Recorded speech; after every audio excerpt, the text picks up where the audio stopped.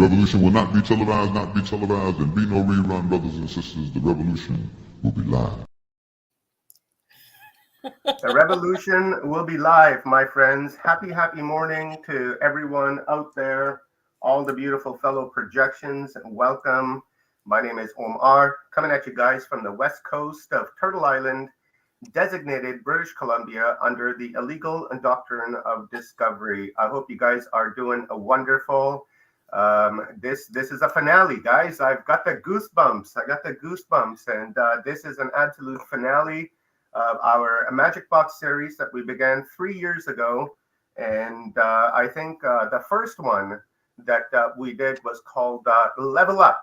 And the Level Up was 2 years ago, and we featured something like 50 or 60 guests. And then, of course, last year we did the same thing. And this year is the finale. And if you guys don't know what is going on here and you're new to the channel, or you're new to any one of our channels, because we're streaming this to Watchers Talk, Forgotten Origins, Kathy Mason's Mason Works, and then as well our buddy from another mother, Rob Yock's Full Spectrum Universe. And this is going to be an epic one, guys. Got 70 speakers over the course of next 3 days, and this is all in the celebration or in preparation, I suppose, for the lighting of the Magic Box. And the Magic Box turns out to be Uluru in Australia, the sacred site of the planet. And we activated that last year, and we presented a lot of evidence of it.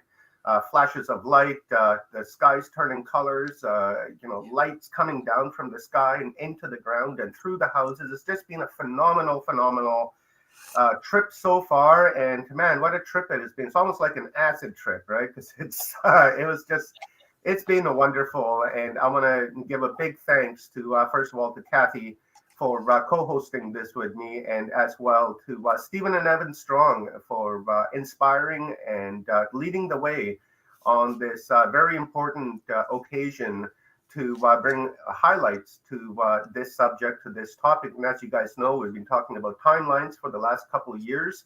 And in fact, this entire year has been all based on timelines. And, I've covered timelines, Kathy's covered timelines, Rob has covered timelines. And of course, Stephen and Evan, they're always covering timelines, those guys.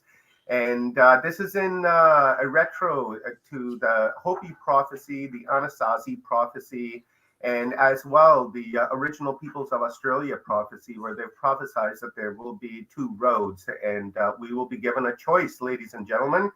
And the choice is now, which side do we want to be on? And when we ask which side do you want to be on, we're talking in lines of, the parallel timelines and the timeline that we are trying to manifest, the timeline A, that's all love, health to people, health to the earth, and, empathy for each other, and especially for animals that, we are custodians of on this planet. The trees, the birds, everything. And then there's that timeline B where, shit's going to go to hell, and there's going to be, wars and famine and disease, and the planet's going to be dying, and transhumanism agenda, everyone's turns into a robot, right? So those are the two timelines that we're working with here, and possibly even more, as we know that there's an infinite amount of timelines. But, these two are our focus at this particular moment. And, as they say in the Law of One, my fellow projections, it's 51% to 49%, right? So if we're 51% heart space, then, we will transist into the new Earth. But if we're vibrating at 49%, then I'm afraid that you're going to have to, try harder, or, you're going to be left behind, and you will have to incarnate and come back again to this timeline and retry, because it's not the end of all things. Is one thing I've come to understand. As you guys know, my focus and my thinking is that when we incarnate into this planet, we choose the time and place and to whom that we want to be born to. So if it doesn't work out this time around, guess what?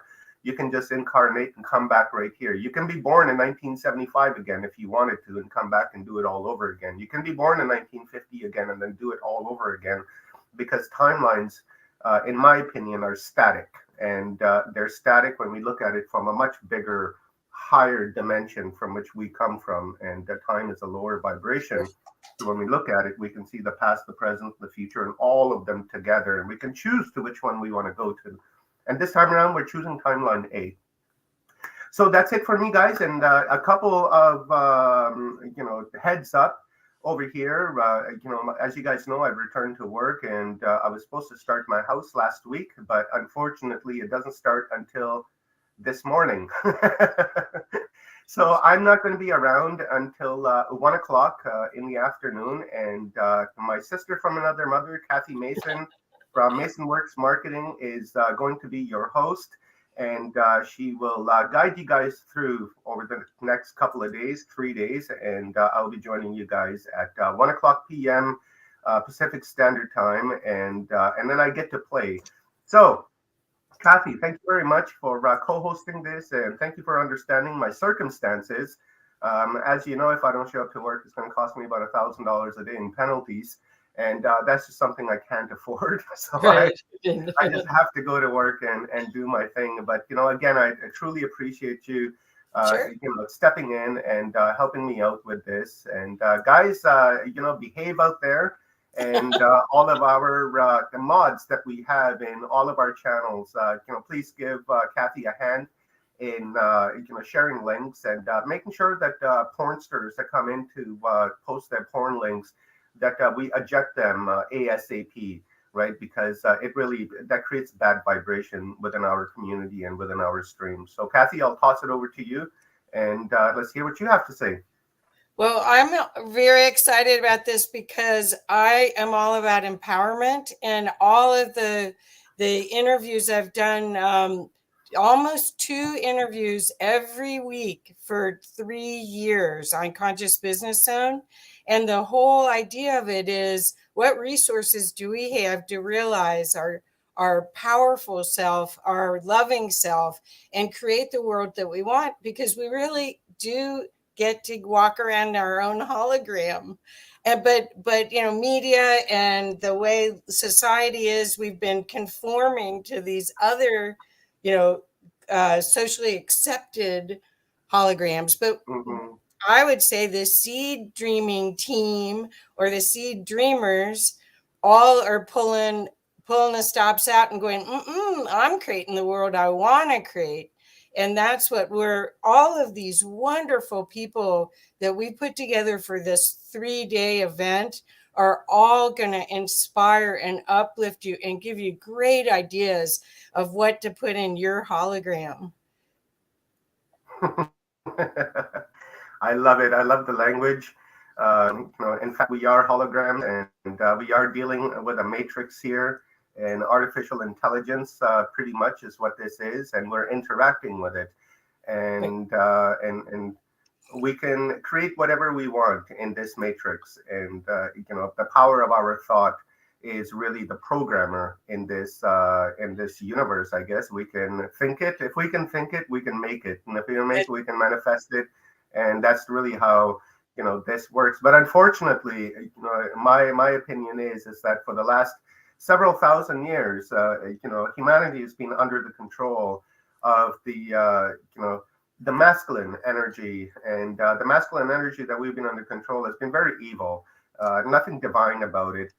As we see in our history, recorded history, anyways, for the past several thousand years, we can see a trend of war, rape, disease, famine, conquering, step on another person to get ahead, cut somebody's grass to get ahead. That's just, what we've been dealing with. And my opinion is that it's time now for us to, for the masculine to hand over the power of this planet to the divine feminine. As you guys know, moms rule the house. A grandmother loves and looks after everyone. Mom is the home builder. She's the one that loves. She's the one that cooks food at home, looks after the children, looks after the house. And I feel that that's the type of energy that we need in this world. And it's time to pass the torch on to the grandmothers, to the mothers, to the sisters, to the aunties, and allow them to have their divinity come through and guide us through this matrix with love and empathy and acceptance and that's something that we've been missing. So in my timeline, in my mind, that's something that I'm holding space for in my heart, that this is how we are going to be transitioning. It is already happening, but the women that we have in power around the world are acting like men. They're Right. dressing like men. They're talking like men. It's almost like they're on this testosterone pill, which is it's not supposed to be that way, right? And they have to shave every morning. No. Yeah, exactly. We don't want that. We want our grandmothers, Oh to be yeah, in parliament. who gave up Quite healthy. shaving?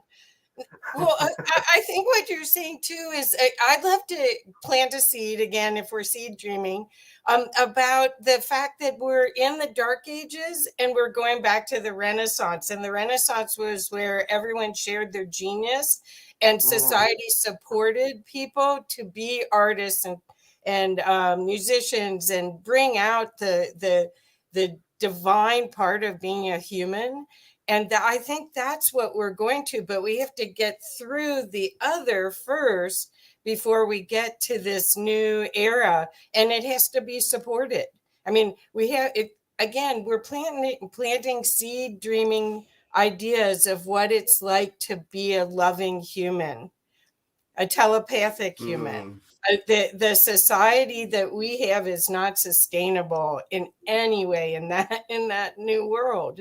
So it's got to go, and we have to not hold on to it. We have to dream in this new world, and I think that's what we're sharing. That's what I'm so excited about. I know my head's gonna be full by the end of 3 days. I'm gonna be and my heart's gonna be busting wide open with all these people, because what they're offering is just an insight into who you can really be, how you can really be, and how this new world could be. And there's all these different like puzzle pieces. They're like fractals of this new thing. And so we're going to be so inspired. I mean, this hopefully will be something that'll start a wave of love that will never stop. Absolutely, bro. You remember when we did Humanity Unplugged back in March? That was 122 some odd speakers that we did. And that was an amazing conference with a lot of resources. And I was thinking about this conference that we're doing just right now. And I was thinking back to March, and I thought, wow, this conference right here, Seed Dreaming, it seems to be like Humanity Unplugged on steroids, because, like really we, 122 speakers over 11 days, and here we're doing 70 speakers over 3 days. And, I like the concept of this and the way it's going to go forward. I'm so excited and looking forward to this, because it's going to be like a really rapid fire, guys.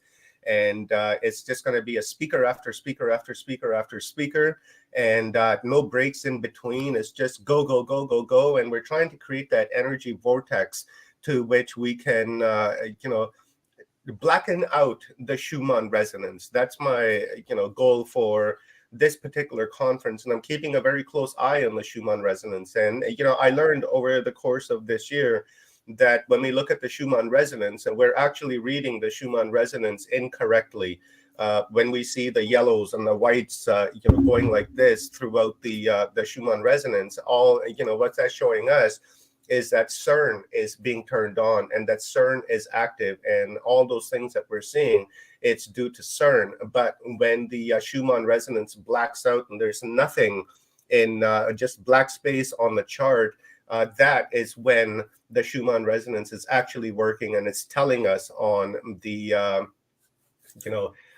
what's that word I'm looking for? The state of the earth, I guess, is what I'm trying to say. So our goal is to take the Schumann resonance black and overpower the CERN, and just simply just overpower them by creating this energy vortex through all of us, through all of our energies, and through all of our thoughts.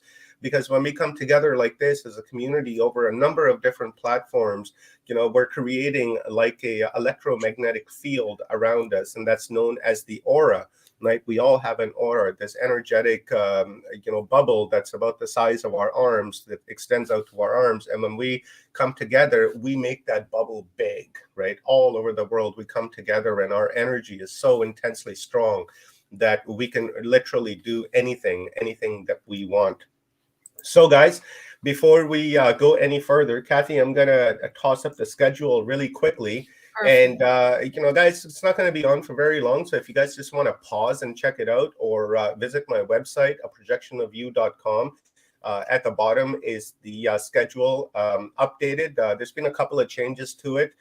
Let's send some energy out to our friend Gloria Canning in the UK. She had a family member pass, and she was supposed to be presenting here today in about an hour or so's time, but as you can imagine, that she's not in a mental state to do so. So let's send energy to her, and as well to our friend Rodney McGilvery. You guys may know him. He's been on the channel many times, and his father is going through some cancer and needs to go in for treatment. So you can imagine that Rodney is pretty stressed out over that as well. And unfortunately, he had to cancel. So let's send out energy to them as well, and send out energy to all of the people in the world that are suffering and that need our help right now. And let's see if we can heal them with our thoughts and with our energy.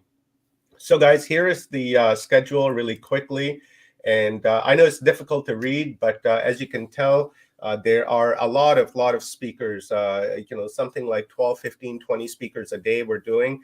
And as well, my fellow projections, we've gotten some videos from you guys. And those videos we will be playing over the course of the next few days, right? And we're hoping that no one cancels. But if someone does cancel, then we'll toss our videos on that you guys have sent us, because that's what this is all about. I asked you guys to send me videos, and you did.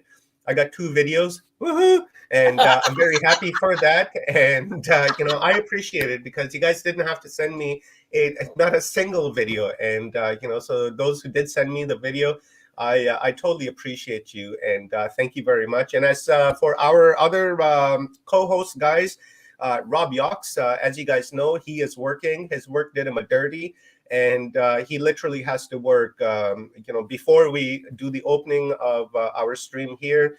And he will be done at like around 5 o'clock, 6 o'clock Pacific Standard Time. So he'll be in for the last couple hours each evening, right? So got to pay the bills, and you got to do what you got to do. And same as me, right? I got to go take off, and I got to go board and sling some drywall, so I can pay my bills and pay my rent, and don't have to live out in this so-called global warming minus 40 outside. Well, it's 35 degrees here right now and sunny. So we lucked out in Colorado. So everyone, just so you know, the contributions for all of this is really international. This is at least even the co-creators of this that come from Canada, 2 places in the US, and Australia, and even New Zealand was in there for a little while. And so we've got an opportunity to really see and fire up the grid all over the world with this. Absolutely. Yeah, I am so looking forward to this, Kathy. This is going to be, intensely amazing. And it's just unfortunate that, I'm missing out on the mornings. I'm quite disappointed about that. But, the universe is guiding me in a particular direction. And, I'm just going to acquiesce to the universe and follow the course and see what happens. Just follow the process, guys. That's all really what we can do.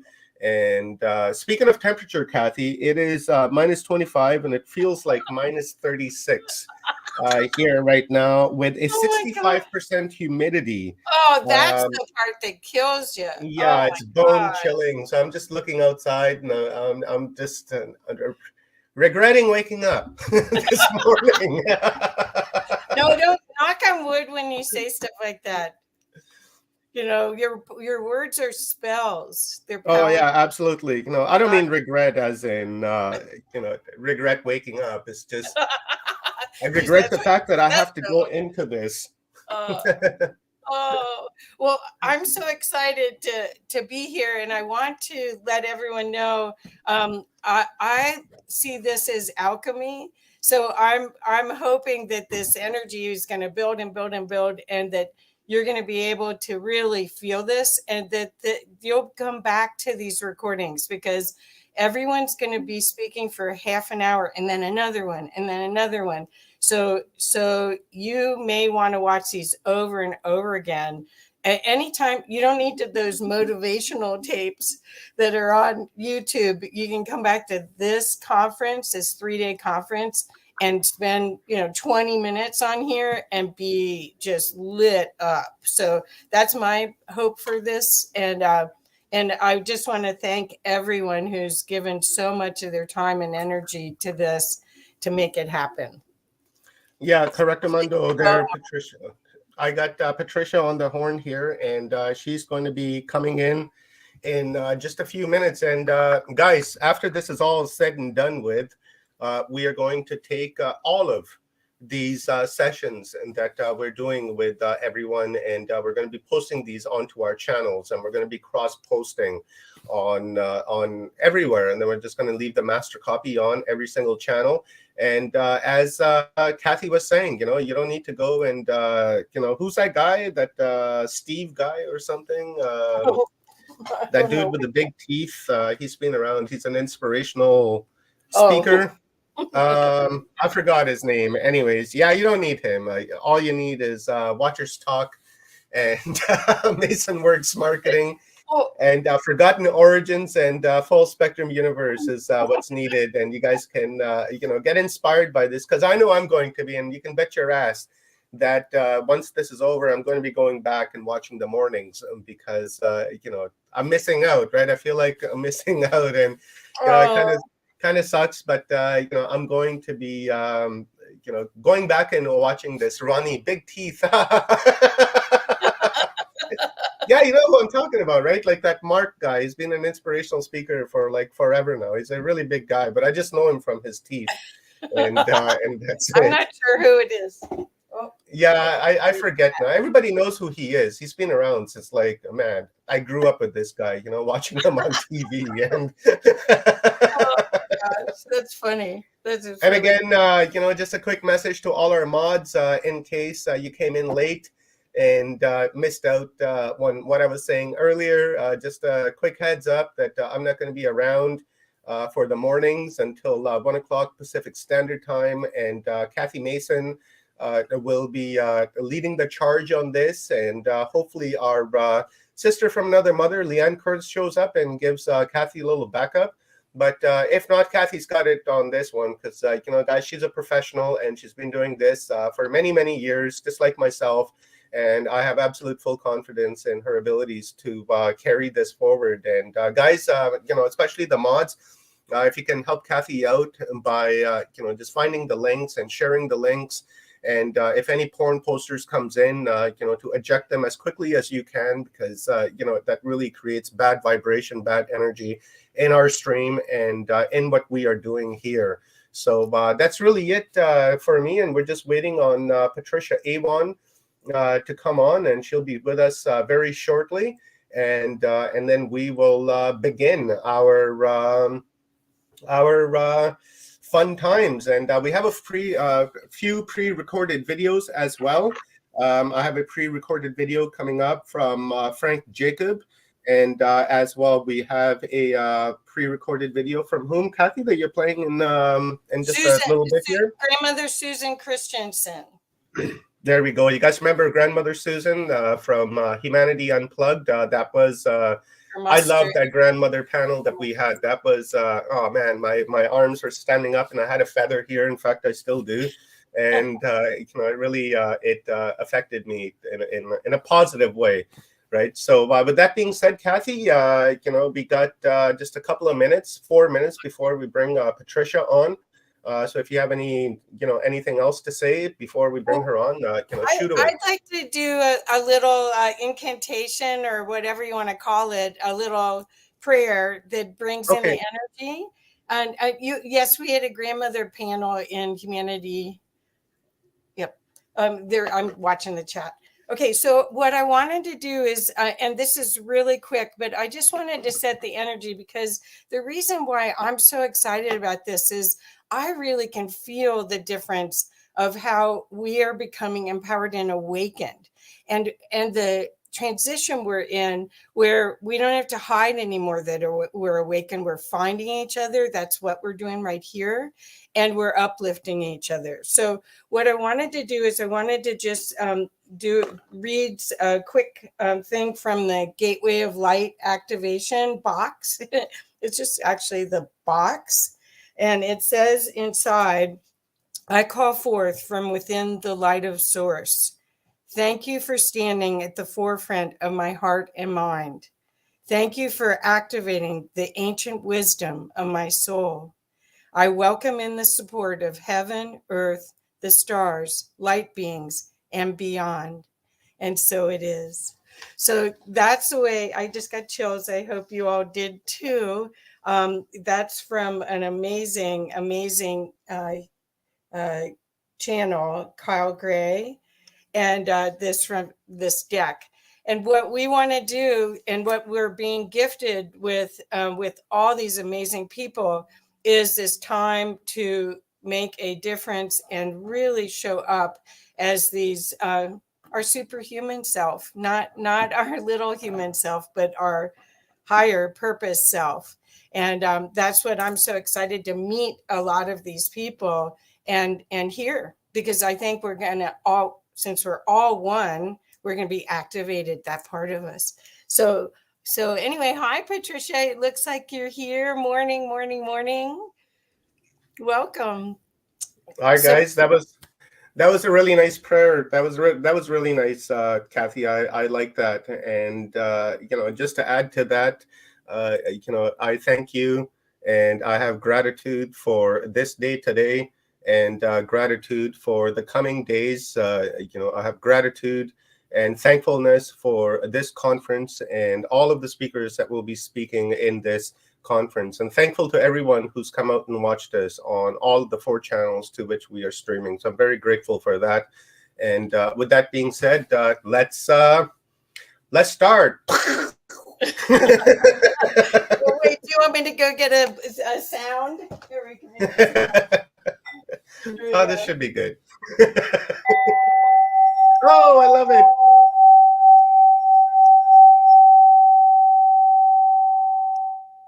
Okay. I love it. Let's bring on Patricia. That's the salute that we've been waiting for, fellow projections. So, but let's do it. Let's get into it. So here comes Welcome, Patricia. Hi, Kathy. Hi, welcome. Wonderful. Hi, Patricia. Hi, Omar. Thank you very much for being here. I totally appreciate it. And, I love you very much. I have a great deal of respect for you and the work that you do.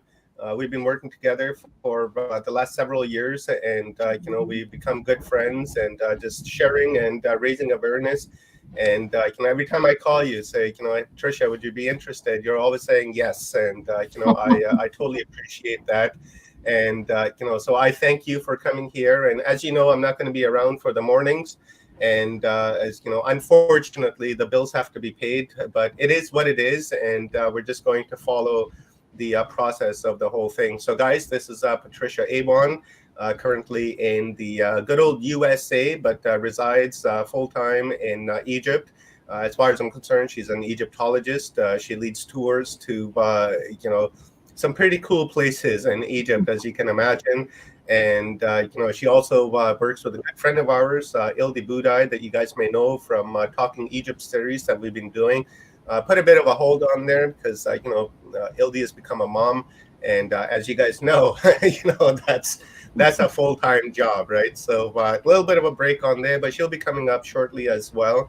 So thank you, Patricia. I love you. And Merry Christmas and a Happy New Year to you. And thank you very much for doing this. Same to you, and happy solstice. What a big day. Yes, that is today, isn't it? I do have a bit of a presentation to share if you see it there. I do, so I'm going to toss that up. Okay, cool. Really good to see you, Omar. And Kathy, I don't see on the screen anymore, but that was beautiful.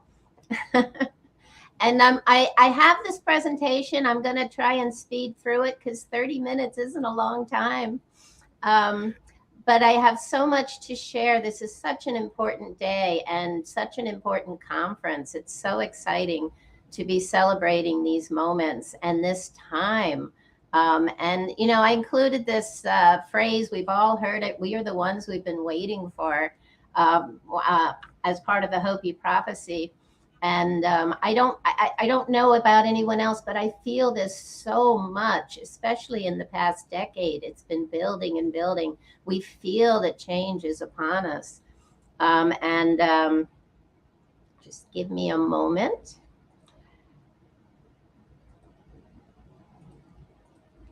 And so I went ahead and I wanted to include a little bit more. Sorry if I'm speed reading, but I just think this is such powerful information. We've all heard it before, but I think it needs to be repeated. And sometimes often, this again from the Hopi prophecy, you have been telling people that this is the 11th hour. Now you must go back and tell people that this is the hour. And there are things to be considered. Where are you living? What are you doing? What are your relationships? Are you in the right relationship? Where is your garden? It is time to speak your truth, create your community, be good to each other, and do not look outside of yourself for the leaders. And then he clasped his hands together, smiled, and said, this could be a good time. And I feel that too. So much has to do with our feelings and attitude in this very moment. It is so significant and important. Another thing that was said was, I want to hide something from the humans until they're ready for it. It is the realization that they create their own reality. Again, so important to be aware and cognizant that at every moment we are creating what's mirrored in front of us. And you know, again, our attitude makes such a big difference. You know, I've experimented with this so many times in my life. And when I'm full of hope and love and appreciation, wonderful things occur. And there's so much out in the world today to bring us down and to make us worried and somewhat afraid.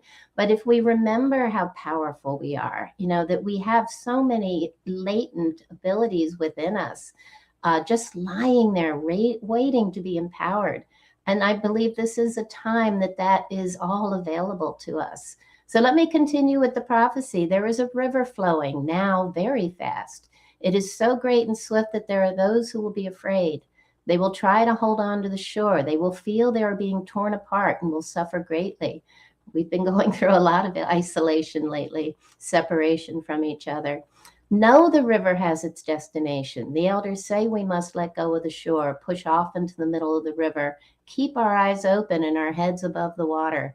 And as I say, see who is there with you and celebrate. At this time in history, we are to take nothing personally, least of all ourselves for the moment that we do. Our spiritual growth and journey comes to a halt. The time of the lone wolf is over. All right. Gather yourself. Banish the world's struggle from your attitude and your vocabulary. All that we do now must be done in a sacred manner and in celebration. We are, I really believe this, the ones we've been waiting for. I think we all lined up to be born now. And so I want to bring a little bit of Egypt into this because, you know, in reading so much about the Hopi and indigenous cultures all over the world, it seems that they all bring to light this knowing that we move through cycles, that time is not linear, but circular. And we move through cycles of rising and falling conscious awareness. And this was something the Egyptians believed. You know, we eternally migrate through cycles and cycles within cycles of consciousness, death, birth, and rebirth. It is a cosmic dance of Shiva as well as the alchemical journey of Kepler. This is the Kepler beetle on the right side. And you can see the serpent that's showing all the cycles that we're moving through. And Kepler is that Egyptian scarab that pushes the sun, soul or self, across the Milky Way of, you know, what we would call this hologram. You know, how real is it? Is it a journey of consciousness? Whoops. And so they also say that in the Egyptian Book of the Dead, more correctly translated as the Book of Coming Forth by Day, the scarab beetle symbolizes the heart, transformation, and new beginnings. It represents the seed of consciousness migrating through stages and ages of conscious awareness, again, in our perception of time and space. This eternally cycling pattern of transformation occurs every day cycle, each annual year, and also in what Plato labeled the great year. And we're coming to that moment right now. Every end is a new beginning. This is a beautiful illustration of showing that we move through what they would call day and night cycles. The scarab beetle descends into a night cycle as the seed of consciousness on the right, and ascends as the crocodile who digests matter into spirit as the sun rises into a day cycle on the left. In this solstice moment, that's what's happening. We're ending the night cycle. We're falling. Well, we're falling into the night cycle. We're ending a cycle where the days get shorter and shorter. And we're going to enter a cycle where the days become longer and longer. So it's that precipice of a whole new cycle of the sun. Again, a journey of conscious perception and transformation. There's so much that we can manifest in these moments, these moments of new beginnings. It's a journey into and out of balance, which is illustrated by this raising of the Jed pillar. It's from the temple of Seti I at Abydos. And it's a beautiful illustration of how our spine, the axis of the earth, moves from this 23.5 degree tilt up into it's an annual celebration of it being risen to its erect, its state of complete balance, its centered state of being. And it's been described by Maura Timms as the ending of one world age and the beginning of another. The Hopi believe also that the cataclysmic events that occur to end world ages are caused by humanity's disconnection and irreverence toward the forces and cycles of nature. The Egyptians totally embraced that knowing. And the ancients that created these megalithic structures and left us this incredible legacy of metaphor, symbolism, and mythology, they were so connected to the forces of nature. In fact, their gods and goddesses, or what we would perceive as gods and goddesses, were actually called Neteru, forces of nature. And they were so connected to the cycles of nature and in being in sync with the cycles of nature. And so I mentioned that this is all connected to the great year. So a quick description by Manly P. Hall. To the Egyptians, the sun was the symbol of immortality. For while it died each night, it rose again with each ensuing dawn. Not only has the sun this diurnal activity, but it also has its annual pilgrimage, during which time it passes successfully through the 12 houses of the heavens, remaining in each for 30 days. Added to these, it has a third path of travel, which is called the precession of the equinoxes, in which it retrogrades around the zodiac through 12 signs at the rate of 1 degree every 72 years. We are at the precipice of a brand new beginning, what I would call the winter solstice of our great year. This is a beautiful illustration, and it's from an article by Rory Duff, fantastic expert on world grid lines and energy lines. And he says, going further into the cosmos still, we can include the great galactic cycles with even bigger regular effects on human consciousness. It is with this that we can now begin to see how roughly every 12,000 years we find human consciousness changing from individual consciousness to group consciousness and back again. Just as Rudolf Steiner had so brilliantly managed to find out, for those of you familiar with him. It's a beautiful way of illustrating how we move from, a right-brained understanding or perception of reality to a left-brained, which is like moving from a unity consciousness to a separation consciousness. But we're on the precipice of moving back into that unity consciousness and that connectedness to nature and all that is. And so I'll say again, happy solstice. And solstice itself means the silent sun. And it's a time for withdrawal, a time to find moments to meditate, to think about, all the things that no longer serve us, and to to think about, to allow, nature to embrace and heal us. It's a time for deep healing of the spiritual, mental, and physical bodies. It is a silent night and a very sacred night. It's that last moment before we begin a new breath, a new cycle. And it's a time to cut the cord. Powerful images from Egypt, ancient Egyptian papyri and mythology that speaks to this ending of an old sun and beginning of a new sun, a new cycle of the sun. And he's cutting the head off this pattern that no longer serves us. In ancient Egypt, I was a student of Abdel Hakim Awian, who was an indigenous Egyptian elder who spoke about these cycles of consciousness. And he would relate to these moments of silence as a cycle of Un. It's where we get our word noon. And there was a whole cycle within the great year where we had these moments of complete silence, of complete connectedness to all that is. And you can relate it to like a Kundalini experience. It signified a game-changing moment when inner polarity is transmuted and the Kundalini rises to explode through the third eye as a perfect illustration of unity consciousness. Kundalini rises to allow for an expansion of conscious awareness, and with the increased communication between the brain's hemispheres, the knot of the Simatawi, an ancient Egyptian symbol, is tightened, and our breath is held for a moment for the experience of complete timelessness, stillness, and a sense of oneness with all that is. It is an entry into that 0 point expression for a brief and magical moment of complete gnosis that is enjoyed briefly before the serpent and vulture recoil to explode again through the top of the head as the united spark of life that initiates the next cycle and renewed breath of life.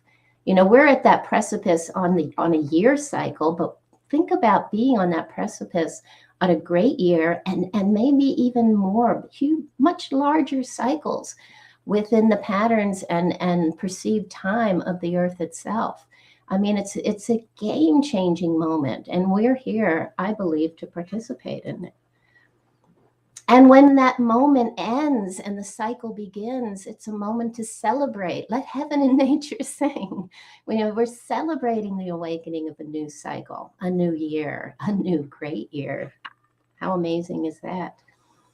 And so I mentioned this great year, and it's the precession of the equinoxes, and we don't have time to explain it in full, but if you look at these diagrams, you get an idea of how we have moved through these 12 gates, these 12 30-day cycles on a year, or much larger cycles in a great year, but we're moving around the circumpolar stars, the never-setting stars, and you see Draco in the middle, and we've moved, in 12,000 years, we've moved from around Vega, the star Vega, as our pole star, to where we are now at Polaris. I believe our depth of polarity, our isolation, separation consciousness from each other. And the only way is up. The only way is going back and remembering, awakening to a new day and a new year. And we are, I totally believe, at the precipice of a winter solstice of a great year. And, what a powerful moment that is. And look at these wonderful symbols, if you can see them. It's from a temple, the temple of Sobek and Horus at Kamambo along the Nile in Egypt. And they show these four, they've been called the four gospels. They're the four fixed signs of the zodiac that mark powerful moments of change. And what you're seeing here is the lions of Leo, Horus, or the eagle, hawk of Scorpio.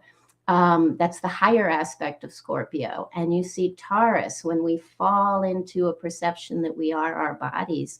And then what's missing there, unfortunately, it's been damaged or destroyed, is a netter called Hopi, and he is Aquarius. And this is really important because we are right now moving into this age of Aquarius, as we've all heard about. Here you see these same symbols that are used in modern times. They sit as statues or as symbolism within churches and cathedrals all over the world. And they're also known as the four horsemen of the apocalypse.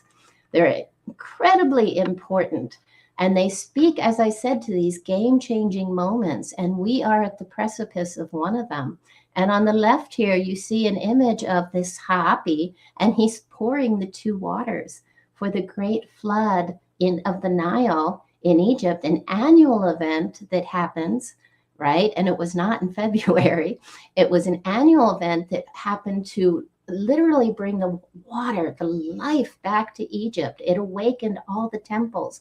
It dumped this beautiful black earth on the banks of the Nile, which meant that they would have a rich and abundant harvest. Again, it was the life breath until they built the high dam, which we don't have time to talk about. But it's marked by a netter that represents Aquarius on the zodiacs of ancient Egypt. And so I believe we are at that moment, this great flood, and you can see he's surrounded by an Ouroboros. And it's actually telling us this is a cyclical event, not just on an annual basis, but on a much greater scale. And again, I believe we're talking about our great year right now, and maybe much bigger cycles as well. On the right, we see another similar image. Some of us have seen this many times, and it's a priest or god wearing what they say is a large headdress. That headdress is actually shaped like the head of a serpent, right? And it's the Ouroboros surrounding him again. He sits on the belly of a great rattlesnake, but it's so similar. And he's holding a bag, which I believe is about seeding a new cycle. Just a few thoughts on that. Here again is Hopi as Aquarius, and he's dumping the two waters to awaken the people, awaken the land, awaken the temples. After a moment of what they would call a desert cycle, a cycle of dryness and isolation. He is the master of the mysteries of water. The word Aquarius means water bearer, with the word aqua representing water and the word rias representing the word for river, being the root word for river. And based off this most simplistic interpretation alone, we can view this dawning of the age of Aquarius as an age of bringing rivers of water, life. In another mythology or even a ritual that was reenacted at times, this is the resurrection of Osiris. Osiris represented the land, and Horus tells Osiris to turn over and rise, turn over and rise, turn over and begin another cycle of the sun, another cycle where everything changes. Again, I believe this is this moment in time. Does that refer to a pole reversal? Quite possibly. But it also can refer to a reversal of perception. So, here I have, however, he must also experience a reversal of charge and direction in order to begin his metamorphosis. It's time to change the way we think and perceive, the way our attitudes, the way we approach everything in life.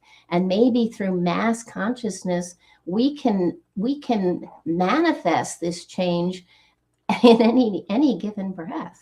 Osiris must turn over on his stomach before he can rise from the dead, his symbolic state during the night cycle. And in the above images, Osiris turns over on his belly and the wings of Isis as his consort, as the Earth's magnetic field are lowered, while Osiris is presented with this gift of renewed life before he can enter the next cycle and renewed perception of reality.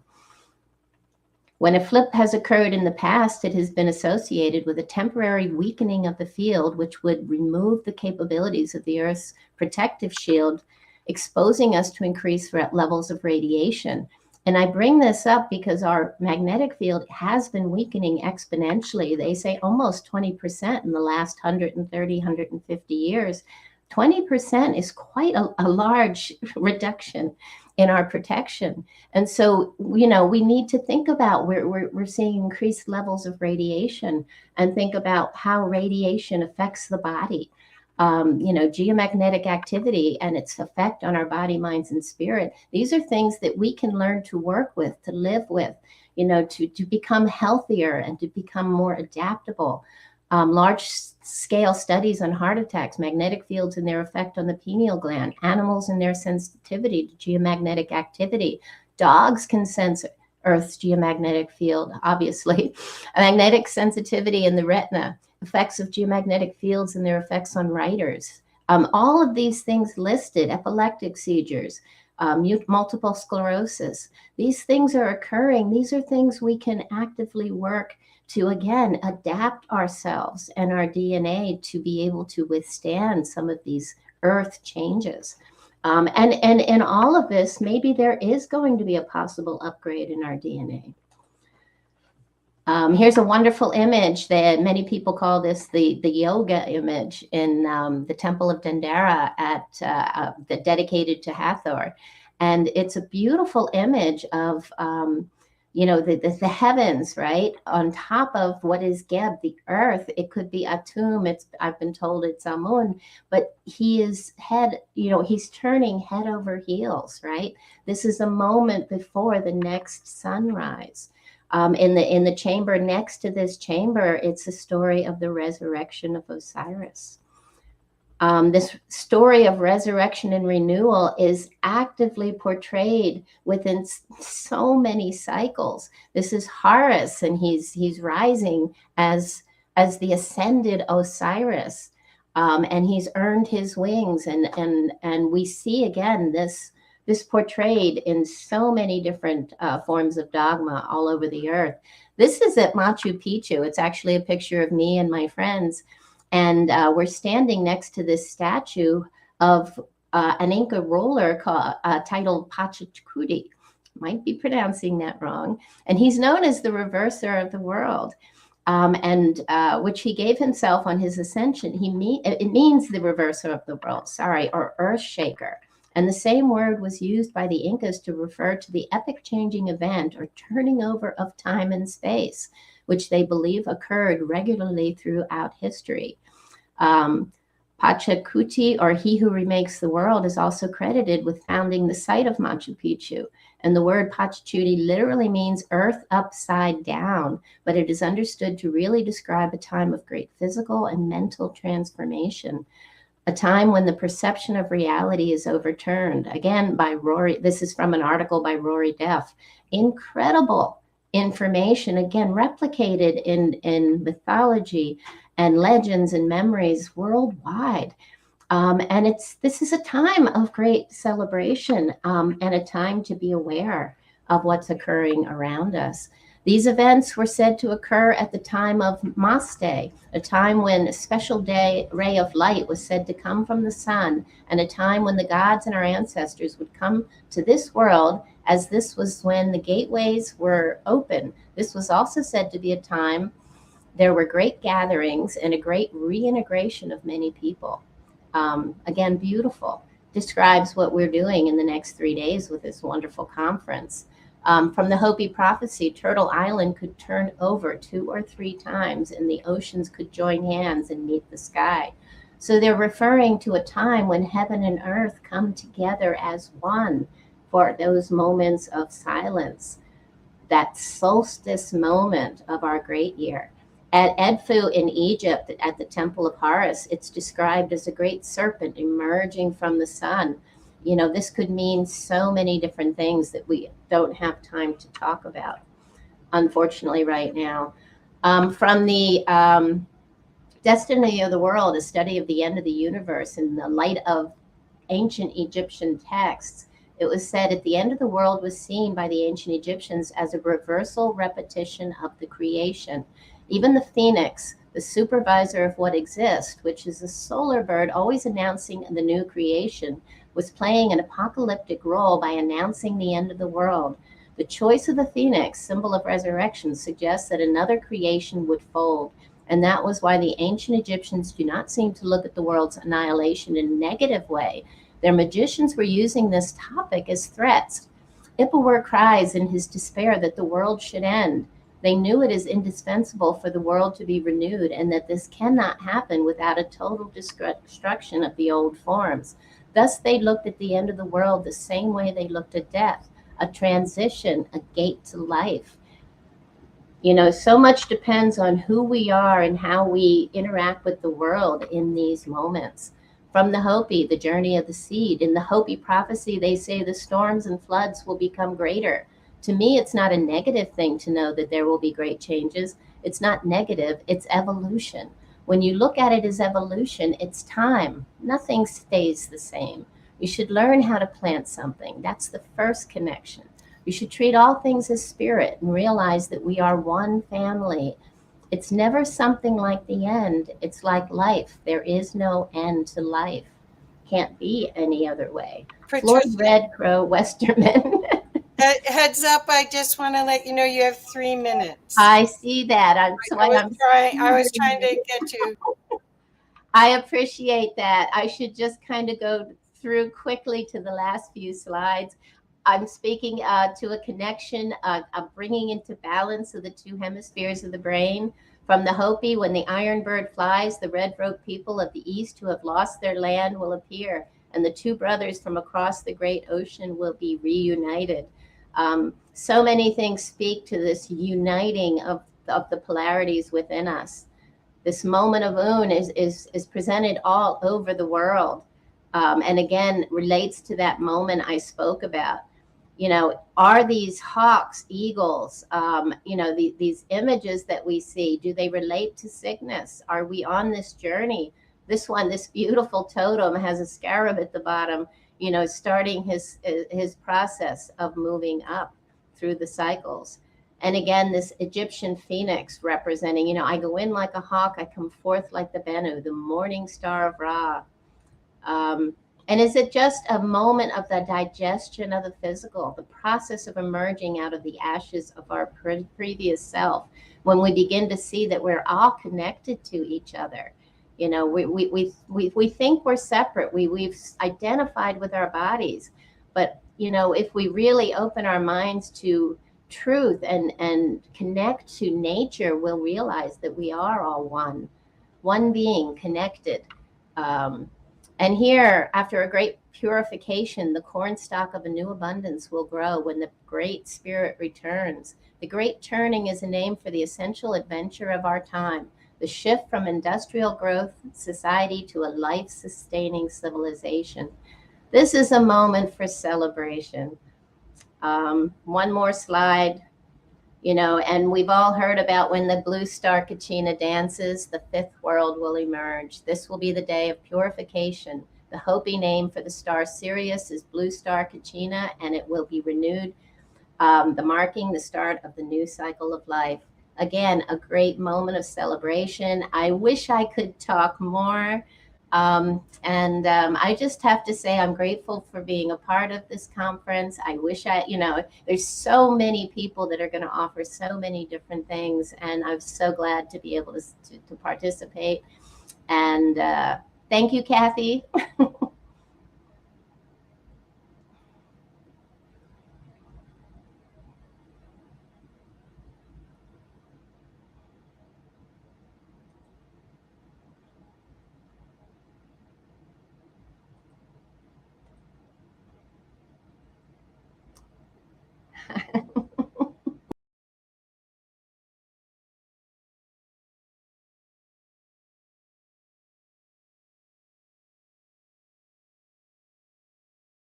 Shit. I'm sorry. I was saying thank you to Patricia and welcome, Rosalind.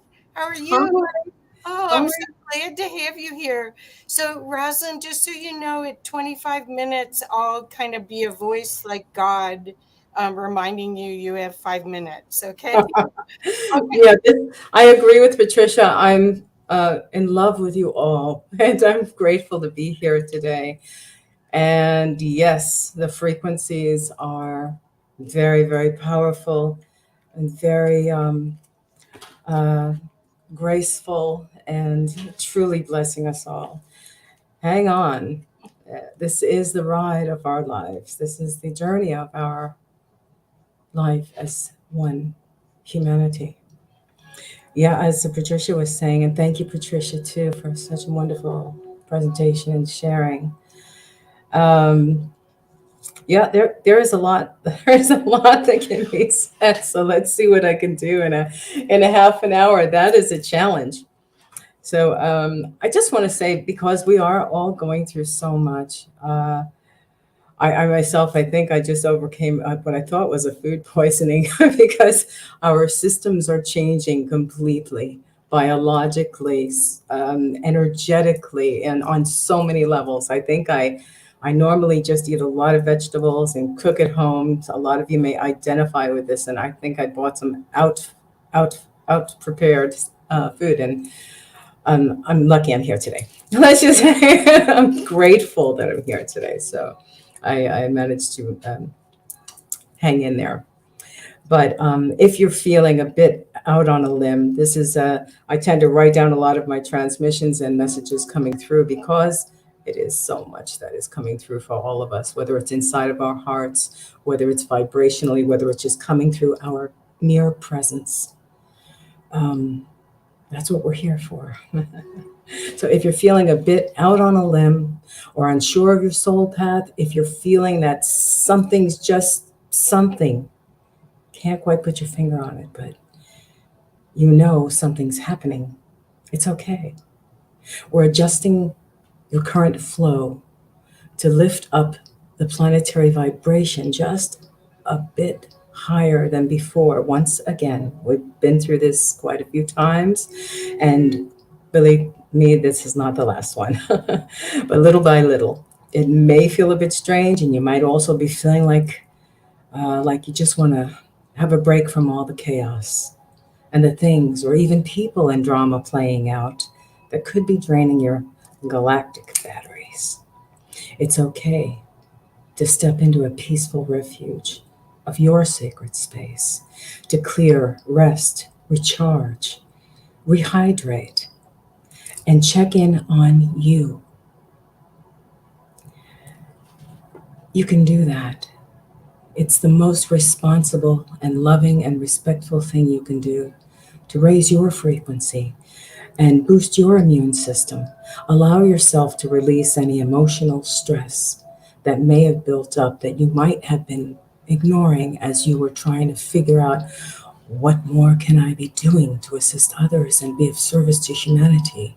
Well, humanity needs you and as many of us as possible to be as much in alignment with the planetary energies and to be aware of how these changes happening are affecting our systems as well, as Patricia was saying too.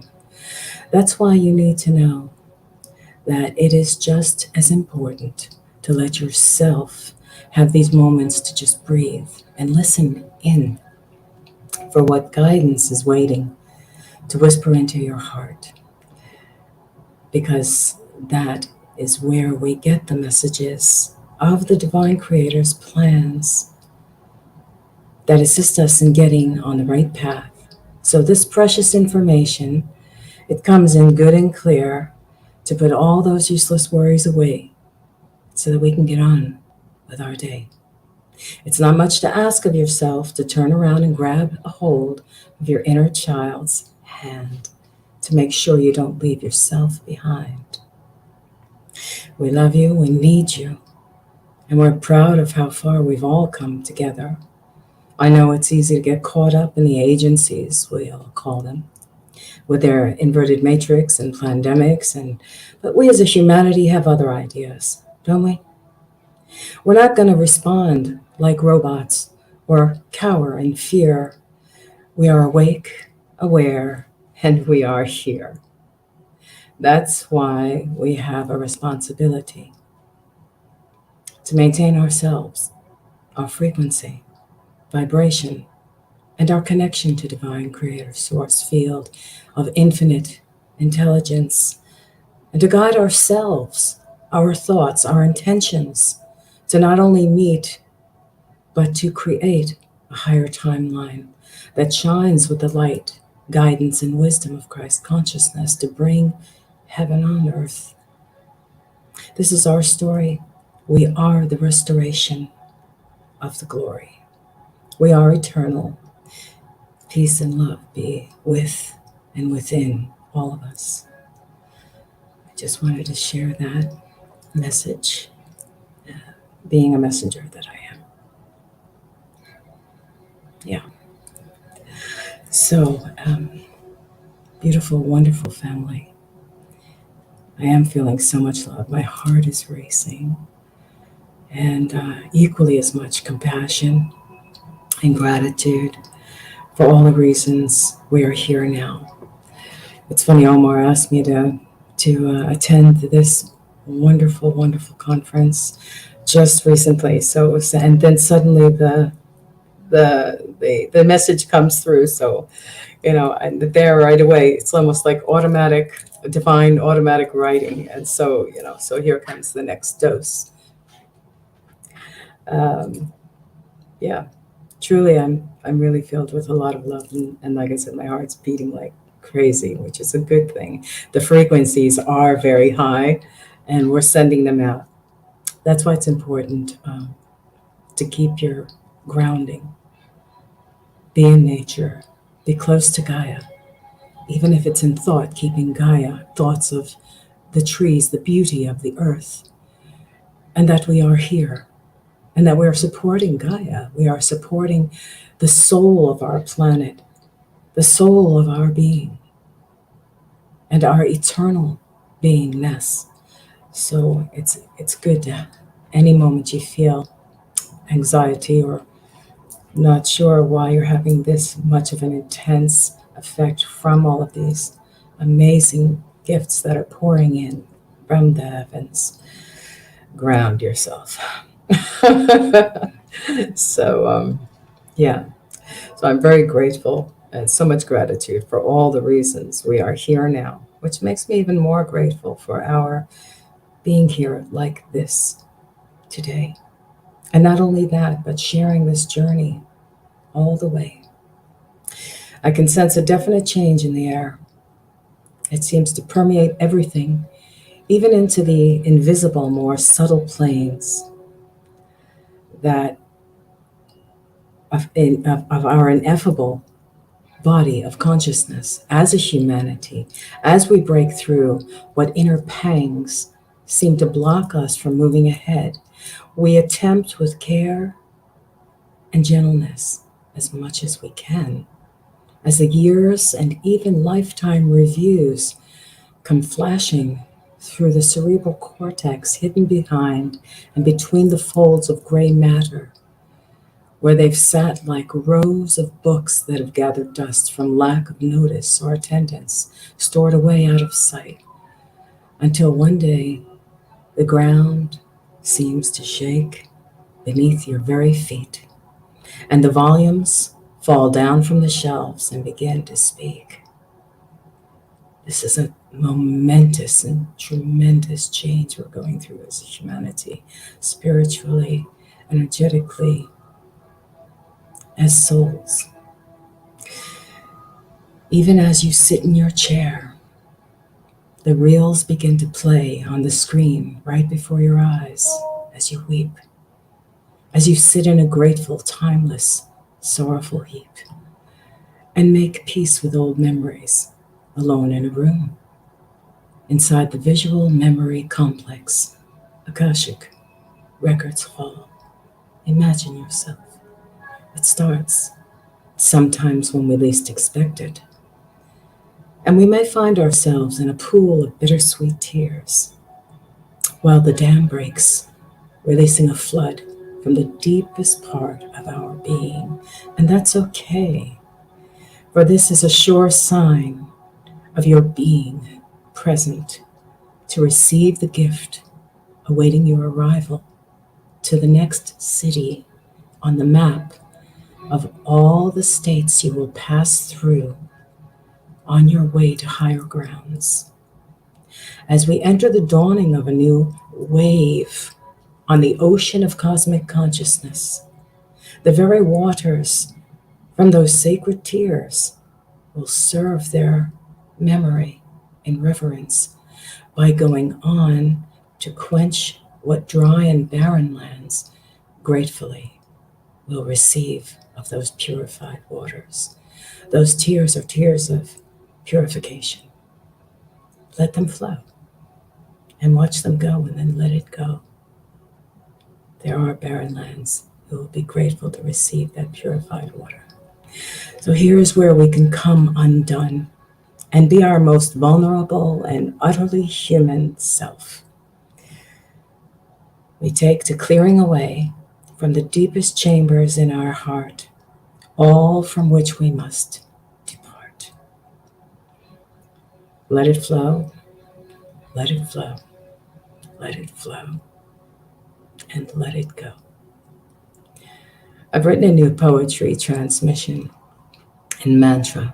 I pray it will make great change come into your and our life as we reunite with the soul of our being as one. So very grateful, grateful, grateful we are. Clear away and change your day. Clear, clear, clear away. Take a deep breath and blow it away. Clear, clear, clear away. Dust yourself off and get on your way. Lift yourself up. Today is your day. Clear, clear, clear away. Look straight ahead and you won't go astray. From the moment you wake until dawn the next day, smile at your reflection. You're the makings of perfection. Wash your face with a splash. All that does not serve you now are nothing more, just embers cooling into ash. Empty your thoughts, get ready, and say, good things continue coming my way. This is surely the best thought to start any day. Sing this happy little tune. Repeat it in your head. Things will start to change and manifest just as you said. Now let us sing it, say it, put it on replay and play it. Repeat, repeat, keep it sweet. And before you know it, the birds, the bees, the sunrise, the trees, by the light of the moon, on the evening night's breeze, for all of them know the song in your heart, and all of them eager to please. Before you're even parted your lips to let the melody out, these joyful tones will come. They're singing to you with so much ease and grace.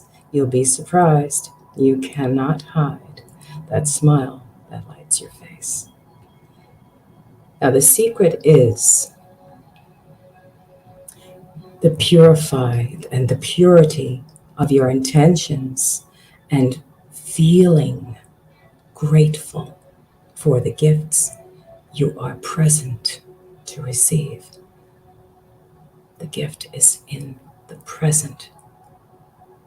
We are the present. The gift is there inside. And of course, you have to sing it with your heart. So, of course, being emotional, I'm even going to try and sing it now. And if you catch it, sing along. It's very simple. It'll change your day, every day. Good things continue coming my way. Good things are coming my way. Night after night, day after day. Good things are coming my way. Good things continue coming my way. Good things are coming my way. Night after night, day after day. Good things are coming my way. It's so simple to remember. So now just close your eyes and take a deep breath and release. Relax in the calm of this very moment. remember, we are all creators, all birthed from the same womb space, from within the heart of the quintessential cosmic consciousness of the unfathomable one Father, Mother, God being that gifts the original thought seeded into all things with equal capacity of love, the grand order of divinity, the cosmic laws of nature, Sophia wisdom, the Holy Trinity, and the anointing of Christed consciousness is upon us with every rising of the sun. And so it is. Thy will be done. It's time we rewrite the script and the content meant.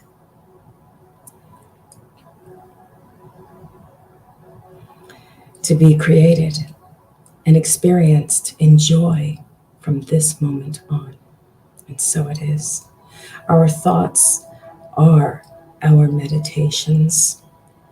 Thus, all and everyone are included in my daily prayers, in gratitude and thankfulness, and indeed, for that I am.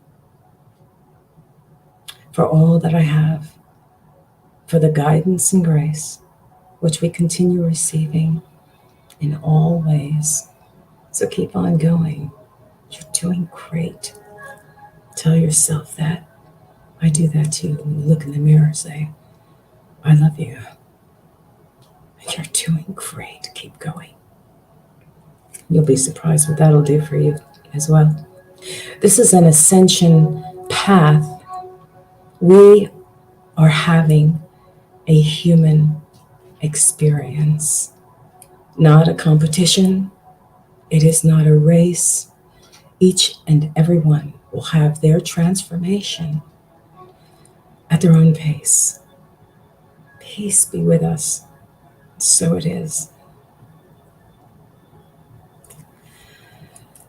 I'm not sure if I have more time. You have 10 more minutes. What can we do in 10 minutes, Kathy? This is beautiful. Thank you so much. It's so beautiful. This was so unexpected, and thank you. And I'm so grateful that these messages came through, especially for today. So, of course, I would not shy away. Yeah. What can I say? Is anyone having similar, you can write in the comments if you're having similar experiences, feelings. Just know that it's okay. And keep going. Good things are coming our way because we're the ones who are going to make that so. Isn't that right?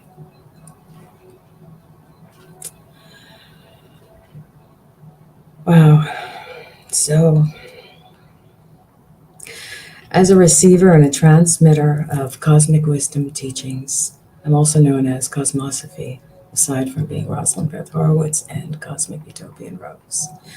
I have inaugurated the philosophies of Cosmosophy. And really, it's the wisdom teachings of the cosmic laws of nature. And through exploration of the universe, multiverses, and cosmoverse, and the intraversed planes of Creator's consciousness, within which we are all existing within and all around us, I believe we've finally reached the point as a humanity where we can allow ourselves being all that is in being as the full and infinite expression of our divine creatorship, a being of the essence, having the ability to achieve, move into, and flow freely as eternal beings with equitable access to living in a divine state of simplicity, harmony, and love. Living and being in a state of divine communion with one's self, experiencing a reawakening by immeasurable breaths, bathing in the majesty of silence, being purified compassionately by the eternal fire of creation, then being reborn out of the effervescent waters, the maternal womb of creation, with no end and no beginning. The cosmic laws of nature, like a web, just keeps on spinning. Always there to catch our fall and start a new beginning. When there's no thing left to fear, your frequency gets higher. That's it. You're set. You're right on course. No one can steal your fire or what you make from true desire. It truly was always meant to be fun. Creation is endless. Be sure of one thing, it will never be done. Being a contributing force with the insight to know when you have reached that place that you yourself created, eternal passages and depths of even the yet unseen, freely given by and in accordance with the cosmic laws of nature. They're always in our favor. Becoming aware of our connection with the existential and graceful, unconditional governance being, the point and origin of all that exists, the first degree of the immutable divine order being, the law of one and the verses of the cosmic laws of nature, not being as in singular, but being as in existent, the grand order of divinity, the collective celestial heart, being the cause of awake and awake, that wakes us as it ripples out endlessly, eternally, in symphonic waves of harmonization and love, continuous streams flowing through the source energy field of creation, the conscious intonations of the eternal voice and existent apparency of the unfathomable, one father, mother, the languages, the divine languages. Words are not words. As Kathy was saying, they're spells. We're respelling, we're learning to respell, and actually we're learning how to read all over again, to read ourselves, to read into what we're saying, to have an inner sense. We haven't lost our innocence. We are innocent. We've got lost from our inner sense. It's all the same. So this is all drawing us closer to the bosom of the beloved creatorship of the divine union, the Trinity. We are the children, are the salvation of the Garden of Eden. We are each particulates of the eternal state of becoming, the ineffable eternal state of dominion, within an infinitely expansive morphogenic field of progenitive realizations. Those are our manifestations.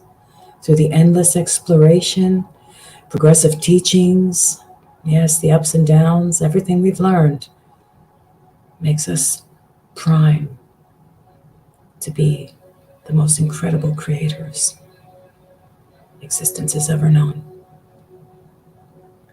I think I'm going to stop it right there and say how much I am grateful and how much I'm loving you all and how much I'm so happy to be here today. Bless us all. Wow, Rosalind. Tears. Thank you so much. That was so beautiful. Thank you. Ah, perfect frequency. Yeah, we're doing it. Yes, we are. Take a deep breath, everybody. And remember, good things continue coming our way. Good things are coming our way. Night after night, day after day. Good things are coming our way. Good things continue coming our way. Good things are coming our way. Night after night, day after day. Good things are coming our way. Remember that and start your day no matter what. Start your day that way. No matter what has happened, no matter what. Let those be your first thoughts. The first song you hear, and it will automatically, I guarantee you, it will automatically start playing back to you, even sometimes in the middle of the day. Even when you think things aren't going so right, suddenly that will chime in and remind you again. Be patient, be loving, and be kind to yourself and to others. Good things are coming our way. And as long as we say so, then that is what will be. I love you. Thank you so much.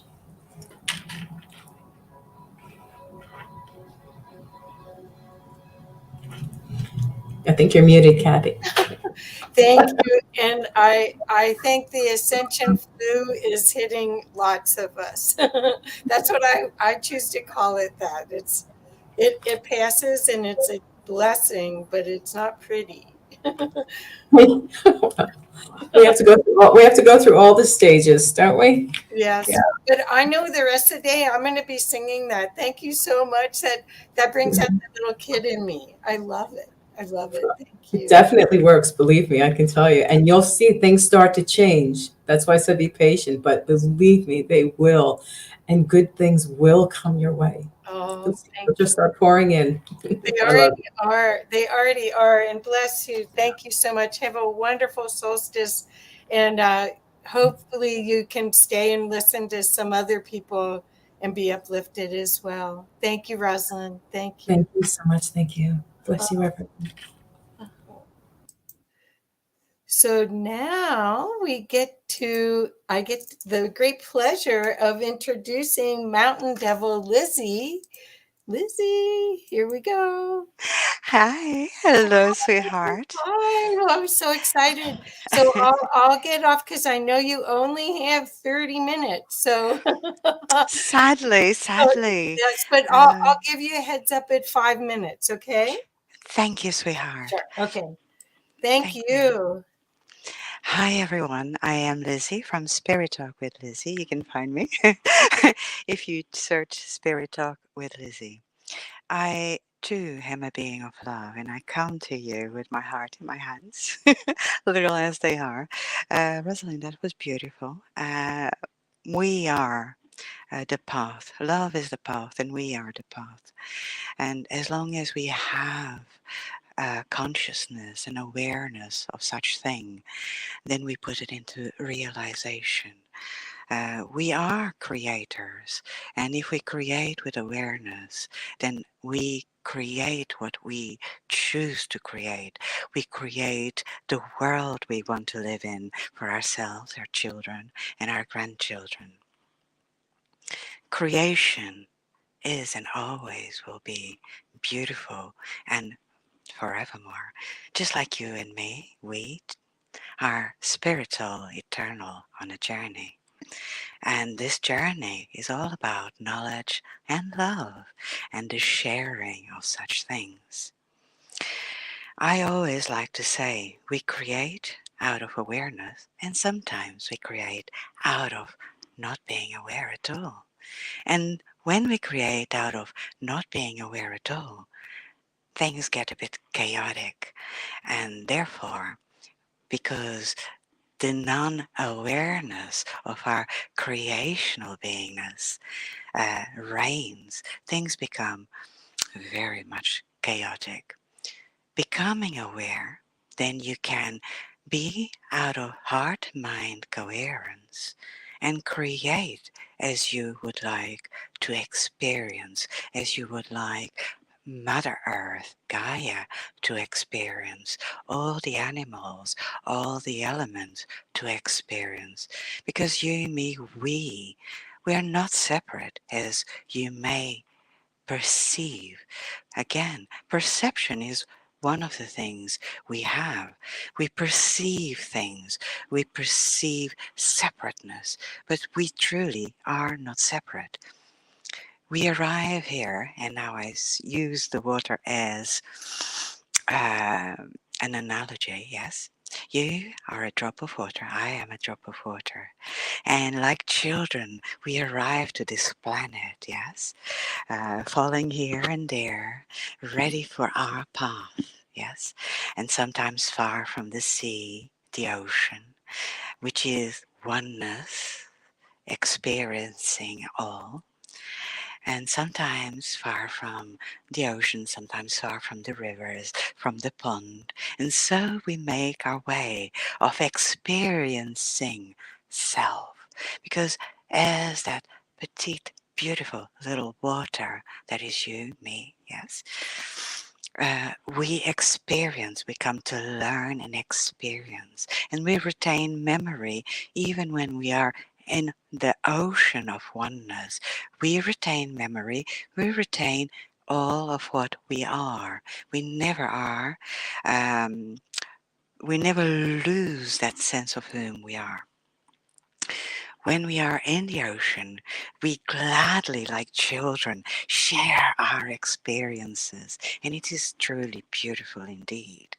Sometimes in the ocean, one of us is just at the cusp of wanting to come back.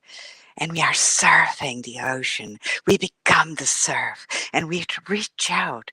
Imagine when you see the splendor of the ocean, of the wave reaching out into the sky. And there's lots of little droplets reaching out into the sun. That's you, me, we on the birth way of a new existence.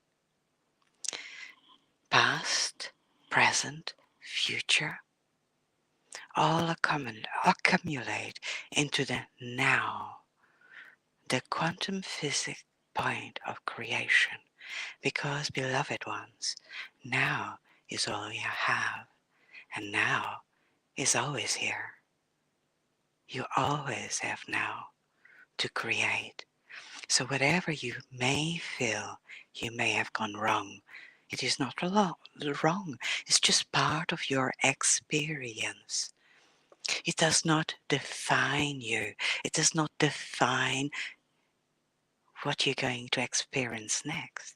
Not necessarily. Not unless if you will it so, if you allow it so. Now is your quantum physics moment of experimental creation, creation with awareness. Now is always here. You are beautiful, beautiful souls. Truly. Oneness has created you with the utmost love. Creator, oneness, whatever you may want to call it, God, whatever. I do not hold on to names myself. I hold on to the feeling within me that tells me the truth. So we are here, part of that love. And we feel that love within our heart. Our heart is like an antenna to our higher dimensional being, which is always in connection with our experience here. Just like when you go into your car, you get the key, turn the car on, and the car becomes alive. It takes you places, but you are the one who drives the car. Yes? So you are the I am of that experience. You are not the name. You are not your experience of the job you do. You are all possibilities because you never stop being. You are always being here or in the next life or the life before, because time merges. Yes, past, present, future merge into one quantum physics moment of creation where everything is.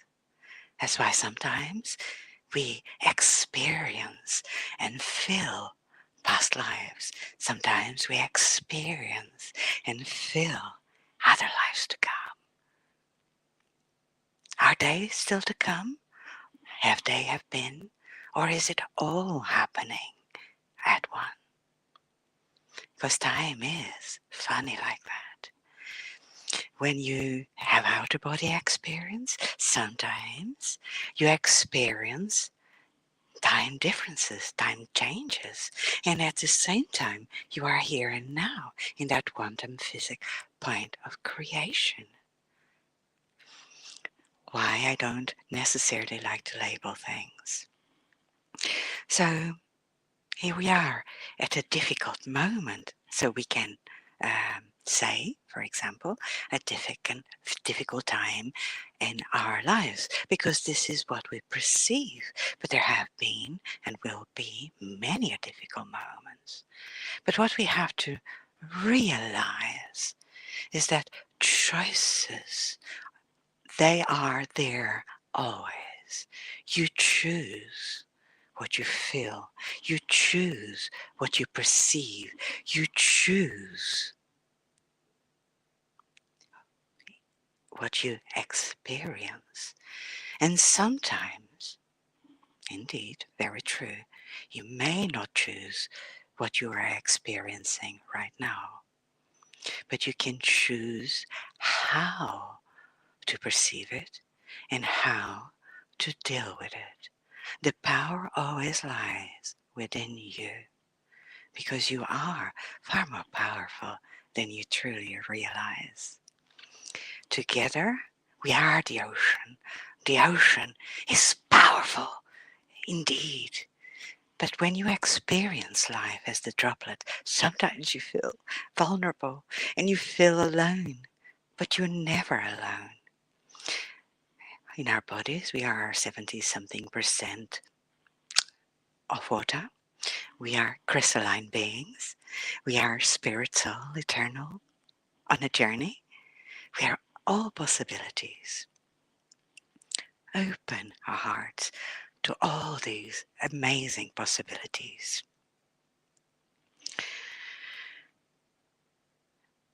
You are the drop in the water. You are the drop. You are the puddle. We are gathering into that puddle. Together, we make our way to the pond, to the river. Together, we navigate the white river. And it's wild and it's beautiful and scary at times. Feel it all. Feel it all to the max. Don't allow any of those feelings to become you. Feelings are there to be experienced. It's all part of the wonderful experience of you. Most beautiful beings. Together, we have this, what I love to call the tapestry of life. And together on this tapestry of life, you, me, we, the animal life, the elements, the plant life, all of it, including our most beautiful Mother Earth, who is also alive. We do a cosmic dance. And it's truly amazing, truly beautiful. And again, we are experiencing that. So sometimes I laugh because sometimes people talk about aliens and sometimes people talk about being scared of aliens. Are we not aliens ourselves if we are on this beautiful spaceship traversing through space? And if we land on another planet, are we not aliens ourselves? So names, I try not to hang on to too much. The feeling of being oneness, I like to. Feelings are different things. So try and connect with feeling as much as you possibly can. But also know that we have experienced and are still experiencing what is ours and what is not ours. That is called conditioning. And conditioning is something that is given to us and something that we also take upon ourselves. That is to do with our survival and society and the world we live in. And it is done with good intent and bad intent and a variety of things. And we also do it to ourselves. So it's not necessarily nefarious, but it is conditioning. And sometimes we manage to peel like an onion, layer by layer away of that conditioning. And when you do so, you experience your true self. You see yourself truly humbled and truly awed, because at that time you are in the lap of oneness. You know there is no separation. You know that all we are is beautiful children experiencing a journey together. And that we truly can be the difference we are looking for by having the awareness of this. So if you want to see the difference, if you want to see the change, be that change by opening your heart, by knowing that doing the same thing over and over again, there is a saying, yes, and expect different results, it's not going to happen. So war to make peace, you are creating war to make peace, is not going to happen. You have to be peace. Yes? Hate to be love, to create love, is not going to happen. Be the love. When you walk, shine love outward. When you walk, smile that love. Be that love. Love is the path, and you are that path. Every day, beautiful ones. Every single day in your life, you are the path. The path and you are not separate. You are the path. Sometimes you decide, I'm going to go through that path over there, climb the mountain, the scenic way. And then sometimes you might regret and say, oh, wow, this path is really, really hard. Why did I go through that path? Sometimes you take a break and say, okay, it may be hard, but at the same time, it's part of the experience. So instead of feeling victimized, feel the love for the path because you are the path. Feel the love for the experience because you are the experience. Don't feel the need to hang on to and to dominate it. Surrender to the experience and see that when you surrender to the experience doesn't grab back at you. It is just an experience. And your thyroidic field grows and grows and grows. And whatever was negative does not live in that field no more. And you walk again. And you walk that path. And you are the path. And you shine outward. And just because you are walking someone that may be in a negative place, and you walk past it, and your beautiful thyroidic field touches that person. And that person will feel suddenly, inside of it, something is changing.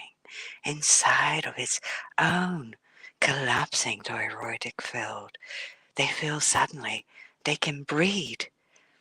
They feel passionate suddenly. They feel, maybe I can change something.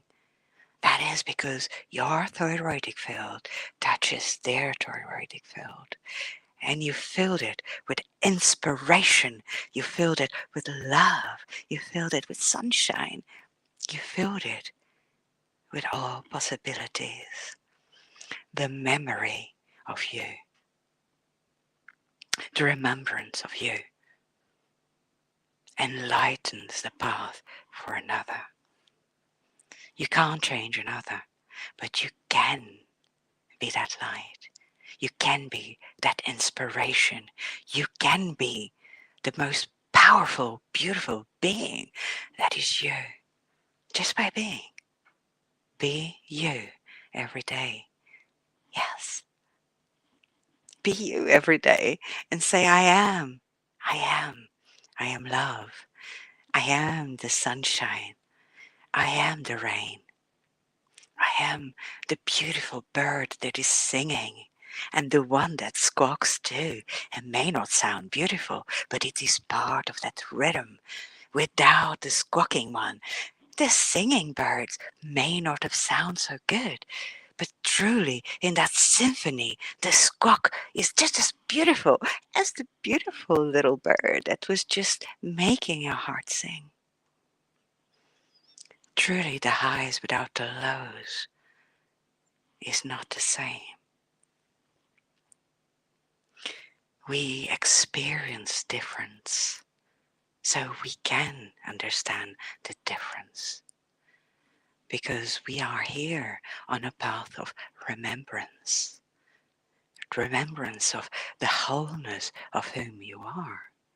And you are not just a little part. You are a unique shard of the divine, beautiful every day. Every single day. You are so beautiful. I wish you could see yourself the way I see you.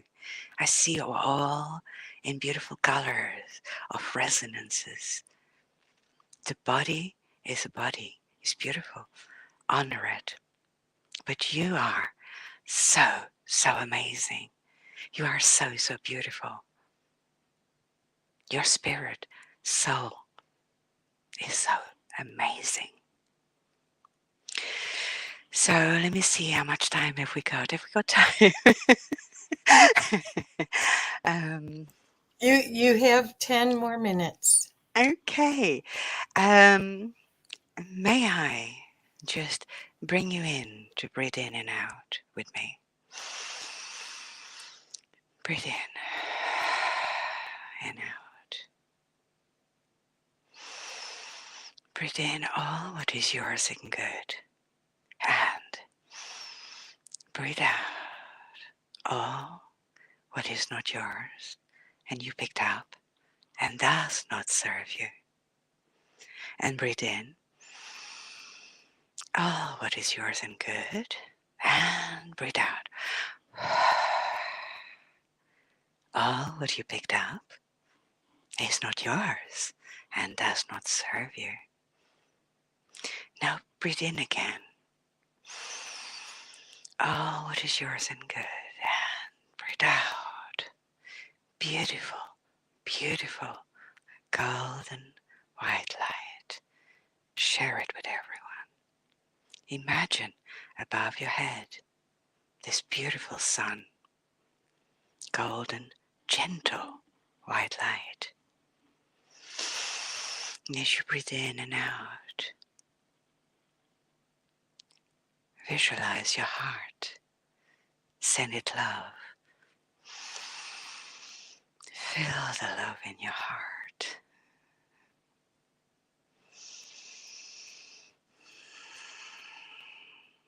Bring that love into that beautiful golden white light above your head. above your crown. Imagine it opening up like a beautiful golden white lotus. And that beautiful golden white light is pouring itself in through that beautiful lotus. And it's filling your head, your eyes, your nose, your mouth, your ears, your neck, shoulders, arms, lower part of your arms, and your hands, your torso, all your inner parts, your hips, your legs, knees, lower part of your legs, and your feet.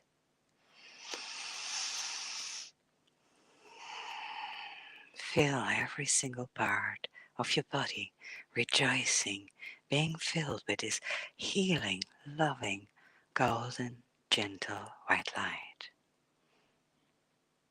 Feel it healing. Feel it rejoicing within your body. Every single cell of your body pulsating with amazing loving energy, amazing healing energy. Feel every part of your body. As you do that, visualize the bottom of your feet. Allow it to connect to Mother Earth. And allow some of that energy to go deep, deep, deep into Mother Earth and share it with Mother Earth and all the beings within. Breathe in and out. Now visualize that same light coming out to the palms of your hands, filling the whole world, healing the seas, the oceans, the rivers, the little ponds, the water within you, the plant life, the animal life, you, me, we, all your beloved ones, your town, your house, your garden, your country, all the countries. Feel the love within. Feel the love within your body. And shine it out. Shine it out. Shine it out into the world. Gently come back into your body. Breathe in and out. Wriggle your fingers. Wriggle your toes. Wriggle your nose and smile. Come back into your body. Shake a little bit of the extra energy off. Smile to the world. Send any extra energy out to the palms of your hands. Send it out to your beloved ones, out to anyone you feel needs the extra energy. And smile. Know that you are a unique shard of the divine, beautiful in every single way. We create with awareness a beautiful world, a beautiful now. Become aware of that whom you are. Become aware of your thoughts, feelings, and emotions, so that every day you create with awareness that beautiful world you want to live in. Remember, now is all we have, and now is always here. Now is your quantum physic point of creation. Never too late to start. Never too late to start. Be the one you are looking for. You are the one you are looking for. Because you can only change out there by realizing within that you are the change, that you are the love walking the path and the path. You are most beautiful indeed. Embrace that, whom you are. Say it to yourself and say it to others too. Thank you for listening. And you can find me on a very tiny little YouTube called Spirit Talk with Lizzie. I haven't done very much on it, but there are some videos on there. I will start creating more stuff, and we'll do some live stuff on there hopefully very soon. Mostly what you see is pictures that I take and I put them all together and you hear my voice. But please join me there, because watch the space, more stuff will be coming up on there. And I hope you truly enjoyed. I mean, so far, the two beautiful, wonderful ladies that came before me, their sharing was amazing.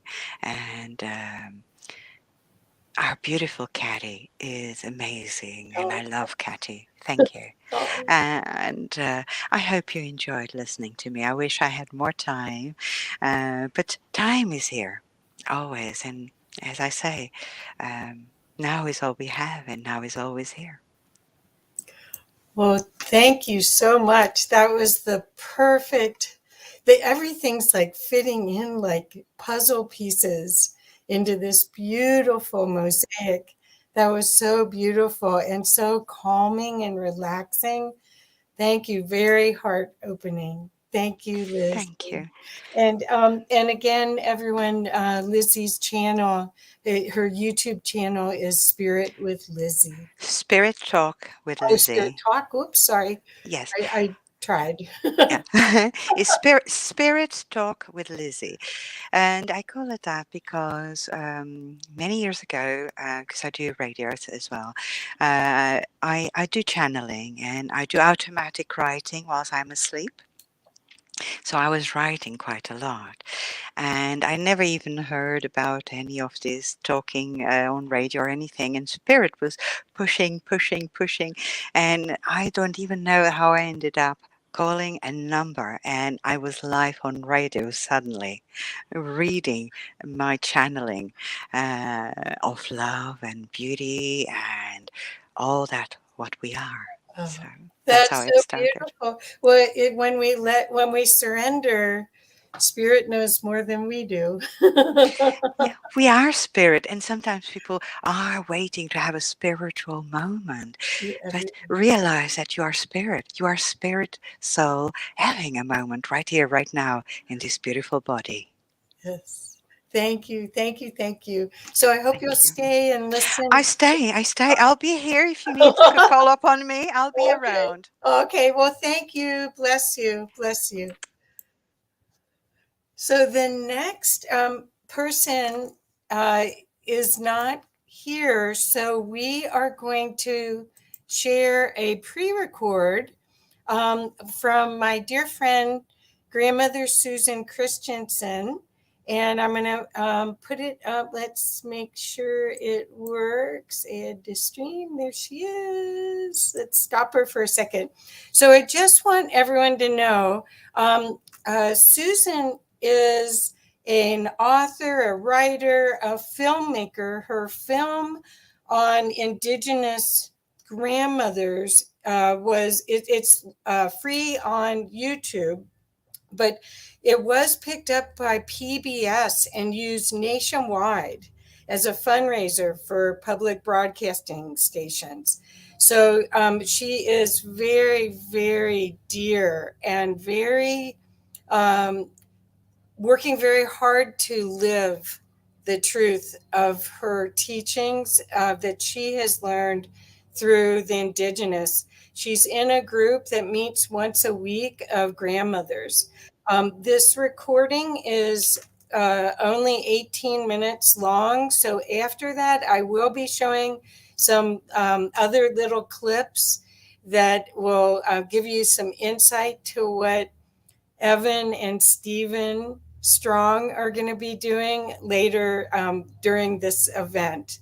So with that, I'll be quiet, and hopefully let me know, Leanne and others, if you can hear well. Okay.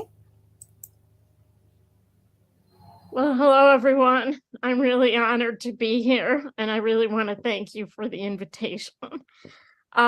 My name is Susan Starr Christensen. My Tlingit name, which was given to me by my elder, Jim Walton, who was Tlingit Kagwantan Wolf from Sitka, and his Tlingit name is Klaak. He gave me the Tlingit name Chaaksik, which means eagle daughter. And one of the things that I was taught is to always start with a prayer. So if you can let me, I'd like to start with a prayer that was given to me that calls in the 4 directions. So take a deep breath. To the winds of the south, great serpent, wrap your coils of light around us. Teach us to shed the past the way you shed your skin, to walk softly upon the earth. Teach us the beauty of your ways. To the winds of the west, mother, sister, jaguar, protect our medicine space. Teach us the way of peace, to live impeccably.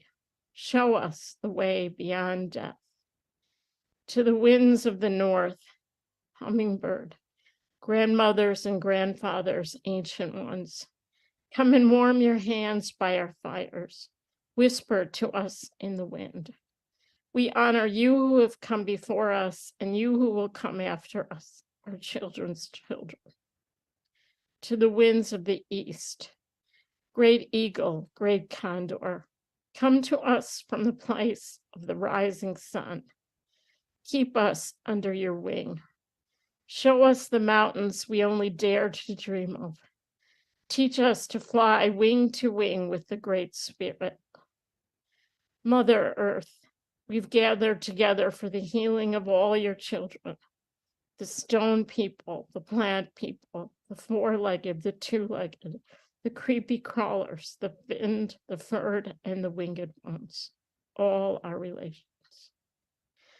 Father, Sun, Grandmother Moon, to the star nations, Great Spirit, you who are known by 1,000 names and you who are the unnameable one. Thank you for bringing us together and allowing us to sing and dance the song of life. To the heart, where it all comes together. Help us to feel the presence of the Creator within, to hear and to see the spark of life within all your creation. Gunachish.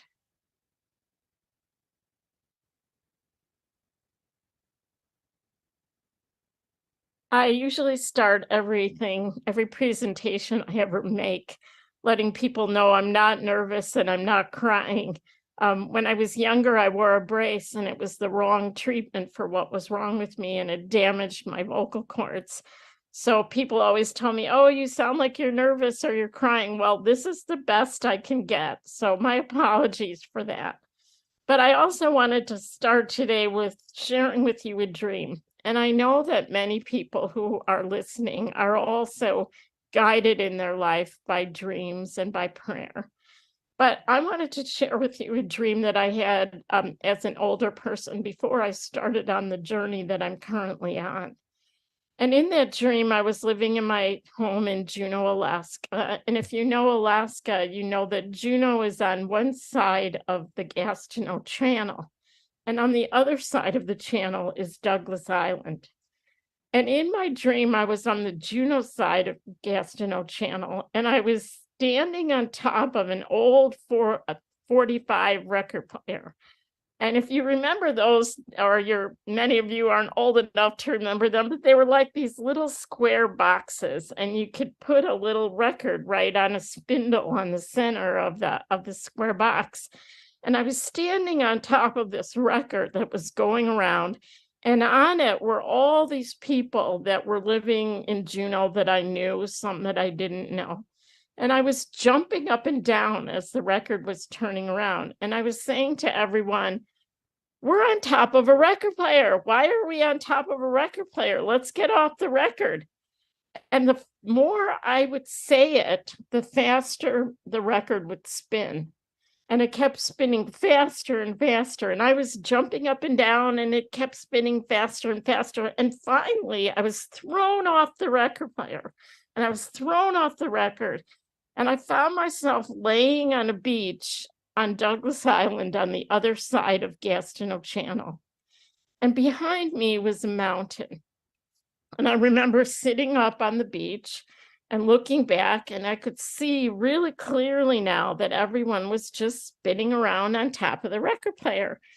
And I remember thinking, well, do I go back and try to get them off and tell them to get off of the record player? And then a thought came to me in the dream to turn around. So I turned around in the dream, and I noticed that there was a path leading up the mountain. And I thought, I'm supposed to follow this path up the mountain. So I started walking up the mountain on this path, and I realized that people had left markers on this path along the way. And that's when I woke up. And what that dream was to me was a start of getting out of a life that I had been living, where I'd been working for the government, and I had been working on trying to be a quote unquote success in this world. And it made me realize that my ancestors had always left me a path. They had always pointed out a path that was different from the path that I was living, which was going around and being in the same place. So from that time, I made the decision to leave many of those things in my life behind. And I started working on the Women's Voices Project, and a book and a film, which I did, called The Wisdom of the Grandmothers, and another film that I'm working on called Indigenous Prophecy Today. And I've got involved in a worldwide grandmother circle, and I participated in my Baha'i faith community circles in a different way. And I started writing another book, which is coming out soon, called Flying with Wings. And I did all of these things feeling that they were connections to my purpose in life. And I still feel a little bit that way. But I learned something along the way that was incredibly important that I'd like to share, that leads me to what I'm grateful for. I learned that my purpose is to grow as a spiritual being and to grow in connection with my understanding of the Creator. So the things that I do might be a reflection in this world of that purpose, but they're not that purpose. They're things that help me and have helped me to learn to grow in that understanding of my connection to spirit. So that leads me to what I'm grateful for. I am so grateful for many, many, many things. But most of all, I'm grateful that the ancestors and the seers of the past left us a roadmap, left markers along the way of how we can walk that spiritual path. I'm incredibly grateful that my Creator has allowed me to learn from Indigenous wisdom. I believe that the seers, the prophets, the messengers of God who were on this earth left us markers to tell us that we are not alone and that we can walk this spiritual path. We're always guided. There's always markers. The prophecies that have been left behind, things like Prophecy Rock, which I know have been taught or being talked about, stories, legends, teachings from the past. These are our markers. And my job is to find them and continue to move forward step by step. What I wish for the world in 2023 is that young people will begin to come back to learn about ancestral teachings, learn about the old ways, learn about living simply, and that as they walk that spiritual path, which the elders tell us is the longest journey, the journey from the head to the heart, the journey of the human being, that they'll recognize our unity and our oneness. My hope for the world in 2023 is that we will choose individually and collectively to rebuild a world that's based on respect for all life, that we will bring the threads of traditional indigenous beliefs into the present time. I also wish and pray every day that young people who are struggling will not give up, that they will not turn to substances or other things that disconnect them from their spiritual path, but that they will learn to trust that if they connect to their creator and if they connect to the older teachings and the earth, that they will get through what we are collectively going through as a world. I believe and I pray that as we walk this journey to our hearts and to our adulthood as humanity, that we will be guided by unity, by respect for the earth, by respect for elders, by respect for women, that we'll know that peace is possible, both peace within ourselves and with each other, that we will understand our ability to connect with our Mother Earth and all life, that will abolish racism and prejudice of all kinds, and that we'll understand that elevating the work that we do every day and the things that are in front of us is really a way to worship. And that as we do this work and we join together in unity, that this is our worship of the Creator. This is our way to understand. I pray that we'll learn to listen. And one of the things that I've been blessed to learn from a group of grandmothers that I meet with every week is I've been so blessed to learn that the teachings of sacred listening and heart sharing, that if I can share with you my authenticity from my heart, and I can listen to you as if the voice of the Creator is speaking, that I can learn how to be together in circle with each one of you in love and unity. So that's my prayer, that's my wish, that's my hope. And I know that 2023 is going to bring many challenges. The prophecies tell us that they are going to bring this, we're coming into a time of many, many challenges. But we are also coming into a time of ascension and fulfillment. And it is up to each of us in our own hearts to make that connection, to make that commitment, to walk the path, to look for the signs that have been left for us, and to know that we will get through it. And on the other side of whatever difficulties, whatever rocks, whatever stones come in our way, is a world of unity and peace and love, fulfillment of every prophecy, kingdom of God on earth. We are the ones that are bringing that about. You are the ones that will bring that about. And if we make our decisions based on the wisdom that has been given us to think about the next 7 generations that are coming rather than just ourselves, we will walk that simple spiritual line that's the bottom of the Hopi prophecy rock. We will walk that path. And it may look that we're walking it alone, but truly we are not.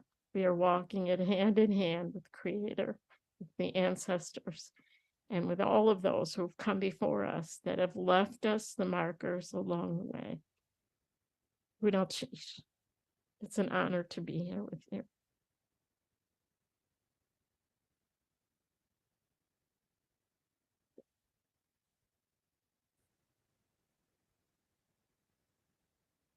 So that's about all I have to say, except with that, I would also like to close the directions. And if you would give me a moment to ask you to just take another breath and settle in.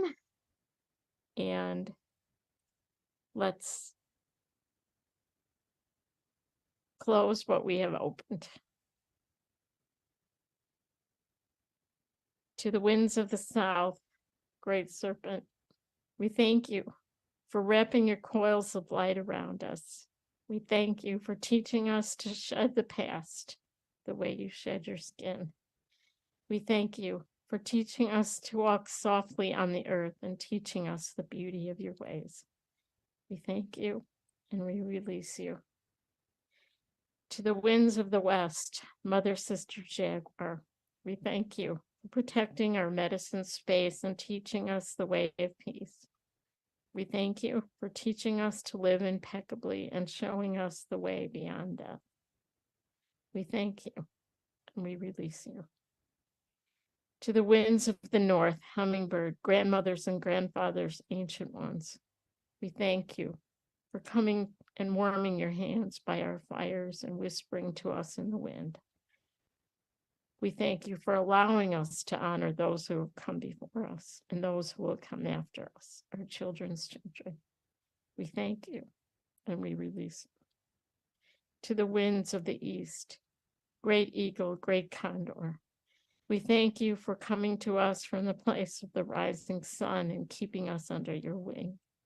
We thank you for showing us the mountains we only dare to dream of. We thank you for teaching us to fly wing to wing with the Great Spirit. We thank you and we release you. Mother Earth, we thank you for allowing us to gather together for the healing of all your children, the stone people, the plant people, the four-legged, the two-legged, the creepy crawlers, the finned, the furred, and the winged ones, all our relations. We thank you and we release you. Father, Son, Grandmother Moon, to the star nations, Great Spirit, you who are known by 1,000 names and you who are the unnameable one, we thank you for bringing us together and allowing us to sing and dance the song of life. We thank you and we release you. And to the heart, where it all comes together, we thank you for helping us to feel the presence of the Creator within. We thank you for allowing us to hear and see the spark of life with all your creation. We thank you. We release you. Gunalchish, all my relations.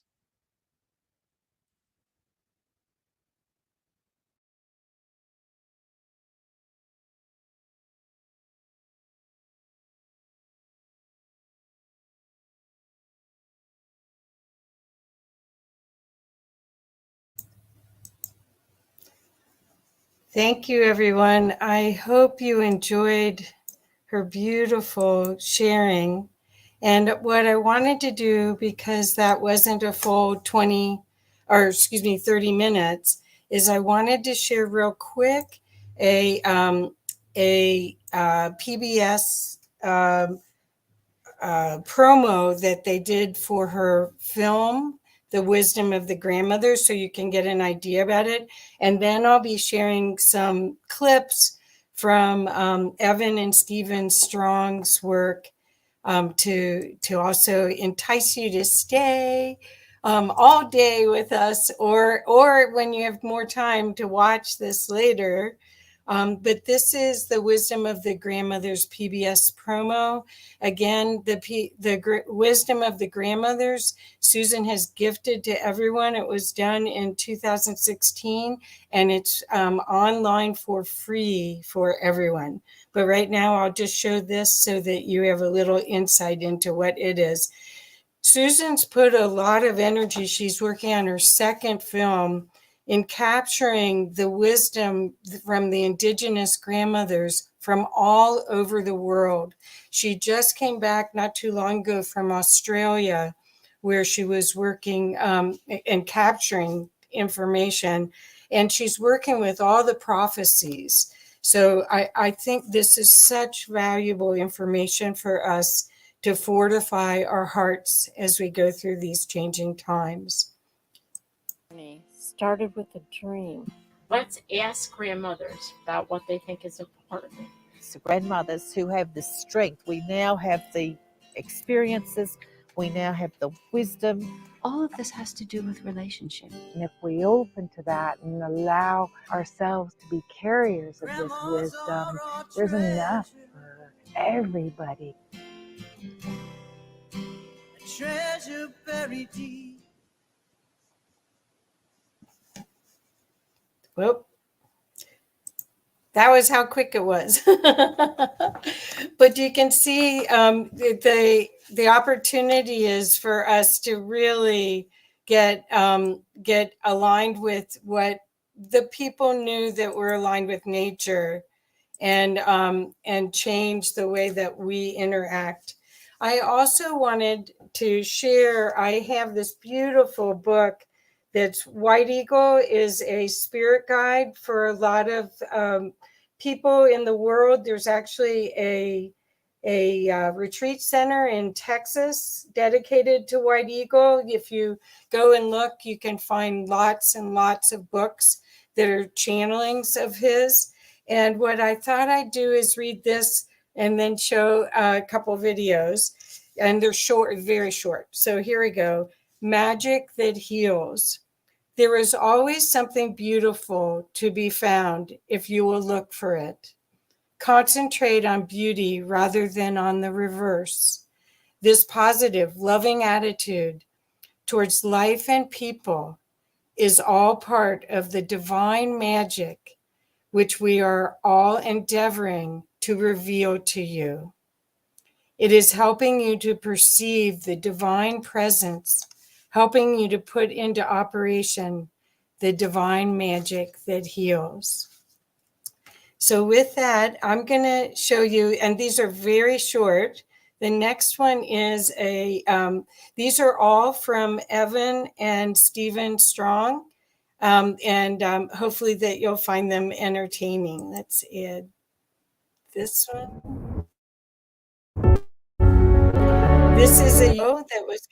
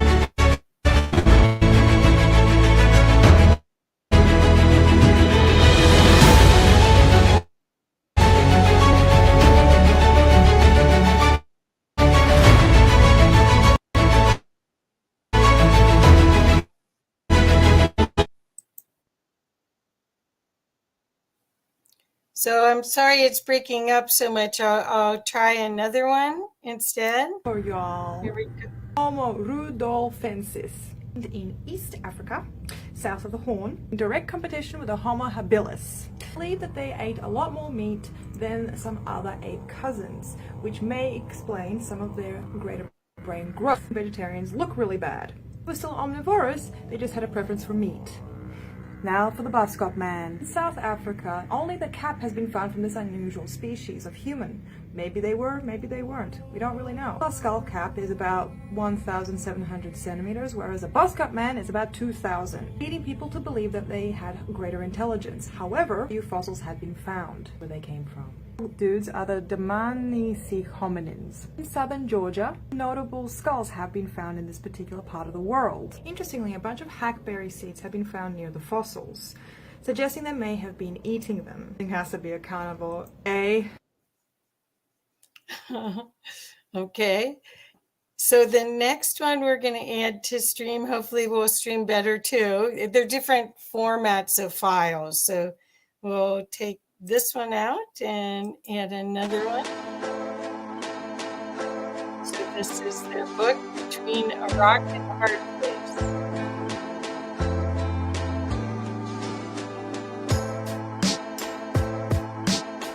Recent DNA research shows the out of Africa theory is incorrect. This book will show you how this has come to be. The out of Australia theory is based on both the latest genetic studies and original law. Science and the spiritual will become one and the same. Homo sapiens actually spread far and wide from Australia across the globe. Australia is the beginning place, the claim being all peoples of the world come from here. Occupation within Australia is vastly much older than previously thought. This site of the Standing Stones, which is Australia's Stonehenge, have changed history as we know it. For within this site is all knowledge, all science, all history, and all forms of writing. Within this site, the mirror link between the stars above and the earth below are written into the stones. Within these sites are an array of artifacts that just don't fit into the current paradigms. We delve into the mystery of the marked rocks, artifacts, using science, mathematics, and the dreaming. And this is just the beginning, the tip of the iceberg. There's so much more that awaits. There are scores of sites throughout Australia which demand attention. They question the current history we're being taught. The British were merely the last of many overseas visitors that Australia has received. Did the ancient Egyptians visit Australia to learn off the Australian originals? Original law and the sites we talk of within this book all point towards our origins coming from afar, that we were seeded by sky heroes into our current guise. With an eclectic and open-minded scientific approach, we combine genetics, the dreaming, archaeology, geology into a holistic system of knowledge of our beginnings, for the present and for the dire importance of our future times.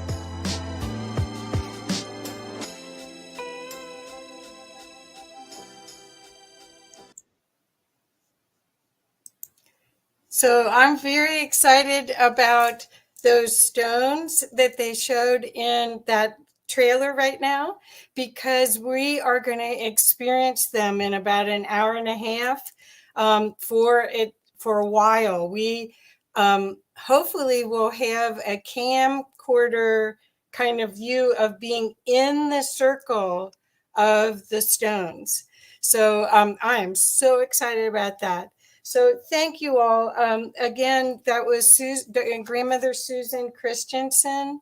And next is one of my dear friends, a sister from another mother, Marbeth Dunn. Hi, Marbeth. Hi, Kathy. So you'll have to give me 1 second to get your thing up, okay? Sure. Oops, the wrong thing.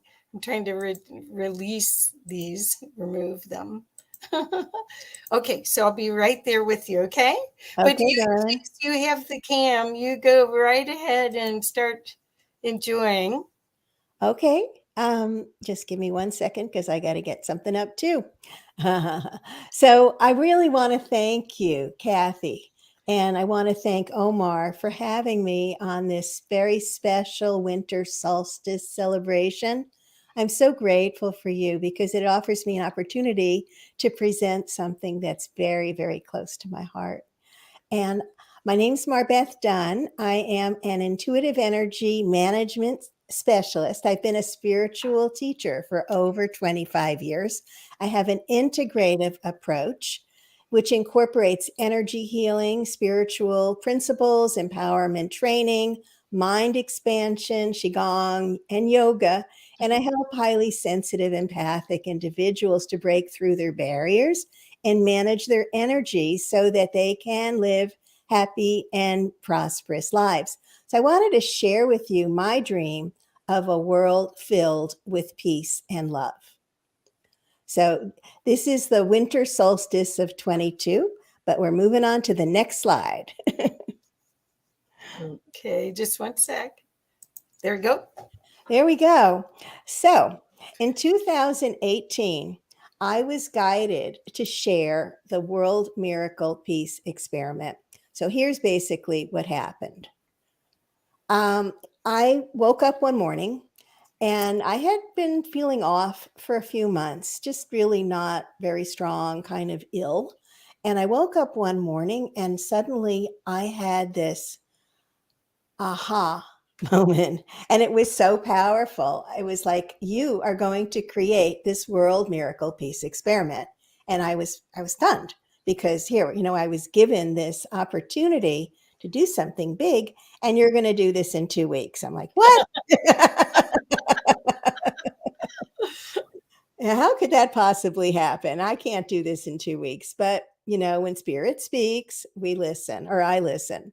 And so I thought it was going to happen on my conference line, but on the day that everything was supposed to happen, the conference line crashed. And I found myself live on Facebook. And there I was on Facebook for my very first Facebook Live. And there were people from all over the world, from Japan and South Africa. And the question is, if you've ever wondered, I'm just one person, how can I make the world a better place when it's filled with division and violence and corruption? Well, we're not just one person. We're all one amazing self. And so what happened was this 7-minute a day meditation every day at noon Eastern, and it united individuals in a unified field of consciousness to promote peace and love and healing worldwide. Now, I knew that if I was going to do this as an experiment, I needed to have scientific corroboration of what's happening. It had to be totally independent. So I decided to focus on the Middle East because there were a lot of statistics on the violence in the Middle East. And I found this organization called the ACLED, which knew nothing about me or my little experiment, but they had independent statistics, which I'll show you in a little bit. So I based the experiment on the work of Dr. John Hagelin, who is the leader of the Transcendental Meditation movement in the United States. He's the president of Maharishi Mahesh Yogi University.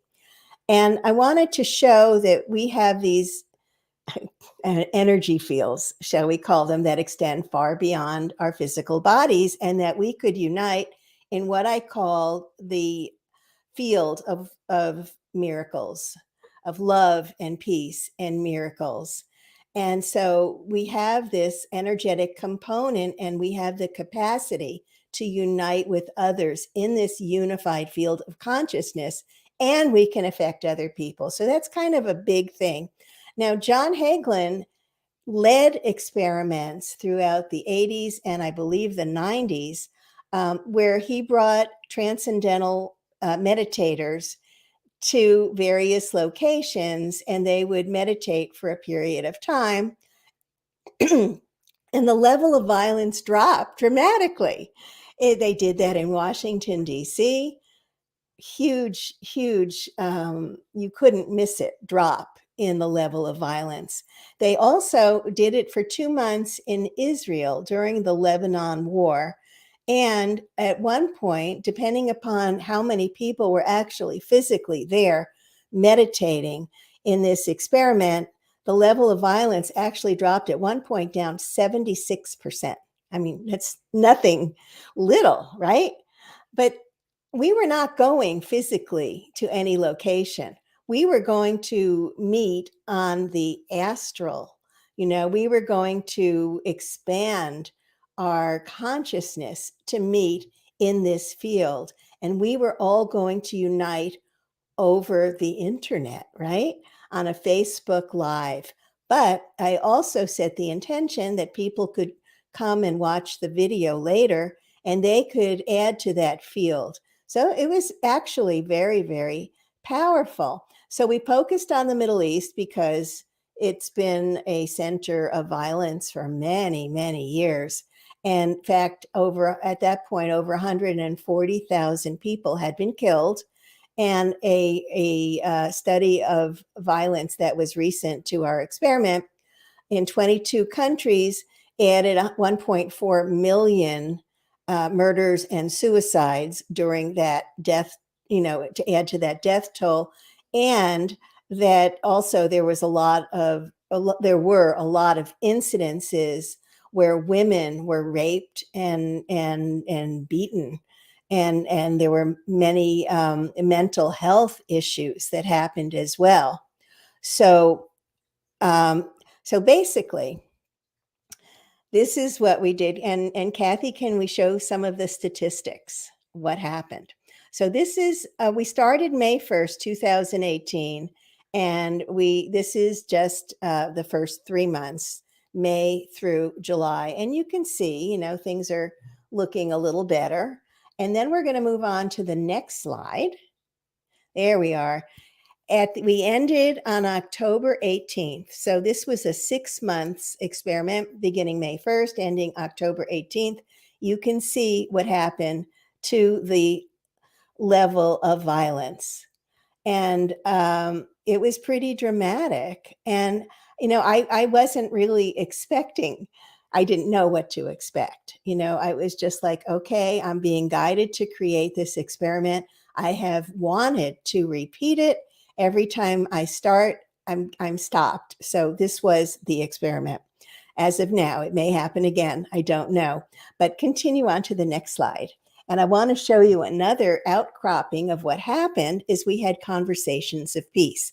Now, initially, I was the only meditator in this experiment. I was the one there 7 days a week at noon Eastern to lead this experiment for 7 minutes a day, which actually worked out to about 15 minutes till people came on and, we were able to get it together. And, it was kind of a loose 7 minutes a day, different kinds of meditations, because when I give lead a meditation, they just kind of come out. I never plan them. They just happen.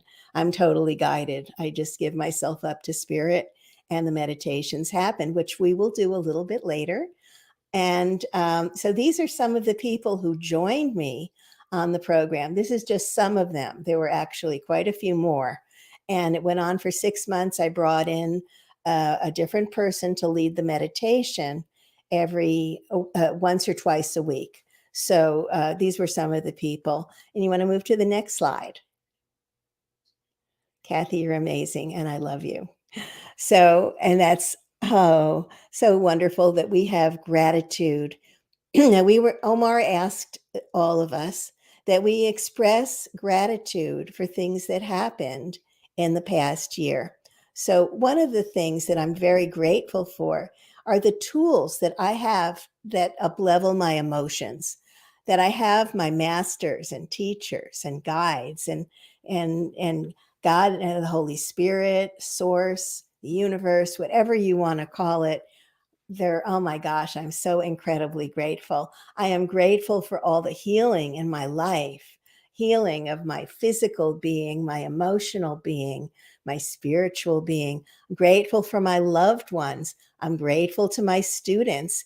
And I'm so very grateful to share my knowledge with everyone here.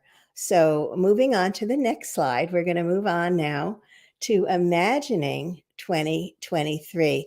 And I have a poem that, basically during this time, we are called upon to imitate the sun. Now, the sun is at its very lowest point today in relation to the Earth's equator.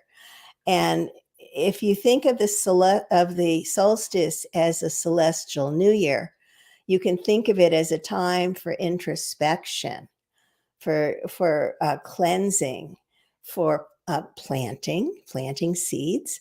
And just as the sun is reborn on the solstice, it seems to stand still on the solstice, we are too, or we can be. So I want to read to you a poem, The Shortest Day by Susan Cooper. And this distills the ancient echo and enduring sentiments of the solstice. So, the shortest day came, and the year died, and everywhere down the centuries of the snow-white world came people singing, dancing to drive the dark away.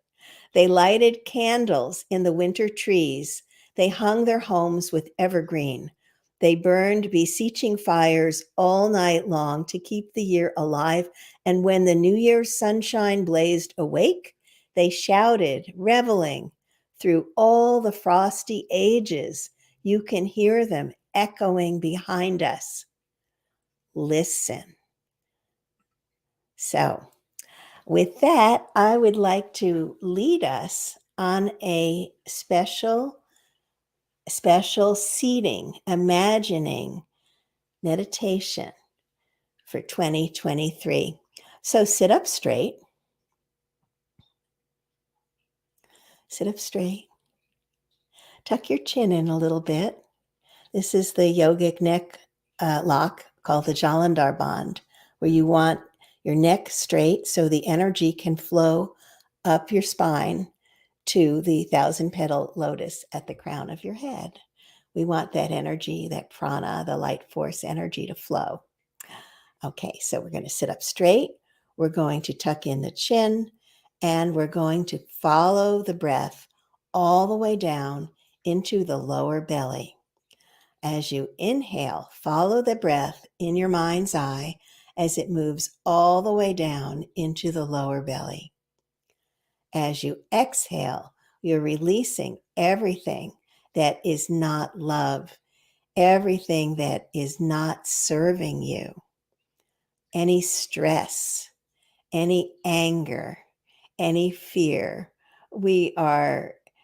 At this point, we are releasing it all, and we inhale love and peace and light. We see it moving through our body, through the physical form, as we inhaled all the way down into the belly. And now we're going to exhale again, any anger, stress, fear, anxiety, anything that is not serving us anymore. Out it goes. Any old relationships that aren't serving us, whether it's a relationship with a physical person, or perhaps it's a relationship with food or our weight, or a relationship with a career, anything that is not serving you, out it goes. And we inhale life and love, beautiful, beautiful prana or chi that fills us up all the way down into our belly. And again, we exhale everything we don't want, everything we don't want to take with us into 2023. Any illness, fear, grief, out it goes. And now as we inhale, see yourself inhaling a beautiful light, beautiful golden light that's moving down into your belly, all the way down into your belly. And as you exhale, that light is also beginning to expand throughout your physical being, filling you up, this beautiful golden light. We're going to inhale down into the belly. Focus your energy in that belly, but at the same time, we feel on the exhale that golden light is moving out throughout the whole physical being, throughout your whole physical form, filling you up with golden light. beautiful, clear energy. That's it. And now just inhale and exhale. Inhale and exhale. Very, very beautiful. And feel that light moving up throughout your chakras. It's starting with the lower chakras, which are the base of the other chakras, kind of like a spiritual pyramid. We need those lower chakras to keep us strong, to keep us balanced, to keep us from toppling over if we put all of our energy in the top ones. And we're moving up now into the solar plexus. And we feel that golden light accentuating the golden color of the solar plexus chakra. We feel all of the relationships, all of our will, our self-will, our power in our individual beings here. And we bless it as that beautiful light moves upward into the green of the heart chakra. There we are in the heart chakra, the gateway to our divinity, how we express our love and peace into the field of love and peace and miracles, into the field where we unite as one beautiful self. We unite with our Creator, and we experience ourselves as limitless beings, limitless in power, limitless in love, limitless in peace. So feel that limitlessness. Feel it moving into that field of love and peace and miracles. And now we're moving up into the throat chakra, where we hold our emotions, but where we also express ourselves. And we feel that beautiful blue. We see that beautiful blue of the throat chakra, and we see it emanating out into that field of love and peace and miracles. Our whole beings are growing into that field. We're experiencing that field where we can all unite as one as we move up into the Ajna chakra, that beautiful indigo chakra. And as we are in that chakra, we are inhaling golden light through the forehead, all the way back into the crystal chamber in the center of your head and out through the forehead. How beautiful is that? Okay, feel that. That is moving out our beautiful intuition, our beautiful spiritual connectedness is moving out into that field of love and peace and miracles. And we're moving up to the violet chakra at the crown of our head, the 1,000-petal lotus. And from there, we are experiencing that oneness with the divine. And we bring all of this out right now into the field of love and peace and miracles as we connect for directing our love, our peace, all of the energy, the beautiful energy of our beings to surround our beautiful planet with love, with peace, with joy in the new year. We're setting our intention. We're blessing all of our beautiful brothers and sisters on this beautiful planet. And we are also blessing everyone who is on this call right now and will be watching it at a later time.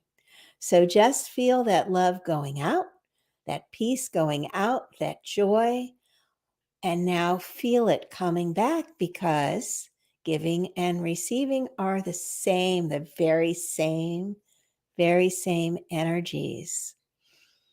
And as you're receiving more, you can send more love and peace and joy out to our beautiful planet To all of our brothers and sisters, notice what's happening within your being. Notice what's happening within you. Feel it. It's real. It's very real. You saw the statistics. This is what happens when we all band together to share love, to share peace, to share healing, to share joy. We receive it as well. And this intention is to forward it into 2023. How beautiful, huh? Yeah.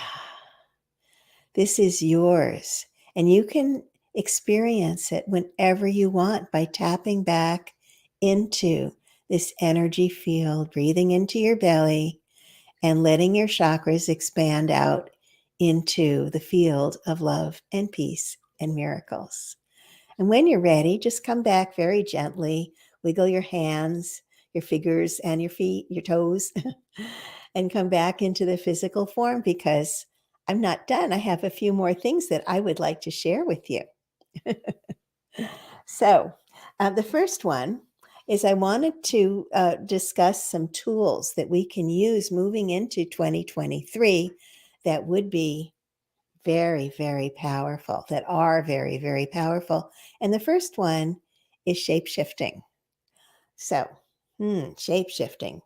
Well, that is a tool that I use, and a lot of other people do, where we can project our energy into the essence of someone or something else. And for example, I suggest that you move into 2023. This is a wonderful day. I know a lot of people will be sharing rituals for today to write things on paper that you no longer want and burn them in a bonfire, or lighting a candle or whatever, using fire, and then writing a list and projecting what you want. And that's wonderful. Please do it. But I want to address some other things. So one of the ways that we can really improve our intuition and our awareness and evolve our consciousness is by shape shifting. When we move outside into nature, and I'd start with something inanimate like a stone, a rock, something, water, something that is not really animate. And just move down, get into a very relaxed place, do some deep breathing, and send your energy. Imagine, using that imagination, imagine yourself into that rock or that water and feel it. Feel what it feels like to be that rock, to be that water. It may not happen right away, but you can develop this skill. And when you feel that you've developed the skill comfortably enough, you move up. And now you can be a butterfly, move into the awareness of a butterfly or a bird, maybe a bug, something kind of small, and just feel what it's like. Eventually, you look at a bird flying and you can project your awareness into it. How exciting, right? And then you can move up to higher mammals and just feel what it feels like. It's expanding your awareness. It's something you can do to create something greater, because you're having that awareness where you can connect more deeply with life on Earth. And the next thing I would suggest is to also spend time in nature, and from that place in nature to look up and start communing with Source, God, the universe, and thank them. Thank God, Source, the universe, your guides, your masters, your teachers, Thank you. Thank you for loving me. Thank you for guiding me. Thank you for supporting me.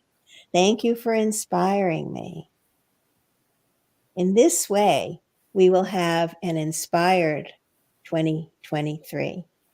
And Kathy, for the last slide, this went so fast, I wanted to share more. It's perfect. It's 4 minutes. Okay. I know. Well, the last one is very quick. Okay. So I wanted to offer you my 7 easy steps to harness the power of miracles. It's an ebook.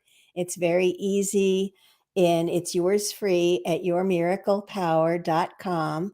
And I am, in the new year, I'll be having a 3-week program for harnessing the power of miracles. And just when you download this free book, I'll be able to share with you more details about that if you're interested.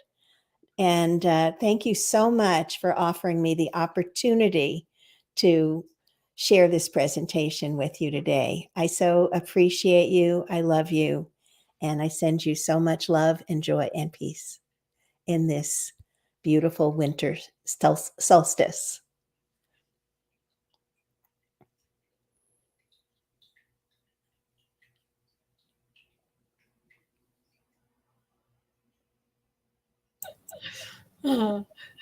Sometimes I have to help myself here. Oh, well, thank you. Thank you. Thank you. That was beautiful. And the energy was really interesting because I think most people are struggling with their root chakra energy right now during this. Not only is it the energy that of the season, the holiday season, and all the things to do, but it's also just the global consciousness. And so that process that you did was so wonderful because it really opened up the channel. Thank you so much. Oh, my pleasure. Thank you for inviting me, Kathy. Oh, sure. Well, thank you. And you guys have a wonderful holiday. Say hello to everyone for me. Okay. Thank you, Marbeth. Thanks, Kathy. Bye-bye.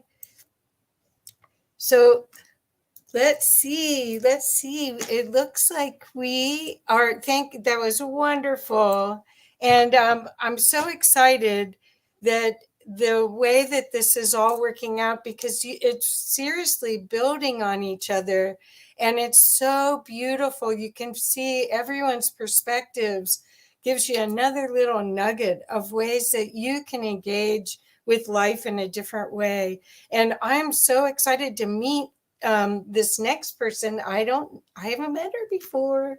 So here we go. We're adding you to the stream. Where'd you go? There you go. Hi. Hello. Is it Ildi? Yes, that's it. Ildi. Sorry, I haven't met you before, and Omar didn't give me the pronunciation class. That's okay. But so glad to meet you, and thank you so much for being a part of it, being one of our seed dreamers, or we call us seed dreaming team, and everybody's on the team. Everybody that wants to be is on this team. So welcome, and Thank you. I will be a little voice at 5 minutes. Great. To help you, okay? Thank you very much. Okay. Welcome. So hi, everybody. I am Ildi. I am Hungarian Australian. I live in Egypt now. I generally do archaeology photography, but I also work in tourism as, a means to an ends here, which is actually great. So I've been doing research on, ancient civilizations for a very long time, but I always focused on the actual history and nothing behind it, not, the culture and their practices, etc. Once I came to Egypt, though, that all changed for me. And I came on a tour with Graham Hancock, so that was very, very helpful, having him there explaining things from very different perspectives. So what I found was it really opened me up to a whole different, layer of the onion, I guess. And today I wanted to talk about gratitude, but specifically how gratitude is something that is important now, but it was also important back in the ancient times. And we see this from several different cultures around the world. And then at the end, I also want to talk about, the importance of setting intentions when you go to ancient sites. And this is important, especially for researchers. You may have, good intentions, or you feel that, but you kind of need to vocalize it to these places. They are sacred sites, and they do have some sort of, energy there that, can either work with you or work against you. So, and this all kind of folds into the same thing. So today I'm going to be talking about gratitude. So just give me a second and I'll share my screen.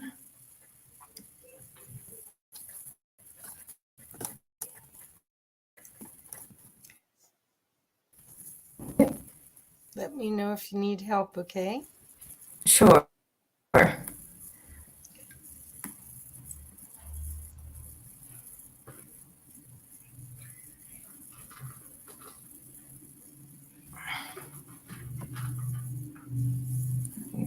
Go. Sorry, I forgot to bring my mouse into the room, and I'm useless without one. Do you want me to show it? I can put it on for you. No, it's you got it. Okay. No, it's fine. Yeah, I got it. All right. So, like I said, a lot of ancient cultures practice gratitude, and this was part of, their spiritual work that they all did, or, aimed to do. I don't like to say that, let's say the ancient Egyptian religion was a religion as such. It's not the same as what we have now.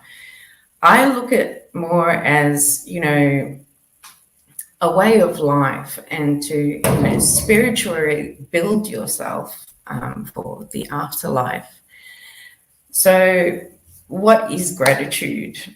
By definition, it's the quality of being thankful, readiness to show appreciation for, and to return kindness.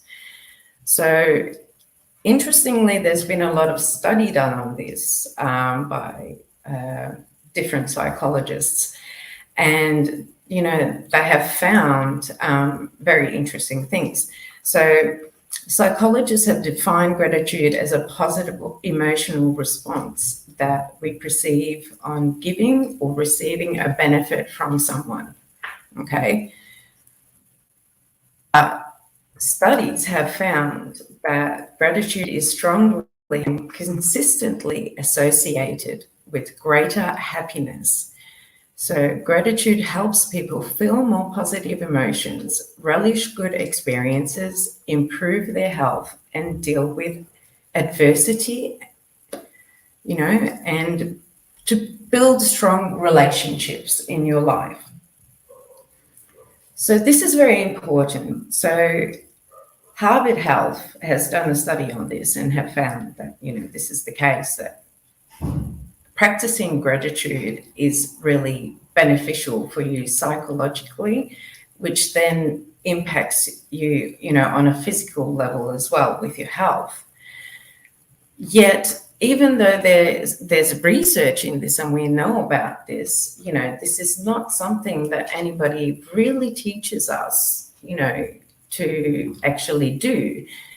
When people think about it, they think about, these sorts of things like, oh, it's for those kind of new age kind of people, because, that's where you hear about it the most. But realistically, this should be taught from a very, very young age, because it can really help you develop, you know, a positive mindset in life, which is really, really important, especially during, you know, crazy times. And there's always going to be crazy times in the world, you know, between wars and whatnot. So we have to, you know, learn a way of keeping, you know, positive psychology in our life. So, you know, there's actually, I think, 28 things that, you know, were listed from various studies on the benefits of, you know, giving gratitude, you know, making you happier, increasing your psychological well-being, enhances your positive emotions, you know, it can help with suicide prevention, or even people that are trying to get off, you know, hard drugs. And it can improve the relationships with your families. I mean, you know, the studies are a little bit more detailed and they explain it quite well.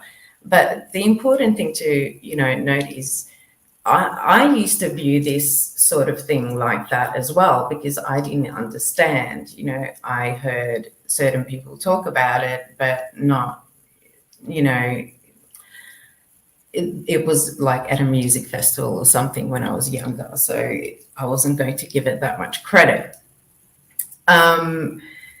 But once I actually started my spiritual journey at the ancient archaeological sites, then, you know, this all changed for me, and understanding why and how, you know, these practices have been passed on to us throughout the time. You know, I just feel it's a shame that not everybody is kind of doing it. So here are some, you know, more benefits. Lowers blood pressure, for example, helps you sleep. And they found that it enhanced recovery from coronary health events. So that's quite positive. So how does it apply to ancient Egypt?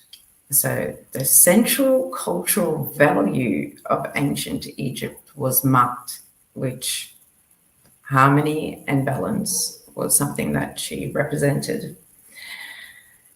This maintained the order of the universe and the lives of the people. So this was quite important to all the ancient Egyptian people, to live by the principles of Ma'at, or at least try to. Now, a vital aspect of maintaining this balance was gratitude, which would elevate a person's journey through life and the afterlife, which was incredibly important to them. Ingratitude was the gateway to sin, which opened the soul up to all of the negative energies of doubt, distrust, envy, bitterness, self-centered absorptions, etc. Now, if you think about this, you know, when you're having a very hard time in life and you feel like the whole world is crushing down on you, you do fall into this ingratitude area, and all of these negative things all come together, which worsens your mental state. These events obviously happen to everybody. I mean, the majority of people are going to have, you know, dark days or dark weeks or months in their lives. So for me, you know, I've always tried my best to see the positive and keep going. And I had the idea that, you know, if I keep going, it'll just get better. And it did. So, you know, that kind of worked out for me well. But had I have been practicing, you know, paying gratitude at that time, you know, I think it would have helped my mental state a lot more. And I realize this now, but, you know, this was before I traveled to Peru and Bolivia, and met a very amazing human being who I had the pleasure of spending almost 2 weeks with, traveling through Bolivia and parts of Peru.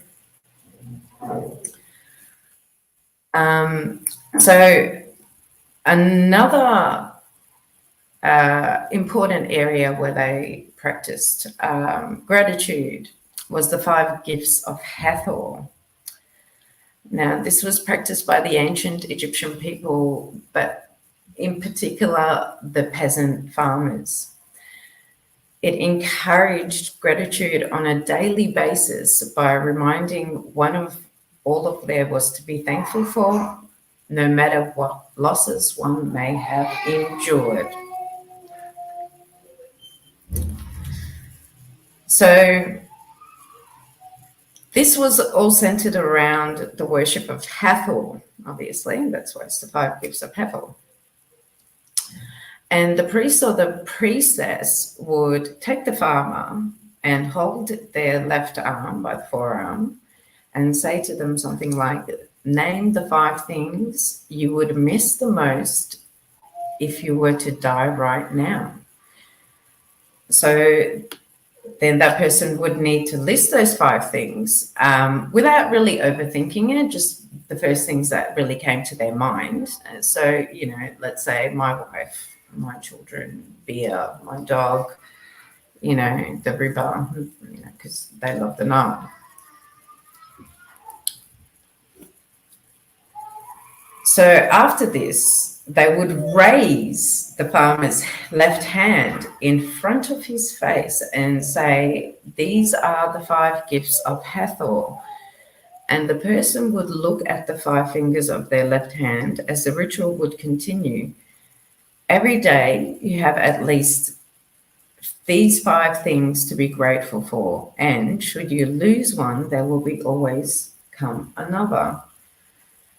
When the person went back out into the field to do their work, so if you can imagine a farmer who would be, let's say, cutting the wheat, they would grab the wheat with their left hand and cut it with the right. So every day when they went out to work, they would be looking at their hands and constantly reminded of, you know, these 5 gifts, you know, his wife, his children, his dog, the river Nile, etc. So this was something that was an important practice, but interestingly, it's not something that is very well documented. It is more an oral tradition that was passed down, but it was very common with the peasants as well. So then I want to quickly go into how all of these things are kind of important, yes, for yourself and on a psychological level. But once you practice gratitude, you know, frequently, you know, you have to be realistic. You have to give it as much effort as you're able to and develop it. So it's kind of like learning to meditate, I guess. But once you understand it, you will see things in a different way and you won't even need to think about it. With setting intentions, this is actually part of it. And it was part of, you know, something that the ancient Egyptians had to do as well. So, you know, they had to set intentions, you know, for different reasons, for self-development, or, you know, for whatever. But this is something that they also practiced. But this is something that I actually learned between Australia and Bolivia. In those 2 places, I saw it being practiced more than what I see it happening here in Egypt. But that's also because the people that live in the Andes are still very traditional, and they do a lot of things that they would have done for, you know, thousands of years. And the same in Australia, you know, the original people are definitely the same. They're, the ones that live out in bush, they're living life and practicing things like they did thousands of years ago. So, their oral traditions and practices have continued. Here in Egypt, I guess most of this has been lost, unfortunately, just because of how much the country changed hands. By Cleopatra's time, the ruling party didn't, use the hieroglyph system or they didn't speak Egyptian anymore. So, and that was at the end of the dynastic period. There was a lot of things lost from that culture already. And then, we went into the modern religious phase. And then, the last 100 years, have been quite interesting as well. There's been a lot of great wars and things. The people are very different here. They're not as connected to the land anymore. They're not as connected to things here anymore. There might be some Bedouins that are, obviously they're not going to be hanging around though in big cities like Cairo. But setting intentions is a very important thing when you go to an ancient site, because ancient sites, have a memory and there's a lot of energy there. I don't know what type of energy. I'm not really an expert in this kind of thing, but this is something that you can sense and that people have mentioned. So on tours, sometimes, we tell the tour guests that there might be certain places where their cameras are not going to function very well. And we've had several tour guests who used, an electronic device somewhere and then it stopped working. And even after they left, that area or the country, it still didn't work. It never worked again. So, there is definitely something there. And sometimes I can sense it and sometimes I can't. I'm not the most, in tune kind of person. But, when I do sense it, it's kind of incredible. And, it helps remind me why I'm so interested in the ancient Egyptians, because there's so many secrets still that, we haven't figured out about them. They lived in a completely, different type of civilization than I think what we give them credit for now and what we can imagine. But so, again, let's say I'm going to Karnak Temple, that used to be a temple. The Holy of Holies, only, the Pharaoh went in there and only priests were allowed in certain areas and the people were out in the courtyard. So now tourists are walking into the Holy of Holy and taking photos and, looking at the walls and I don't know what. So the place has a different sense to it right now. And sometimes the energy can be a little bit out in certain places. Specifically, there's a statue of Sekhmet in a chapel, and this is at Karnak Temple. I've visited her on many occasions, and she always has a different vibe about her. And sometimes, her vibe is kind of positive, sometimes it's not. And on the days when I've been in her presence and she wasn't, having any of it, when I took pictures, all of the pictures were kind of blurry and the eyes looked like they were, staring me down. I've asked guests what they feel when they stand in front of her, and some of them have come back with very interesting things, like I feel like she's judging me for not doing more with my life. Mind you, this is, like somebody that was a little bit younger, but or these experiences, that you have, it's a statue. You wouldn't think that you have that, but there is something of a life or something energy within it, and it does really change your experience depending on what day you visit. However, regardless of that, whenever I do go visit her, you know, I go in there and I set my intentions. You know, I didn't come to do any harm. I came to pay respects, you know, etc. And I vocalize it to the area as well as feel it. You know, it's if you don't feel it and you're just saying random things, then obviously, you know, a different thing. But it is important to do these things. The ancient cultures used to do these things to respect, you know, their ancestors, for example. So it's important for us to actually continue doing this. And, you know, we're living in such a chaotic world now.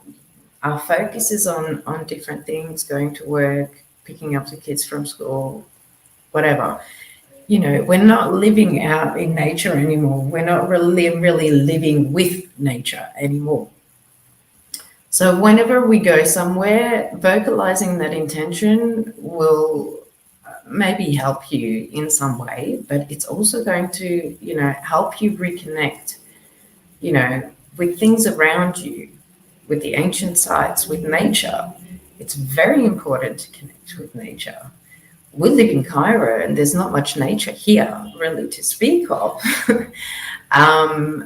There's a few places you can go, but generally speaking, there's no parks, you know, and things around. So we take my son to a farm that's owned and run by an American lady that's lived here for a very long time. And she rescues animals. And so, you know, she's got these great horses and my son loves horse riding. We take his shoes off and go play with the animals, you know, go run around, and he loves it. It's important for myself and my husband to make sure that our son has that experience and that grounding experience, you know, out in nature. You know, he's only 2 years old, so he's far too early to learn about gratitude. However, one of the kids shows that he watches, which is Coco Melon, which he's been watching since, you know, he was a baby because he loved the songs.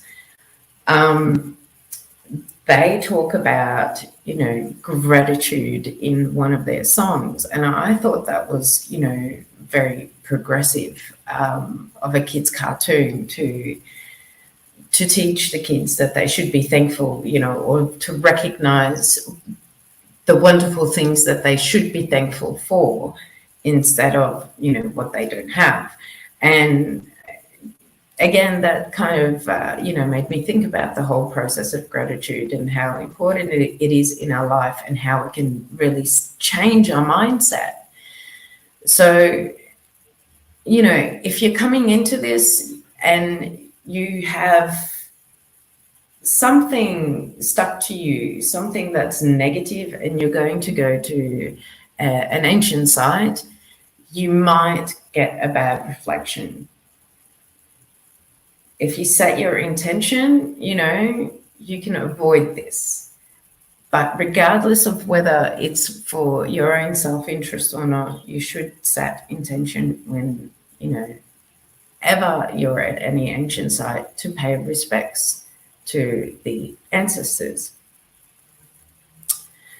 So, you know, intentions are like magnets. The more that you declare them and believe in them and act in ways to manifest them, the more powerful and real they become.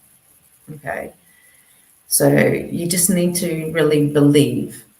And I guess for anybody that, you know, feels a bit iffy about this kind of stuff, you know, I get you, because like I said, you know, all my research was very heavily focused on actual, you know, facts and data and things that they found, the very academic side of Egyptology, until, of course, you know, I found Graham Hancock's work. I mean, I was reading Immanuel Velikovsky when I was 16 years old, but I guess back then I didn't, you know, digest all of it as well as what, you know, I would now, for example.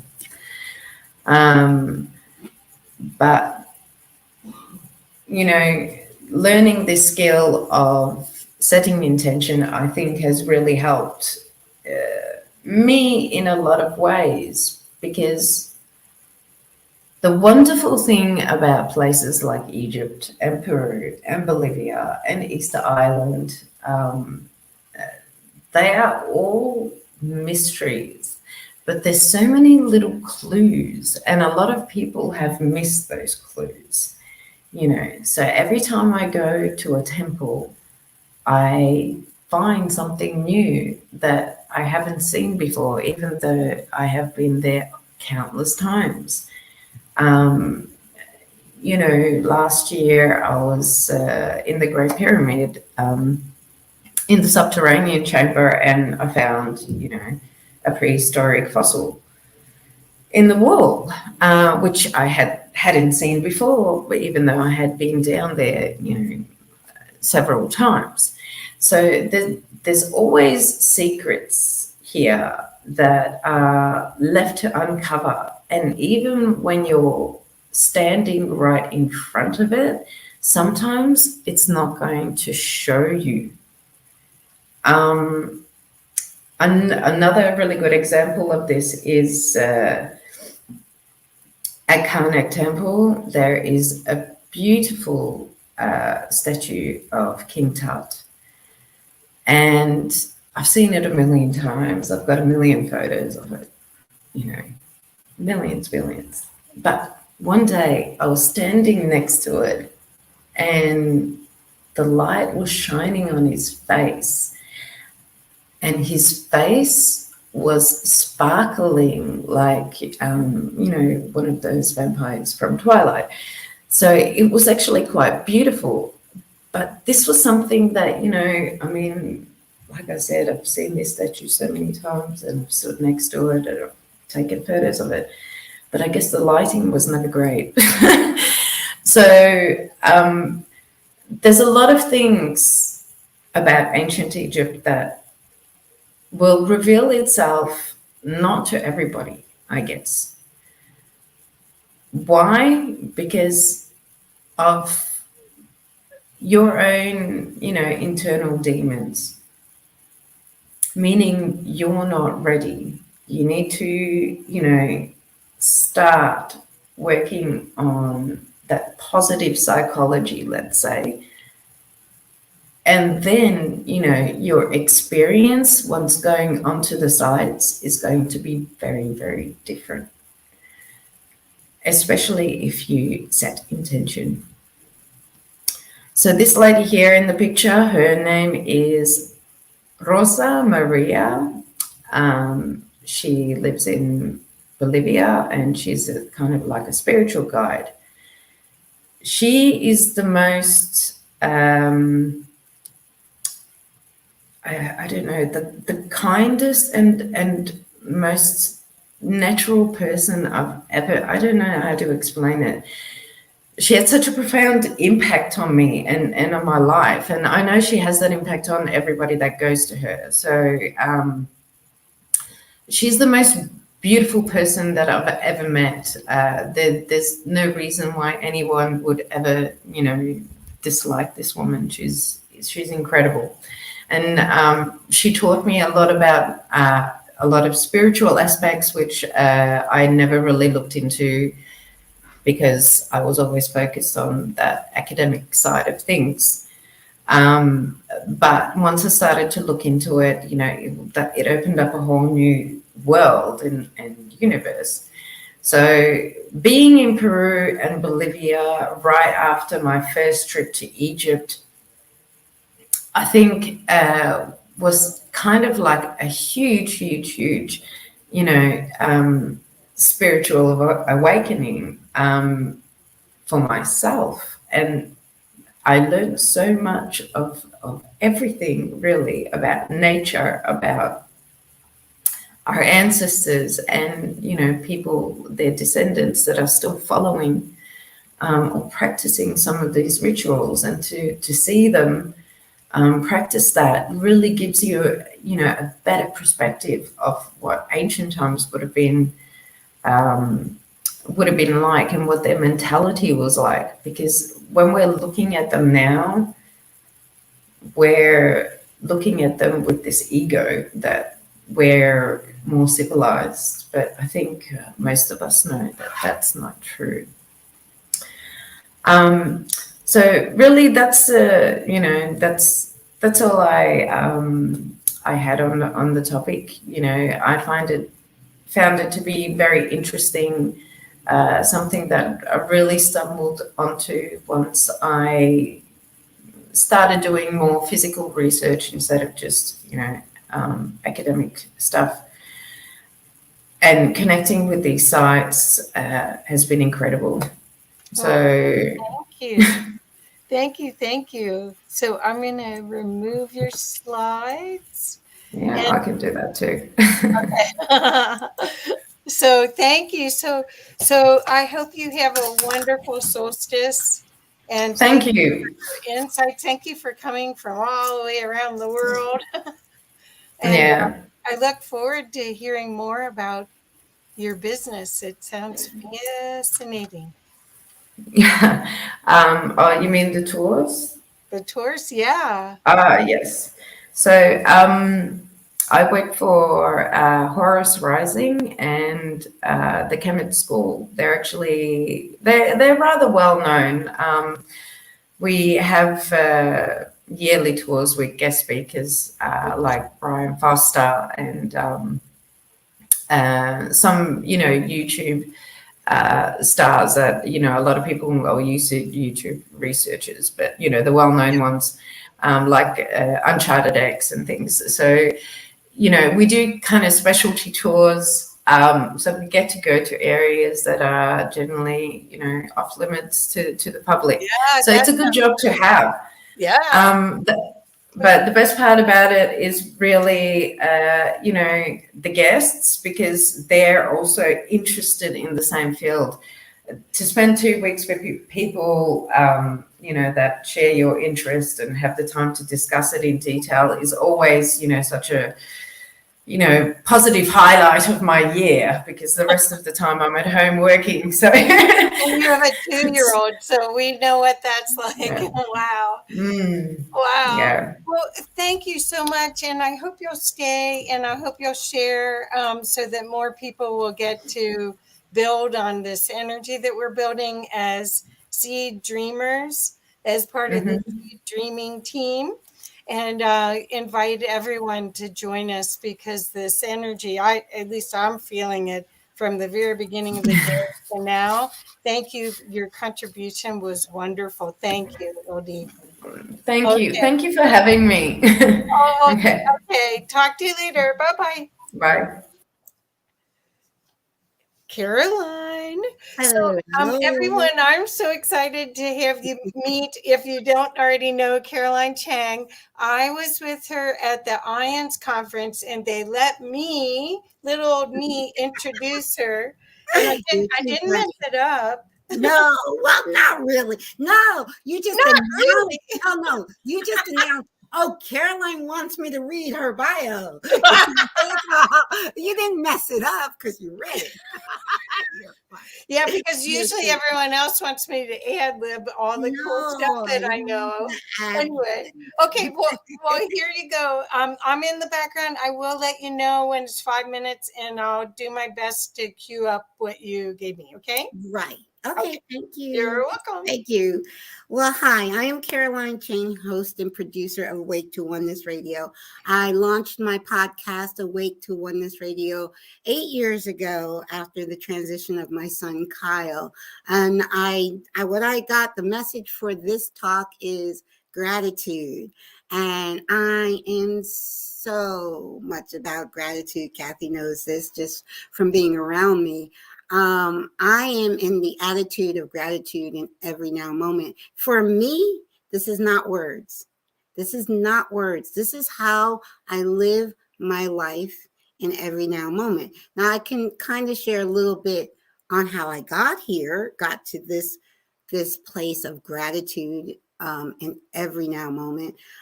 It was my awakening started in 2007, actually, with a film on quantum physics. It was called What the Bleep. In that film, I was reminded, because we're all being awakened and reminded of who we truly are.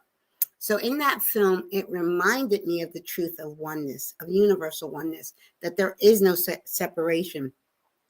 The key sentence that was said by Lynn McTaggart in that film that woke me up, and it was awakening from the inside. It was not from my mind. It was a heart and soul awakening, and that is even hard to put into words.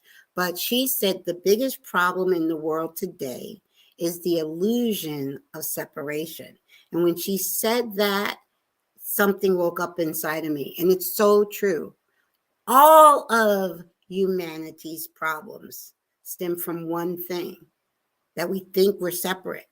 We think we're separate from each other so we can hurt each other. We can go bomb that country across the sea. You know, we can steal from each other.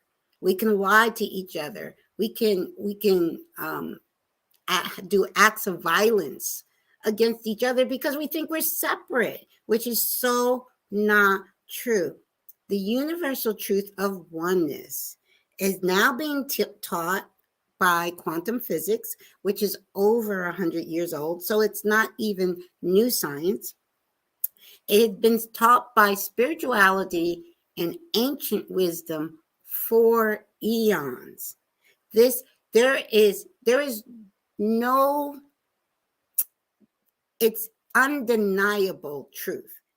The truth of oneness, that we are all one with all that is, God, source, universe, whatever name you want to use, because God answers to every name, but God is not outside of us. So a couple of things when I woke up to the universal truth of oneness, I realized God is not outside of us. I went to Catholic school as a child.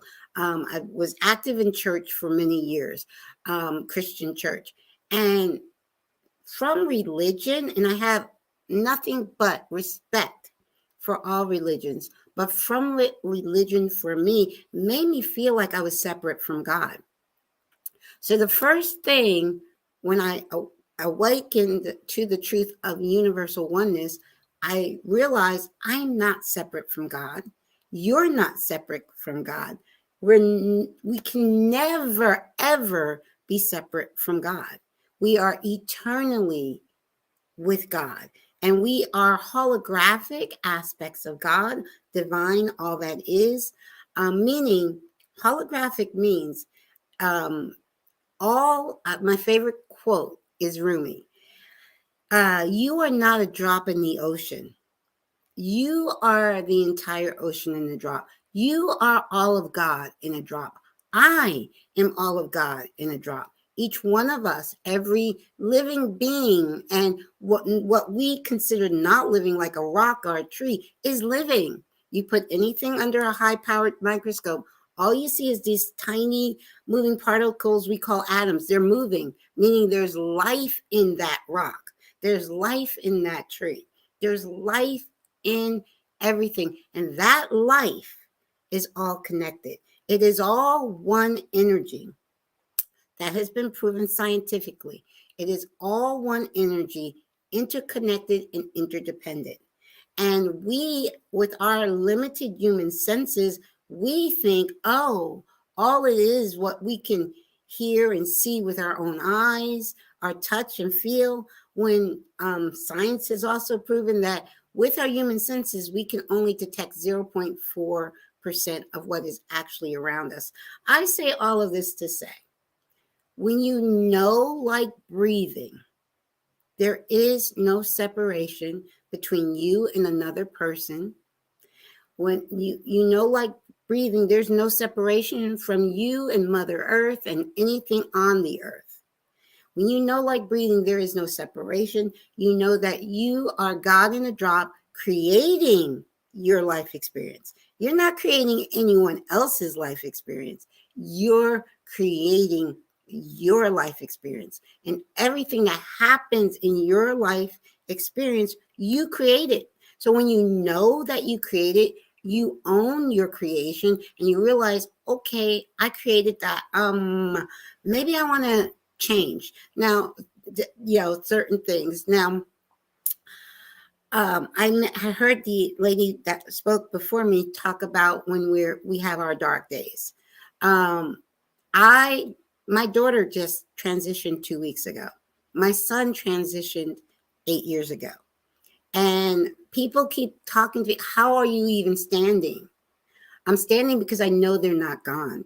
I have physical proof from my son that he's still with me. And now I've already started communicating with my daughter. They're not gone. I know that every soul comes into this life experience in perfect divine timing. I know that every soul leaves this life experience in perfect divine timing. I know it was a soul plan with me and my children. I know it was a soul plan before my birth, that they would leave before me. But I'm here, and anybody that's here in this 3D matrix, we're here for a purpose. And when you know who you are, know it, not just think it, not just think you know it, but know it like breathing. And a knowing cannot be changed like a belief. You can have a belief one day and change it the next day. A knowing, it comes from your heart and soul. When you know who you are as a sovereign, divine being of light, creating your experience, everything that is happening was a soul agreement, and you are creating it. You own that. You don't blame anybody for what's going on in your life. You own it, and you know that it's happening for your highest good. That's the other thing. Everything that happens is happening in my life, is happening for my highest good. And I know that when my son transitioned 8 years ago, I launched Awake to Oneness Radio. That was my purpose. And it took me 6 months to actually, I woke up in the middle of the night 6 months after his transition, and I knew, okay, I got to start an internet radio show. And the title of my show came to me through my higher self, which is Awake to Oneness Radio, because that is what I want to do. I want to inspire humanity to awaken to the universal truth of oneness, because when mankind has awakened completely to that universal truth, there will be peace on earth. We will be living heaven on earth. But the wonderful news is that's where we're heading. We are, many call this the 3D matrix, and some even say we're 4D, I'm sorry, but we're heading to 5D. 5D, the key to the fifth dimension is knowing in your heart and soul the truth of oneness. Knowing that everything, when I think of God, all that is, I think of the yin yang symbol where you have the shadow and the light. Shadow and light playing this dance, kind of. So meaning shadow is not separate from God. The light is not separate from the shadow. The shadow always is a higher frequency, and it always transforms the shadow back to light. And when we raise to that aware, when everyone knows, like breathing, it's all God, it's all one, it's all unconditional love, unconditional forgiveness for another, no matter what they did. You forgive them. You don't forgive for them. You're forgiving for you, but you're knowing that they're just a reflection of you. So you're just truly forgiving you when you forgive another person. But that is the key to the fifth dimension. I know many people listening to this have heard that humanity is going through a great awakening, and we are in the midst of that great awakening. And where we're heading is the fifth dimension, which is heaven on earth. In the fifth dimension, there will be no poverty. There'll be no hunger. There'll be no sickness. There'll be no death. You can choose you won't have the same body. You'll have a body in the fifth dimension. Right now, our body is more carbon-based, and gradually our body is being transformed into crystalline base. So you still have a body, but it'll be a lighter body. But you'll be able to choose when to leave that body or stay indefinitely, because all there is life. See, I can be joyful, a mother that has 2 children now in spirit, And I can be joyful because I know they're not gone. I know there is no such thing as death. I do not use that word, death. There's only eternal life. And I know every soul comes here for a reason and leaves here for a reason. And it's for all of our highest good. I'm still here because it's time for me to do work. And like I said, I was inspired when my son transitioned, and I'm inspired again. And this time it only took one day. The day after I had the burial for my daughter, I woke up that morning with a new mission. Okay. And it's like, okay, I'm on it.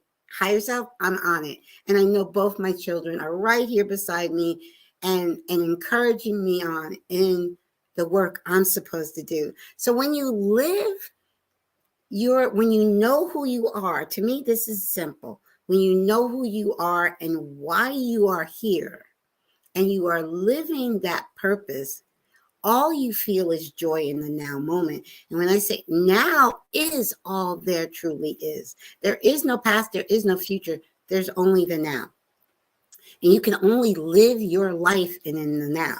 And in my now, I am always embracing gratitude, the attitude of gratitude. And yes, now I still have a human body. See, it's right here, and then, to me, my human body is just a spacesuit to get around in this dimension. It's not who I am. Who I am is a sovereign divine being of light. My body is an avatar. Oh, the second Avatar just came out this past weekend, and my girlfriend went to see it. I was watching a little bit of the making of the new movie, but that's all this body is an avatar.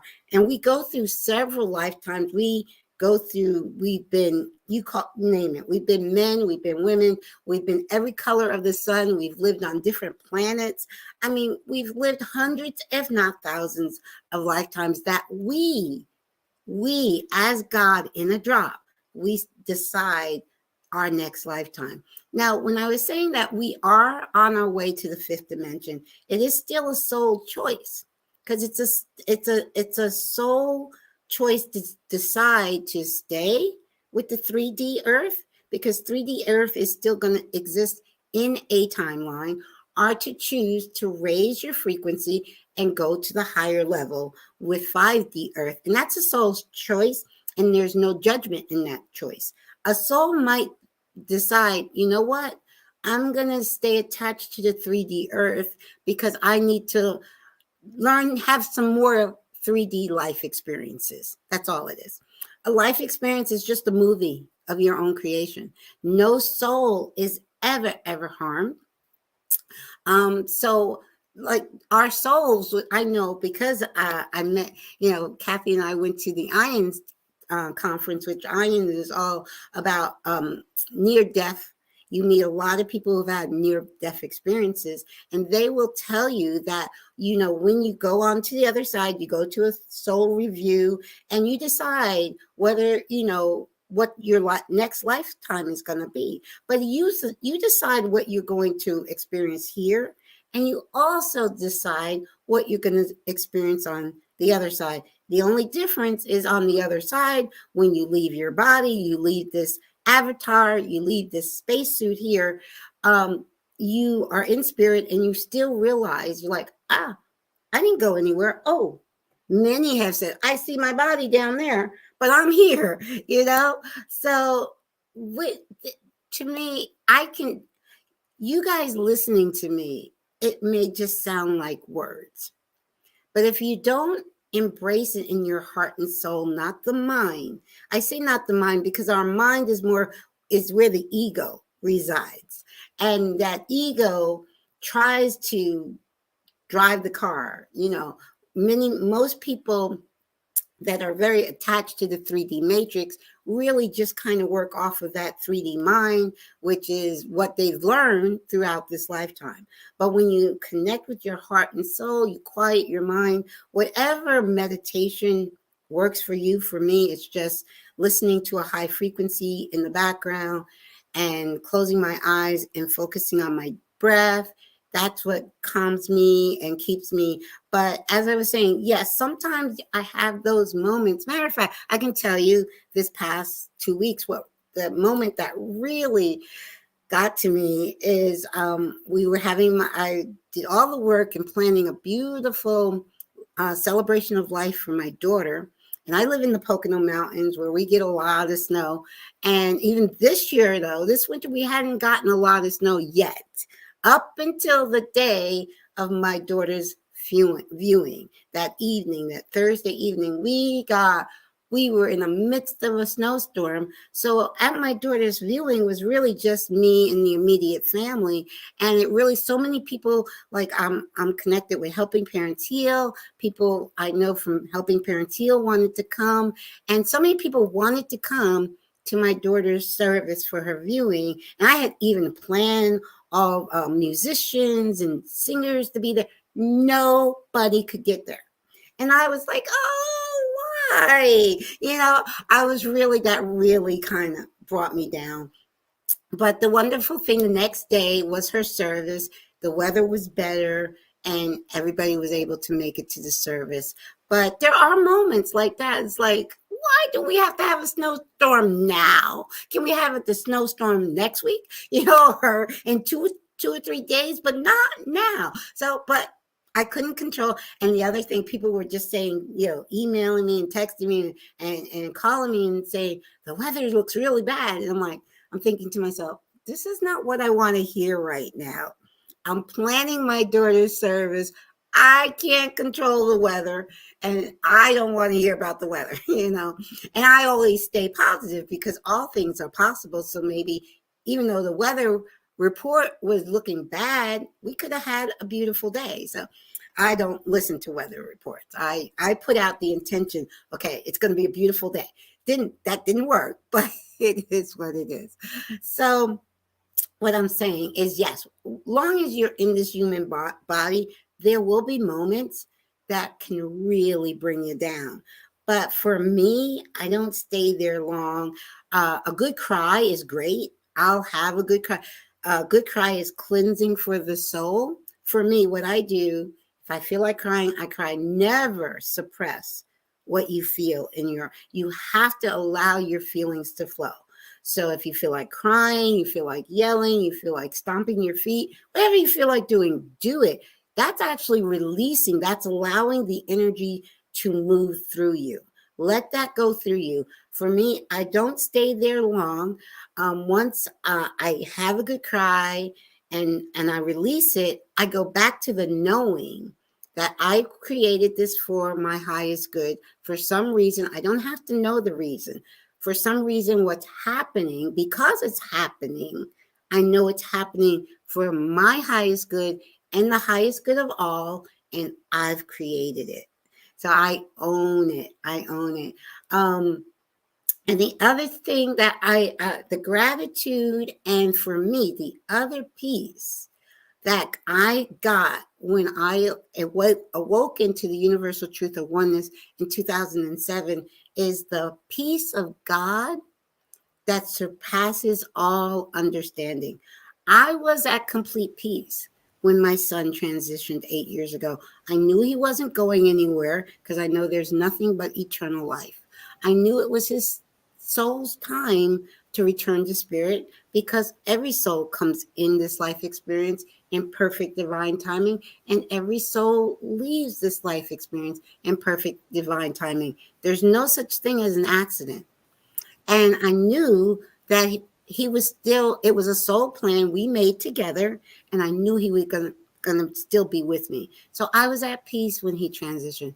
Now my son went through a lot in hospitals, 2 different times in 2011 on life support, and then 2014 on life support, open heart surgery. My son went through a lot, and I know that his body, while it was here, suffered a lot.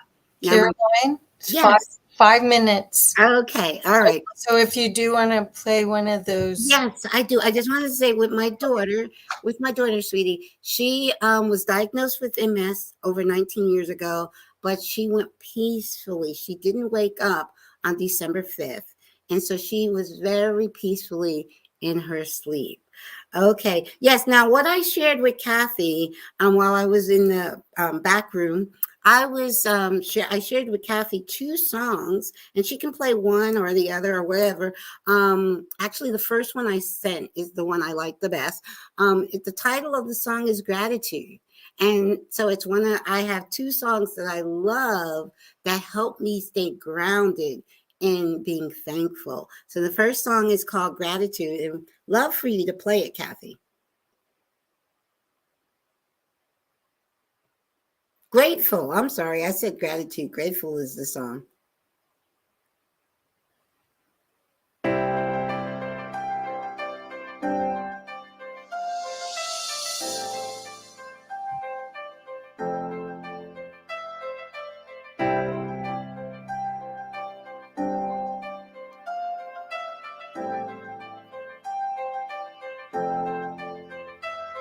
You're my life, you're my breath, you're a smile, you're my guest. You're the earth, you're the sun, you're the grass, you are love. You're my hands, you're a bug, you're my eyes, you're a hug. You're the light in the dark, you're the spark, you are fun. You're my mom, you are water, you're the stars, you're my daughter. You're my friend till the end, you're my dreams, you're my father. You're the ants on the ground, the miracles that surround. I'm feeling it all around, the hemisphere and the clouds. You're my pain, you're my sorrow, you're my hope for tomorrow. You're the strength when I'm hollow, you're the path that I follow. You're the blessings that exist, the small things that are bliss, the gift to realize that all that I am, all that I see, all that I've been, and all that I'll ever be is a blessing.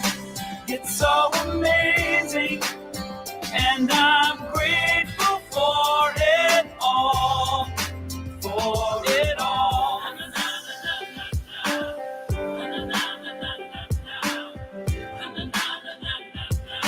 Grateful for it all. You're the blessings every time I try to count. You're the lessons that I learn every time I turn around. You're the water when I'm burned every time I think I found everything I'm looking for. You're the sign saying stop to take a bow and keep moving forward and start looking towards your heart.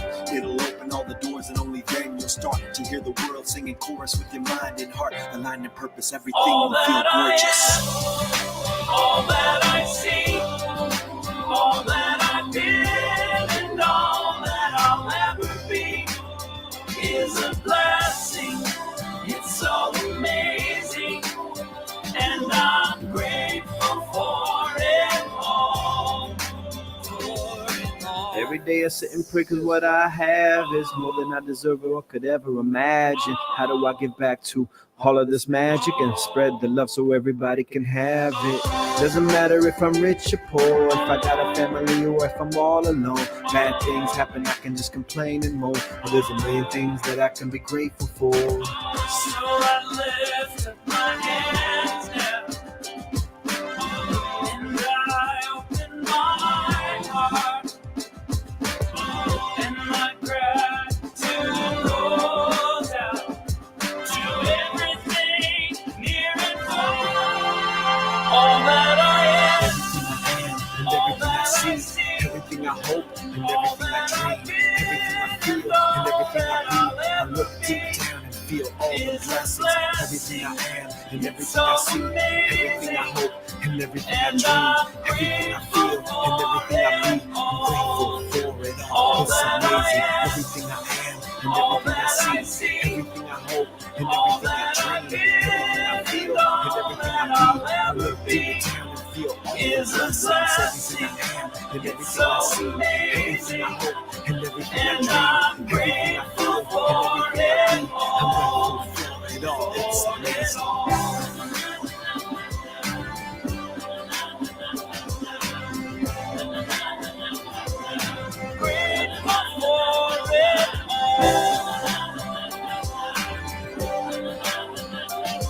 You're the blessings that exist, the small things that are bliss, the gift to realize that everything is a gift.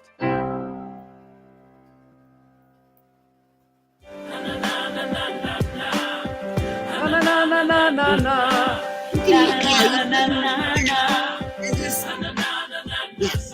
Kathy?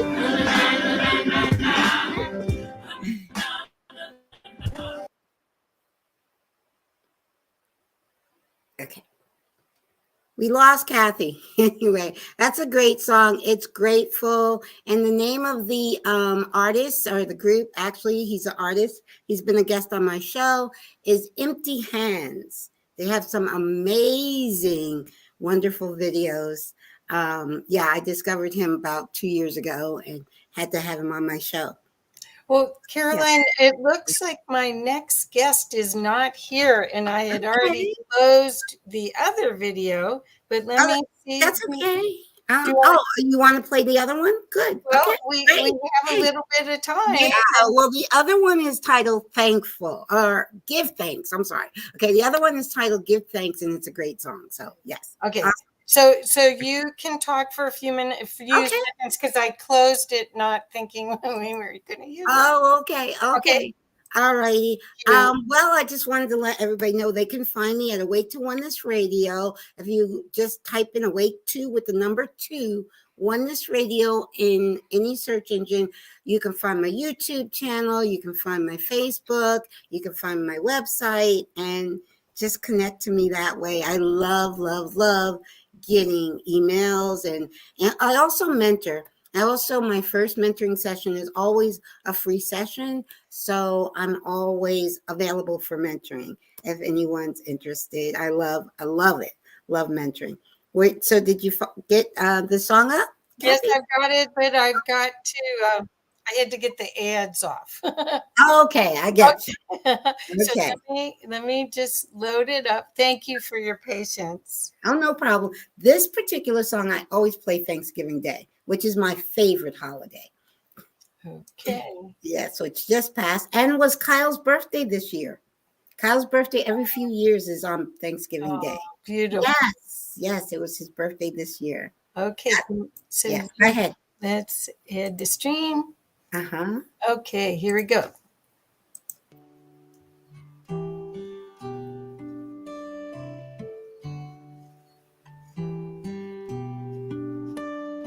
Oh, yeah.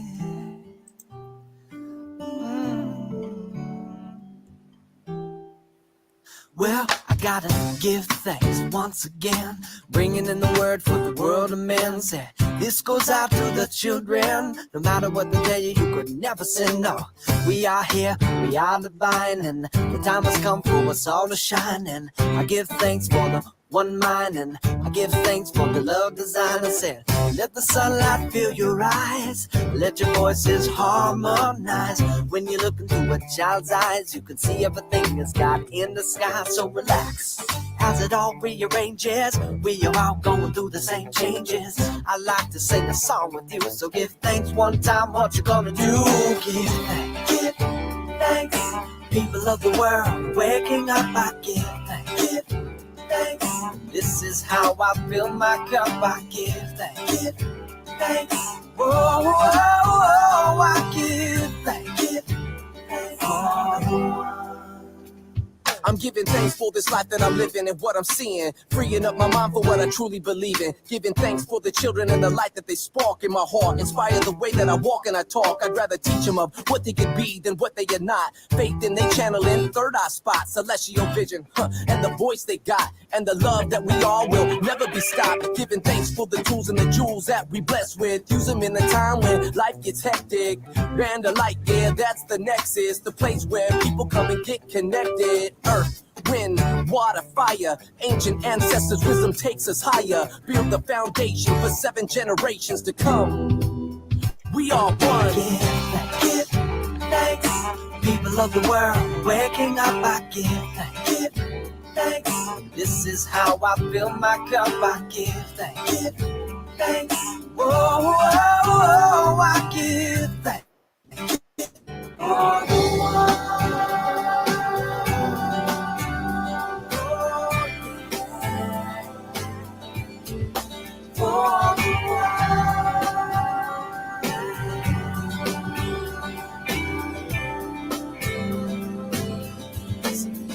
So what you gonna do? What you gonna say? Give thanks for today. So what you gonna do? What you gonna say? Give thanks for today.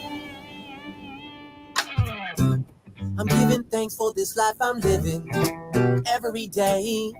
In every way that the journey's unfolding, I hear what you say. Be here today, no need to be holding on. Let go and just carry on. And though our struggles try to hold us down, have faith and turn it around. We believe we can achieve new you coming through, buzzing out of your seat, y'all. It's called growth and elevation. You want new results, so you take new action. New action, new creation. Bring it back to a higher vibration. Love the other non-living things and rejoice in the voice through the song we sing. Give thanks, people of the world, waking up I give thanks. This is how I fill my cup. I give thanks. Whoa, whoa, whoa, I give thanks.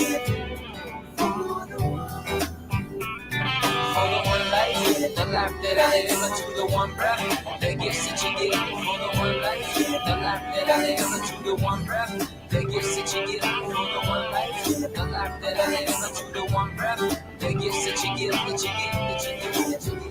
Thanks.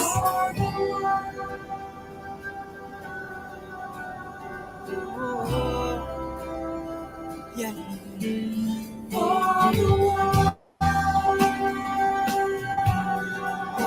da, da, da, da. For the one. Yeah.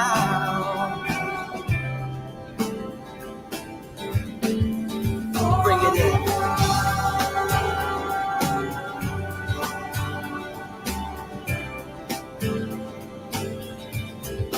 For the one.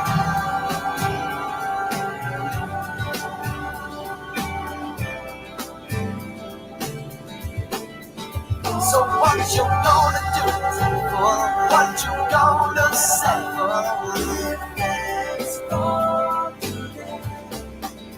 So what you gonna do? What you gonna say? So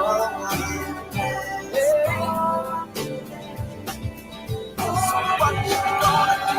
For the one what you gonna say? What's going on?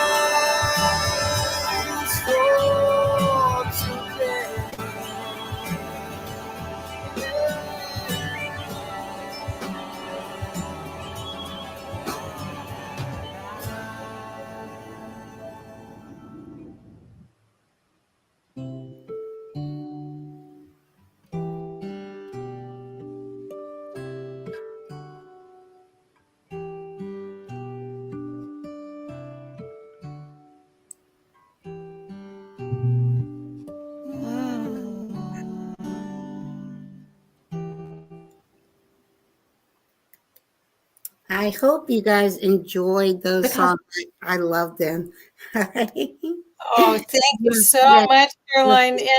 And I'd love to see if you could stay for a little bit. Hopefully. Yeah, Carol is here. Oh, I'm sorry. Yes. I just wanted to, your mic is muted, sweetie, Liz. I just wanted to say one thing for everybody listening. We're all spiritual and we're all on our spiritual journey, but understand for yourself to test where you are on your journey. If you're grounded in these messages, if you're grounded in the truth of oneness, grounded in gratitude, grounded in, who you are as a sovereign divine being, is when the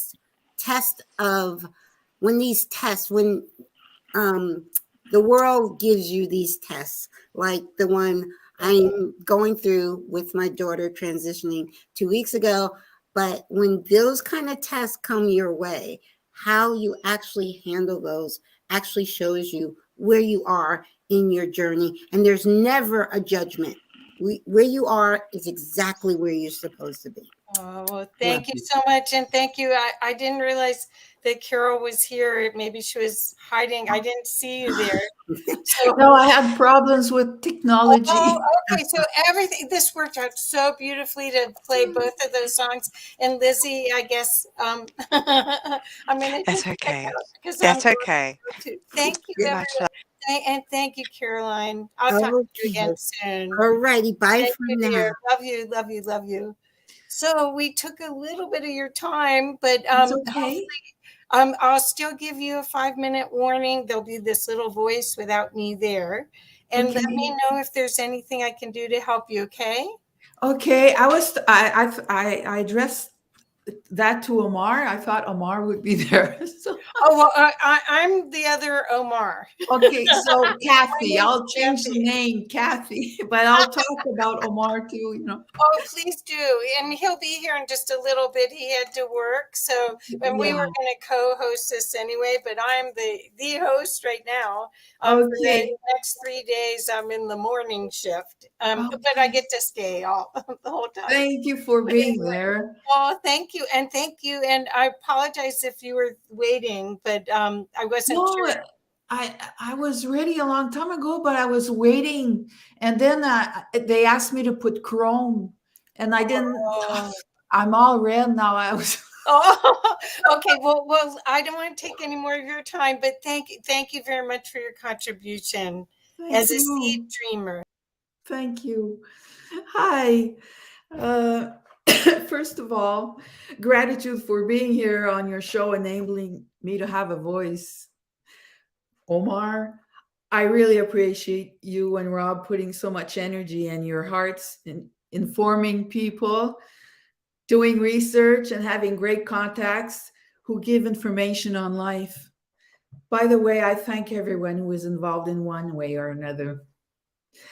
Thank you for believing in people with their experiences and their own beliefs. Thank you for being so open-minded and loving. You create a safe place to express ourselves. Note, I will be naming Jesus. That's how I live it. Some could see it as pure energy or the source, etc. No way am I imposing my beliefs. Grateful for being born. I asked to be on earth to learn as much as I could. Well, I was served to learn and have even more empathy for others. Speaking for myself, I had to experience pretty hard stuff. I always look behind the past year later to find what I had learned and that it could be a positive event for my spiritual growth. It was and still is. My dream was not to have a house, but to get as close as I could to wisdom. Wow, what a contract. Well, I will learn till I die and beyond, and that is quite okay with me. Grateful for protection and guidance. At 8 years old, I wanted to leave this planet, so I asked Jesus to be my father. I needed help. Jesus gave me what I needed to survive throughout all those years of survival. Gave me the guts to believe in my capacities, to get a job in an office, to pay the rent and eat at 16 years old. Gave me all sorts of other capacities. I needed as healthy escape mechanisms that were profitable for my sanity. Art, dance, sports, sensitivity to everything, but most of all, nature. These were my safe places and still are. Dancing, feeling, and improvising. What I couldn't or wasn't allowed to say, I danced it. People discovered a new person on the stage floor. Made me realize I had the right to exist and be accepted. Art, drawings and paintings. I loved painting and drawing people, animals, and nature. Now for sports. Skiing, roller skating, while dancing with the music, flying. I explored so many things. Singing, wow. What a beautiful way to express oneself and release energy. I'm naming all of these things because I am so grateful. I have my whole body and soul as a wonderful gift to express myself. And I take care of it the best I could, for I appreciate it. I never take it for granted. Art and music especially prevented me from taking drugs to ease my pain. No words to describe. So grateful I kept away from it. I'm sure Jesus guided my choices, even if I wasn't aware of it then, and how much he was protecting me. Grateful for having a wonderful, sensitive son. When I was 12, I seemed dramatic, but that is what it is. I asked Jesus that I didn't want to die before I experienced giving birth and loving a child. That is the most amazing experience in my whole life. It is also the best experience to learn about yourself, because a child's pure soul really makes you see yourself like in a mirror. Sometimes I was so surprised, asking myself, is that really me doing this? Being discouraged of how I was reacting sometimes. Oh yes, it was. And I was able to change it. And I am still learning. When I had my son, I told Jesus, well, now I can't die. He still needs me till he's 18. So unconditional love. No words to describe how strong it is. Now, recently, so grateful. After so much work on myself, I began to believe and trust in life again. I am so grateful for my doctor, who helped me find and recognize my own path and believe in it. I am so grateful for Eckhart Tolle for teaching me the present moment. I stopped being in my brain and enjoying the present moment. Changed my life, being aware that my contact with my soul gives me my answers. I'm so grateful for friends as well as my own son, showing me that different paths do exist. I'm so grateful for having hours of amazing discussions on life with my son. Love him. And I am so grateful for someone making me see and discover and accept who I really am in my soul and to believe in myself. What scared me so much while I was young, feeling things and seeing manifestations that gave me the creeps, because I didn't understand who I really was, because it was not accepted to talk about these things. Today, I am proud to say that I am a medium and learning to explore it, and an artist with hypersensitivity. I really appreciate, having this gift of being a medium that everyone has, but doesn't know it or is not ready to explore it yet. And it's quite okay. To make a story short, being hypersensitive and being able to feel every form of energy around me, I needed to move from where I lived with all that dense negative energy. It was making me extremely sick. I'm so grateful being able to communicate with my guides, angels, etc. I knew then that I was not alone and that I had a purpose. It made me believe in life and trust the help they would give me. I practiced a lot of automatic writing, connecting to them to get my answers. When ready to change my life, I began packing for months without even finding a rent. Too expensive. One day you see a rent that is available, the next day, gone.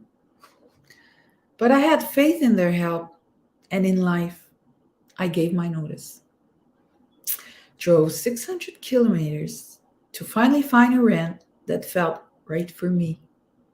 I had asked my archangel to guide me there and told my important criteria to be happy there. and to reserve the right rent for me.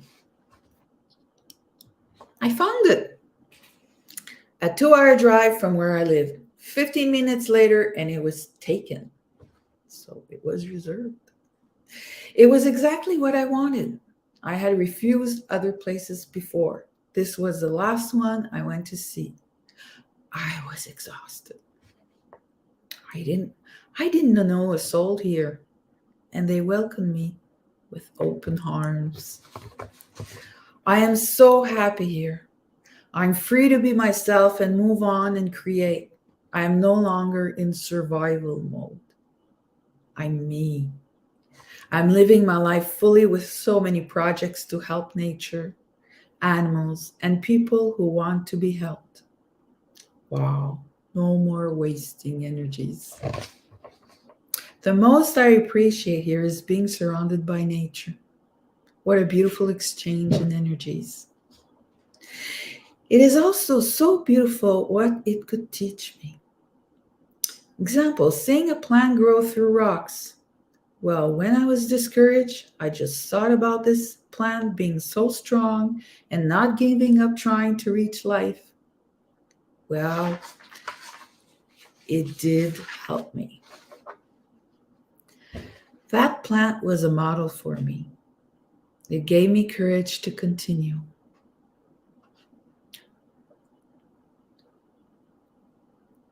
They were, sorry, I looked at the time. Again, I am so grateful for my guides, archangels, etc.'s help. They will always be there for me if I continue doing what I needed to do and ask. They are not allowed to help if you don't ask for help. Now, to stay well, when I lived in my other home, I focused on a course called Professional Animal Communications. I'm also studying how to communicate with nature. I have so far amazing results. And I am Reiki Master since 25 years now, since 1997. Very grateful for Reiki. It helped me get through so many events. I am so grateful for these animals, nature, and persons that believe in energy. I am so grateful for what a dog taught me, my cat, horses, and even some trees, for some are great guides. We are all interconnected in this magnificent energy. It's only up to us to explore it, to help where help is wanted. I'm so grateful to be me, interacting with all this beauty. I'm grateful after hard work to at last be where I am supposed to be, to help myself and others. Not that it is finished. I am now learning tarot, etc., and life will teach me much more. My goal is to help others be aware and help them if they desire to. Well, that's what I wanted to say to you. I spoke a little faster because I thought I was missing some time. But I could tell you, since I moved here, I've been going in nature and talking to trees. And it's incredible how everything is interconnected. And they can give you messages. And when you feel them, you have very strong messages to help yourself go through everything. And you're not alone. So I wish, like here I was saying, like if you want to like play in the snow, I have a page, I don't know where it is. Play in the snow, have fun, you know. Just enjoy life. All the small things with people you love. Gratitude for all the love you can receive. My goal is to reunite all these different capacities and still believe in myself, because I still have so much to learn. I'm so grateful to be alive and have the possibility to learn and to help. Thank you, life, for having my own garden after all these years waiting for one. Oh, I'm so grateful for the beauty of nature. Have fun in the snow and admire the migrations of the millions of birds That would be another 30 minutes, even hours, expressing my gratitude for how nourished my soul is in it, being in awe amongst nature's amazing energies and wisdom. Nature is a great teacher if you take the time to observe it and feel it with all your heart. Thank you for listening, and have a great life.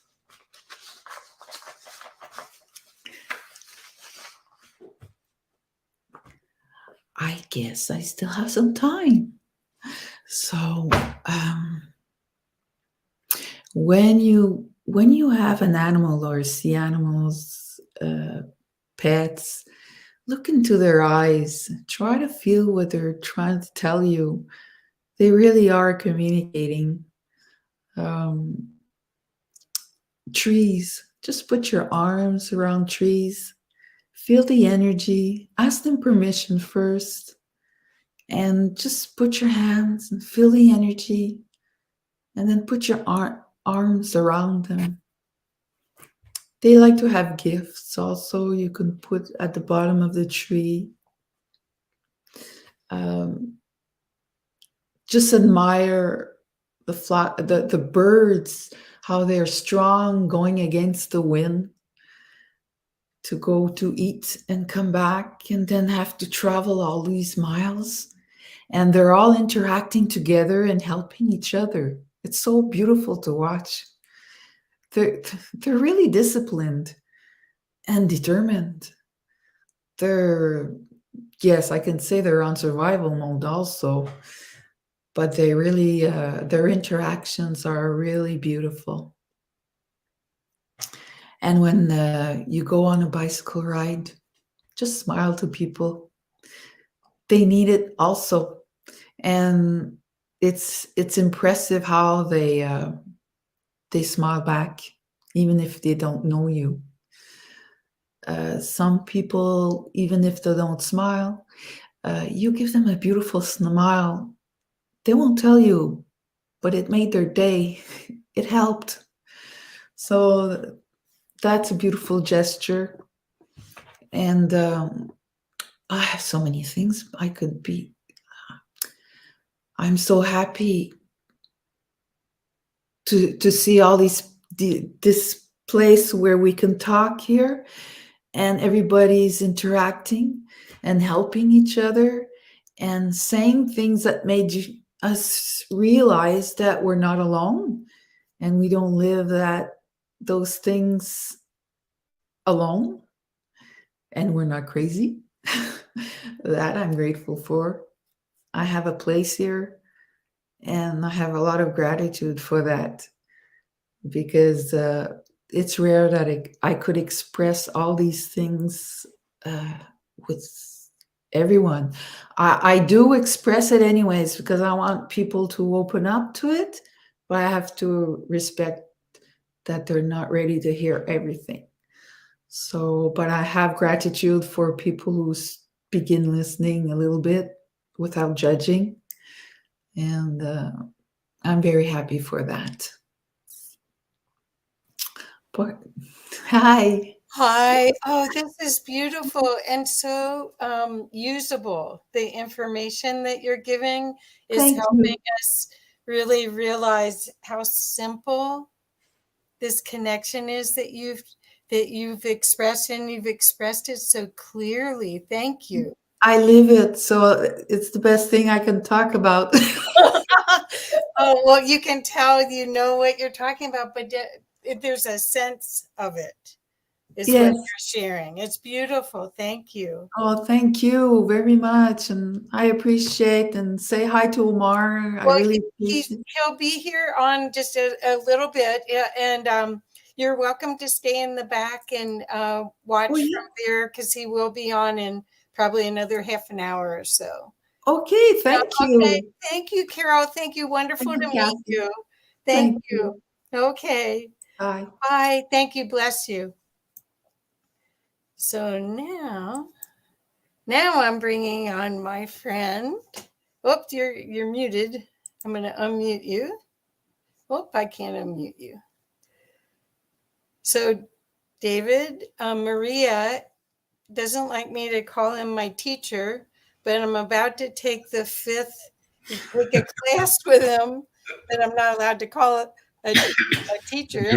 You're allowed to do whatever you want. Called Freedom from the Known. How about that, you guys?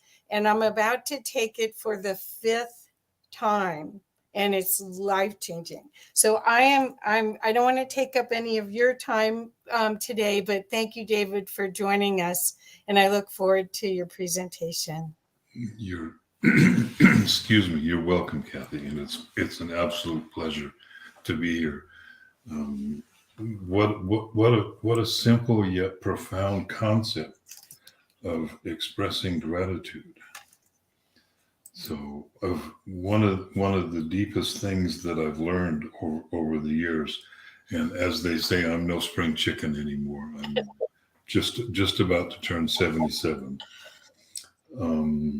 Not that has any bearing on anything, but one of the most profound things that I've learned is to accept things as they are.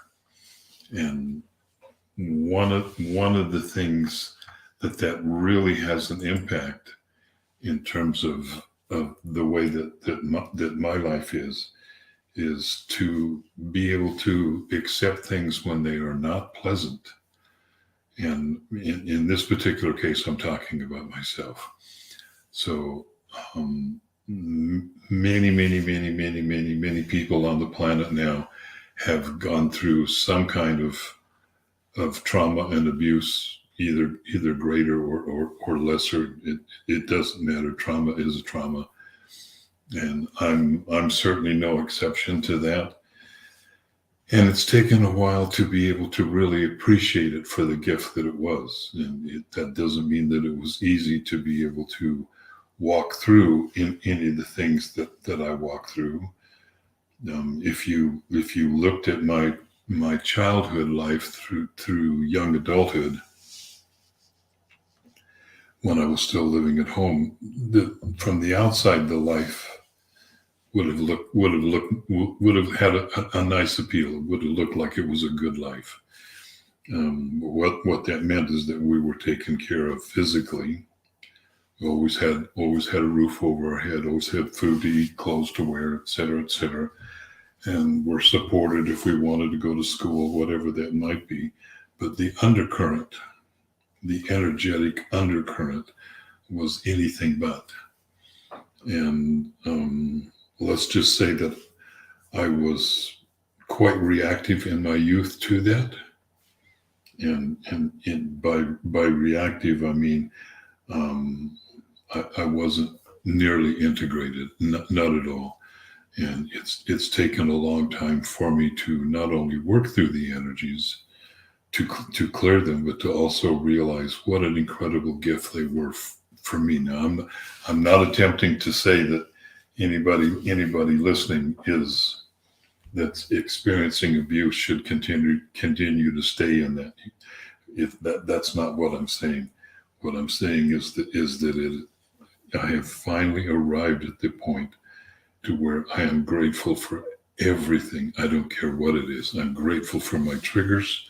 I'm grateful for if I get stressed about something, because it shows me exactly where I am internally inside with my own energy. If I'm really congruent in the moment, nothing much bothers me. Most people that know me will agree with me when I say I'm one of the calmer people that they know.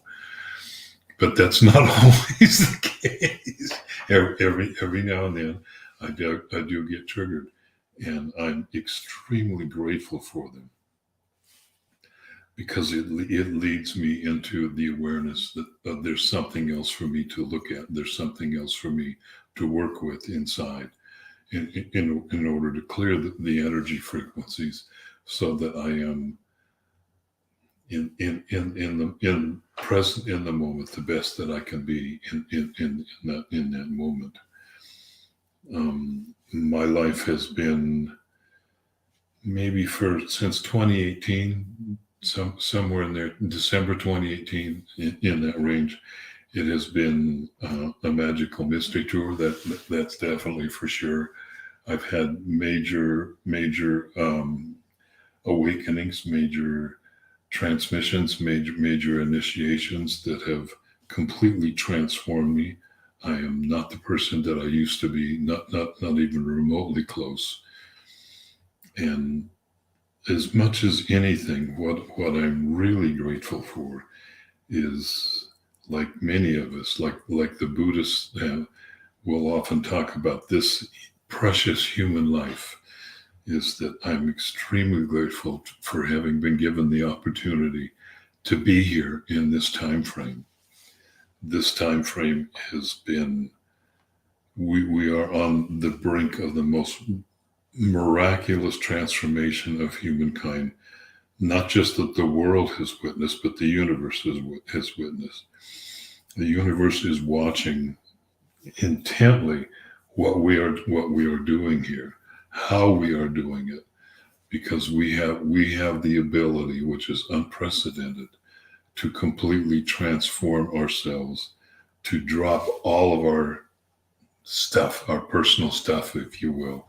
That doesn't mean our personality or quirkiness, but we have been given this precious opportunity to transform ourselves and remember, not that we're connected to God, but remember that we are God. And I don't say that lightly. If somebody claims to be God and they think they're the only one, they usually end up in a mental institution someplace. But when you know you're God and you also know that everybody else is also, that's a completely different concept.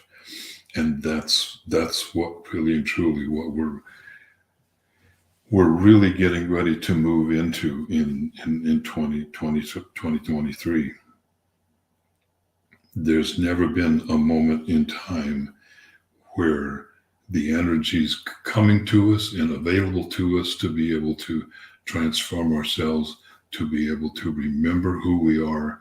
And I do mean really and truly, not just remember, but know it deep in the center of your heart, and really shed all of the personal things, because we all have them, don't we?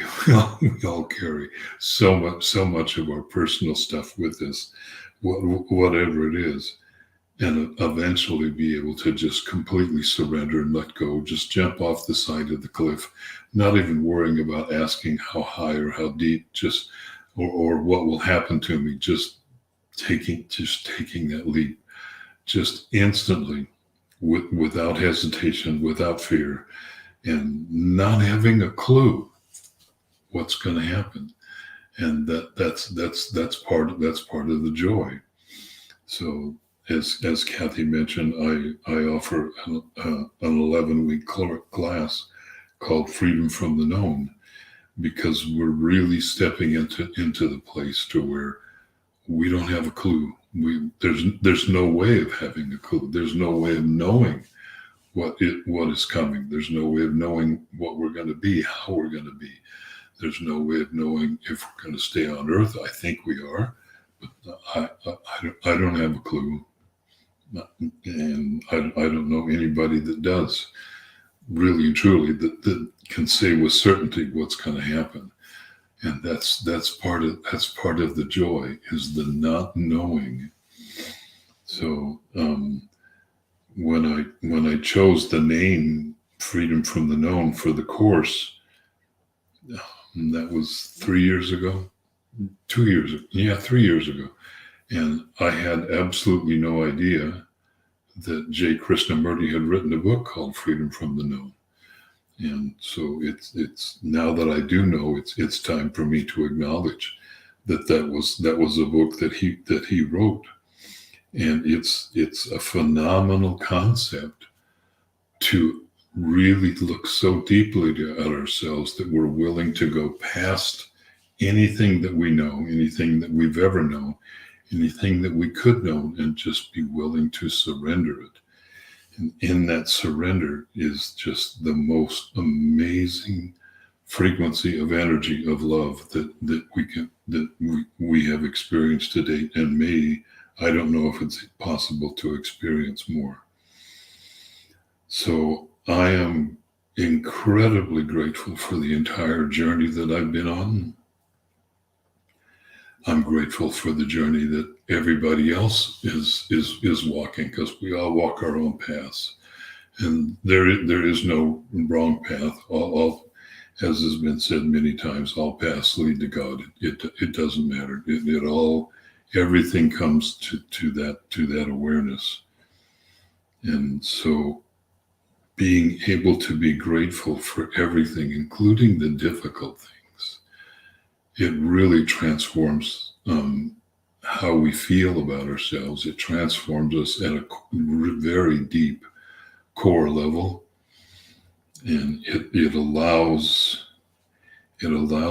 ourselves to not really care. Like, for example, I don't care who I am. It doesn't matter who I am. I'm just me, and I allow myself to just be. And in that I allow myself to experience myself as I am in that moment. And sometimes that's just utterly amazing, and other times not so much. But we're all still human, or at least I'm still human. I can't speak for the rest of you. Maybe you're transcending the humanness. I don't know. I only know what is within the realm of what I experience in terms of inside myself, what I experience in terms of my connection to Source, my connection to the Creator, and how it expresses itself as it flows through it, because it flows through us as us. So for everybody watching, you are in essence the expression of the Creator that you are. And it's absolutely perfect.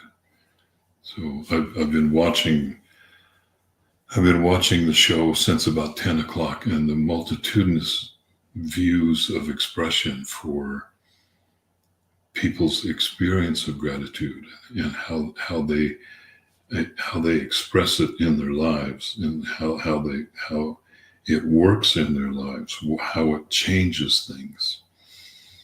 Especially if you can be grateful for the things that, shall we say, are not a whole lot of fun. The more that we can do that, usually is indicative of the more that you have, or that we have finally transcended our personal selves and our personal egos. Some of my friends tell me that I don't have any ego left, because I will share the most embarrassing things that you could think of with friends or in public. It doesn't matter to me. If somebody can get a laugh from something that I did or didn't do that was embarrassing, fabulous, then it increases the amount of laughter in the world. And as Abraham says, laughter is one of the highest forms of alignment that there is. So if I can share embarrassing stories about me, which I'm not going to do today, those are usually more just personal with people.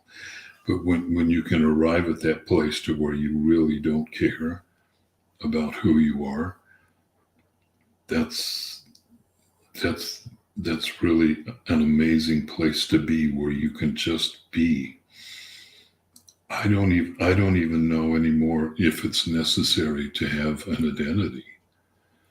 That you can so completely surrender yourself. And by yourself, everybody here listening knows exactly what I'm referring to. It's referring to your personality, to your ego, to your sense of well, I'm right. If getting to the place to where you can surrender to that is just, oh my God, it's so incredibly beautiful. And I'll apologize. I don't stutter. I really don't, but I do. I have, for some reason, the way that my voice works is that I repeat things multiple times before they come out, and it's really funny to watch it. And I if I had an explanation, I would gladly share it with you. But it's definitely funny, or at least it's humorous to me. So one of the things that I would like to share is that all of this last year, all of 2022 has been mostly devoted to internal cleansing, to not only of the physical body, but also of the emotional and the mental bodies and the spiritual bodies, gradually shedding all of the layers that are just superfluous, that mostly are the only thing they do is prevent us from direct connection with Source, with the Creator. And the next couple of weeks through the end of the year are probably going to be even more intense because everything is coming to a head. But 2023 is going to be a really, really big year. And I say that in the context of if you're ready, and not everybody is. And there's no blame or judgment in saying that. It's mostly just an awareness that not everybody is ready to take big leaps. Not everybody's ready to jump off the side of a cliff with no hesitation. But 2023 promises to bring phenomenal transformational energies to anybody that is in tune with them, and they're present and available to everybody. Everybody is feeling them, even if they're completely unconscious and they don't have a clue what's going on. And even more, they may be feeling them, and instead of being receptive to receiving them and letting their heart begin to soften, let grace come in, that they bounce back the other direction and decide that they really want to repeat the third grade again and want to stay back another year. So when we encounter people that are like that, and there's a lot of them on the earth right now, it just brings up, for me, it just brings up compassion, because they just don't know, unfortunately, and so they're stuck in a loop that they don't know how to get out of. And that's where our ability to stay completely and totally centered in our hearts and always just let our light shine. And trust me, I'm not preaching here. I fall short of that on occasion myself. And sometimes it's in, shall we say, a very public way, and that's okay. I'm certainly not sitting here in front of all of you and claiming to be perfect or that I'm totally cooked. I'm not. But I am cooking, as they say. The pot is rapidly boiling. So those of you that know me well know that occasionally I will tend to ramble, which is what I'm feeling that I'm doing right now, is rambling a little bit. It may seem a very simple and easy thing to talk or to speak extemporaneously for a half an hour, but a half an hour is quite a long time to just speak from your heart. So, as Kathy mentioned a little bit, I offer a very deep course of transformation called Freedom from the Known. There's another class of it beginning to come up on January 7th. The next class will start. It's 11 weeks. And it is a deep, deep, deep dive into consciousness. And it is a process designed to activate you or stimulate you, awaken the Kundalini life force at the base of your spine. And it's then combined with clearings to shed the old superfluous layers that we're holding on to and get rid of them. And so there's kind of a combination of clearing and activation, and clearing and activation, and clearing and activation in succession with each other, designed to bring you to the remembrance. I don't even like the word awakening anymore, because how do you awaken to what you already are? We're just remembering who we are, and we've forgotten that. That's the whole point of being here on Earth, is when we come here, we forget. When we come here and we're first born, we still have, most of us still have, for a little while, full multidimensional awareness. And then those connections begin to gradually, over a fairly short period of time, begin to be cut loose, and we don't remember anymore. And so we're just on a journey. We're just walking home with each other. Sometimes you get to walk in front, sometimes I will get to walk in front, but most of the time we'll just walk side by side with each other. There's a wonderful African proverb or saying that if you want to go fast, then go alone. But if you want to go far, go with others. And so for those of us that know, that have remembered, or are maybe a little farther on the path of remembering who we are, then we don't just run off. We stay to walk with others. And that seems to be how it's always been, that if you're blessed with awareness and blessed with remembering, then the next blessing that comes with it is to share that with others and be able to help them with a little more information. Thank you, Ronnie. That's very kind of you. And another thing, Kathy, can I share a screen? Not easily. What would you like me to do? Put on?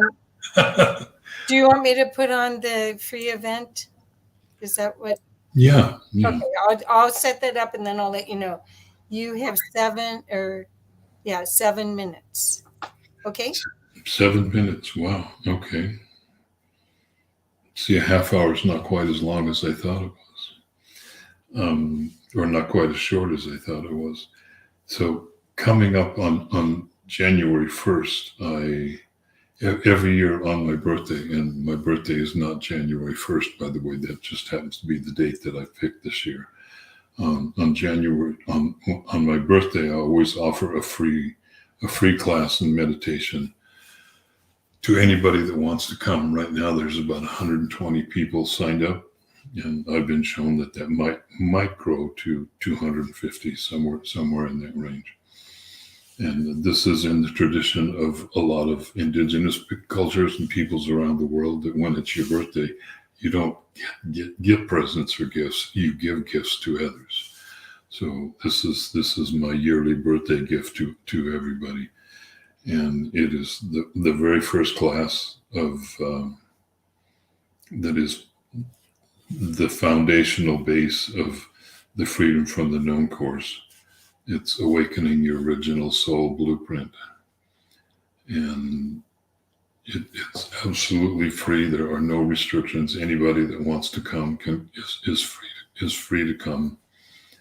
It's just it would be a joy to have all of you come and share your presence and your energy and your love and your heart with everybody. And then the next week, as I mentioned, will be the beginning for the Freedom from the Known course, which is a deep dive. So I look forward to sharing with any of you and all of you if you're free to attend. And if you're not free to attend, if you still sign up, there will be a recording that's available to be able to send out. And I'll get that sent out within a day. So even if you can't make it, you still get the benefit of coming, because it's still the group energy once you get to begin to work with a group. And I really like to work with larger groups, because the energy becomes exponentially beautiful and strong and powerful and just filled with juice. So I am incredibly grateful just to be here, sharing my presence with all of you and feeling your presence in the background coming back to me, because it's very palpable. It's very easy to feel it. And I really, really appreciate everybody that is here. I'm incredibly grateful for every person that is here right now. I'm grateful for the energy that I can feel streaming from you as it flows around you, and it flows and connects with everybody that is currently online. I don't know how many people are here, Kathy, but there's more than a few. Yeah. But it's not just that. It's that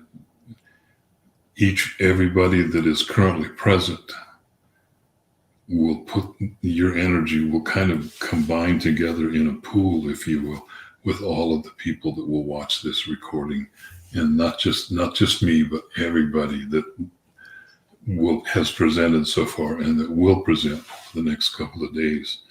Everybody's energy begins to connect to each other, because, as has been said on multiple occasions, there is no separation between any of us, because we are all that.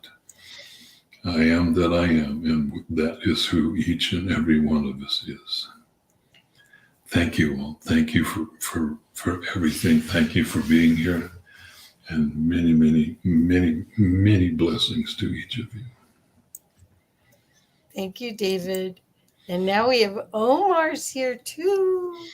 Omar, can you unmute? You need to unmute, dear. Hi, David. Thank you very much. Nice seeing you again.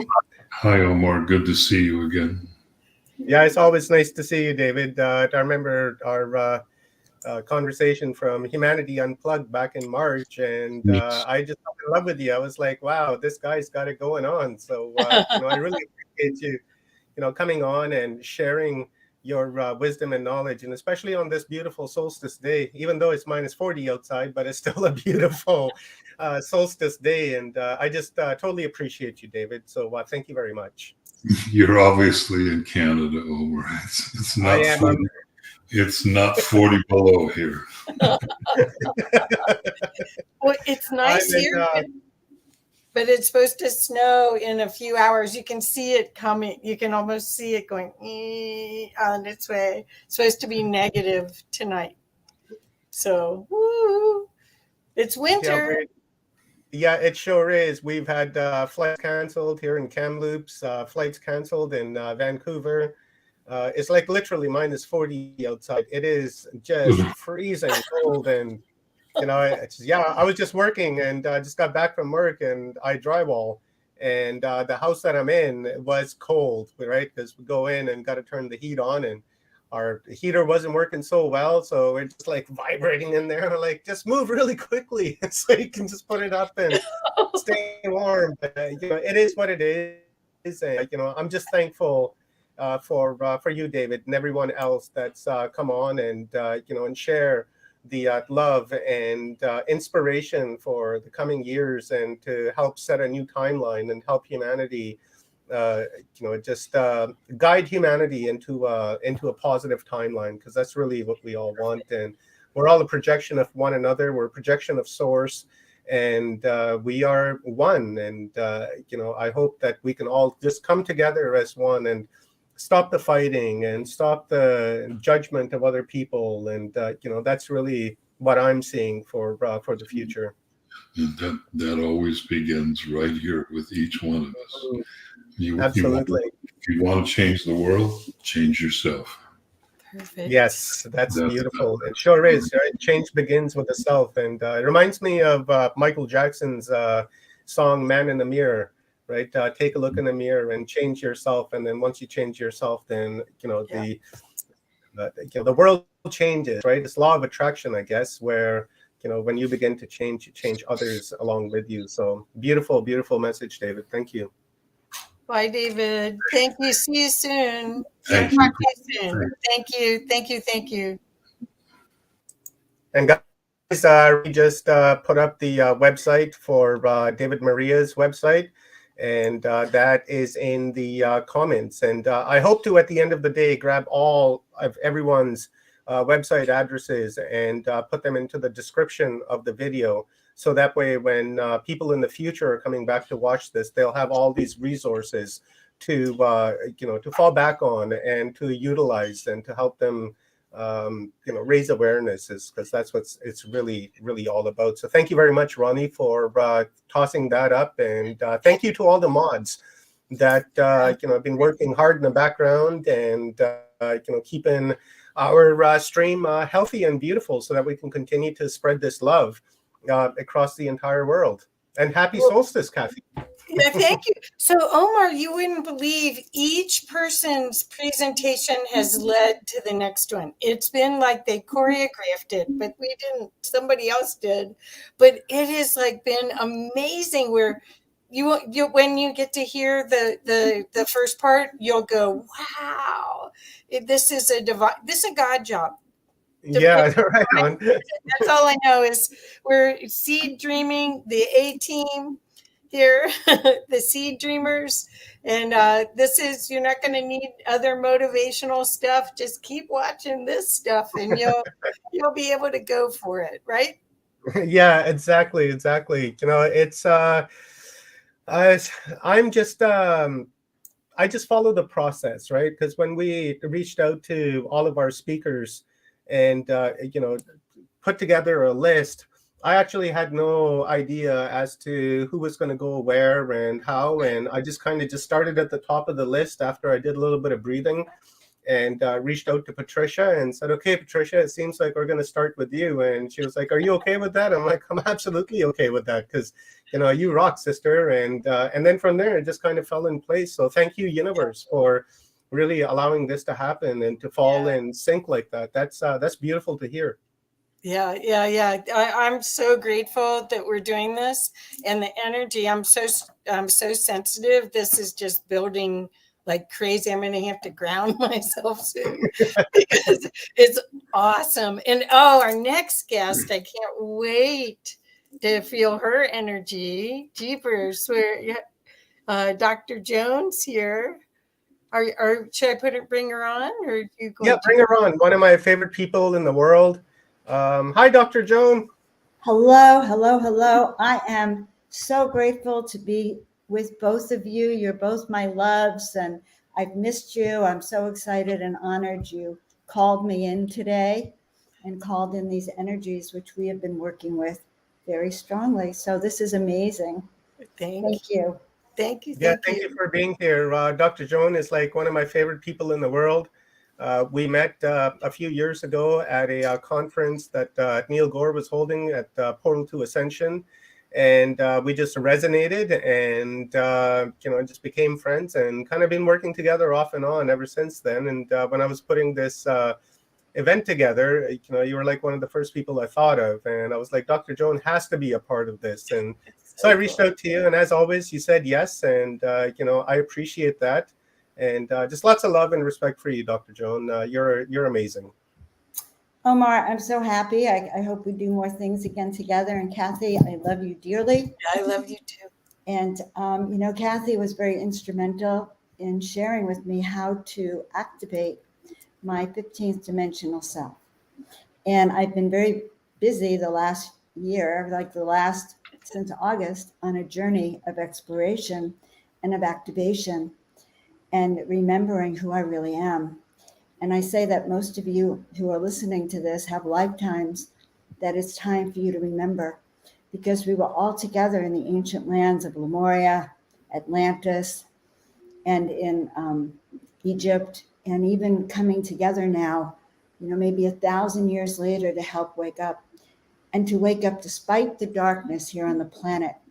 So I'm here to today share how the goddess Hathor taught her people how to invoke gratitude.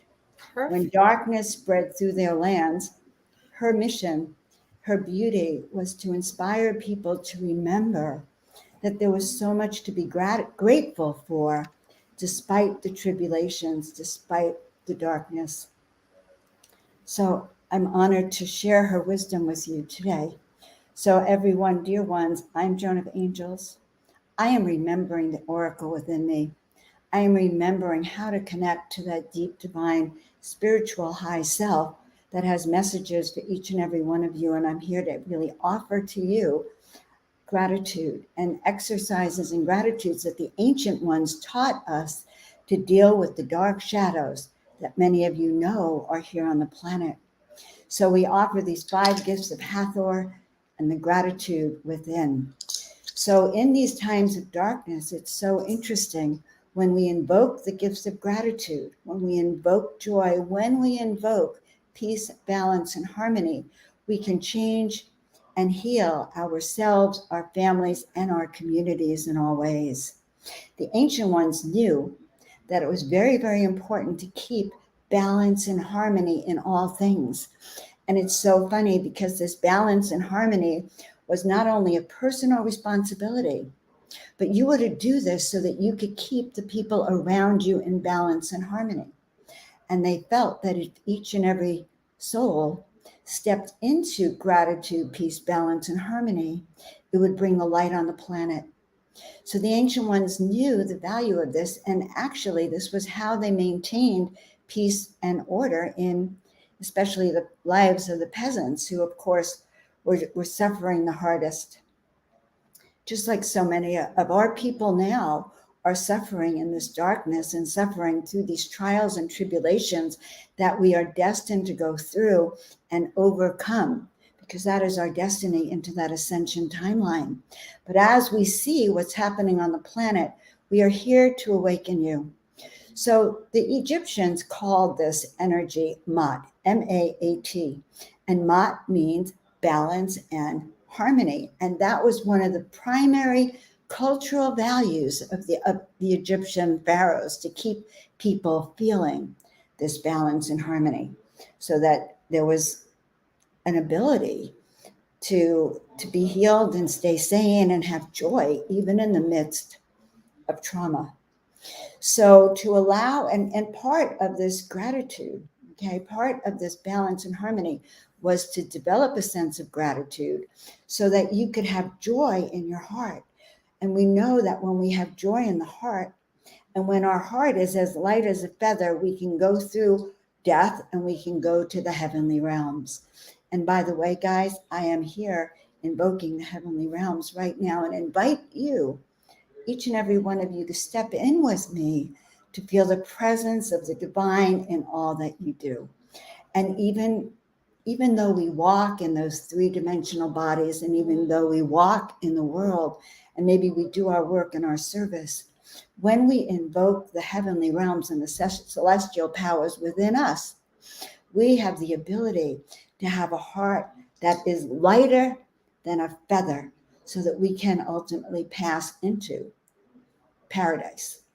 Now, the opposite that the Egyptians said of gratitude was something called ingratitude. Not like being ingratitude, but it was one word, ingratitude, like ingracious. And that was considered a gateway sin, which actually opened up your soul to doubt, distrust, envy, bitterness, and self-centeredness.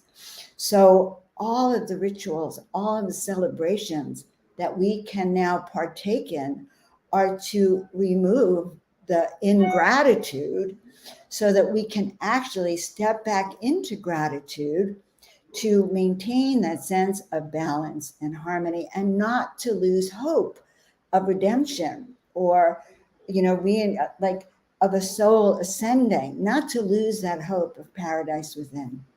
So today we are going to share with you the rituals of the 5 gifts of Hathor. And these are oral traditions. You won't find them in any written places. But these oral traditions of Hathor, I think you're going to really like, because I was so blown away. Which these gifts of Hathor encourage gratitude by reminding us how to be thankful despite the hardships that we have endured. And I want to acknowledge that there have been hardships for each and every one of us now in a way we never even envisioned.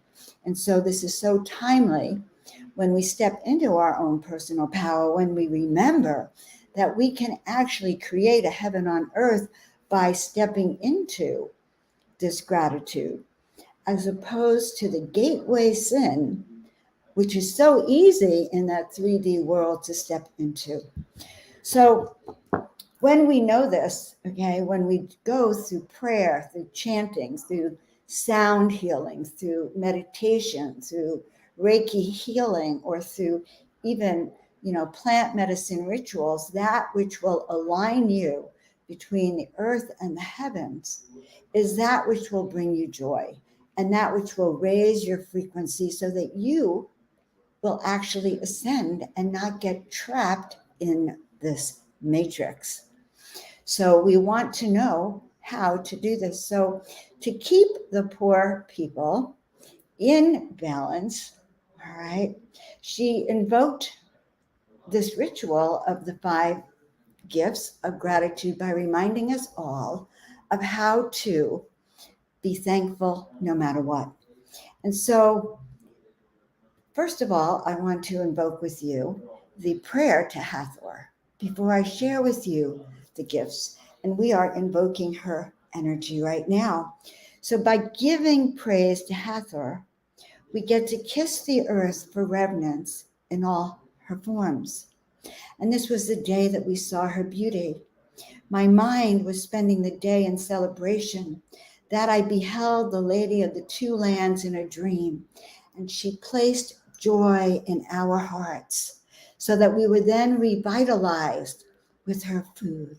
So when we focus on the higher realms, we become revitalized with her food. So those of you who are wise will honor this joy within you, will honor these teachings that raise your frequency, which may be known as pure food or the celestial food, the celestial fluids that will help you remember, that will actually show you what is true and not true. So in order to solve these problems of rivalry, these lower frequencies in gratitude attitudes, we focus on the divine, and we focus on that which we know to be true, that we have an ability to look up. We have an ability to focus on and maintain personal balance. Now, in Egypt, it was accepted that life was pursued within the context of a dangerous cosmos. Now, we don't talk about that these days, that there's a dangerous cosmos. I think of it as the matrix, a dangerous cosmos, but that there was an orderly pattern, and there is, okay, that could be frequently disturbed by disasters, pandemics, premature death, illness, cancers, or even natural disasters. So in order to maintain balance, personal faith was needed to respond to life's tragedies. And this is true for us now. But disease or hardship or leprosy, whatever, was not regarded as a bad experience by the Egyptians, because they knew that this was the way we gain strength. Okay, this was the way we can gain spiritual sustenance from these losses. And it's true that these personal hardships are almost challenges by the dark forces to not to slay you, but to teach you how to be strong, to teach you gratitude, to teach you tenacity, to teach you to look to that which can connect to the celestial planes, that which could sustain you, the sense of peace, balance, and harmony. So it was very, very interesting. There are 5 gifts of Hathor. And the way they were trained to do this is that when a poor farmer joined in the worship of Hathor, the priest or priestess would take hold of their left forearm, and we're going to do this together, and say, name the 5 things you would miss the most if you were to die right now. So I want you in your home to think about this now. If I were to die right now, what are the 5 things I would miss the most? And I can tell you I would miss my children. I would miss my family. I would miss each and every one of you. I would miss the beauty of the sun rising and the moon in its fullness and the stars that twinkle. So we say to you, what are those 5 things? Hold your left arm right now with me and think of those 5 things as you look at your fingers. My children, my pets, my home, my planet, my stars. What are those 5 things? And then we say to you that when hardships come, you are to remember these. When you wake up in the morning, Hathor would say, remember, no matter how dark it might seem. In other words, when you go outside today, or when you read something that might disturb your soul, rather than going into panic and, oh my God, despair, we say, remember those 5 gifts. Remember the ones and the joy that and the love that you feel through this planet and through our ability to be and see this beauty. So we are gifting you with your 5 gifts of gratitude, with the things that mean the most to you. So we say again, if you were to die right now, what are the things you are most grateful for? And each day, invoke this upon awakening, and invoke them upon your sleep, and invoke them when you see things that bring pain in your heart, and remember that which you are grateful for. Because even, thousands of years later, we are still learning how to invoke the gifts of beauty, the gifts of spirit, and the gifts that we have been given. So what are those gifts? And so every day, when these poor peasant farmers went back out into the field to do hard labor, very hard labor, they were told that every day you have 5 things to be grateful for. And should you lose one in your life, should you lose a family member, should you lose your companions or your dogs or your home, it doesn't matter, because then you will add another thing you're grateful for, and you will still have 5 things in your heart to be grateful for. So as I read this, and as I started to invoke into gratitude, I also remind you that Source and Heaven really wants you to accomplish that which you came here to do. There is a place inside you where you can literally open this veil so you can begin to hear the messages that come down through the celestial realms to you. And as a matter of fact, even this image that we have behind us should invoke those realms for you. And as we invoke those realms, we can literally feel in our heart this energy that can come up through the soles of our feet. And so as we send our roots down to the center of the earth, and as we extend those antennas up to the heavens, we can be as one, and we can open literally the floodgates to receive those energies in our consciousness. And part of those energies are this balance and harmony that has been set up and structured through Egypt, through Atlantis, and now being called once again here in these days and in these times as a way to maintain your sense of balance, not just for you, by the way, but for others. And I love how the Egyptians and the Atlanteans said you maintain this not just for yourself, but for those around you, because that is how we spread that light. So as we become and we begin to invoke this pillar of light around each and every one of you, imagine that you're up in these heavenly realms with us looking down upon the planet. And as you look down upon the planet, you can see those pillars of light where souls like you are learning how to stay in balance and harmony. Why? Because when you invoke that tower of light, that beam of light, you not only become an attractor of light, an attractor of high vibrational frequency, which is what is so needed here, but you also can generate it upward and become a generator of light. And when you become a generator of the light, what happens next is remarkable, because your light connects with another person's light, which will then connect another person's light, which will then create a grid of light. This grid of light has the power to break through the matrix, break through those energies that are oppressing our people.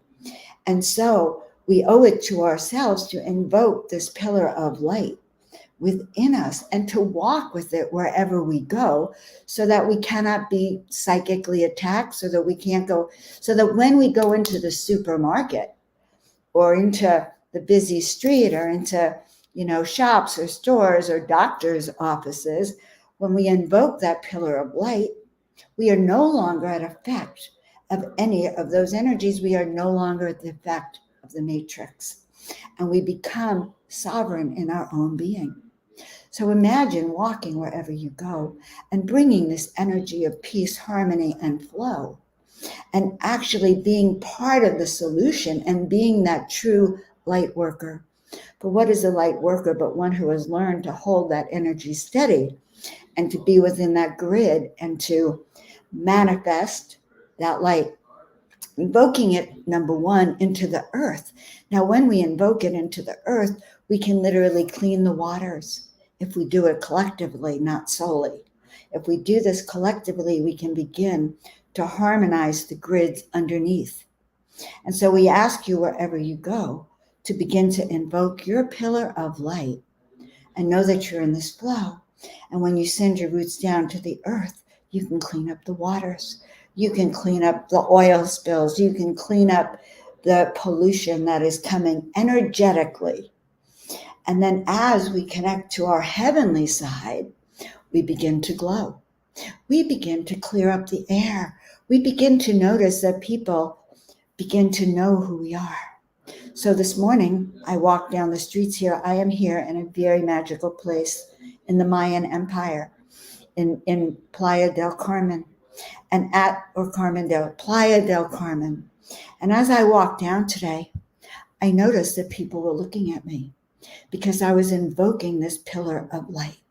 You too can invoke this pillar of light when you walk in your highest of selves. And I have been working on making sure that you can feel my radiance, and you too can feel your radiance by invoking it within you, by clothing yourself in high frequency clothing, or the smells in your home, be it copal or lavender or frankincense or myrrh, to anoint yourself with that of the divine so you can feel divine.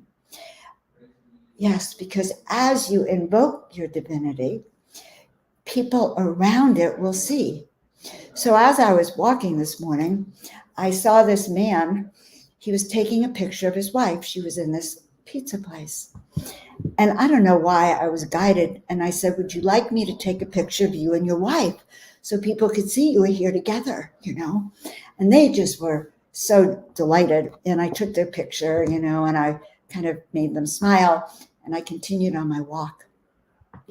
Went down a few blocks, and I turned around, and I walked by. I heard a little voice that said, join them for pizza. And I went, oh, really? My human self. Oh, really? But I heard that voice.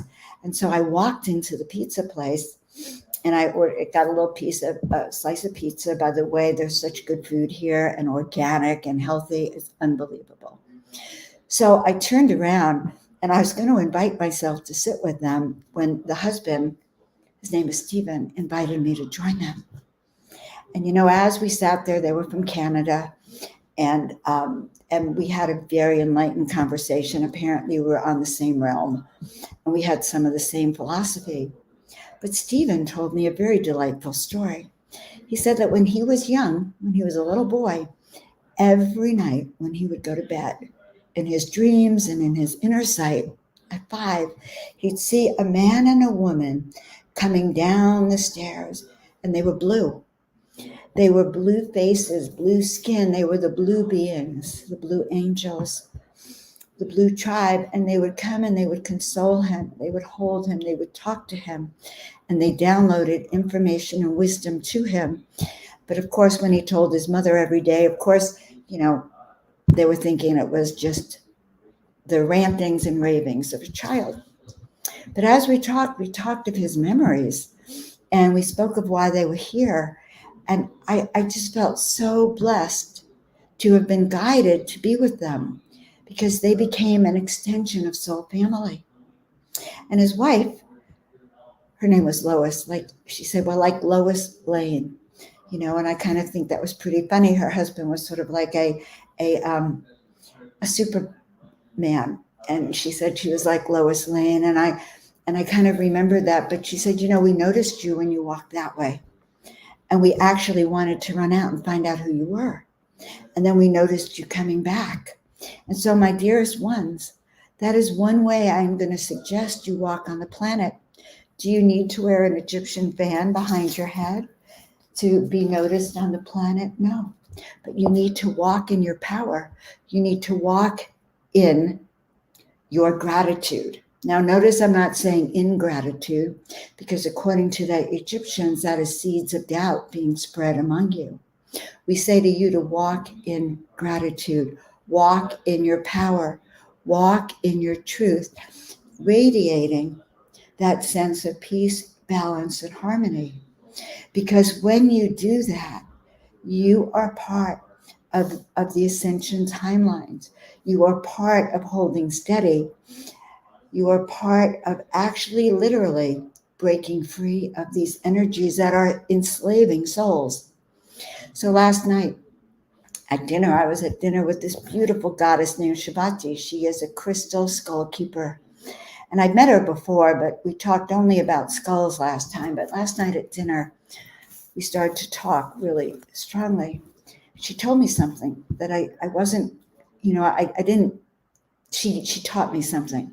And she explained to me that 1,000 years ago, we were in a similar cycle. And 1,000 years ago, souls who took the wrong choices became entrapped in this dark energy, became entrapped in a reincarnation cycle that was pain and hardship and suffering. Why? Because we know that the dark energies feed on pain and suffering and misery. And so for 1,000 years, many of us, even myself included, have repeatedly come down over and over and over and over again, feeding the dark lords. However, it has been written in time that after 1,000 years, there was a time, which is today, which is now, where we have choice once again. So you are invited right now to choose wisely the frequency which you want to be in. Otherwise, again, you will be part of that 1,000-year cycle. Be 1,000 years before that waking up moment choice, that moment of choice awakens you. So each and every one of you has a choice to remember, a choice to step into that power of which you are. And it begins with gratitude. It begins with evoking peace and harmony. It begins by remembering, I am grateful for my family. I am grateful for the stars. I am grateful for my friends. I am grateful for this beautiful planet. And I am grateful for the return of my memory, and which hopefully will awaken and activate your memories. I am an awakener, my friends. I am an oracle. I connect to the heavenly realm so I can bring you down messages that will help you not only remember who you are and why you're here, but will help you stand steady no matter what.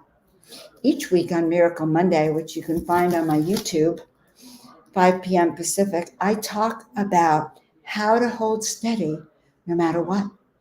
How to remember who you are and invoke these energies so that you can be free to be you, so that you can be part of the solution, so that your memories will serve to awaken others.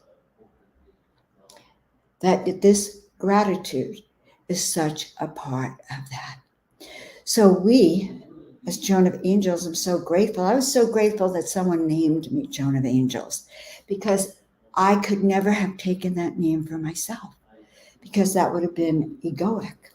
So as Joan of Angels, I have that energy of an extra special goddess self that is holding me steady, so that I have learned how to invoke these pillars of light and to share that with you, so that you can remain steady, you can remain strong, you can remain empowered and filled with joy, though the planet is burning around us.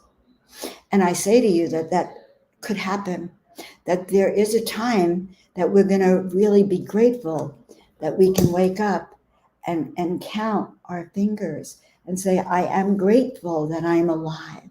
I am grateful that I understand that this too will pass. I am grateful for that rainbow that I see, because it reminds me of my divinity.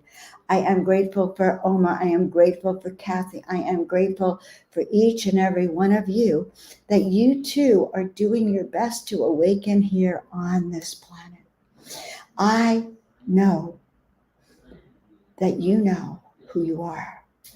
I know that you are just being called now to stand steady during these times, and to even take your place with me and with those of the others who have come here exactly for these times.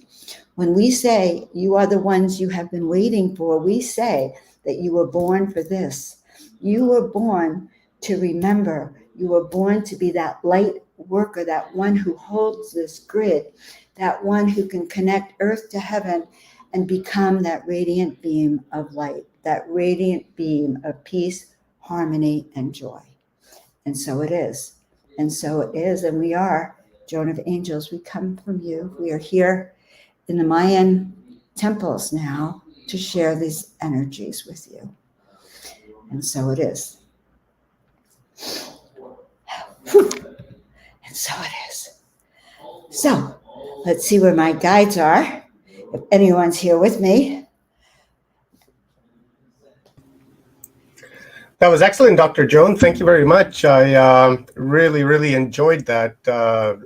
It's not quite sure what to say. I'm still kind of vibing from what you said, and just grounding here as you're speaking. And incredible presentation. Thank you very much. I want to thank you both for allowing me to be here. I have an event coming up. Maybe you can flash it somewhere or put it in the comments, which is a celebration of coming back and connecting to the heavenly realms. It's next Monday. But I invite all of you. I'm going to have my new website up and running, my art up and running soon. But join me on my website, sign up so you can find out my future, your future. If you feel lost on how to maintain these high frequency energies, reach out to me, because that is one of my specialties. And I want to give a shout out to Kathy, because that session I had with Kathy a year and a half ago, when she said, Joan, you have a 15th dimensional guide waiting to be with you. And over the last year, we have understood that and even more. Good. So I just wanted to share that with you. Get rid of that at Joan of Angels, though. Oh, maybe it is. I haven't tried it that way. I am at Joan of Angels in all things. So I think the YouTube tag picks it up, and it's just connected to your channel. Yeah, it just started to do that. The change in the name. Like 2 weeks ago, I think they started to bring out handles. And so if you guys just put like at Joan of Angels or at Watchers Talk or at Kathy Mason, then I think it just directs you right to their channel. And as well, guys, I just posted a link to Dr. Joan event coming up here, and just going to toss that up right here. And visit this website, Calling All Angels. The Celestial Gateway is open, and visit that and sign up, and as well subscribe to Dr. Joan's YouTube channel, and visit the website. because there's a lot of good stuff on there and wonderful resources. It's really what I have to say, because this event is really about resources, providing resources. Not only is it to, uplift our spirits and create that energy vortex that I was speaking about this morning, but it's all about resources as well, because there's a lot of new people that are coming in. A lot of people are just waking up. So, these types of conferences and events are very helpful for them. So, you can always just go and visit all of our websites and, cherry pick what you need, because it's really tailor-made for you as to your own human experience and your own experience here in this world as to which timeline you want to pursue, right? So it's really up to you. So thank you, Dr. Joan. Well, I'm so honored. Thank I you. also want to say that Joan is a great teacher. She's the real deal. So if you're looking for someone to guide you through all these changes and take the high road, Joan is a great, great teacher. Very loving, but she doesn't guide you softly. It's not totally shamanic, but it's close. It's just the truth, right? It is the truth of your soul, and we have been told not to hide that, right? Because those are the shadows that we carry, and when we can release those shadows and memory come back, then we can be that light being, and we can.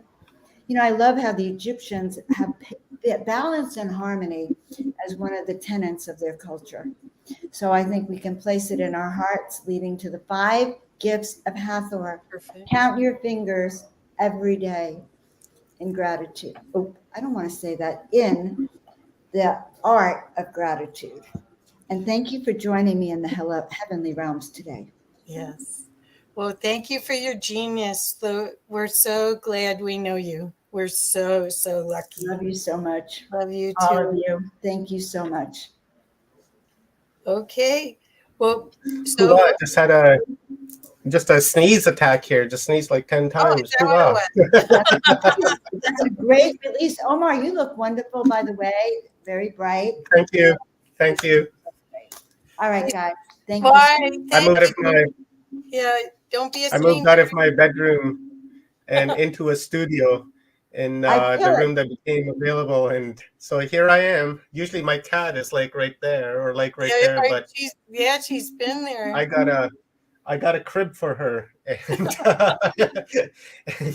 they both love it and they both sleep in it, and built a little fort for them. So I got that cat energy around me. Speaking of Hathor, right? So it's beautiful. I love it. I love it. Oh my God. Okay, I hate to say goodbye. Thank you, Joan. Thank you, Dr. Joan. Merry Christmas to you and Happy New Year.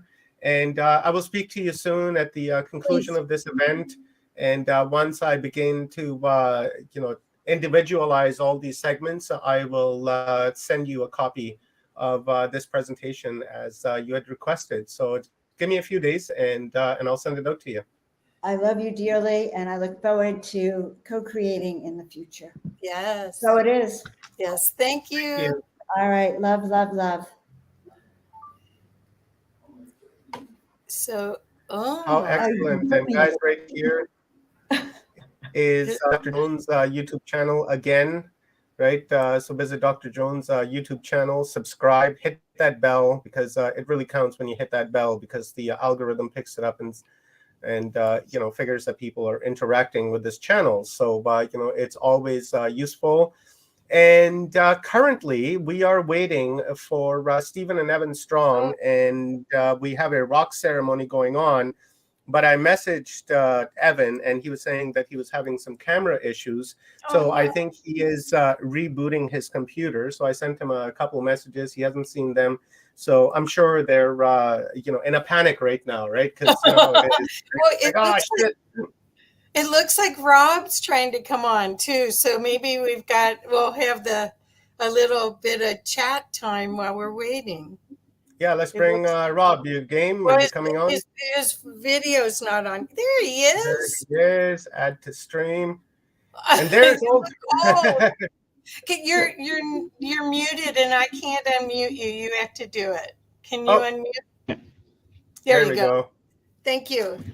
What's up, everybody? Yeah, I'm at work for today, and it's pretty upset that I'm missing all this. But you know, it's such an incredible day. I don't know if everybody felt it last night, but as soon as it hit 12 o'clock last night, I felt the energy just get crazy. Everything started to get crazy. Let me stand up so I don't look so, you know, hodgepodge. But it started to get really insane, and I'm sure everybody out there is feeling it because we're moving out of one paradigm into another. It's a new era, right? And this is the golden age of humanity. So the frequency bursts that have been happening all day long are just incredible. They're incredible, and it's been, I can't even explain it. There's been a lot of hardships here at work, but nothing seems to phase me today because I know what today represents. And I'm going to miss the rock ceremony, but I have to chime in a little bit later to get, you know, get my feel for the rock ceremony because it's one of the most important things of this entire event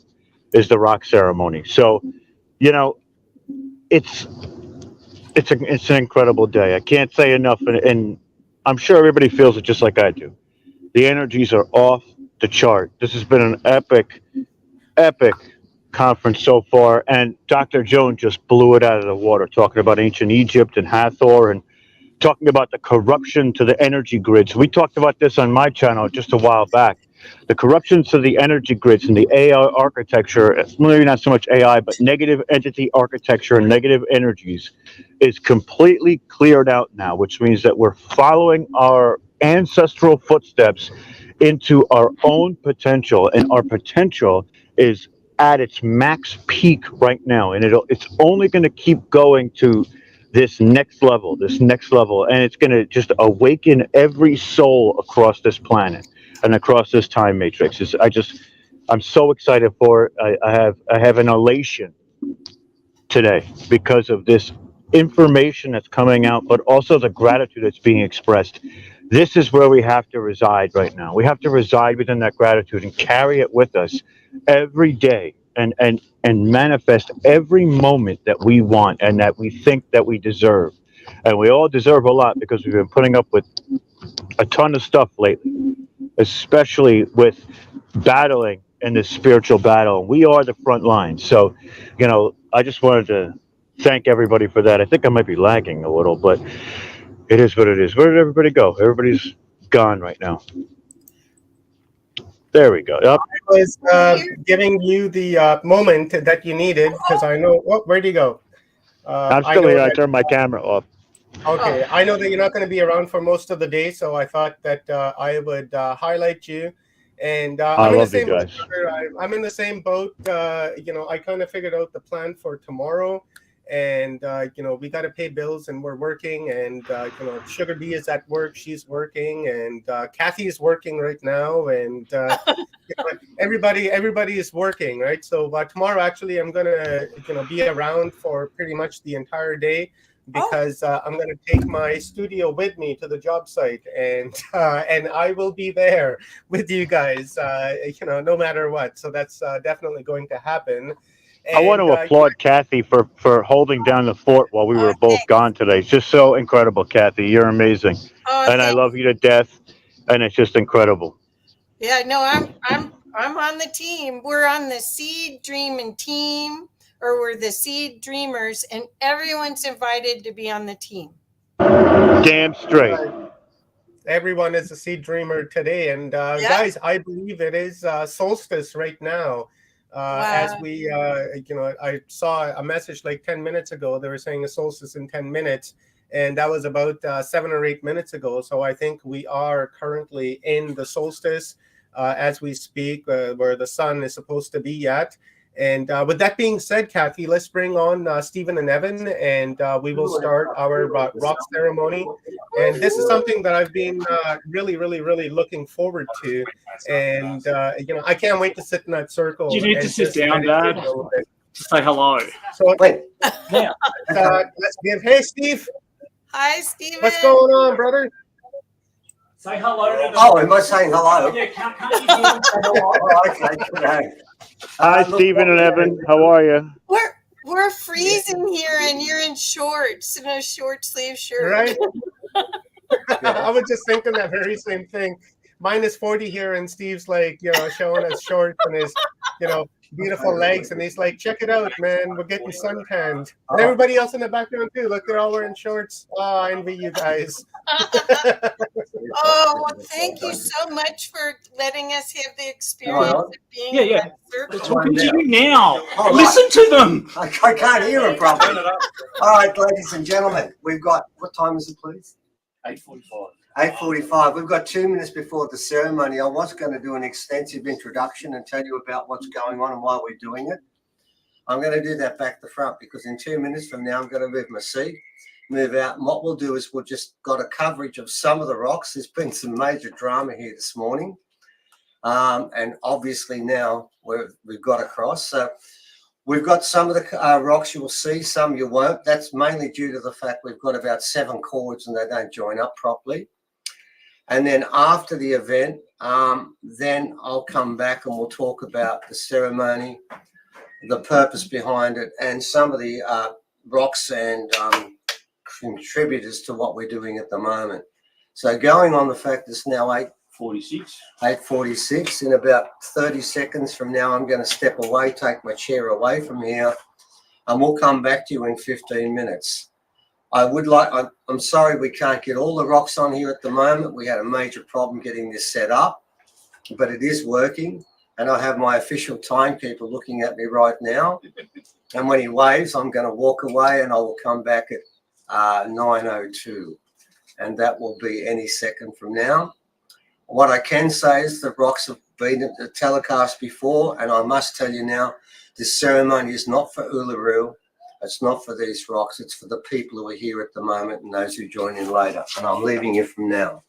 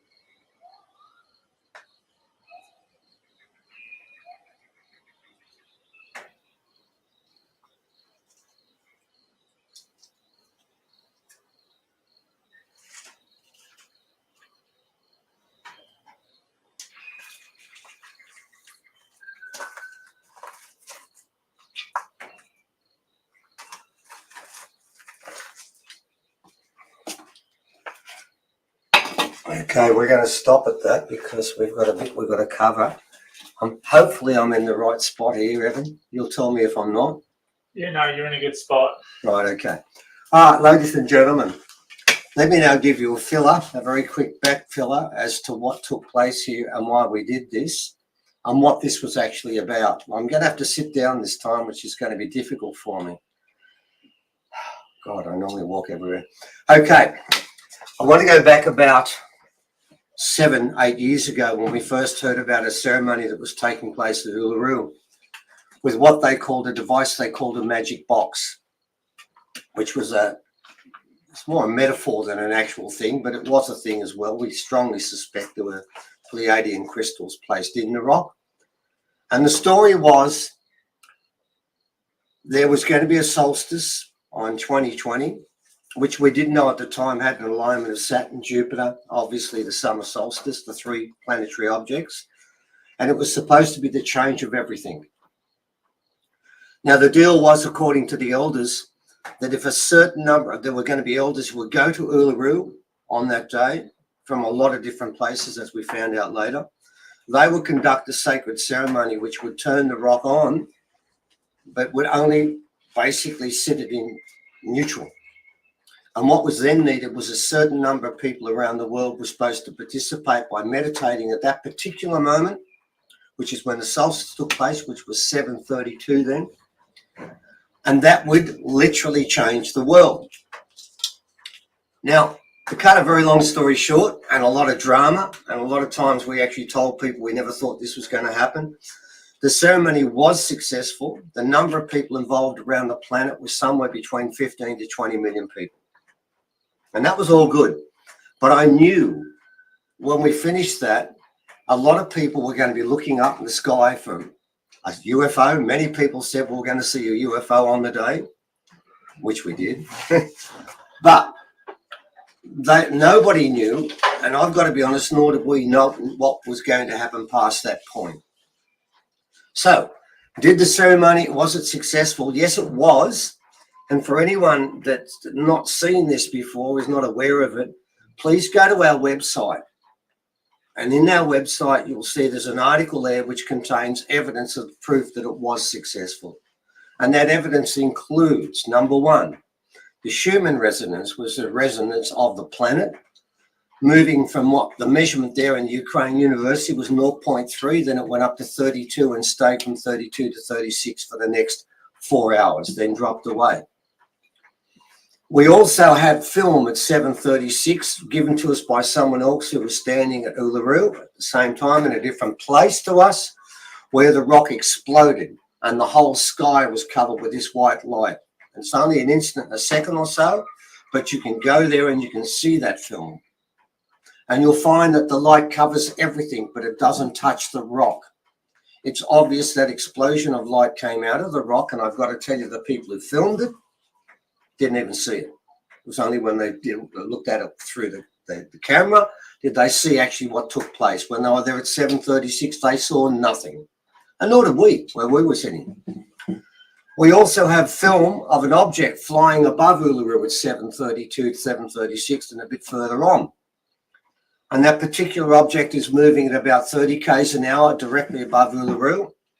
And we did some research, and some other people did some research for us and found out we've got a map, an aviation map at 7:32, and you'll find there's one plane 400 k's away traveling from Darwin, I think, to Adelaide, and it's in the west, and we weren't even looking that direction. So that's certainly not what it was. It wasn't a plane. Some people say it was a helicopter. We were sitting in the desert, man. If there was a helicopter going on, we would have heard it. And I can also tell you, we know the people who got on the last flight in a helicopter, and it landed at 5 o'clock, and the helicopters then were closed down. So it wasn't a helicopter. And if you look at this very carefully, you'll find the person who filmed this actual UFO flying above us is legally blind, and you don't see it all the time because he can't see it because he's filming the sky. And I think there's one person today that was there on that day, and the sky turned into colours like a rainbow after sunset that blew everyone away. And we've got pictures of lights coming out of Bosnia and different places in the world there were film of camera photograph of lights coming down at a place called Glasgow. And the local newspaper covered on the front page and called it the War of the Worlds. Well, it was the War of the World itself. So we've got plenty of filmed evidence that you can look at, empirical evidence to tell you something happened at that particular moment. Now, that much we know is true. What we didn't know is what took place next. And it's come to us piece by piece. Now, yes, we did a ceremony last year, Solstice then, and then one this year. Now, what needs to be understood is right now as I'm speaking, we're in a pure solstice. We also have a full lunar eclipse, which means those two are aligned, those two planetary objects are in alignment. And we're also in alignment with Uranus, which is the planet of sudden change. So this particular ceremony we did then was got nothing to do with Uluru. It's turned on. I can tell you that Uluru at 10 o'clock on the morning of that ceremony, they kicked everyone out for the first time ever and kicked them out for that day. They were already there at 10 o'clock and moved everyone out and kept them out for the whole next day, which is in the middle of basically the holiday season at Christmas. And they just moved them all out because they didn't want anyone there to get in the way of the ceremony. It did take place, but very, very few people were involved in this nor knew a lot about it. What's happened since? Well, here's the trick with this. We were told that there would be a change in the earthly vibration and a change in the tendency on this planet. And what we were told by the elders was this, that the planet, the Schumann resonance, as you may or may not know, has gone up time after time, and it's continuing to peak to the stage where we can't even measure it anymore. That is part of the Earth's healing process.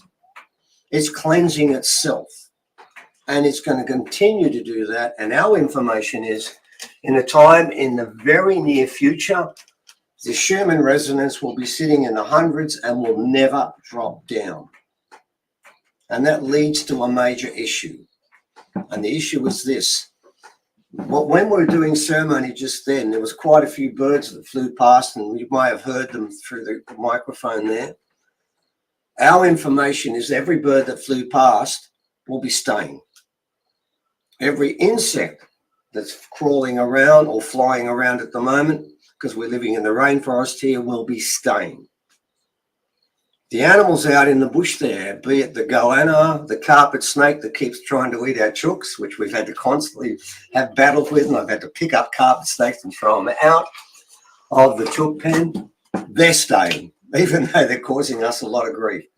Everything is staying, but not everyone.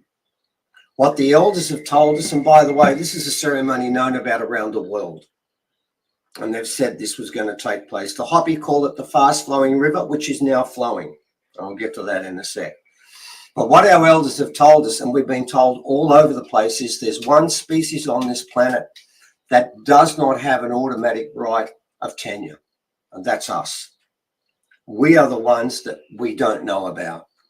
And I've been told by elders everywhere, the great majority of humans on this planet will not be staying.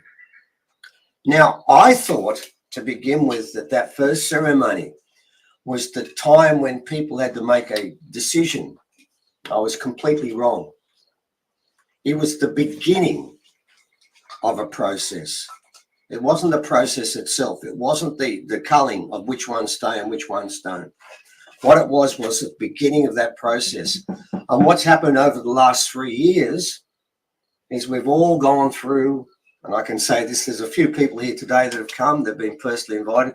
We've all gone through different forms of misery, whether it be the jab, whether it be the fact that we've got terrorists around, whether we think we're going to have a world war, whether we don't know if we've kept our job. Many people lost their job, whether we just don't know what's going on anymore. And we look around at our leaders and wonder why in God's name do we have them as leaders? And the whole thing, the whole structure is imploding. This is part of the process. What this day is the beginning of the separation. What's happened from 847, when we had that second alignment of three objects? That is when what the Hopi called the fast flowing river. It's flowing.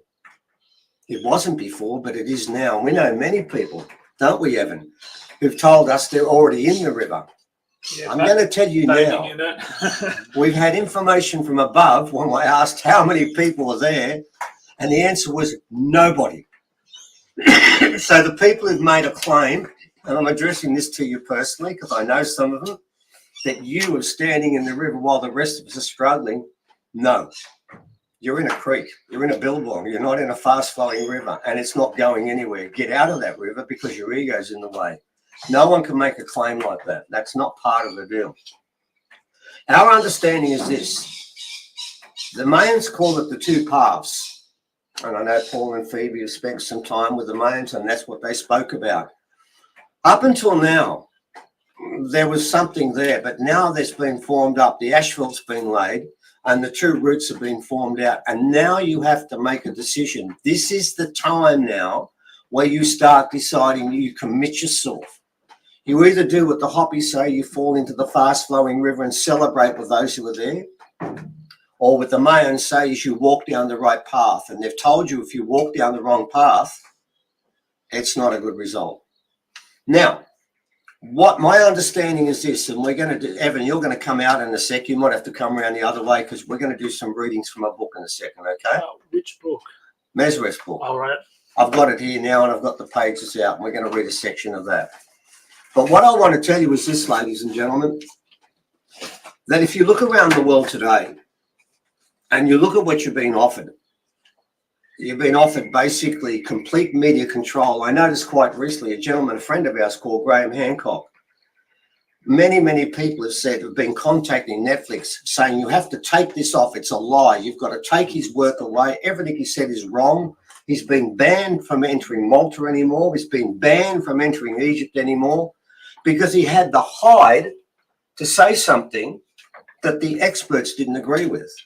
And many people have approached Netflix and say, take him off, throw him off. And I find it interesting, and of course we've been shadow banned too, that in the past when I was a kid, people were allowed to say anything. And we just said, well, whatever. I thought democracy was about the fact that it was freedom of speech. It's not anymore now. What we're seeing with the media, what we're seeing everywhere is there's no freedom as anything. If you say something that they don't like, they will shadow ban you.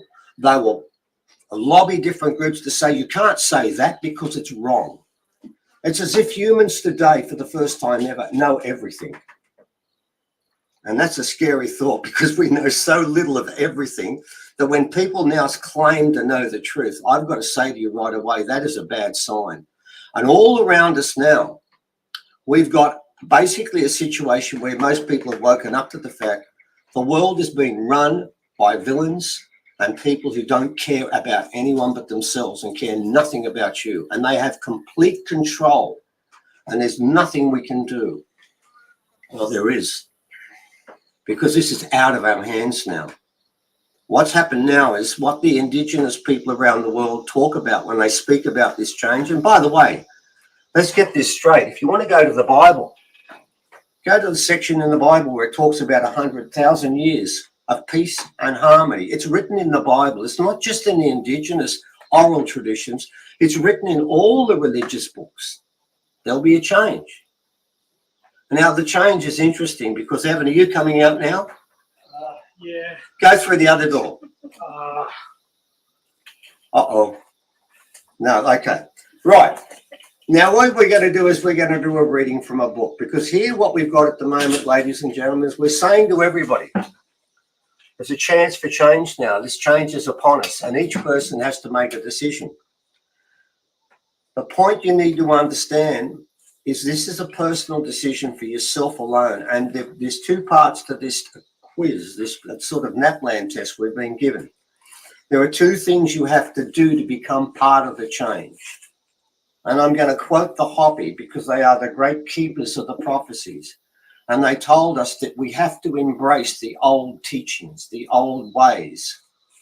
Now, that doesn't mean that we have to live out in the bush with a lean-to, no electricity, because I'm not putting my hand up for that, and I'm not sure if anyone here today is putting their hand up for that. That's not what this is about. Bring a chair and come over here, mate. Come and join us. It's not about that. It's about something completely different. Ah, here comes the chair now. Hello, we're going to pass that on. Right, book. Is that the page it was on? Yeah. Yeah, okay.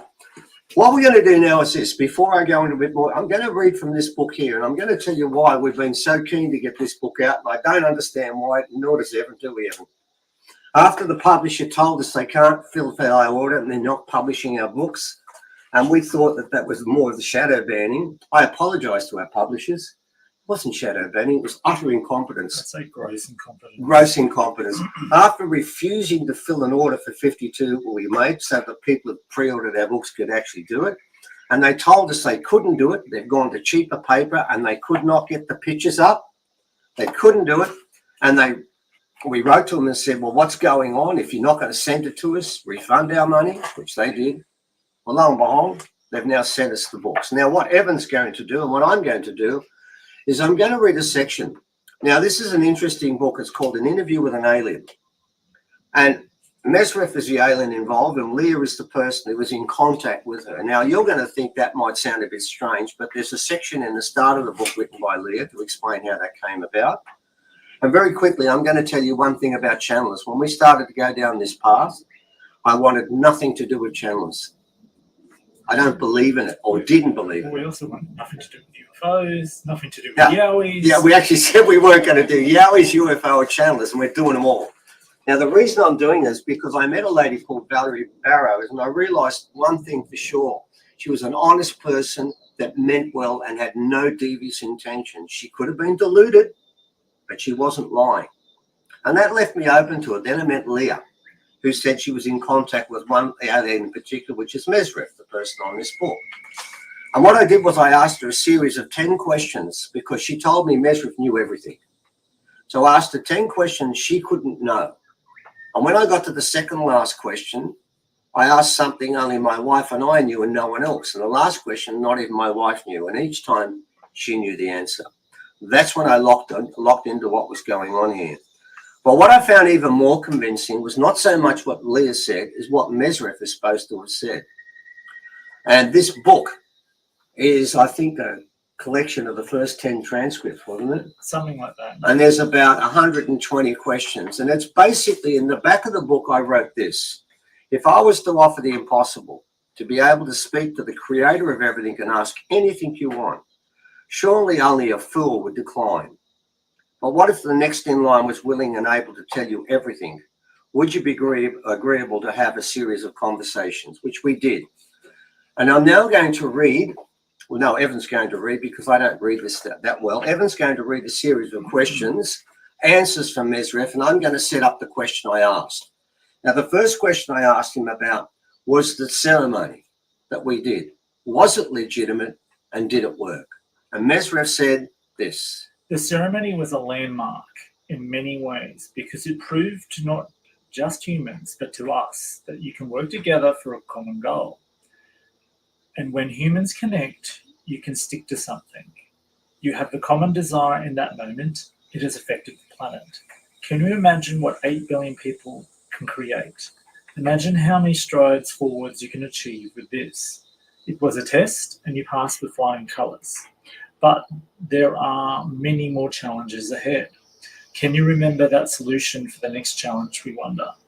15 million opened the door, but it takes the world to change the world. Got to think about that, people. 15 million people opened the door, and what he said was there were challenges ahead. I can assure you, I'm not denying that. He did tell us when this happened. What did he call it? A bumpy road, didn't he? Yeah. I would have called it pothole. And we've been going through that. And it's interesting when we put this thing on that Omar came up with to talk about gratitude, about what's taking place. So many people that Evan approached said the whole of this year was what for them, Evan? Pretty rubbish. They couldn't think of one thing to say. And they just said, we can't do it. They've been so enveloped with this negativity, the challenges ahead. Now, what I then asked him very simply was, I think I asked him about, yes, this human residence, because honestly, you can see that the the chart that Omar sent us, and it is at 732, it increases 100-fold.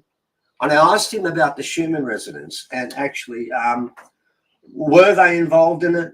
Did humans create this, or is it a combination of everything? How did this come about? Why did it peak at that match? Why did it increase by 100-fold? And he said, it was mostly you when you tuned in. At the same time, it was uncomfortable to feel these effects. Not only can you turn it up and down, you can also balance it for yourselves. We also added our spark dot. It was a way for us to see you and you to see us. A way for us to see you and for you to see us. In other words, what it is, this Schumann resonance is part of the cleansing of the planet.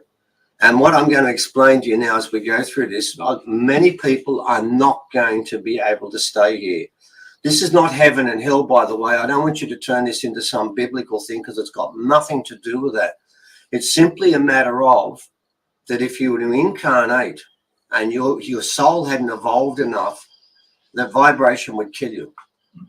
It would be so strong that you could not function. So, and what I'm looking at the moment is we don't know the percentage that stays, and quite a few will stay, and there'll be even more that won't. But I want to make a point about that. Let's say 15% stay and the rest don't. And that seems to be roughly the number that's going to take place. There is someone on that list that's 15.0001% that just missed out by one word and one deed. And that comes on to what he said next. And I think is, why is it changing so much? And he's given us an answer there. So can you share that one with us, please, Evan? The bumps and spikes will continue to ensure that you remember the lessons. So we're going to keep that pressure to see if you can do it again. The ceremony was a lesson, but what we're doing now is a real test. The results of this test will prove that you can not only control the Schumann resonance, but your fates too. It's the same thing. The Schumann resonance is the heartbeat of the planet. And we know that it comes from the planet. It's an interaction between the moon and the sun. We have to lock into that heartbeat, and if we can't, we have to leave. The souls that don't stay will go to a planet that's vibrating at the level the Earth was before. But what the Earth's going to vibrate in the future is completely different. And you may not be ready to do this. So this is not a judgment. It's just a transition. Some people will stay. Some will only just stay. Someone's just made it when they're on the edge of the list there, but they still stay. Many will not. Now, where do we go to next with that? Where's the last one down there? That's the one I want to do. Okay. Souls will be able to reincarnate, but few will successfully pass through. Those who recall their lessons may re-enter, but those who willfully forget will not. This leaves the door open for them to come back when they have. Which is what I've just said. It's just a transition period where people, ladies and gentlemen, let's be honest about this. If we were to do this on a proper level, the number of people, that'll do, mate. You can actually leave the fourth circle now. Okay, put that back and take that chair away too, please, mate. Right. The number of people in this circle, we don't know the full number, but we do know one thing. From the point of today, that road will open, that stream will start to run. And here's what we have been told. There are many people on the wrong road still at this moment in time. I'm going to assume we've got about 9 people sitting with us right now. These people were personally invited by us. I know for a fact these people, even though they've still got issues to deal with, because believe it or not, none of us are perfect. And I think we know that. But they're not asking for perfection. What they're asking for is intentions. And right now, the intention is that you want to work with the earth, that you don't want to listen to the people right now that are telling you how to run this place and how we pull things out of the ground constantly and think it's just like it's an open-ended thing where it'll be there forever. We've polluted the place. We've cut down the trees. We've created warfare. We've created fear. We've done everything we shouldn't do. And now there are consequences. And the trick is this, ladies and gentlemen, the consequences are up to each individual. You will judge yourself. No one else. There's no Peter at the gate. There never was.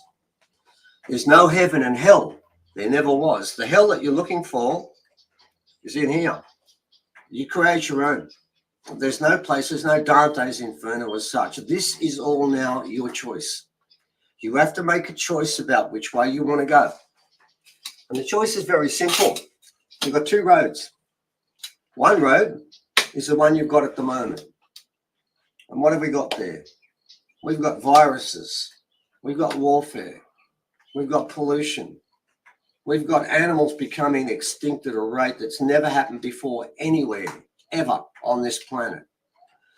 Where are the insects? Look around. In the cities, where are your butterflies? You don't have any anymore. In fact, one thing I've noticed recently until yesterday is I'm not even finding flies anymore. The sparrows, when I was a kid in Sydney, there were literally millions of sparrows. I know in the moment, even in England, the sparrows are becoming extinct.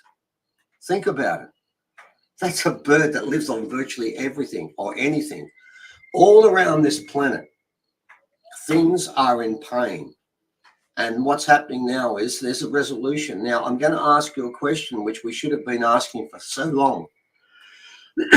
Why did Mesrith come here? Why did all these different aliens come here and spend so much time with a group of warring apes? For the last 5,000 years, all we've done is create warfare, destruction, hatred, and fear. Why would they bother? They came for this test, for the event. And what happens here is going to resonate. That's why they've come here. This was a major event. But I want to make a point clear. Mesrith has made this clear. It's not as if past this point, it's all going to be perfect. That never happens. It will be different. But what this is a reset, and not a Donald Trump reset. It's a reset spiritually where people, if they are not spiritual, have to leave. That's what this is about. So has anyone got a watch for me, please? Because I know I've got 1 hour. 9:26. 9:26. Okay. What I want to do next is I've told you basically what the ceremony is about and what today is about. And what you've got to do, ladies and gentlemen, if you believe in this, what you've got to do is you've got to go out to people and tell them that what the Hopi have said, what the Cherokee, what the Inuit, what the Ardamatha have said. And the Ardamatha have said, it will begin here, it will end here, and it will begin again here. And this is the re-beginning. You have to go out to talk to people and explain to them that there's a change taking place. And I'm going to tell you, most of them are going to look at you and think that you're actually lost it. You think you're one of those crazy tree-hugging hippies. Well, maybe you are, but maybe that's not such a bad thing right now, because I can tell you now, we've just started to work out, even our scientists are telling us right now, that trees are a living organism that cooperate with each other and look after each other. We don't do any of those things. We don't do them. We don't even come close to that. They're now starting to say that trees have an intelligence. Of course they have an intelligence. I want to tell you, I asked Mesrith once about trees and said, are trees special? And I thought maybe they were. Maybe this is what made this planet unusual. He said, no, they're not. They're rare, but they're not special. But he made one point. I want you to think about it. He said, but the trees on Earth had one capacity greater than trees anywhere else in this cosmos, that they could become spiritual beacons and generators. They can create spirituality themselves. So when the crazy hippies go and hug a tree, you think that that's a ridiculous notion. In the past, the ceremonies would have demanded the same thing, that you go to the trees first before you talk about them. So ladies and gentlemen, that's what's coming. Now, what I want to do with the time we have left, I was going to do this before, but we didn't have a chance, is I want to introduce you to some of the players in this circle. And I want to make the point, there are a lot of original rocks in here, but there are other rocks here too. Paul and Phoebe have bought rocks from New Zealand and from around the world, haven't you? And we've placed them in there. They were in the last time round. And they're sitting around there. There's one I'm going to hold up now, and I'm going to show you some of these. Hopefully you can see it. Is this massive piece of greenstone here, which obviously comes from Māori land. And that mob there, greenstones for them are like, what are they, manna from heaven, aren't they? Well, it's the stone of love. Oh, well. Anchors the love on the planet. Right, well, there you go. That's what I just said, manna for heaven. And ladies and gentlemen, can I tell you the test that we're trying to sit for at the moment, the test that you're sitting for right now, it's much more dangerous than a NAPLAN test, which is a common test we have in Australia for all our kids. From the age of 8, we test them every year through to the time they're 18. And each year we test them on one thing, how well they can remember what other people said, never what they think. We don't want to do that. Now, these rocks are part of the arrangement here. There's some other parts of this arrangement I want to show you today too. And one of them is this. This particular piece is a photo of a person. Oh, by the way, I can tell you, officially this has been looked at by the Australian government, and they've proclaimed that this is actually a Homo sapien. So therefore, what I'm going to say from this point on would put me in the same situation as Graham Hancock. So basically, we may get shadow banned. Maybe people will be clamoring to say, look, take these guys off because they're lying. We know where there are 4 of these in this country. I've seen another one complete, a complete bone of this, or complete skeleton of this. On this one here, let me show you what it looks like when the 8 pieces we had from this particular skull were put back together by a gentleman whose job it was to work for the Australian Museum and construct skulls. So we didn't get someone off the street to put this together, and I'm going to hold this up now. That is what it looks like when you put it together. I'll turn that around this way so you can see it both ways around. And what that tells you, ladies and gentlemen, there it is face on. Is if you look at that head, you're going to find one thing straight away. It's not ours. Now, I'm going to show you how this is completed, just so you get an idea why, and then I'll tell you the story about these beings. From that section there, the skull was reconstructed by the gentleman who makes the skulls, makes the faces for alien and predator. I'm going to hold up a Homo sapiens skull, and I'm going to hold up the skull from this being. I want you to look at the shape of the 2 skulls, and then I want you to work the size of the cranium involved there.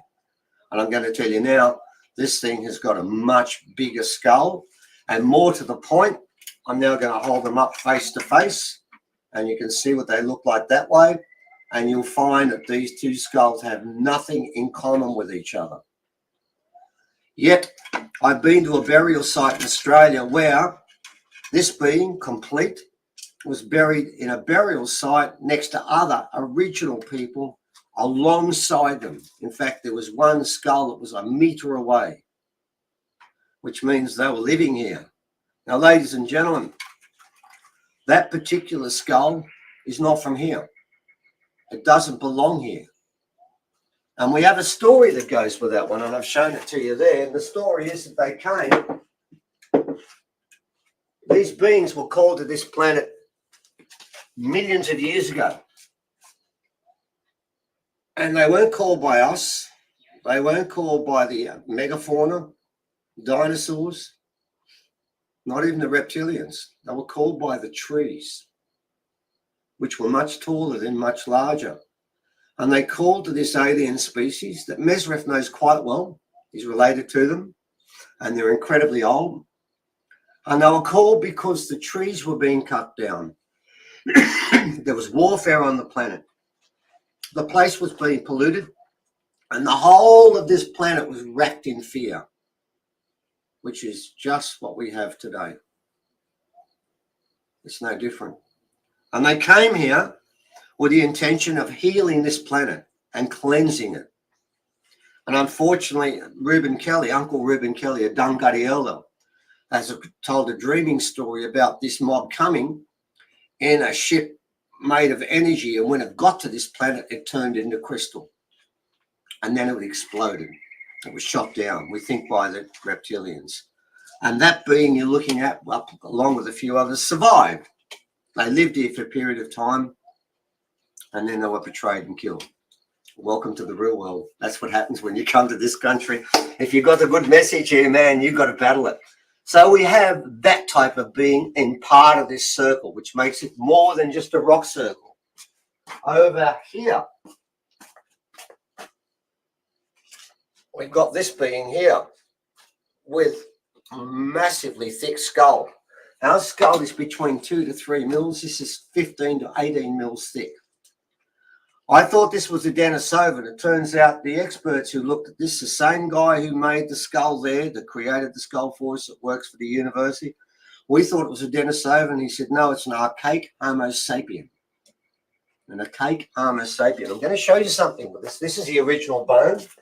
It's part of this arrangement. What I'm going to show you is this. Here is a reconstruction of this being. And notice it does have a forehead. Okay, it does have a forehead and it's incredibly thick. This is an ancient archaic Homo sapien. This is the modern one. See what happens? This skull is much thicker and wider than this skull. And this is us today, modern Homo sapiens. By the way, we call ourselves Homo sapiens sapiens. The word sapien means wise twice. This one's only got one Homo sapiens, so this is only half as wise, but its skull is thicker. So have a think about that. And think about this when I'm putting this back. We now know there are, in the last 150,000 years, there were 16 different hominids running around this country. Homo heidelbergensis, dragon man, Denisovans, Neanderthal. In fact, there are 6 different hominids that have larger brains than us. And we have the hide to call themselves wise twice. And if you look around on this planet and look for wisdom, there's nothing. Yeah, okay, we've got a computer and we've got a camera that works for Evan sometimes when it wants to, Evan. It's a brand new camera. Is it? Mind you, I don't know. I think it's the cables, and I also think maybe there was some interference. All right, now in the time I've got left, how am I going? I've got an official timekeeper here. 9:36. Sorry? 9:36. Okay, I've got an official timekeeper here because we know. You have 27 minutes, Steve. 27 minutes. Thank you, Omar. I heard that one. Okay. All right, so I've introduced you to the beginning of some of the process of some of the beings we've got there. We've got our ancestors from way back that we came from. And then we've got another mob that's joined in with us. But by the way, that's not the only mob that joined in with and put their genes into this thing we've got today. We are a dog's breakfast. Now, I want you to think about this for a sec, ladies and gentlemen. I've said this before many times. When you walk around the world today and you walk past a Labrador dog, you know exactly what it looks like.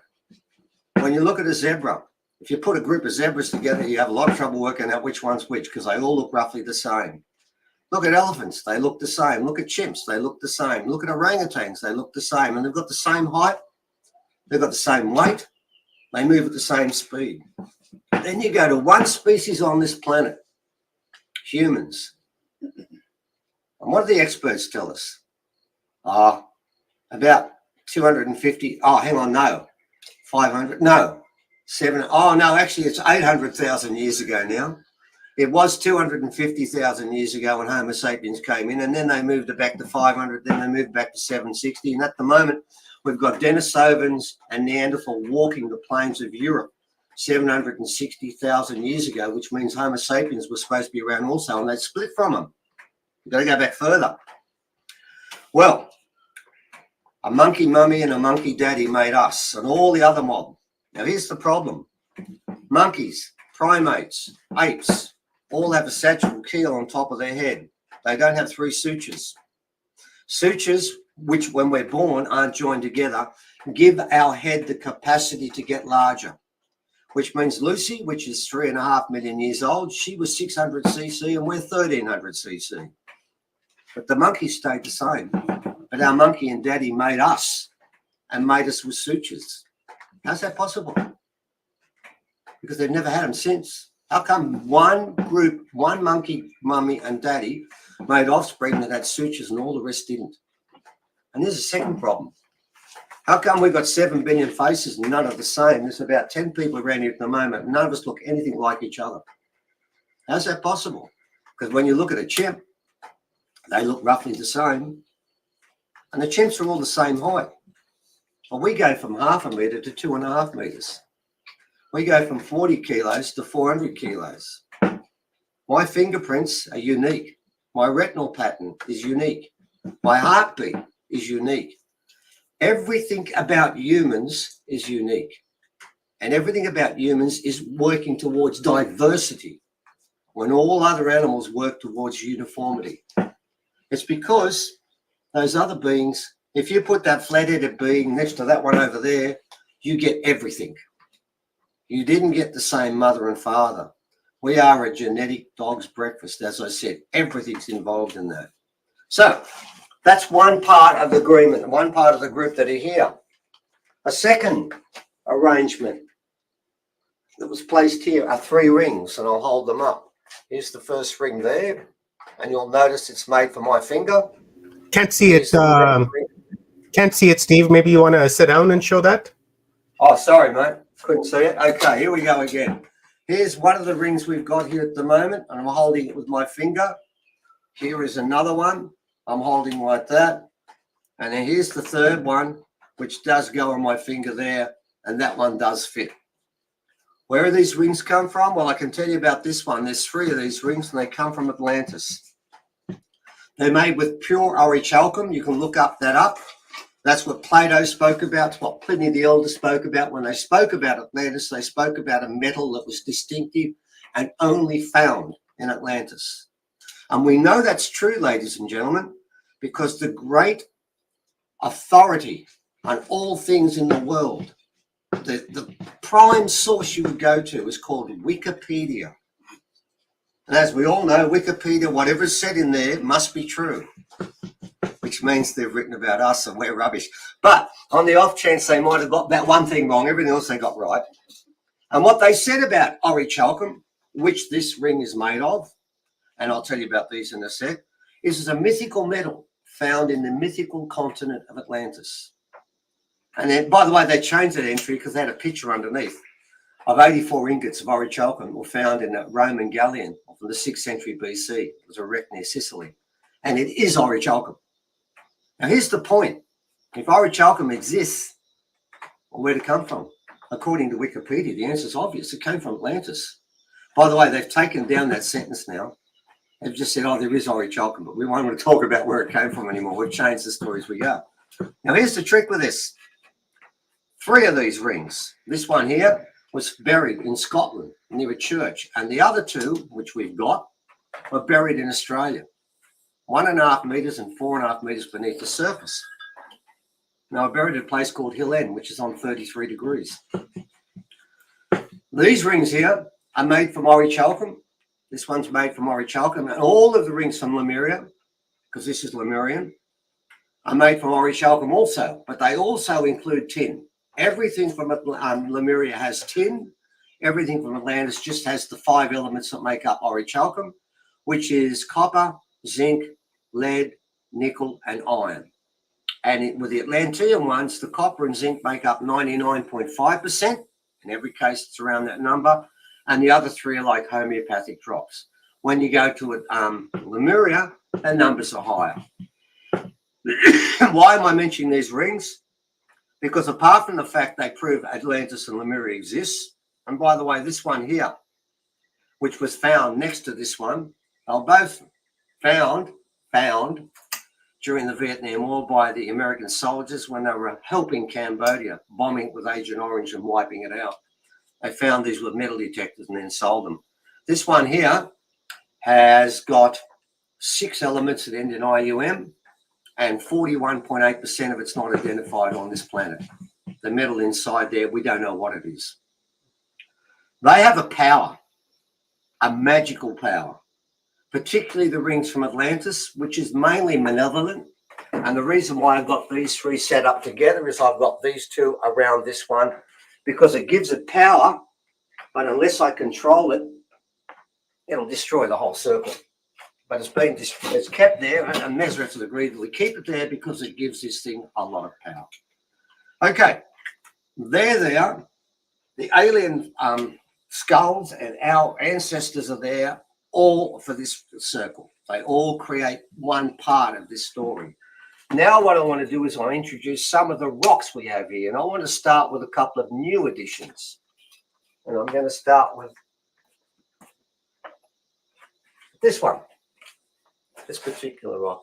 Evan's doing a cat impersonation. He's Got got a his cord hands and above my head, remember?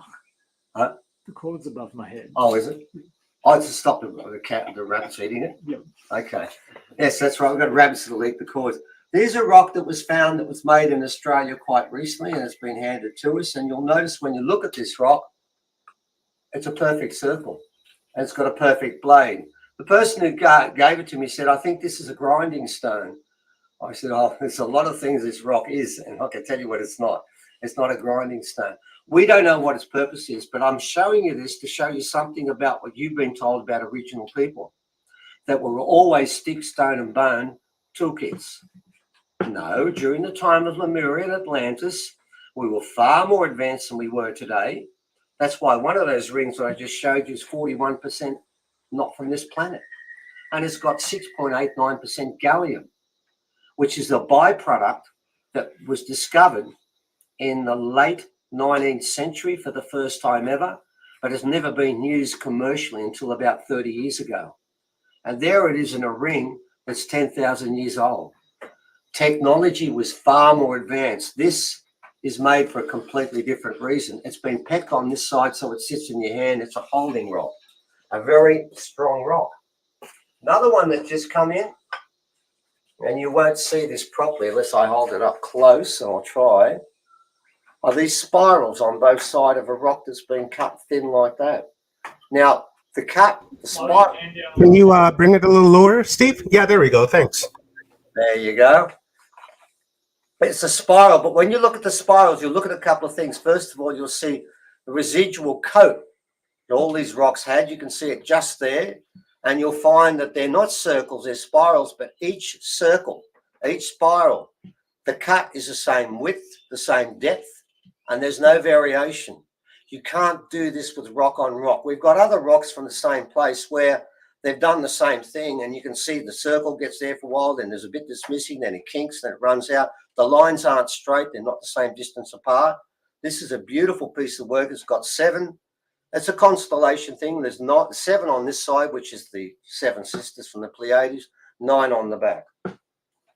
Now, all these rocks have a power of themselves. I'm going to hold another one up. It weighs about 8 kilos. And it's this rock here. And I want you to go back to the fact this is a granite slab that's been cut out. It's been smashed around on sides. It's a granite slab that's been cut like that. And then these patterns have been cut into it. You can't cut into granite with another piece of rock and do it like that when every line is the same. It's got 2 stories. On the back, it's got the men's story, and on the front, it's got the women's story. Now, what you're looking at there is a technology that runs way past stick, stone, and bone. And right next to it, we've got this rock. It's been cut. And this is on a site where there are literally hundreds and hundreds of rocks like this. And the elder, when we're at this site, and I've held a rock there that weeps oil. It comes out of it. You wipe it. It just keeps coming out. I've seen rocks there I've never seen anywhere before. He threw this one and said, take this to show the white fellas and black fellas what really happened here. You can't cut that shape. You can't make that shape like that if you've just got stick, stone, and bone technology. Now, a couple of others we'll go to, and we'll go to a few of them. I suppose we've got to do this one. Oh, yeah, this one here. This came from Carriol, this piece of metal here.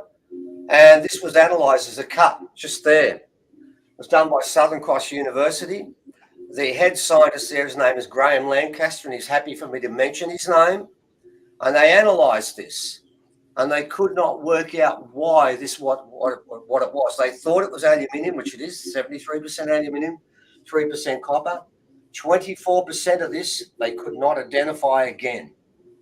And what they found was this aluminium, they had to cut this with a tungsten tip. They couldn't cut it with anything else because it couldn't even make a mark on aluminium, the same aluminium that's in your soft drink can. It is so hard. If we could find that other element, we could make billions of dollars. but I can tell you now we won't because it isn't from here.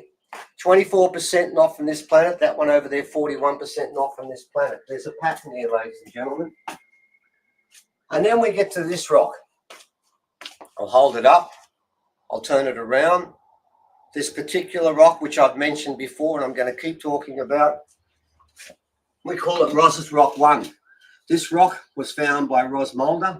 She bought a lot of these rocks for us. And by the way, I want to make the point. The only rocks we've got here are rocks that have ancient technology that doesn't come from stick, stone and bone. And if it does, we give it back. We're in the process of giving back 4 of these rocks that came from Uluru because they have the technology of today, stick, stone and bone. So they go back. This particular rock was found 1.5 meters beneath the surface at the top of a hill at Carrion. That means it's got to be at least 10,000 years old. But the lines have been analysed because the first language was mathematical. The lines have been analysed, and what they've found with this rock is that the angles we've got here, Dr. Derek Cunningham has done this around the world, analysed other rocks. The angles on this rock, which he measures to 2 decimal points, we found the same angles in Calgary on a rock he had there. 19 of the 21 angles are on this rock. Dr. Samir had a rock analysed from the Bosnian pyramid, from a tunnel there, which had 15 angles. All are on this rock. A rock from Germany had 10 particular measurements. They're all on this rock. What this is a Rosetta Stone of the first language. The only problem is none of us know how to read the language. This particular rock was looked at by the Smithsonian Institute, and they've twice said they'd like to have this rock for themselves. And of course, once they got the rock, you can be sure of one thing, no one will ever see it again. No one will see it again. Now, I'm going to show you a few more of these rocks, and I want to talk about their powers. Okay, here's one here. I've been telling you about the fact the rocks are coated. Here's a rock here that's been shaped and coated, and you'll find there are star maps. You can see them pointing through there on the top. Now, what's really interesting about this rock is you can see the rock underneath is completely different. You can see the coat, but I want you to look at that piece there. Now, what's happened there is this has been heated a second time. So my thumb can slide in there. They've heated the top, and then it's run down the side like it would with a candle, and then recongealed there, which means this side was not hot. Now, that's technology we would have trouble doing today. And there it is there. This particular rock, we know it was picked up in 1930 somewhere by some people who went out with Bert and Elkin. And what they did was they just picked everything up and stole it. There's really no other word for it. They stole it. Okay, this particular rock, to do this, to melt what this is a coat of chert, which is a silica, and resin, grass resin. You need 4,000 degrees to actually melt it.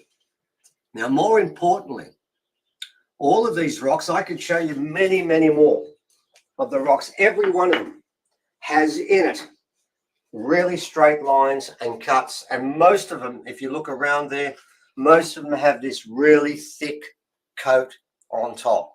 And then the rock you can see underneath there. That was part of the way we did this. But I could keep doing that. In fact, there's one other rock I do want to show you, which is this one here, which is a healing rock. It's a left-hand rock. The thumbprint is on this side, and you can see because of the way it's worn there, it was held like that.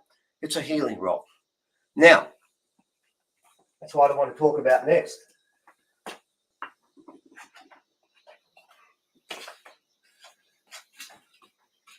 I'm saying to you that these rocks can heal, and they're just rocks. But luckily, Evan, where are you? On the ground? Yeah, I'm here. He's here. Checking on everything, yeah. What happened was these rocks, 3/4 of the rocks are not here. They're down in Adelaide. And I think most people have heard the story. On a couple of occasions, we nearly had these informations set up there for people to sit inside, and it fell apart. This happened a couple of times. The rocks demanded, because the last time we were only a month from actually sending them all down there, this was the last shipment to go down. And we stopped when the government stepped in and stole the place off us again for the second time. Then what happened was we decided to put the rocks in formation like they are today and people to sit inside. And we now have about close to 200 people have filled out surveys about sitting inside there. Of those 200 people, 3 people did not get a reaction when they sat inside the rocks. 2 of those people actually filled in for someone who paid to come and didn't come, and they came on the last day. They knew nothing about this, nothing about what we're doing. And in one occasion, within 3 minutes of being there, they insulted my wife, then insulted me, then insulted Evan, and also insulted Leah. And the other person was no better. The third person is a person we know well, don't we, Evan? Yep. And she's a lovely lady, and she's really annoyed. Her name's Juanita. She's a unique person, I can assure you. She sat in there twice and got nothing, and she's really annoyed about it. I just think she's been fed differently. For the other 197, I'll tell you one thing. There was one part of the sheet that they filled out was, did they feel energy coming off the rocks? 197 said yes. And of those 197, something like about 85% gave it a score of 10 out of 10. So what I'm getting at is these rocks have an energy. And some people might call it magic, but magic sometimes is a cheapened word because it doesn't really describe what they do. Because the interesting part is with these survey sheets we've given the people, the one thing they share is none of them are the same. Every person got a different reaction. What we're doing at the moment, there are some people now who are coming here that have major physical problems. And we've got 2 people coming tomorrow, and they're both medical practitioners. And both of them will be sitting inside the rock. One guy's already been here a couple of times and he's got much better. We have seen quite a few people with major debilitating illnesses and problems, skeletal problems sometimes, all sorts of problems. When they sit inside this rock for 10 minutes, these rocks, they get a reaction and they get improved. Other people get psychic things that happen to them. Some people say they feel heat. Some people said they had visions. Some people said they had stories given to them. It varied from person to person. But the rocks are alive. That's the point I'm leading up to. They've been alive now for about 4 or 5 years, 6 years really, and we know when that happened. It happened in Adelaide, and there's a long story of that which I won't go through today. But they've been called up. And why have they been called up? They've been called up for today. The rocks that you're looking at now, which you really can't see much of, you can see a few of them, their energy is increasing on a daily basis. They're part of this process we're talking about.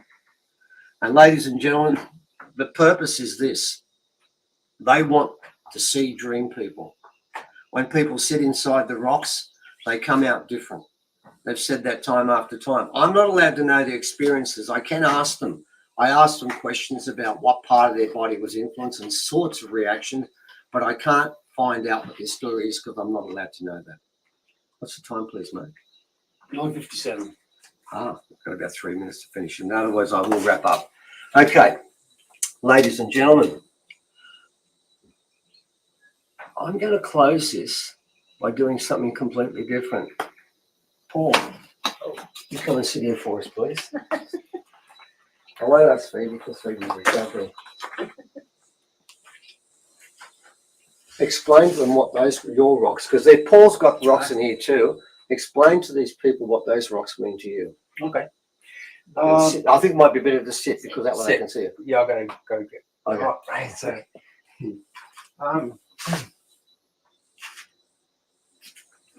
wow. So we were here with Evan and Stephen at the Solstice last time. This rock didn't come. The stone didn't come. This came to me in 1995, and it began my spiritual journey. There was a connection with the ETs in Mexico, in Palenque.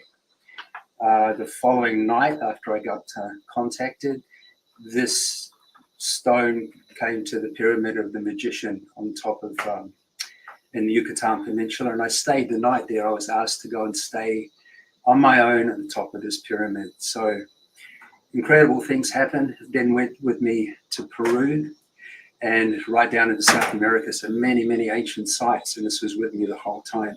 So when Stephen and Evan said, did you want to bring some stones? This was the first one that came. And one of the most important things that I got, I'm like, this is a powerful piece.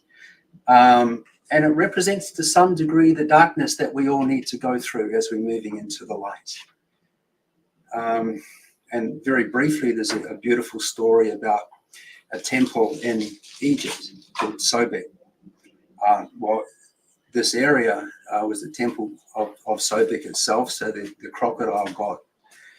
And in that area was a water temple, and what you needed to do was go deep into that temple, and you had to choose one of two tunnels, very similar to the roads that we're talking about. One of those tunnels, you could see that the light was very evident at the end of it. You could see through the water. The other one, you couldn't see anything. It was darkness. And the initiates of this temple, that this was the last initiation for many of the Egyptian people, was to make a choice. Now, what they didn't realize was that if you went into the temple with the tunnel with the light, you would not come back out again. That was the end. The crocodile's there and you'd be taken out. So many of us are going through this transmission of darkness. We need to go through it. We need to release, to clear, to let go. So that's why this stone was brought. You saw the Pounamu, the stone of love, which anchors the energy from the universe, araha, deep into the earth, so that we can transmute. And yeah. So it covers it, mate. Beautiful. I know you got to go soon. I want to get that out of you before you left, mate. Awesome. So, ladies and gentlemen. Yeah, we got to drive to do. Yep. So they'll go out of the circle in a sec, but they've performed their job. So the rocks now they're in formation. I'll keep them in formation for the rest of this day and to the next day, because we've got a couple of people coming tomorrow, haven't we, Evan? I think so, yeah. All right, yeah. And they need the healing. In the meantime, ladies and gentlemen, it comes down to this. The change is complete now. It's written in stone, literally, and bone, and ring, and God knows what else is around here. It's written into everything. The earth has woken up. And remember this, we come here each time to learn. And we're supposed to learn two lessons here. Love and magic go together, that's one. And the second one, you have to make an effort to find out why. Why you're here, what your purpose is, and how you can help. And if you haven't learned that now, you're running out of time. And if you have learned it, your job is to go and tell other people. But let me close with this. If you do talk to other people, you want to talk about this sort of stuff, do it once only. Don't keep throwing the seeds out. If it doesn't germinate the first time, it won't germinate. In closing, I want to tell you, there was a person who told me when we did the ceremony at Uluru, one person said, my family don't believe what I'm doing. They think I'm crazy. And he said, what can I do to change them? And I said, nothing. And he was quite disappointed. He said, what do you mean nothing? There's something I can do. There's nothing you can do. I said, each person's got to make their own decision. It's not really for you to do that anymore. You can't force someone to see a light. If they can't see it, they won't. What you can do is you can show them the light once, and if they want to look at it, fine. If they don't, leave it. The seed may germinate later. They might realize at one stage when they listen to the news, if you want to do that for half an hour and get yourself depressed and suicidal, listen to the daily news. I can assure you that's all it's there for. Remember, they now call it an alert. In Australia, when the news comes up, there's a red line underneath called news alert. That's new. They've never done that before. They're warning you there's a change coming because they've got to tell you the truth, but they only do it vaguely. And they've hinted at it. There is an alert. The world is changing, and you have to embrace two things. You've got to work out why you're here, what your job is and how you can help, and how you can lock into that magic and love. And the stones at the moment are pouring out both. So, ladies and gentlemen, thank you for joining us. We did do this back to front. And thank you, Evan, because I think he did not commit suicide. At one stage, we all thought he was about to actually cut his wrist. I think I'm dangerously dehydrated from all the sweating I did. I told you just to relax. It would all work, and I helped you a bit fixing it up. No, you didn't. Yes, I did. I held the cord up there on the top and made sure it didn't fall down. Right. That was integral. Yeah. Yes. So, ladies and gentlemen, thank you for joining us, and stay well. And remember, if you want to stay here, there's some things you've got to start doing, and it begins today. Don't wait for tomorrow, because tomorrow's too late. All right. Wow. Wow, wow, wow. I'm Thank you very much, buzzing. Steve. I'm buzzing. What a It's doing. I wonder if it makes me taller. I know you have to go. what a beautiful ceremony that was, and I really enjoyed it. And thank you for sharing all of that, especially the rocks. I've always enjoyed them, and it was really nice to just like really, sit in a circle and breathe, conscious breathe for a little bit, and I really enjoyed that. And thank you to everyone that has been watching, and all the love that you guys are sharing in the comments. Really appreciate it. And again, fellow projections, this is being streamed to Watchers Talk, Forgotten Origins, Kathy Mason's Mason Works Marketing, and least but not last, Rob Yox's Full Spectrum Universe, streaming this beautiful event right across the world. And as Steve said, you can take a horse to water, but you can't make the horse drink that water. And it's the same with people. You can show them the light, but if they choose to see the light, then they choose to see it. But if not, then not. We really can't force anything upon anyone. And I would consider that to be a bad karma anyways, when you're forcing someone to do something that they're just simply not ready to do. We have to just allow people to go through their process and just, be on their own time. If they need to incarnate and come back, then I guess that's what's going to have to be. The number is very small, right? So we're all going to be reincarnating and coming back. Yeah. Well, the law of one said the last 26,000 years, there was only 100 humans that were capable of ascending, and they were in South America and Peru. And they, instead of ascending, decided to stay to try to seed this. So who knows what's going to happen? But the OGs, the OS, yeah. The original seed dreamers. Well, that's right. The A-team here. well, honestly, this is such a blessing. Partially the international aspect of this, we're really all finding each other and finding a way to share our geniuses in so many ways. So, and the energy has just been fabulous all day. That I'm still vibing, man. I really feel it, and I really like it. I think you're going to be to vibrate right out of your chair with our next speaker coming up. It's our sister from another mother, our star sister, Geraldine Orozco. No introductions really necessary. Geraldine is, really all over the place, and just an amazing being. And I met her as well at Portal to Ascension a few years back. And ever since then, we've become friends and working together and doing one-on-one talks and doing a lot of conferences over the past few years.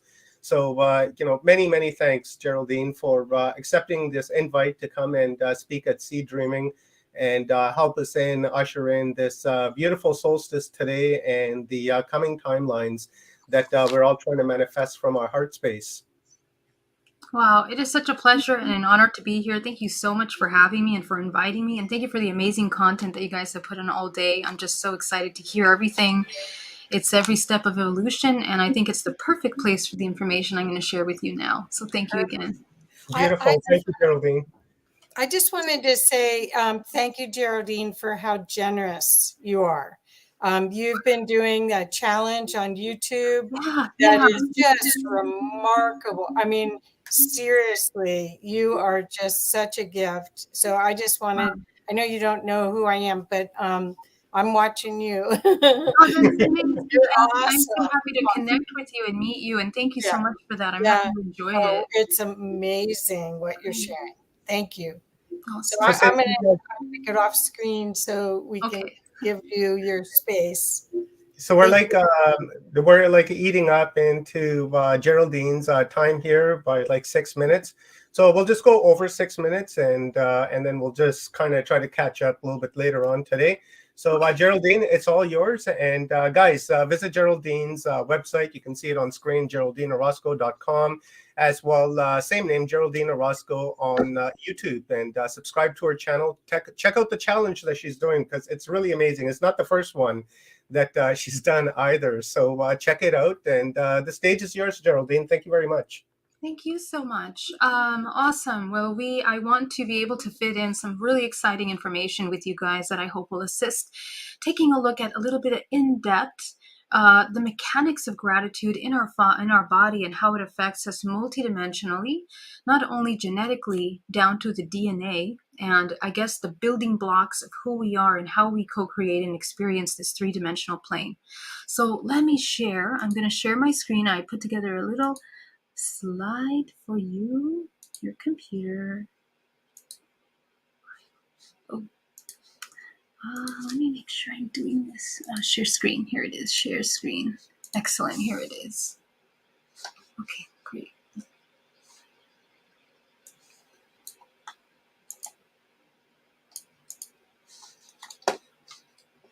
All right.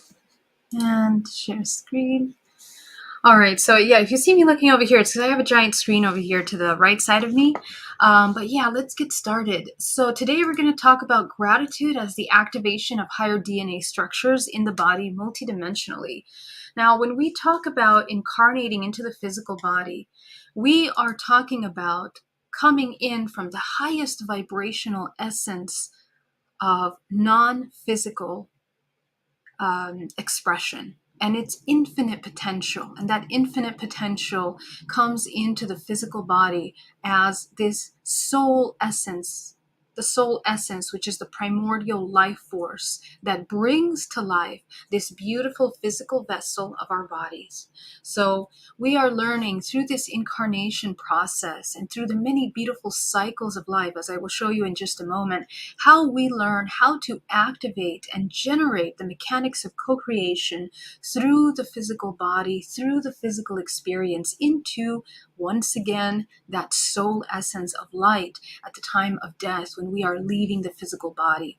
So as we begin to observe how it actually comes into the body, when the soul connects with the physical body, we undergo processes of changing form from most densest states into highest states of frequency.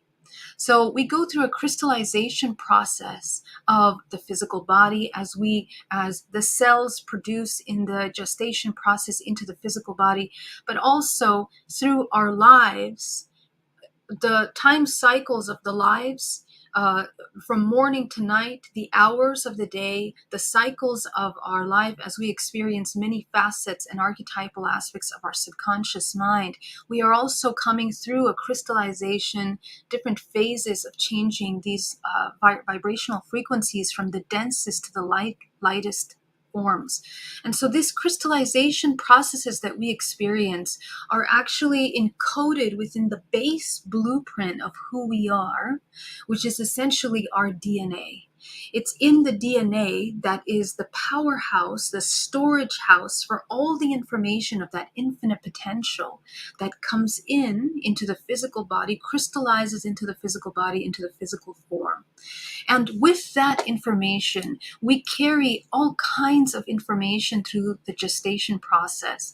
The combination of the mother and the father life force, all of the genetic history through the mitochondria DNA is embedded into our body and begins to gestate in the process of crystallization and into the physical form. But during the gestation process, we are not only accessing the physical development of the body, but also the multidimensional manifestation and crystallization of the body. And it's really, if you can imagine, only 2 to 3% of our DNA is actually writing all of the functions of the organic biosystem. the rest of the DNA is what we call a morphogenetic field, in which encodes all of the instructions that allows this beautiful form of the physical body to take shape. It knows exactly where to stop printing a finger, stop producing certain amount of cells in the body, and there's a natural order and a consistency to the entire organism as a whole. So to maintain this balance, there are structures within the body and laws of the universe in which we abide by. These are natural instruction manuals of co-creation and empowerment that we allow, that we are fractals of. And the intelligent design that this universe in a three-dimensional plane has selected for this information is a spiral form that compresses large amounts of information. And it's important to understand this because we see this spiral format in many different expressions in the universe, down to the cellular level, to the spinal cord, to the way that we are moving in the earth, and we are magnetically and electrically attracting ourselves to groups of people, even the way that we incarnate into the physical body and experience our families, for example. So within these spiral movements of the universe is encoded information of psychological, electrical, bioelectrical, emotional, energetic, and then multidimensional information that is encoded in the DNA. So all programs of behavior, programs of thoughts are also encoded in the DNA for us to access. And we inherit these thought forms, these programs that are encoded in our genetic structure, which provide a database of information that our brain and nervous system and chemical system through the endocrine system utilize as instructions in order to respond to our everyday experiences. So in a very light example, if we experience a trigger that pulls us out of a state of joy or happiness, that trigger response is deeply programmed in our DNA as a result of survival mechanisms that are created for us from the moment of the womb gestation to the moment of becoming an adult. And what ends up happening is that we pass down these generational programs, and we live them out.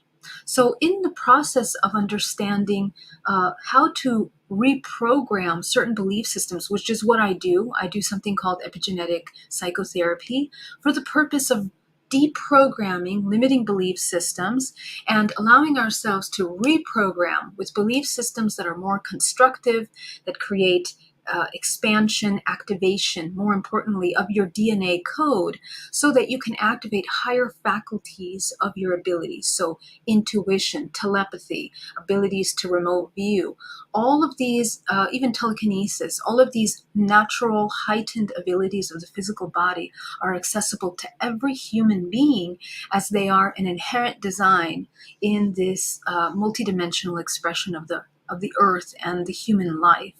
So that being said, this holographic body that we live in is constantly storing information 360 degrees around the body. Everything that we put in is being written in vivo. And it means that we can shift the body if we understand how this system functions from a state of sorrow, loneliness, and disconnect into a state of expansion, love, gratitude, and emotions that are highly, highly productive for the physical body, physically and multidimensionally. So we're going to talk a little bit about that. In the process of the physical body, we need to understand how we store information. So the way that we store emotional programs, an easy way to understand this is that the body, and so as everything in this universe, divided into dualistic expressions. And our physical body is also divided in that way. The front and the back represent the masculine and the feminine in the back. the right and the left of the body. The left represents the feminine, the right represents the masculine. And so, or information, emotional information, self-organizes in this system, in an intelligent design, in which every single one of the organs, every part of the body is storing thought forms, emotions, and reactions.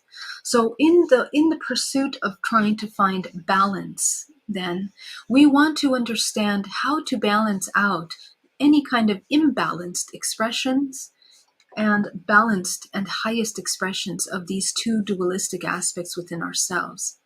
These are the emotional groundwork in order to embody high vibration emotions such as gratitude and love.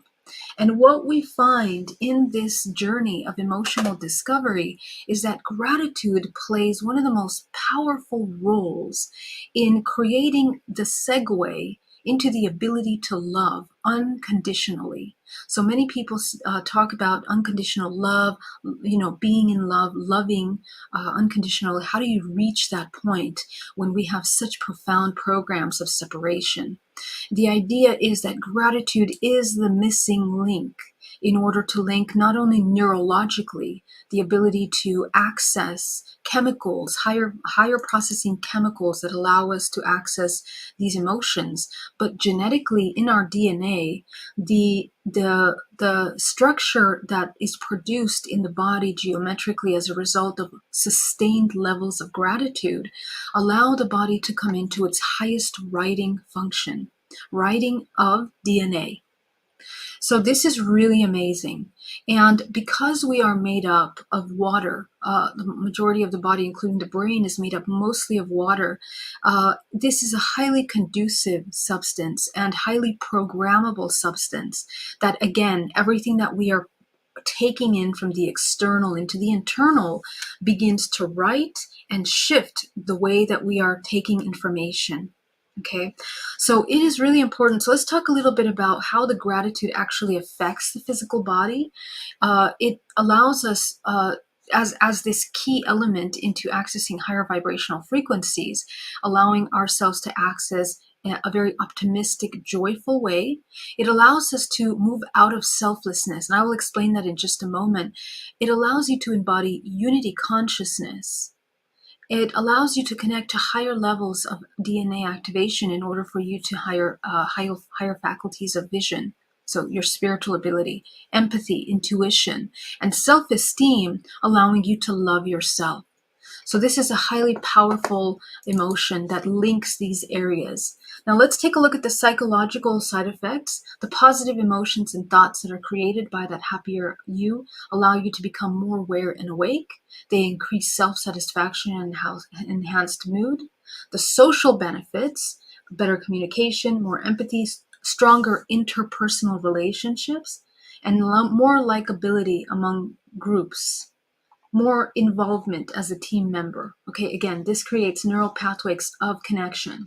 And physical, stronger immune system. Less body pains and aches. So if you guys are experiencing body aches and pains, we can shift the brain into producing chemicals that soften pain. Optimum blood pressure and cardiac function and better sleep-awake function. So let's talk about this.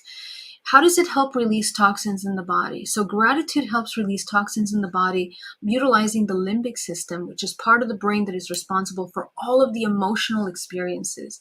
It consists of the thalamus, the hypothalamus, the amygdala, hippocampus, and the cingulate gyrus.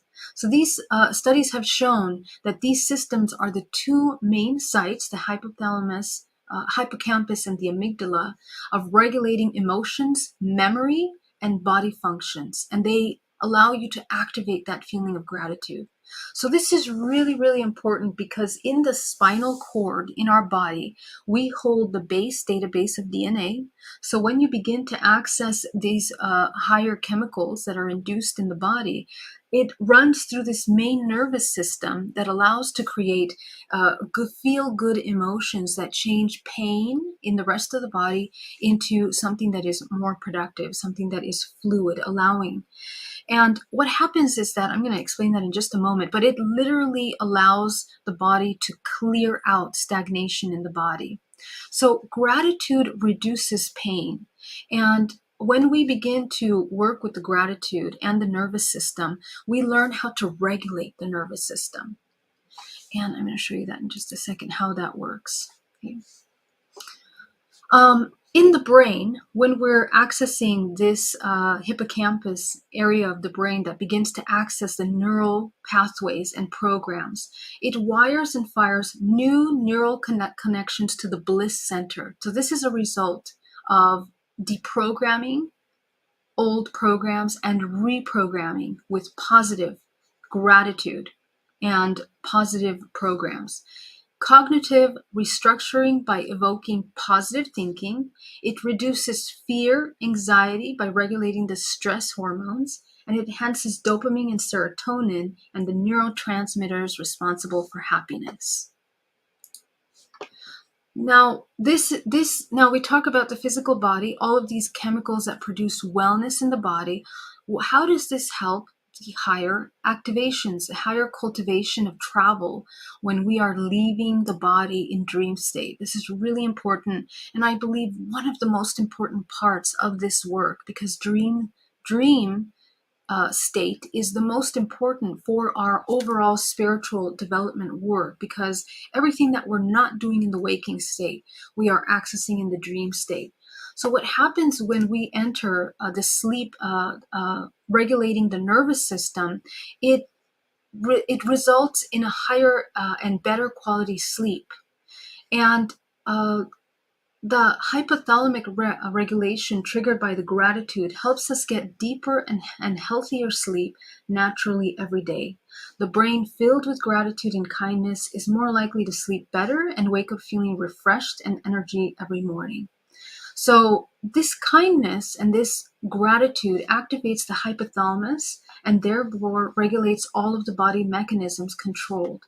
But what happens when we embody that is that, what is this hypothalamus all about? How does it do it? It regulates the heart rate, and it regulates blood pressure in the body, as well as body temperature, fluid and electrolyte balance, appetite and body weight, the glandular secretions of the stomach and intestines, which are oftentimes out of balance when we're in a state of stress and anxiety and tension. You notice the belly muscles tighten up.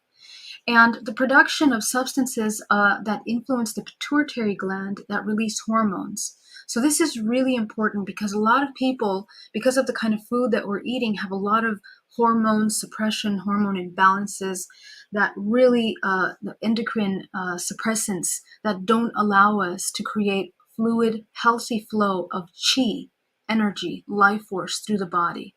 And essentially at the time of sleep, when we're ready to detach from the physical body, the body cannot spin at that high rate that allows you to leave the body in a way that's productive at a higher vibrational frequency.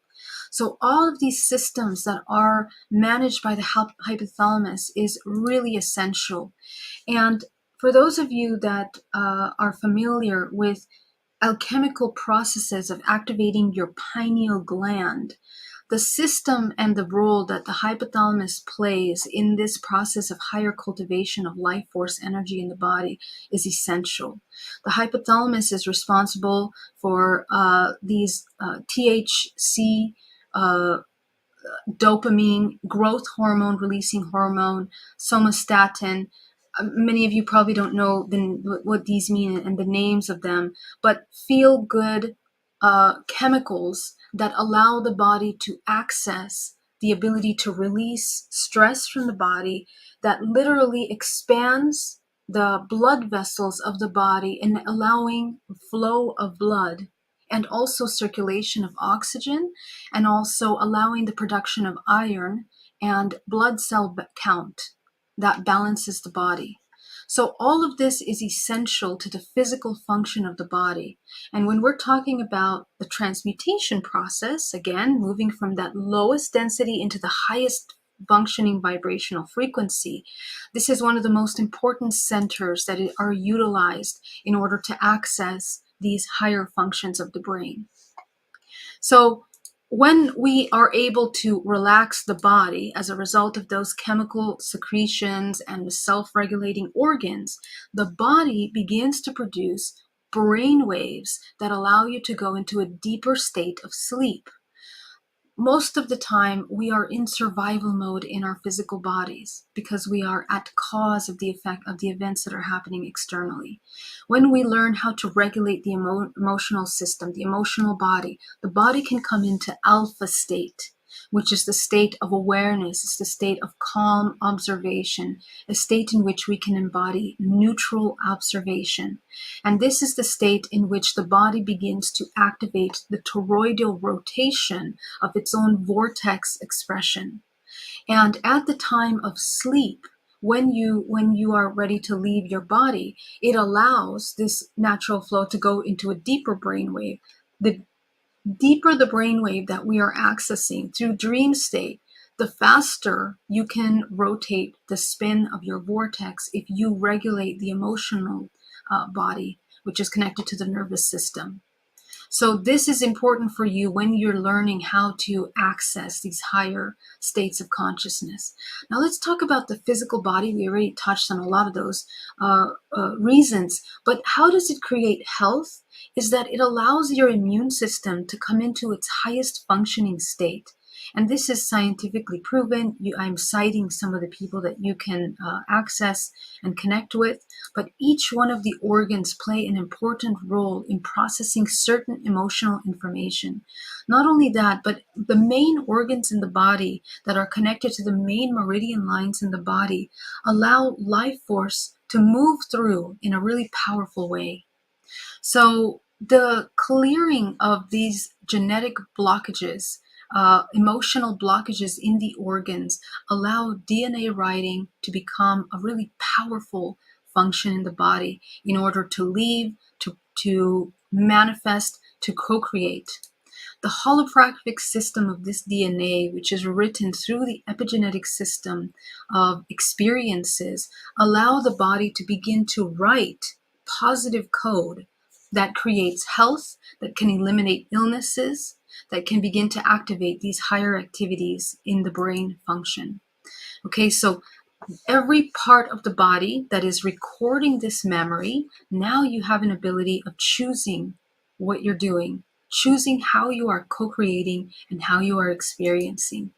So we are able to shift frequency essentially by learning how to suppress, how to release the suppression of heavy emotions in the body in order to allow for higher flows of this life force.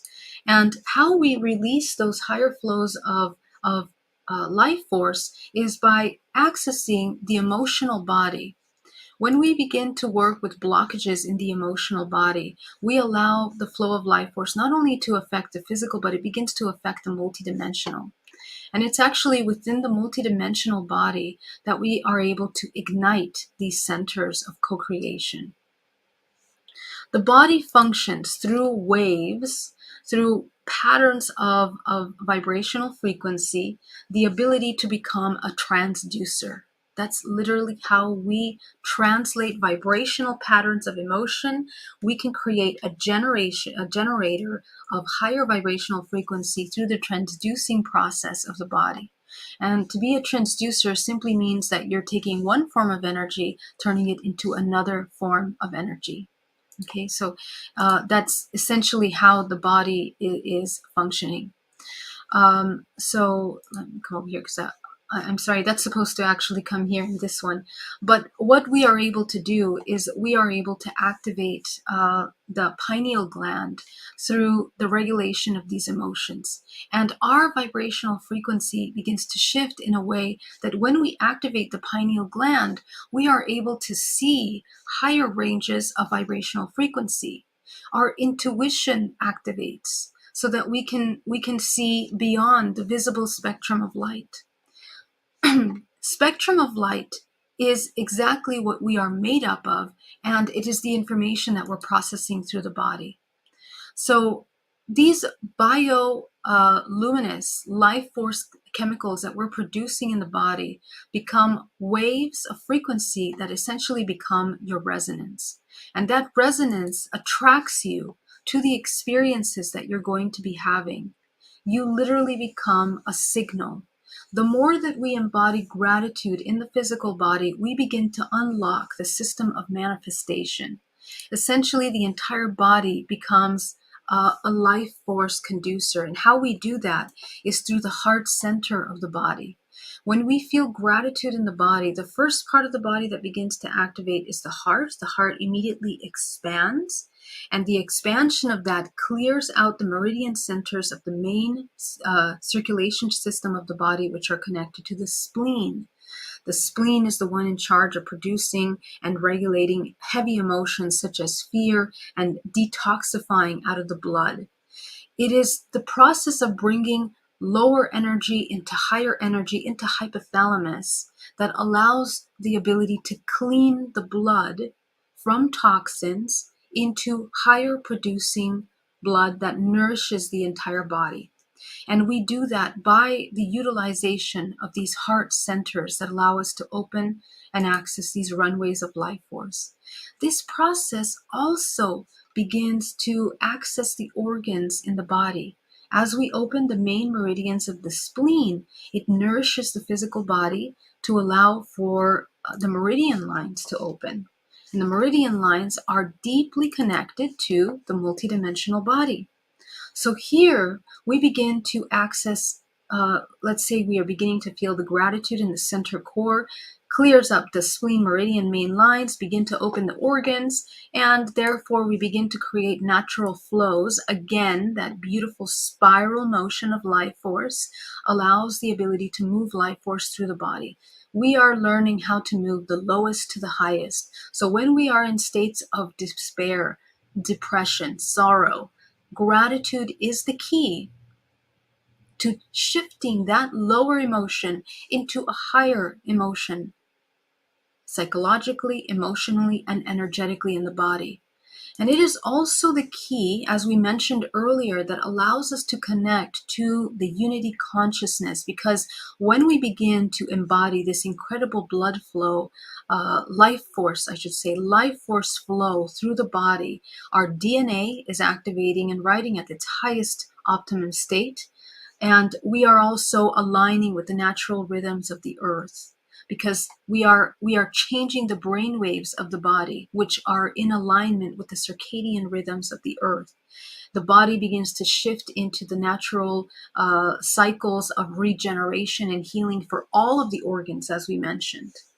And essentially, as humans that are here experiencing the collective, you become a powerhouse generator of co-creation and manifestation, because you are moving from a place of separation, totally in effect, into one of unity consciousness, knowing, and connection. Our intuitive bodies are activated, and you are going from the spectrum of separation of the many different ranges of frequency into white light. You become white light, essentially. So I think that is my time. And I just want to remind you that you are infinite consciousness becoming aware of itself. I'm a clinical hypnotherapist and, among other things, epigenetic psychotherapist. If you want to connect with me and work with me in DNA reprogramming or hypnotherapy, it would be an honor to work with you. I also have a support group for experiencers at hybridmother.com. And you can find me at Conscious Awakening Network, where we have really awesome content, as well as my YouTube channel. I also want to invite you guys to Portal to Ascension, April 21 to 23. It's live in person, and also the Biomed Expo and Journey to Truth Conference. You guys can check this information out. So I want to thank you so much again for having me here. Did I make it in time? You did great. Okay. Wow. I'm glad that was a lot. I'm glad there's not a pop quiz at the end of this, though. Okay, I hope you guys can watch the replay and then slowly look at the information. Yeah, thank you so much. It was such an honor to be here. Oh, I'd be like, I'll see you in 3 days with that pop quiz, and be back. I'll check back with you guys. Oh, So thank you amazing, so much. Geraldine. Yeah, wow, it's so amazing. I especially resonated with the white light at the end, that final slide. It just Right. resonated. I was looking at that and I was like, wow, as soon as you said white light, I was like, hoo-wah, that's kind of where we are aspiring to all be. So To become, yeah. amazing as always, Geraldine. Just, I love you, Star Sister. You are just truly amazing, a gift to this world to help us ascend. You're one of the ones that we've been waiting for, and I just have a lot of gratitude for you, a lot of love for you, and Merry Christmas and a Happy New Year to you and to your family. And I will surely speak to you soon. Yeah, so much love to you both. Thank you so much, Kathy and Omar. Love you. Happy holidays, and to everyone tuning in, thank you so much. Much love. Bye-bye. Thank you. Wonderful. Wow, Kathy, wow, right? Yeah, she's Wow. amazing. Amazing. She always is, and I've brilliant. I saw her years ago with at Neil's conference. I was helping co-host, and she came on, and I was like, "Wowzers! Listen to what this lady is saying." Like, geez, I got to get her on Watchers Talk, and reached out to her and brought her on, and ever since we've had just amazing conversations. And look at this, we're getting spammed by like this porn, and these people know when to come, right? But you're out of here because she's beautiful. Okay, well, I think what's so beautiful about her contribution is that it bridges the gap of the left-brained people to understand, because it is quantum physics but it's the physical side. So we just had this incredible energy from those crystals, from those rocks, and from that ancient knowledge. And then she just put it into form so our brain could actually utilize it. So it's so cool. So it is. I just love how it's all worked out, Kathy. Like Yeah. right from the morning, as you were saying, I can't wait to go back and watch the morning and really understand what you're saying. But I kind of understand what you're saying now after I watched a couple here, and now I'm beginning to understand what you were saying earlier. Beautiful. Like, wow, the universe couldn't have put this any better, and especially being the finale of of our conferences over the past 3 years, as Steve was saying, this is working out just perfect. And to speak of that, we've got another. Get yourself ready for this one, Kathy. Like, really, get yourself ready. If I were you, I would take a few deep breaths, because Paul and Phoebe, I don't know if you've seen them on Watchers Talk, but they are amazing. I love them very much, and let's bring them on. Where's Stephen and Evan? We'll bring them on, and we will get ourselves a download. And you guys out there, get ready, because this is going to be sick. And I don't mean S-I-C-K, I just mean S-I-C. All right, because it's in super cool. That's right. Paul and Phoebe, thank you very much for being here. You guys are truly amazing, and I always love looking forward to hearing from you guys, and just really looking forward to this presentation. So I'm just gonna leave the stage, and I will let Stephen and Evan awe us with your wisdom and your knowledge and your love. Thank you, Omar. Thank you, Emma. Nice to be here. Lovely to see you. It sure is. Yeah, well, it wasn't that long ago I saw you. Probably must have got home quick. We made it. We made it back. I'm impressed. And you've let your dog out. It's all happy. Yes. Everyone's happy. Yeah. Okay. Yeah, no. So I'll just grab Steve, but he's just outside. So bear with me. Steve. Well, Phoebe, why don't you please give us a little bit of background on yourselves as we wait for Stephen to arrive, so this way people in the audience can get to know a little bit about you before we go ahead. Okay. Well, basically, we spent, we've always been on a spiritual journey, but we spent part of the time, we spent 8 years going around the planet. Paul was called to carve symbols into Punama, the greenstone of New Zealand, which anchors love onto the planet. And this guidance came from off-world, and his guidance. And then we spent 8 years taking them to 11 of the most ancient tribes on the planet. We've always gone in trust and trusting our own spirit, our own guidance. And I might hand over to Paul quite a bit because I'm just recovering myself from 8 weeks of fighting to be on the planet and to be here. So I'll hand over to Paul. Yeah, so it's been a spiritual journey for 35, 40 years. We were 35 at least that we were put together. And then there's been periods of time when we haven't had much going on, you know, like it's been very mundane and very quiet after riding a massive wave of energy for many, many years, which has been great. And what we've learned to do over that time is be in that quiet space as well, and then sit and wait, which has been a big lesson for us. When spirit wants you to move, spirit will let you know. It's not about sitting around doing nothing, but it's very much about listening and being aware of when the time is to move and what to be doing. And that's your intuition, that's your wisdom. Your wisdom comes from your heart and your head combined. It's the combination of both. That is your guidance. And we've learned to get very good at that. Yeah, it's been fantastic. And as Phoebe said just recently, I nearly lost her, which was the biggest shock of my life. She got very, very sick. I never really saw it as sickness. Cleansing. Yeah, it's a cleansing, but I also saw myself as being, I literally put myself way out of balance and all my systems shut down, all of them. So we're bringing them back online one by one, and I'm here to tell the tale. And again, intuition, you know, we had families saying, go and get scans, you know, what's going on, go to the doctor. You know, this has been our field for over 35 years, and we just had to sit with it and just go, you know what? No, we're gonna work through this. And I had some great acupuncturists working with me, along with myself within the practice.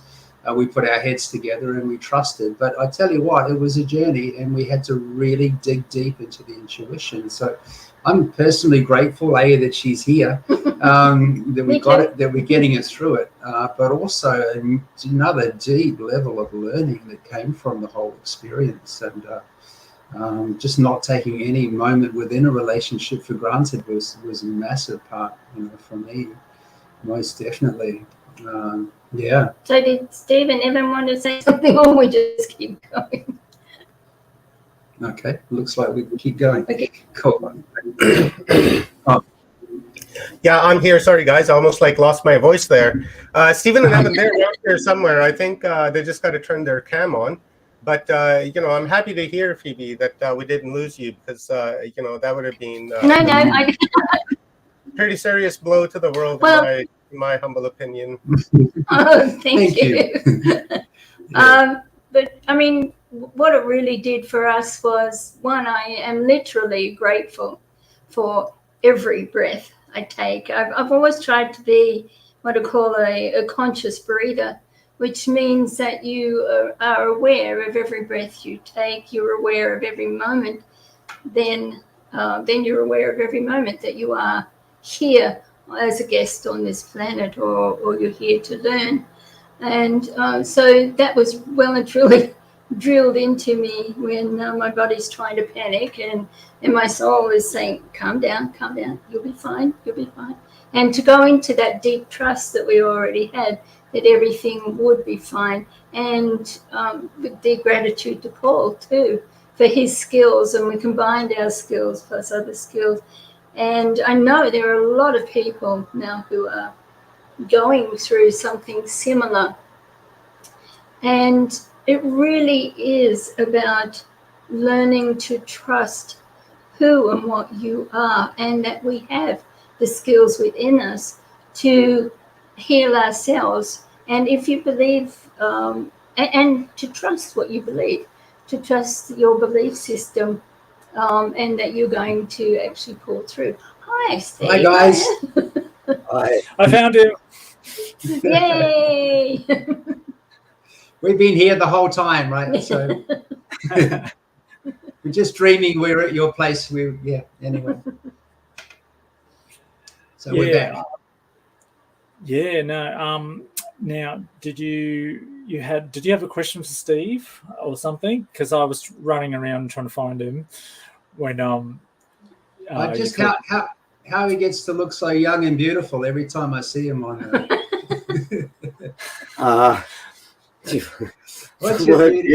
The word beautiful, interesting. It's an interesting concept, and I don't fully understand it, but I can assure you one thing: beautiful is not something that I've managed to control at all. You're beautiful. No, mate. Young is different. I think that's because I play tennis every day of my life. There you go. Yeah, I play it every day, and that helps a bit because if I keep moving every day, and I have noticed when we get older, if you have breaks, your body tells you straight away. But yes, that keeps me fit. But I've got to tell you, Paul, when I'm out on the court, I don't look any different. I still look the same. It doesn't get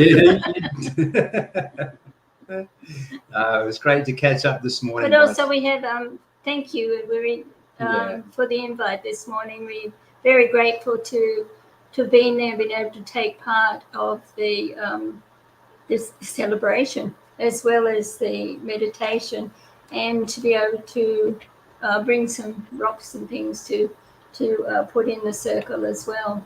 So I think that rocks going in was very important. I thought you brought some really powerful rocks, which makes it a better circle. And what I am going to do is we've got a gentleman coming in about half an hour that's going to needs healing, and that'll make it a stronger circle for him, won't it? Oh, beautiful. Yeah, so he's coming in half an hour. He's got major problems. Yeah, Okay. So that'll be good. But thank you. We'll send our prayers. Yeah. As well. Okay. Well, I guess we'll head on with what we were going to talk about then. Yeah. Okay. Okay. Yep. All right, Stephen That's and a Evan, pleasure. thank you. Thank you. Thank you for coming, guys. We really appreciate it. Oh, it's a pleasure. Yeah, it was a pleasure. We don't go anywhere where we're not invited, so we're like, oh, hey, awesome. Yeah. Yeah. All right. So where were we? Yeah, I'm wearing Paul's glasses because I think I left them at Stephen Evans, but anyway. So yeah, gratitude. Maybe I'll start with a story that could help from our perspective. You know, we've had our clinic running, our acupuncture clinic, for many, many years. And a story that comes to mind was a lady that I'd been working with for such a long time. And I'd worked with her mother as well. Anyway, her mum was quite sick and she was in a nursing home. And the daughter came in to see me and she's going, oh, I'm just so sick of mum. You know, she's a pain in the butt and she's this and she's that and she's difficult. And I said, look, she hasn't got long to go. You know, you know that. She said, yeah, I know that, but she's just such a problem. I said, yeah, but I said, here's the thing. I said, go down and how about doing this? I said, write down 10 things that you're grateful for having your mum here and what she's done for you. And she said, oh, look, she hasn't done anything, you know, she really hasn't. And I said, oh, I said, so what, did you sleep outside? You know? And she said, no. So you had a bed to sleep in? And she said, yeah. I said, oh, well, that's good. There's one. Did you get fed or did she starve you? No, I got fed. So we took her down to the very, very most basic parts of this to get her. In the end, you know, she'd written those 10 things plus, and she realized that she did have a lot to be grateful for. So the things that got us through this journey with Phoebe not being well for me was, and you hear it as a cliche, but I tell you what, it's your sanctuary. Stay in the moment. Stay in the moment. Don't let your mind wander off. You got control over it. Slow it down. Stay right there. If everything's too much, chunk it down to your smallest denominator. And within that, what am I grateful for? You know, because a lot of times people think about what they don't have and what they'd like. Yeah, but then if you look at it, I can look around, like our garden is lush. I'm grateful that we have a vehicle to get around with. I'm grateful that I got my partner with me still. I'm grateful for a hug from the dog when he comes up in the bed in the morning. It's all about where you send your focus and where you put your attention. So I think that, these things really do help, because most of us, believe it or not, even though we've been through the hardest times, we still have more than enough to get us through the rest. And we're close. Yeah, and to come into it, I'm going to have to take these off. They're sliding down my neck. And to come into the times that we're coming into, what our journeys really taught us about, especially with the meeting with all the elders and all the different cultures, because most of the cultures we spent time with all still live very connected to the earth, very connected to each other, very connected to all there is. And it's such an amazing space to actually be in. As Steve was saying this morning, you don't have to go back to living in a gur on the plane, although that does actually sound pretty good. But it is all about connected. Steve also said something about trees are all connected. They do. Underneath the earth, they're all connected by little filaments. And at one time, we were all connected too, by filaments that went from one person to the next. We didn't need to actually speak. We could just speak in our minds, telepath, that was the word, to each other. And we're moving back towards that. So it's moving back towards instant manifestation and choosing the right path to be on. We've always called it the Good Red Road. Good Red Road. And to follow the road, and that is the road that is connected to all that is. It's connected to each other. And through all this chaos, I've noticed that now people are coming together in communities. We have our own little community going on in here, and they may not be blood family, but they feel very much like family. And soul family. Soul family, yeah. And that's what will be happening too, is coming into a future where you are connected in community and there for each other, especially those who may be physically not able to do things for themselves. So the community comes together and helps, and that's what we saw in all our journeys, was everybody was there to help everybody else, and that's the way we really should be with each other, and this love and support they had for each other. And that is going to come too, that we do need to go through a cleansing, and that's what I see this as for me, is a cleansing. And it's also a way of listening, of really listening to your body. And when I was in the depths of all of this, I had some very deep and meaningful talks to, I call them Prime Creator.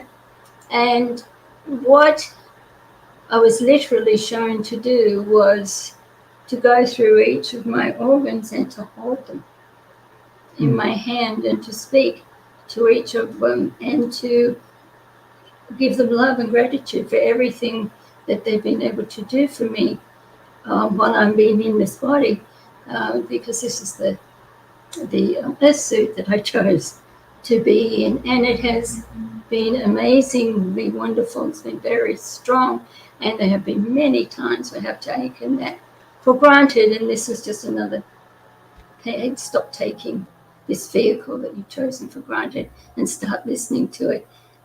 And I would ask it, and this is sort of a metaphor for a lot of things, I would ask it what it needed to heal, what it needed to get better. And if it said, I need a peanut butter sandwich, I gave it a peanut butter sandwich. It didn't really, but there were things that it asked me for, and I went, okay. And it actually made me that little bit stronger. So I think I went off. No, that sounds good. So, and again, just reiterating the intuitive side for Phoebe for her own healing. And for me as a practitioner, there was times when I was treating her up to 4 times a day just to get the breathing clear and all the rest of it. And It was intense. So what happens, regardless of what the story is that's going on for you, be careful of the what ifs.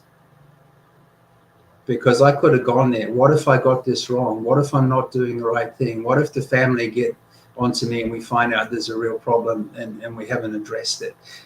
What if? But then there's that stillness, that deeper part within that shows you when you're on track. It guides you. And you do literally have a 24-hour coach inside of you. You don't need coaching really from the outside. When you can sit down quietly, you'll get to know what it is that you need, but you've got to trust what you're being shown and what you're being taught. Our journeys around the world were very much about intuition. We didn't have any guidance whatsoever. I rang an elder of mine, a friend of mine, a mentor of mine, and said, what do I do? Where do I go? I know I've got to do this journey. He said, I can't tell you. He said, this is your journey. This is what we call what they call the rainbow mind, where you send your mind out and you travel and you test things and you work out what's going to be best, what sits well with the heart, where your intuition lies. But this is where we're headed.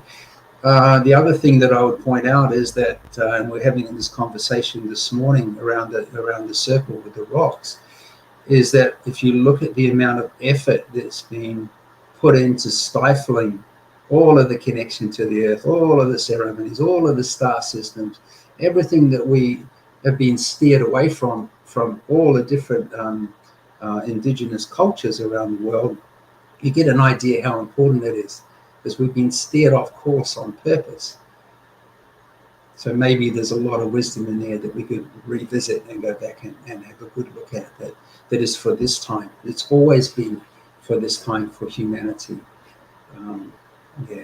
Rebalance, reconnect, get back into the garden, reconnect with the earth. Yeah, I came across it was a little saying, and it says it's by David Suzuki, but it could be, it sounds like him, but it really resonated with me and about what we're to step back into. And it says, the way we see the world shapes the way we treat it. If a mountain is a deity, not a pile of ore. If a forest is a sacred grove, not timber. If other species are biological kin, not resources. Or if the planet is our mother, not an opportunity, then we will treat each other with greater respect. Thus is the challenge, to look at the world from a different perspective. Mm-hmm. Or, as I see it, to go back to the perspective that we once had a very long time ago when we were first on this planet, before we were hacked and our abilities taken away from us, where we were all respectful of each other, where we saw the world very differently, where we used our higher minds to be able to connect with each other. And I'm looking forward to coming back a little bit to that, to moving into the respecting and connecting, to really see people connecting to the planet and to the earth. And yes, as Stephen Evers is saying, there will be a split. We've always known that there will be a split. There will be two roads that we will go down. And for some time, I believe you'll be able to jump across, but then the chasm between the two will become so wide that in some ways we'll no longer see each other. And it will seem as though a lot of people have vanished off the planet, but they've just moved into a different dimension or a different planet, or however you want to see it. But yes, we're totally grateful for being here in this time, to be able to be a witness to humanity's greatest challenge, to humanity finally coming in, stepping into understanding who and what we really are, that these other beings who have come to try and shut us down wanted what we have that a lot of other beings don't have, and that is we have the God force within us. We were given prime creators DNA as well. So to be able to use that, and that's what we're moving back towards. That's what we can see in the future. So, And just a thought on that hopefully it can ease some people's minds, is that right at the beginning of our journeys, and we had a lot of connection with Pleiadian channeling many years ago. This helped to wake us up and open our horizons and our consciousness. So a lot of what we're saying now, we were taught 35 plus years ago, and we were waiting for this change. We've seen it unfold over these years. There was many times throughout this that we didn't think that humanity would make it. We thought it was not in a negative way. We just couldn't see how we would break through the matrix and get out the other side. But we were taught that we need to work on our own vibration and carry that vibration, so that wherever you go, you're carrying that light within you, and you don't have to say anything when you carry a lot of light. You can walk into a room, people will feel it. You can sit next to somebody, they'll pick it up. And there's an osmosis that occurs. There's things that happen as you carry that energy around with you. So, but for many years, I believed that it was absolutely my responsibility to get as many people up and moving as possible. And, God, I worked hard, like everyone. If I can get somebody here, then that's going to have a ripple effect, and that'll go on and on and on, and we're going to get there. And the burden and responsibility was huge. Luckily, we're learning to release some of that now, and realizing that everyone has their own time. Everyone has their time of evolution, and it may not be this time. And I think it was Stephen that was saying, plant the seed, but don't keep planting seeds all around them. You're going to drive them crazy. I'm sure that we've lost people over the years. In fact, I know we have, trying to help them out, with the best intent. But that time is finished now. There's a timing to it where people will awaken. It may or may not be this time around. But move with your tribe. Find your tribe. It may not be within your family. It may not be. Maybe, hopefully. But look for those people that carry that light, and look for the questions. It's the questions that people will ask you that will open the door. Wait for them to ask you a question, because then they give you permission to give them an answer. Yeah, and put out. Don't be afraid to be who you are. Be yourself. That's what we came here to be. Is to be ourselves, and it took us quite a while to learn to do that. But once you actually step into who you really are, and you can't go back. There's no going back. So then who's genuine to in accepting you for who you are, and you can then be the one to actually accept them for who they are as well. And as Paul was saying, that we're not all on the same path, and we're not all meant to be on the same path. It doesn't mean that anyone's better than anyone else. It doesn't mean that they're more enlightened than anyone else. It just means that they are being who they are meant to be. So in gratitude for being here at this time, and for being able to witness all of this. It's just such an amazing time to be on this planet. Don't be afraid. Don't step into fear. Step right out of fear, and then you will be able to navigate the darkness, or any darkness. You'll be able to look at it as a challenge rather than something to fear, and to know that you will come out the other side of it way better for having actually had the courage to walk through it. Yeah. We were always told that by that, I'm not sure how we're going for time, so I'm aware of that. Another 2 minutes. Got about 5 minutes left, Paul. Oh, good. That's good. That's always good to know. We'll use that well. The channelings that we went to, I used to say to them, look, I thank you so much for this information, because there was volumes of it, and everything that they've said has come to pass. They said, no, it's not about that. Not about thanking us. It said that we're here for the codes and the master numbers.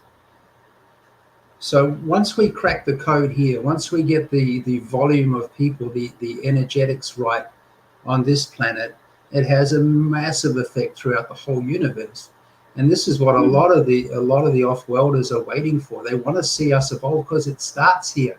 I don't think many people, including myself, really get to understand how important planet Earth is, and especially at the moment.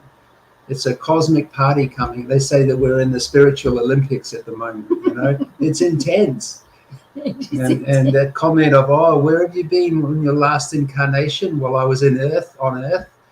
Geez, you're brave. You know, it's intense. So we're warriors, and be proud of the fact that we're here, and hold our spirit high and walk with your best intent, your heart open, and you'll do the good work just by doing that. And as it's all the native cultures have said, especially the ones who still live,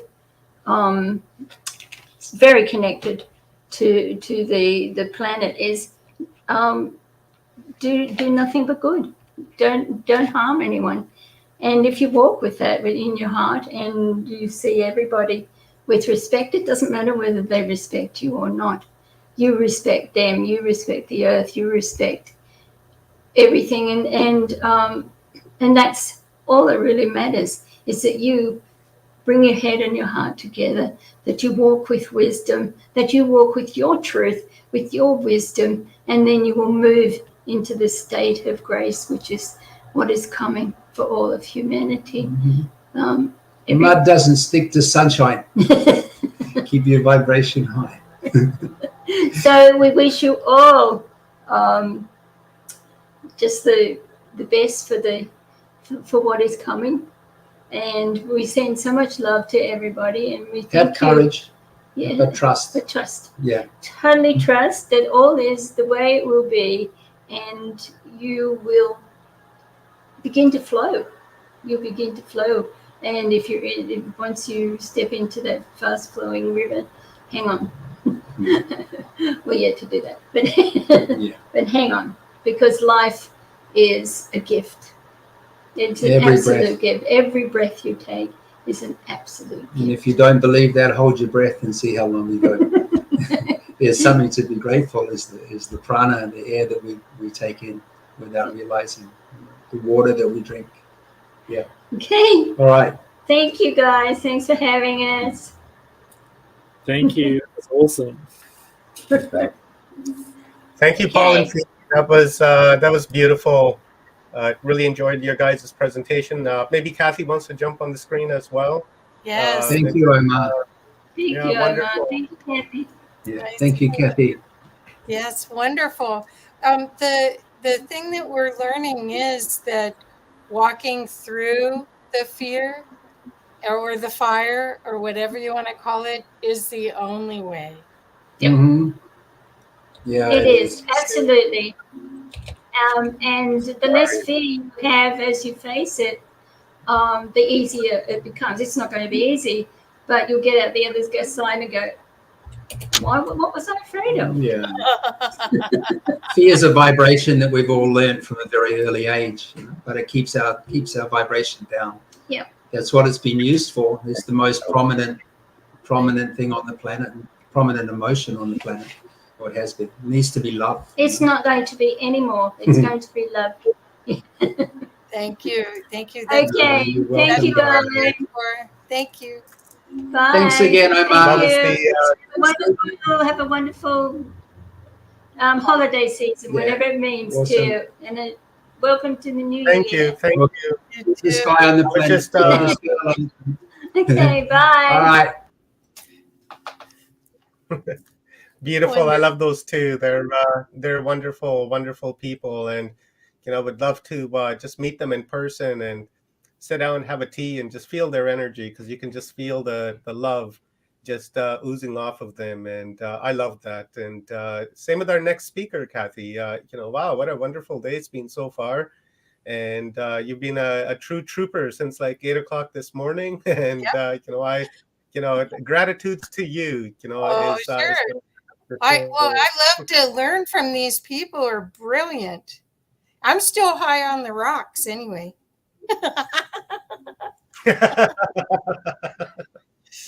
So I'm good with that. Cool. Let's bring our let's bring our next speaker in, guys, and maybe we can do a like a short meditation, and we can send all that healing energy to Barry to help him get healthier. And yeah, so maybe we can do that towards the end.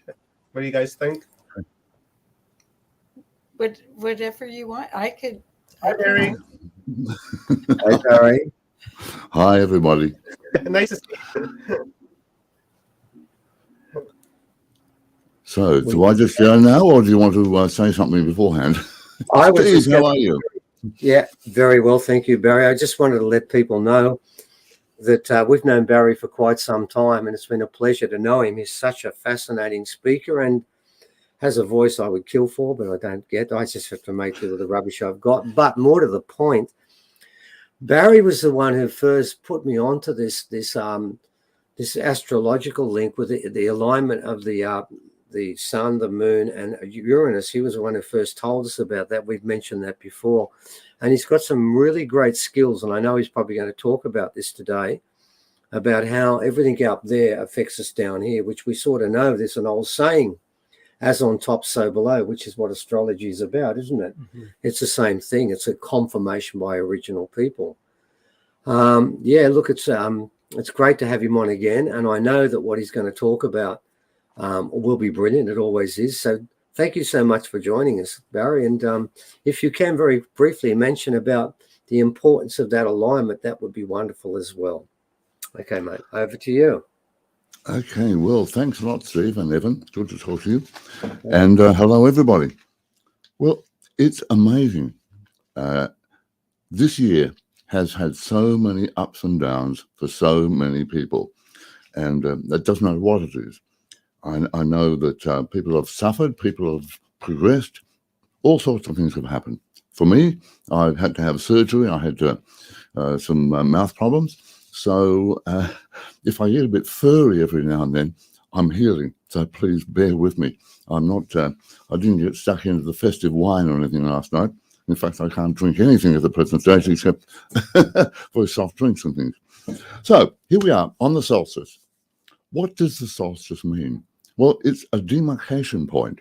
And we have the solstice in December, and we also have the equinox in March. And this is a time of change, because in the northern hemisphere at the moment, the change is to winter. In the southern hemisphere, the change is to summer. Now, the media will tell you that all happens on the 1st of December. Well, that's pretty lazy, because it actually happens on the solstice and on the equinox, as far as astronomy is concerned, not just astrology, but astronomy. So it was fascinating that I looked up this morning, and having spoken to a few friends of mine about all this, it is no coincidence that the planet Jupiter has just entered something right on the solstice that is going to affect us all. Now, planets are associated with the various gods over the years, and we have Jupiter, who was he was like Zeus, the king of the gods. And as we go through, I'll tell you a bit more about them. We associate them, and it all works. Now, astrology is not just something that you read in a newspaper or a magazine, that, 3 lines here and there. Astrology, as Steve was saying a moment ago, affects everybody. Yes, it affects us personally, for sure, and that's personal astrology. But when we look at the overall situation on the whole planet, that's what we call mundane astrology. And what happens will affect you as an individual, as well as the whole community and the whole world in various ways. Obviously, we're all different. We all are here to have our own journey. I think as Phoebe was saying before then. So Jupiter, representing the largest planet in the entire solar system, represents many different things. It represents opportunity, growth, opportunity for experiences, new endeavors, and also it's a self-starter because it is now back in the sign of Aries. It popped into Aries for a while earlier in the year, and now it went away again, what we call retrograde. I'll talk about that in a moment. But now, today, right now, it is back in Aries, at 0 degrees, right at the very beginning. Now, this is, to me, it's a new beginning. This solstice marks a new beginning. Very, very powerful. Planets come and go as far as retrograde is concerned, but they're very, very rare. In fact, I can't remember the last time I saw a planet go back to 0 in its second phase. So it's like a restart, and we've all been given this opportunity. So what does Jupiter in Aries actually signify?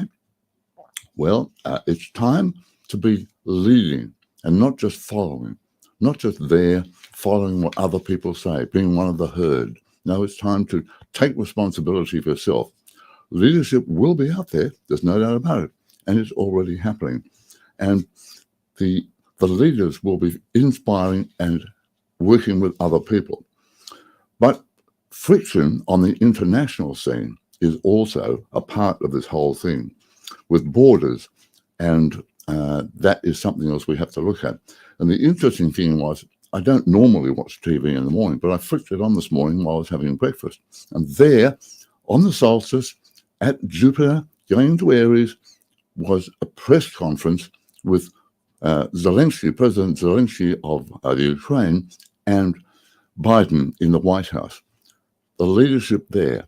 Now, this is the kind of thing that can happen, and this is going to influence what is happening, not only with them and the Ukraine, but all of us. So we can expect to see quite a bit more of things like this.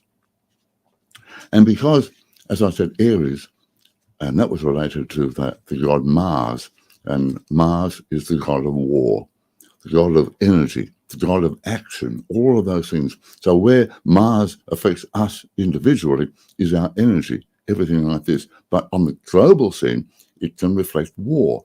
So, of course, the war right now is in the Ukraine. So we can expect to see a lot more happening there, because Jupiter will stay in the constellation of Aries through until about the end of May next year. So in that time, who knows what's going to happen. But personally, it's time to become the leader. Make your own decisions. Don't be held back by other people. Okay, so I mentioned retrograde planets. Now, planets all go in a retrograde motion. Now, they don't go backwards in the sky. I mean, that would be ridiculous. But what happens is, because of the various orbits, they appear to be going backwards in the sky as far as our perspective here on Earth. So I heard a wonderful analogy on this years ago. It's like two trains going along opposite directions, going in the same direction, I'm sorry, and one starts to go faster than the other. So what do you see? You see one train slipping behind the other. You've probably seen that if you do as much train travel as I like to do. But that is a basic sort of a look at what happens retrograde. It's just the orbits of the planets make it appear, from our perspective, that they are going backwards. Now, we call that retrograde. So what happens? In this time, it's good to do research, rethinking, reimagining, and repairing your life, repairing your mind, researching where you want to go, particularly right now, as we have this whole association with Jupiter in the sign of Aries, new beginning. And this is just the start of it, because I haven't even got on to 2023 yet, very much anyway. So we have Mars retrograde at the moment in the sign of Gemini. So the energy, you might want to rethink some of your energies. Now, I don't know about you, but I've had real energy problems in the last few months. Yeah, sure, I had pretty heavy surgery, but my energy's been up and down, up and down, up and down, but it's starting to come back again. Now, that Mars will move on the 13th of January, so we can expect a lot more there. So if you've had your energy or your directions or your work, things like that, that can be there being affected. Also, just to end the year off and get us into 2023, we have the planet Mercury going retrograde on the 29th. Now, many of you probably have heard of Mercury retrograde. This is when communications can go out the window. All sorts of problems, everything from contracts through to computers, all sorts of things. So it's time for us to do a rethink, because Mercury, well, he was the old god of communication. You know, the wings on his helmet, the wings on his heel. Okay, he was a messenger of the gods. So when Mercury becomes retrograde, we have to stop and rethink. And this is a wonderful time at the end of this year, in time for our New Year's resolutions, if you do make them, and then into the first 19 days of January.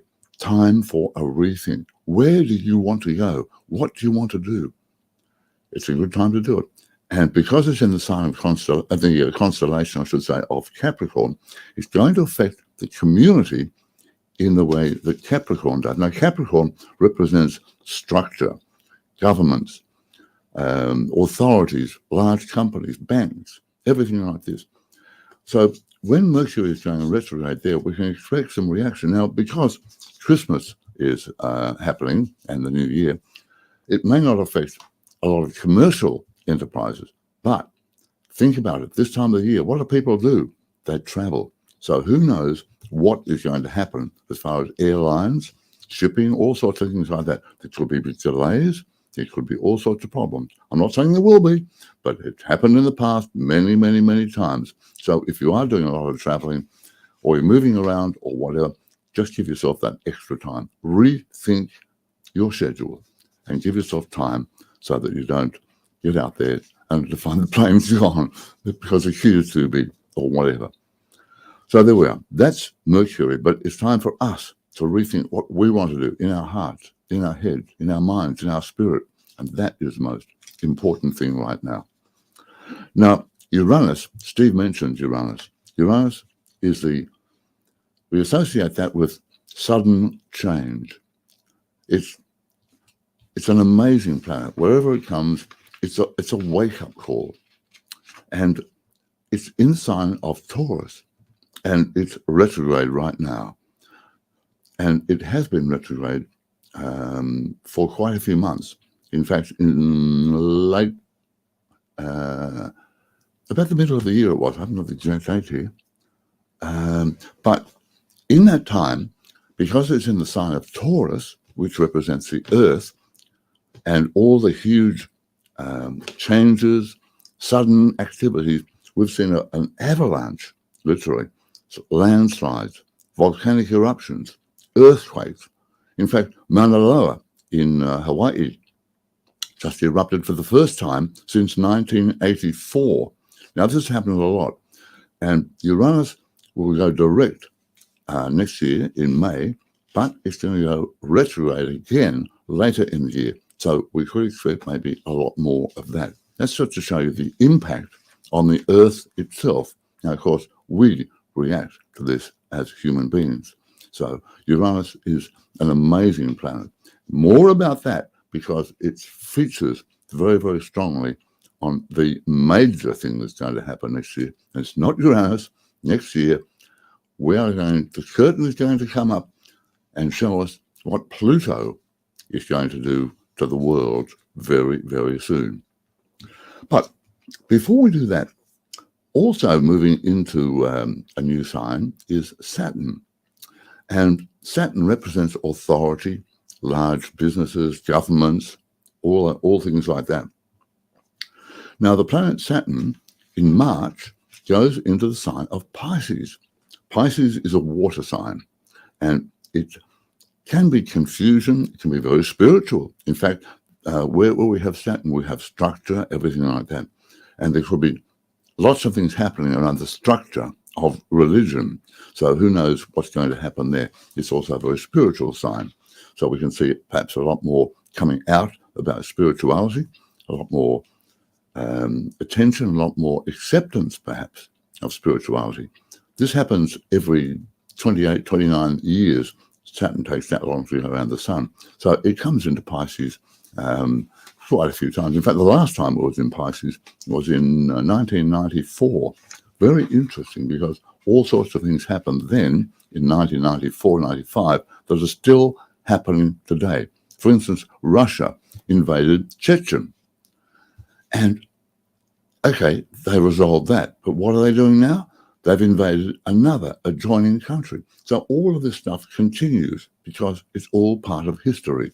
And I know Steve is a former history master, will understand when I talk about everything moving in cycles, but we must learn from history and not just confine it to a dusty book in a library somewhere. So what is going to happen here? Well, Pisces also represents water. So we can see a lot more activity in 2023 about water.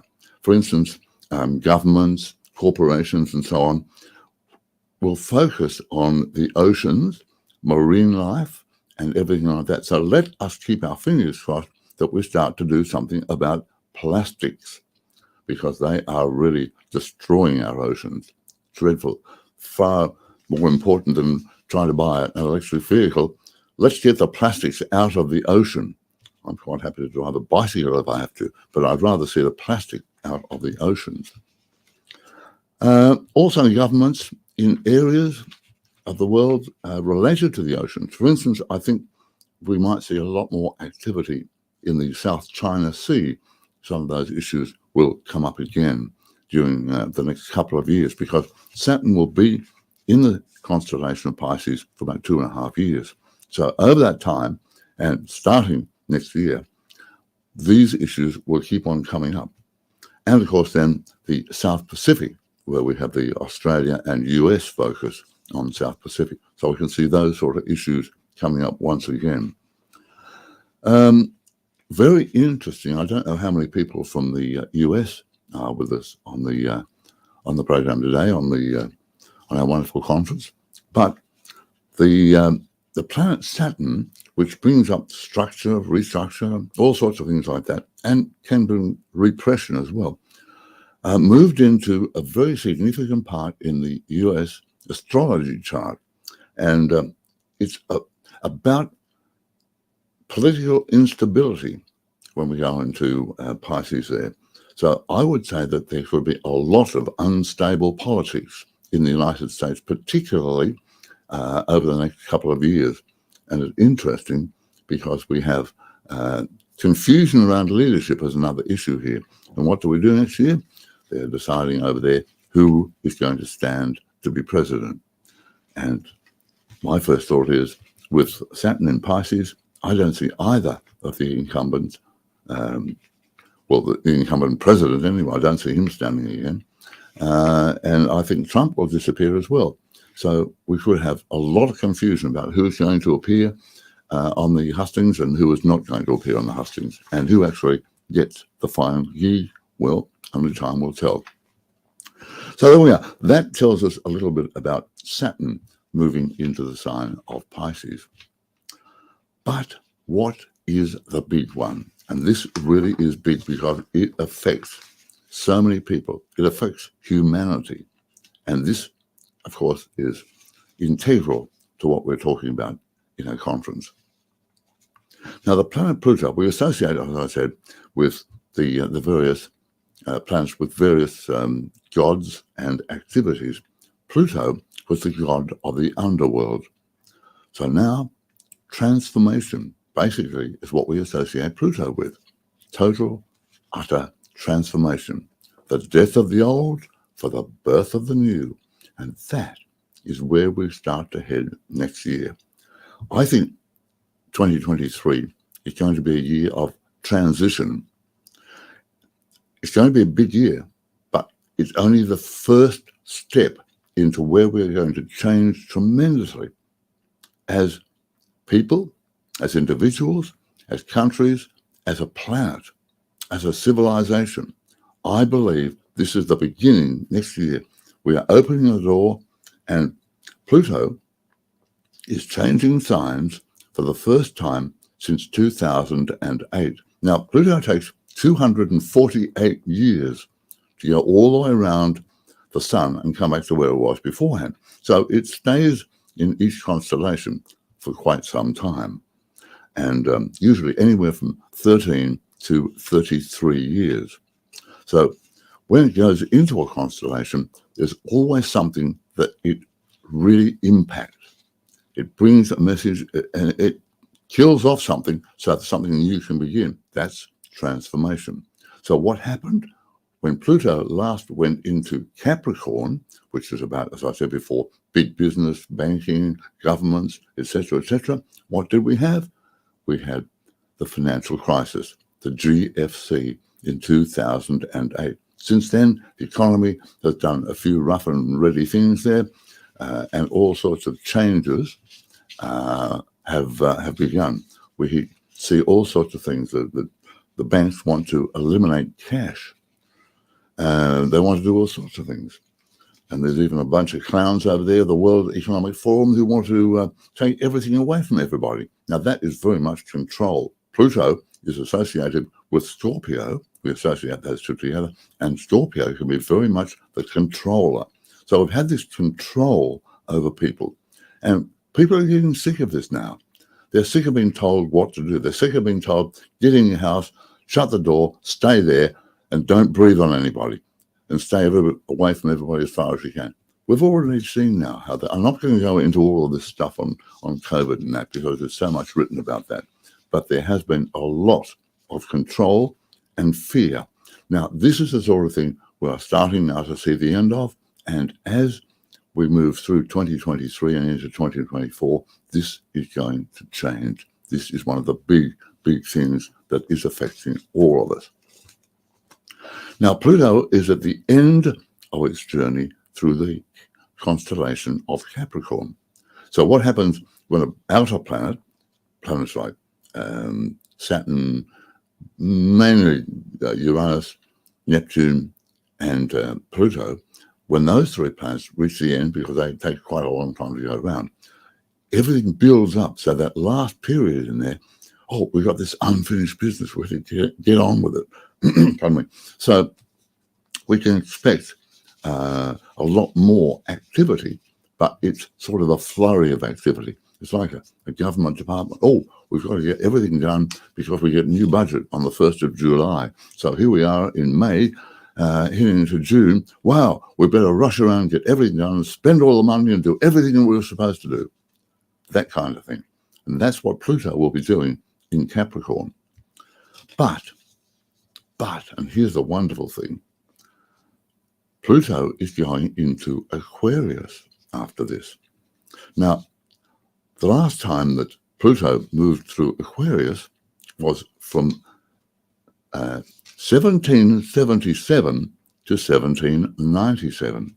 Now, as I said before, I look at history because history tells us everything, because we move in cycles. And we ignore history, but we ignore it at our peril. So what happened the last time Pluto was there? Well, because it's in the sign of Aquarius, which we relate to community, to humanity, we relate to groups, we relate it also to science and development and technology. And you might think, oh, okay, 1777 to 1797? What kind of science and technology then? Well, let me tell you, in that time, we had the biggest revolution of them all, and that was the French Revolution. Changed the face of Europe, changed the face of the world. And that is what Uranus does. Uranus is revolutionary, huge change. It really does start revolutions. And that was what happened. Now, as Pluto was coming to the end of its time in Capricorn, the US revolution took place in 75, 76. So that's what Pluto was setting everything up. And then when we moved into 1777 to 1797, what do we have? We have the Industrial Revolution really taking off. We have the French Revolution, where everybody was getting together and taking down the tyrants, the monarchy, all of those people who were oppressing them. The people were rising up. Now, I'm not saying we're going to have another French Revolution or whatever, but I think people are going to start to wake up and get away from all the control measures. That's why I said Pluto, death of the old, birth of the new. So all this control and fear, people are now saying they're sick of it. They're sick of being pushed down, controlled, and terrified about what life may hold for them if they don't obey what everybody tells them who are supposed to know. But you can't have another opinion. No, sorry about that. No. You either listen to the narrative, obey the narrative, or you are a conspiracy theorist or spreading misinformation. And there are now doctors coming out and saying things like this, that they have been told that they were not allowed to spread information, but they're coming out. This is the first sign that we are in a big change. Yeah.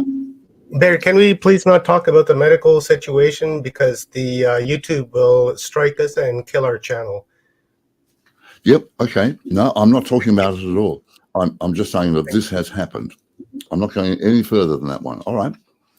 But the main thing with Pluto in that particular time was the cooperative things that happened. For instance, humanity getting together.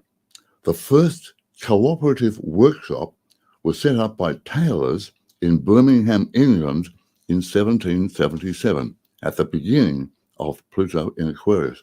Cooperative. That is what I'm talking about. People getting together. Also, Lavoisier, the father of chemistry, discovered the composition of air in 1778. There's your scientific one. And the first hot air balloon flight by the Montgolfier brothers happened in 1782. So there's another development, which of course now led on many years later to flight in air, space flight, and so on. And in that time, Uranus was actually discovered in 1781. There's a lot more. I could keep on going on with that one. Also, just beforehand, science was starting to take off, and it led into the whole area of scientific development. For instance, when Pluto was in Aquarius from 1553, the pencil was invented in 1565. And in 1577, a Swiss inventor created the first clock with a minute hand. Now, these are scientific developments all happening when Pluto was in Aquarius all those years ago. So we can see the correlation. So where are we going? And that's what we have to ask. Looking forward? Well, we can look forward to a surge of new ideas, because that's what Aquarius is. Now, Pluto is only going to pop into Aquarius for a few months, but it's like a trailer for a movie. You go on to movies, you see, oh, there's a trailer coming up. Do I want to see this? Wow, do I ever? I must mark that one down in the diary. So what Pluto is doing is raising the curtain and saying, this is what we can look forward to as of 2024, because that's when Pluto finally goes into Aquarius and stays there until 2044. A lot of changes, a lot of opportunities, not only for scientific and technical, but also for humanity, because that's what's happened in the past. Humanity have got together, the collective, and people will start becoming more and more community-oriented. Well, they certainly have the opportunity.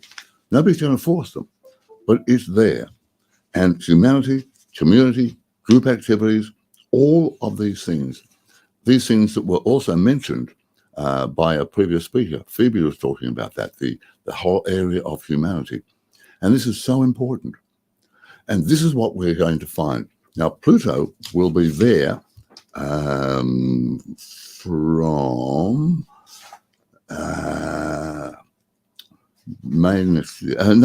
March through until June next year. So that is the forerunner. So we'll have a look and see exactly what happens during that time. Then it's going to pop back into Capricorn in June. So the last 6 months of the year, we could have a build-up of all of that other stuff I was talking about before. But then at the beginning of 2024, whip, in goes Pluto into Aquarius, and it stays there for 20 years. And boy, is that going to be a time of new beginnings, a whole new era. But as I said before, this is a time of transition. We're looking ahead. It's important. A magic switch doesn't happen when planets like this change. We're given a little taste, and we can't expect that everything is going to fix itself up in 5 minutes. It doesn't work like that. Life doesn't work like that.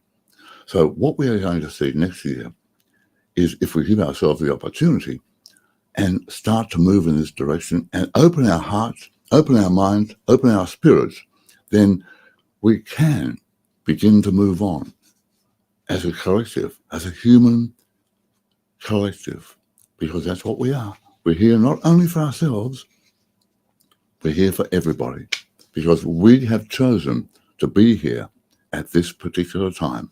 People who are alive now agreed to come back into this particular time.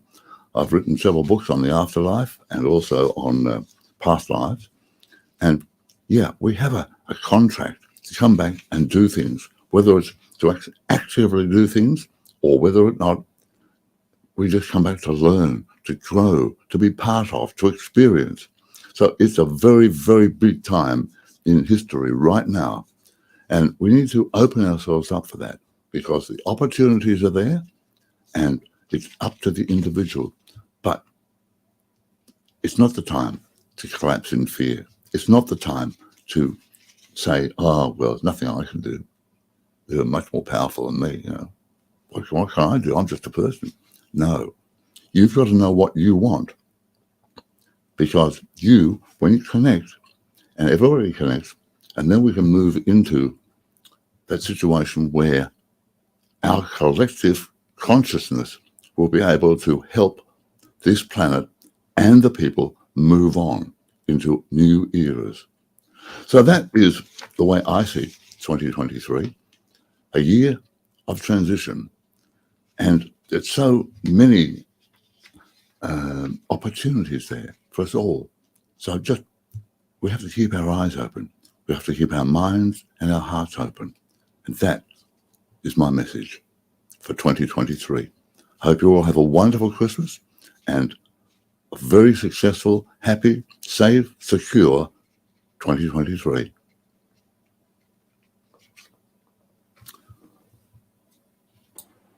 Thank you, Barry. And we'll see you again soon. Yep. And, I think we've got Carrie is coming up next. So thank you so much. My pleasure.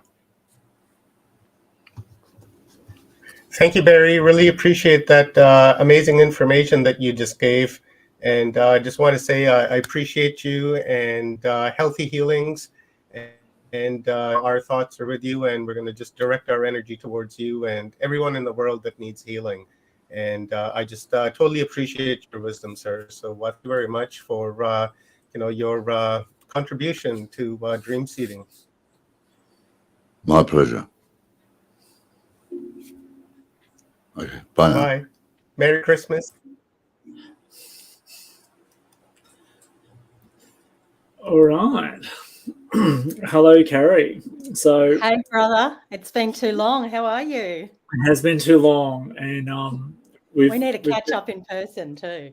We do, and we at the original Solstice at Uluru, we were both there in person, which was wonderful.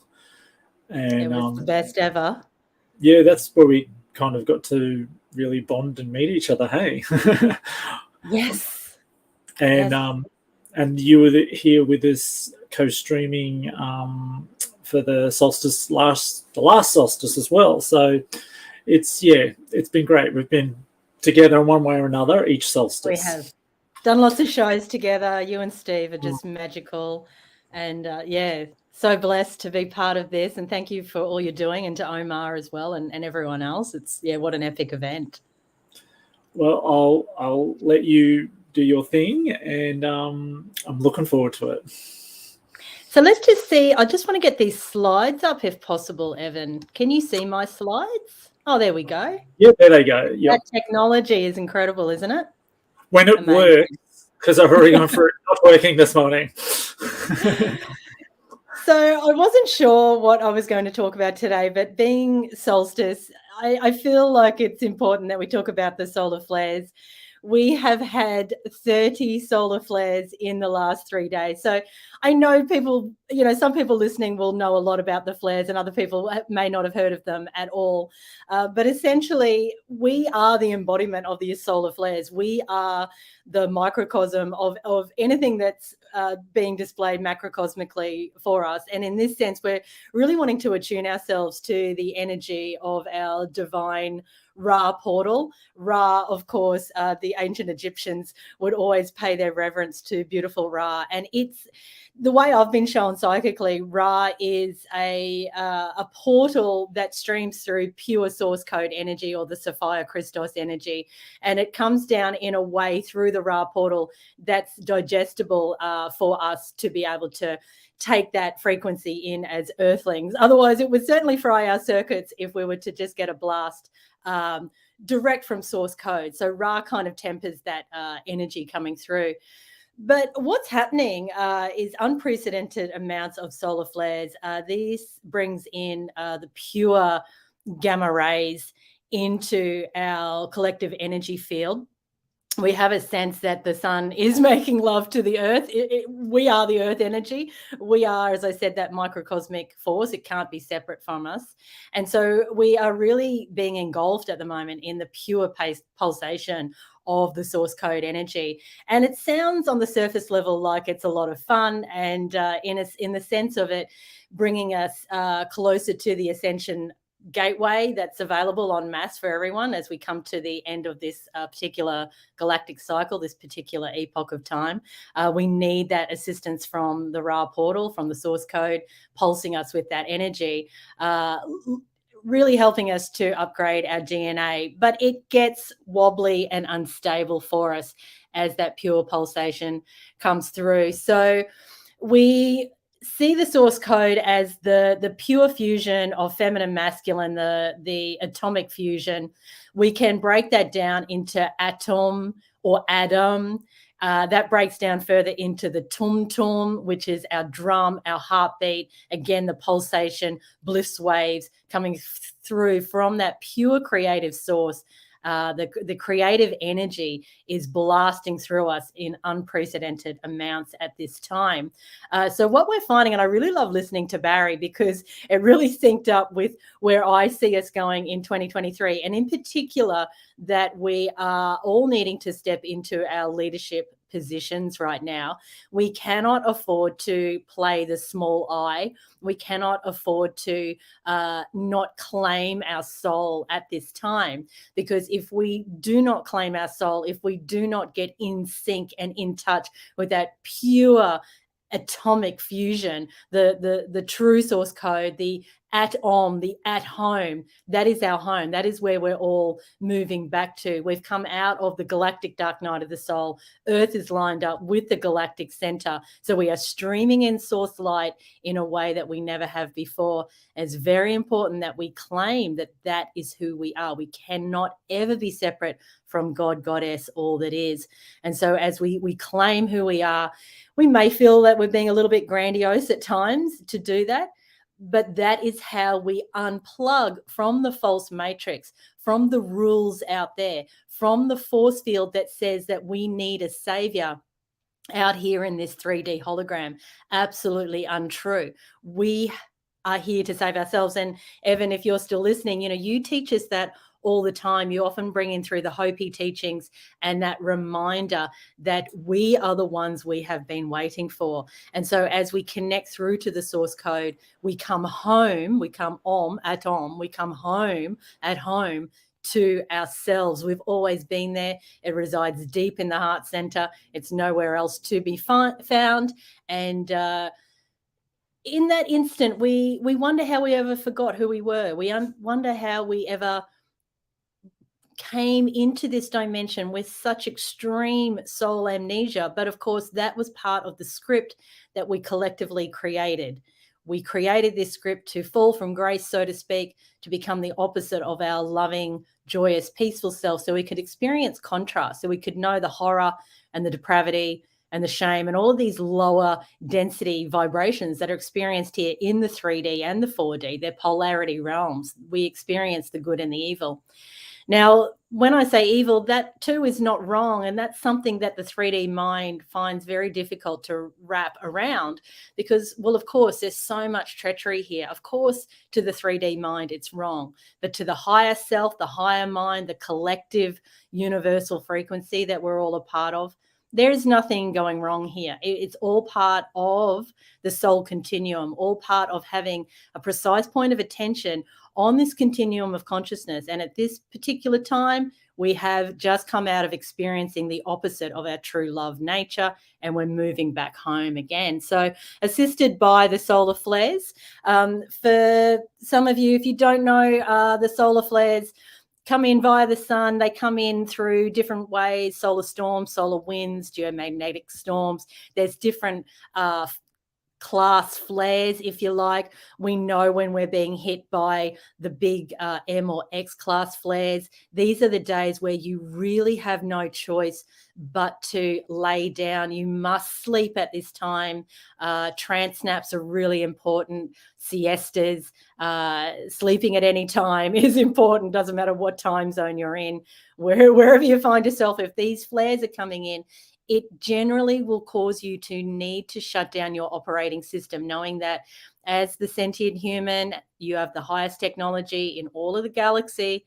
You're at the top tier of the galactic game as the sentient human being, and you have a very advanced operating system. Now, for that operating system to get an upgrade supported by the solar flares, you must shut down in order for that upgrade to happen. Same as what you'd switch off your computer or do a reboot or a reinstallment. It's really the same process. So what happens, of course, is that the technology always mirrors the innate divine intelligence or the innate divine technology that we carry within ourselves. So a lot of what we see in technology when we talk about going from offline to online, it's the same thing within our operating system. So our DNA was offline. We were down to 2 strands of DNA. The solar flares come in. They help us to come online to the 12 strands of DNA. So we're really upgrading the operating system within ourselves at this time. So as those flares come in, just know that you're probably going to need to sleep more. You may feel that you are sick. You're not sick, you're just upgrading.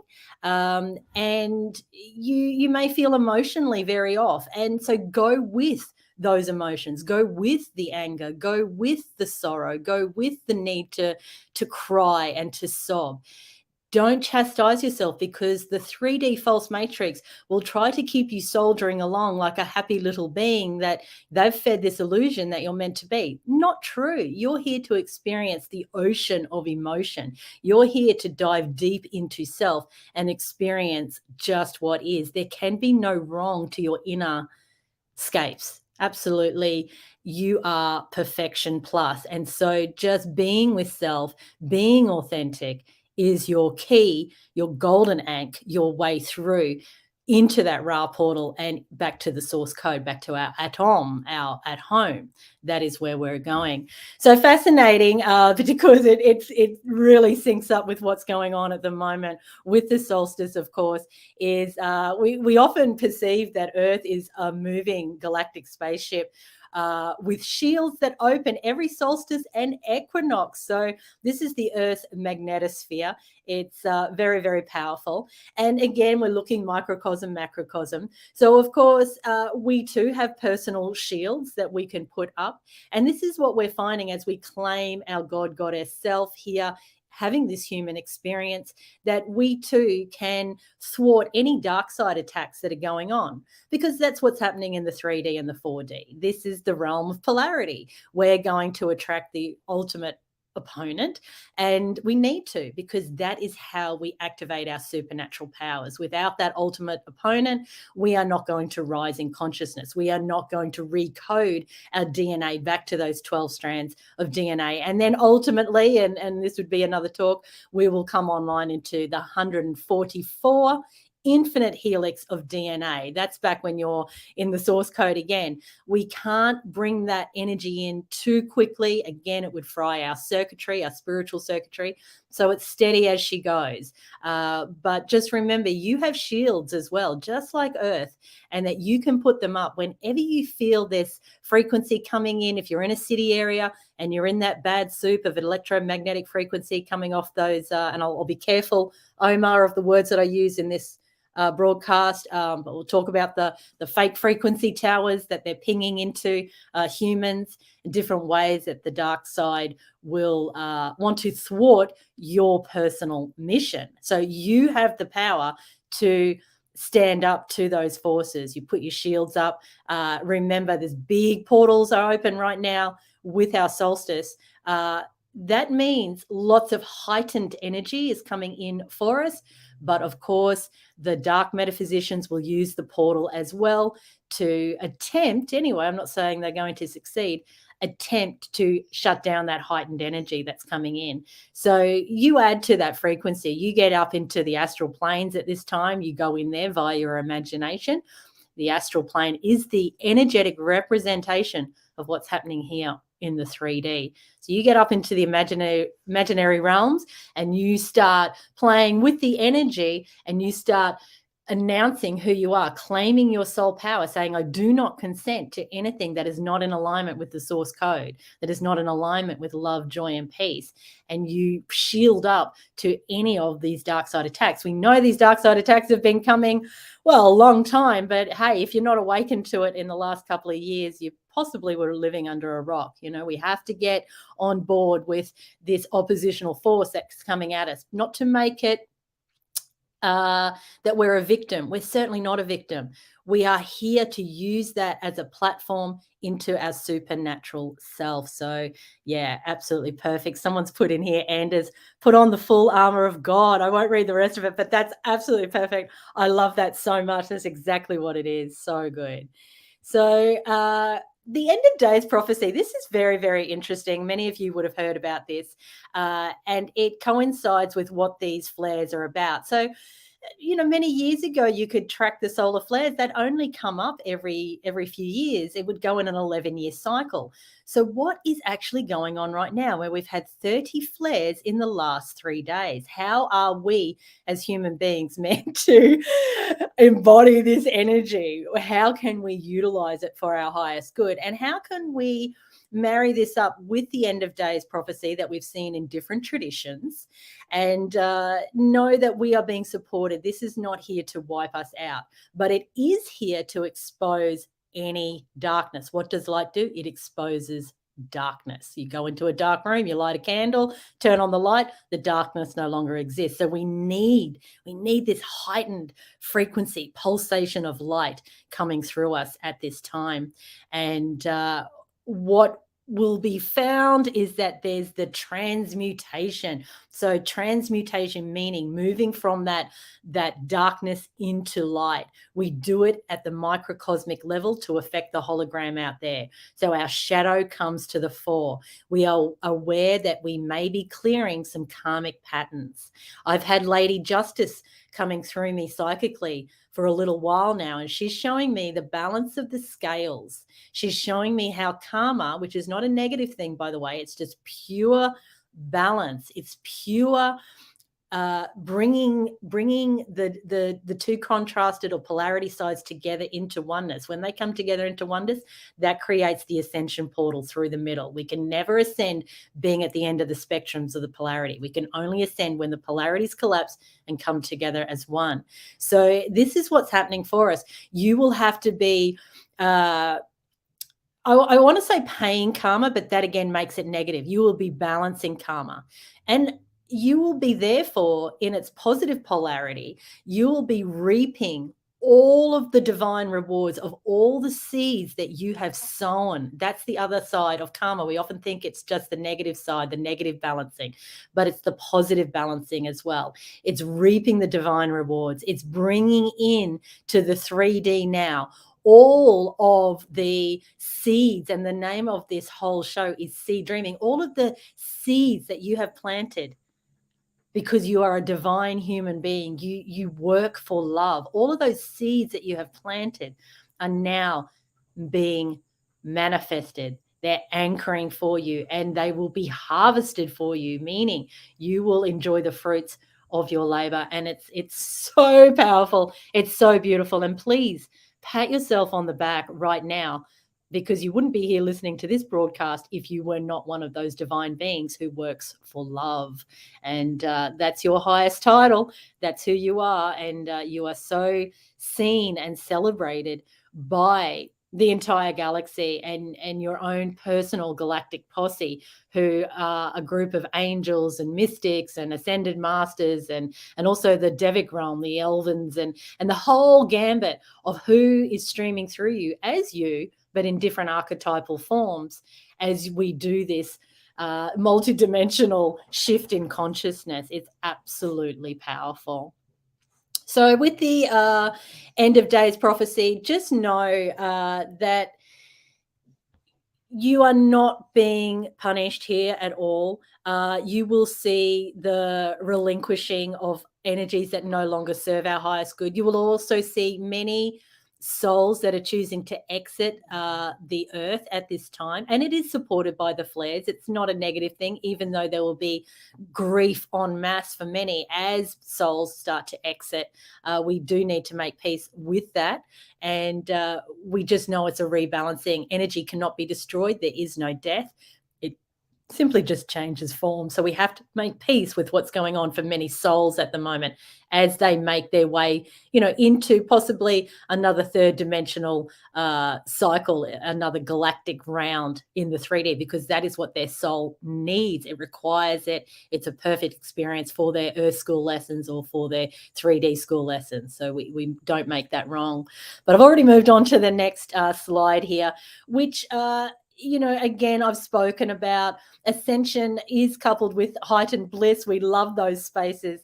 Of course, the grief over the loss of our 3D reality. So people who are moving on, but also the way things are changing. The way we hear that term a lot. Oh, when things get back to normal. Well, of course, we all know, anyone listening here, there's no such thing. We're not going back to normal, and nor do we want to.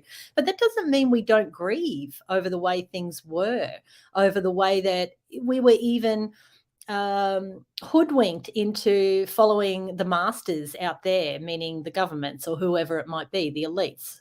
I say elites in inverted commas, of course. We could probably call them parasites, right? But sometimes we have to have a little grieving process, like, oh, I thought that's the way life was, and the government was looking after me. And it's like, no, really, actually, I'm here to save self, but I grieve over what has been, and I step up anew into the new way. The mastery lies within me. I am the master. I am the healer. I am the one I've been waiting for. So this process of letting go of the old and then stepping into that really heightened grandiosity in its most perfected way, that you are source code. It's so, so powerful. So we're letting go of attachments, old habits. If you've got some addictions still going on, please make peace with it. Don't chastise yourself. Know that it just supported you. You needed something to get through this 3D realm that felt like a friend.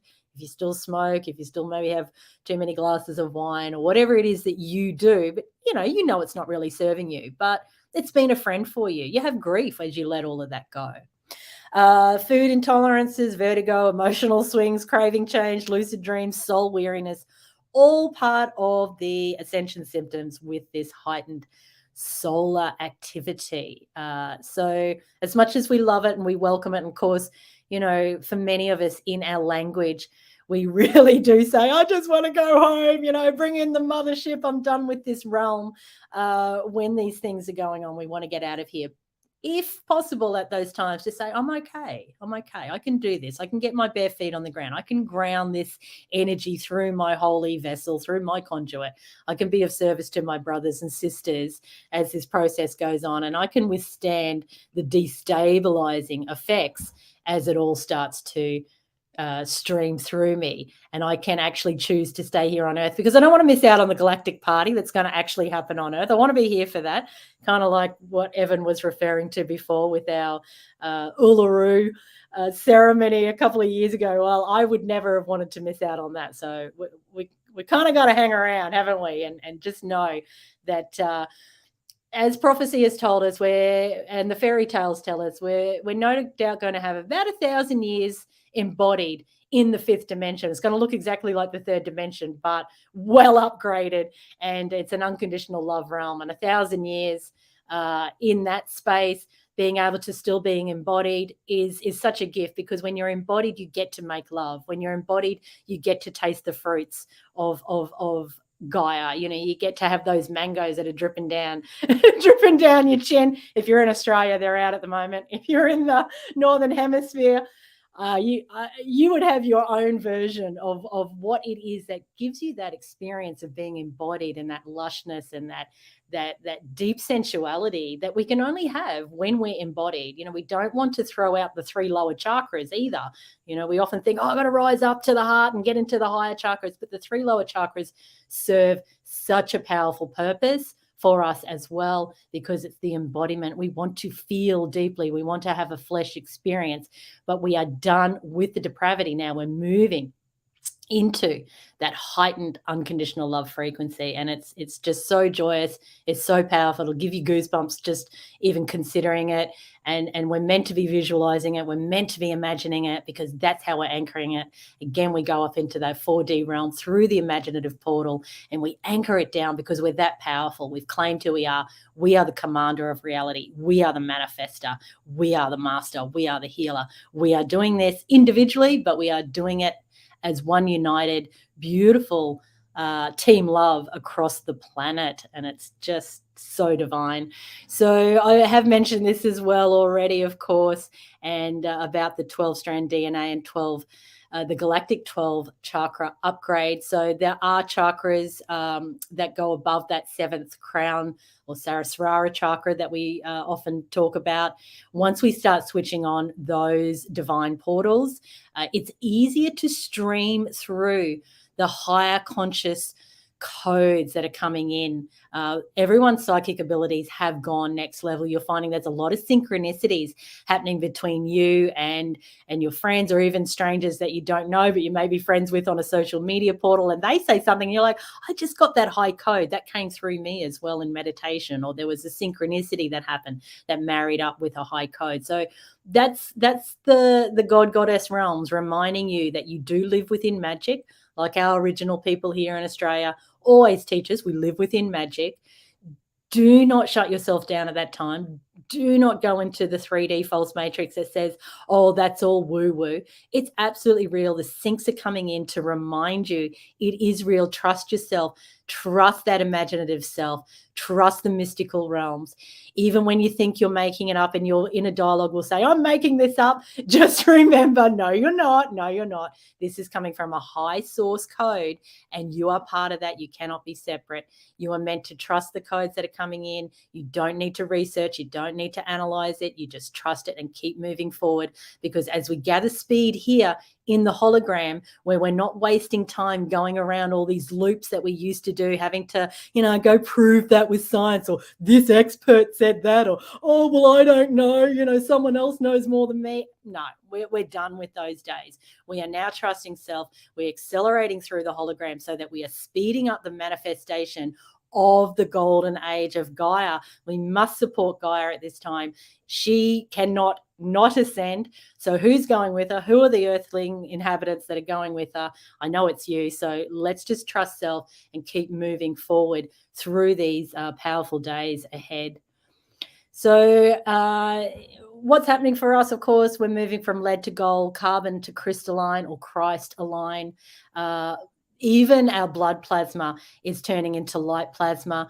I've noticed for many people, you're seeing their eyes becoming crystalline, meaning their eyes are starting to glow and sparkle at a whole new level.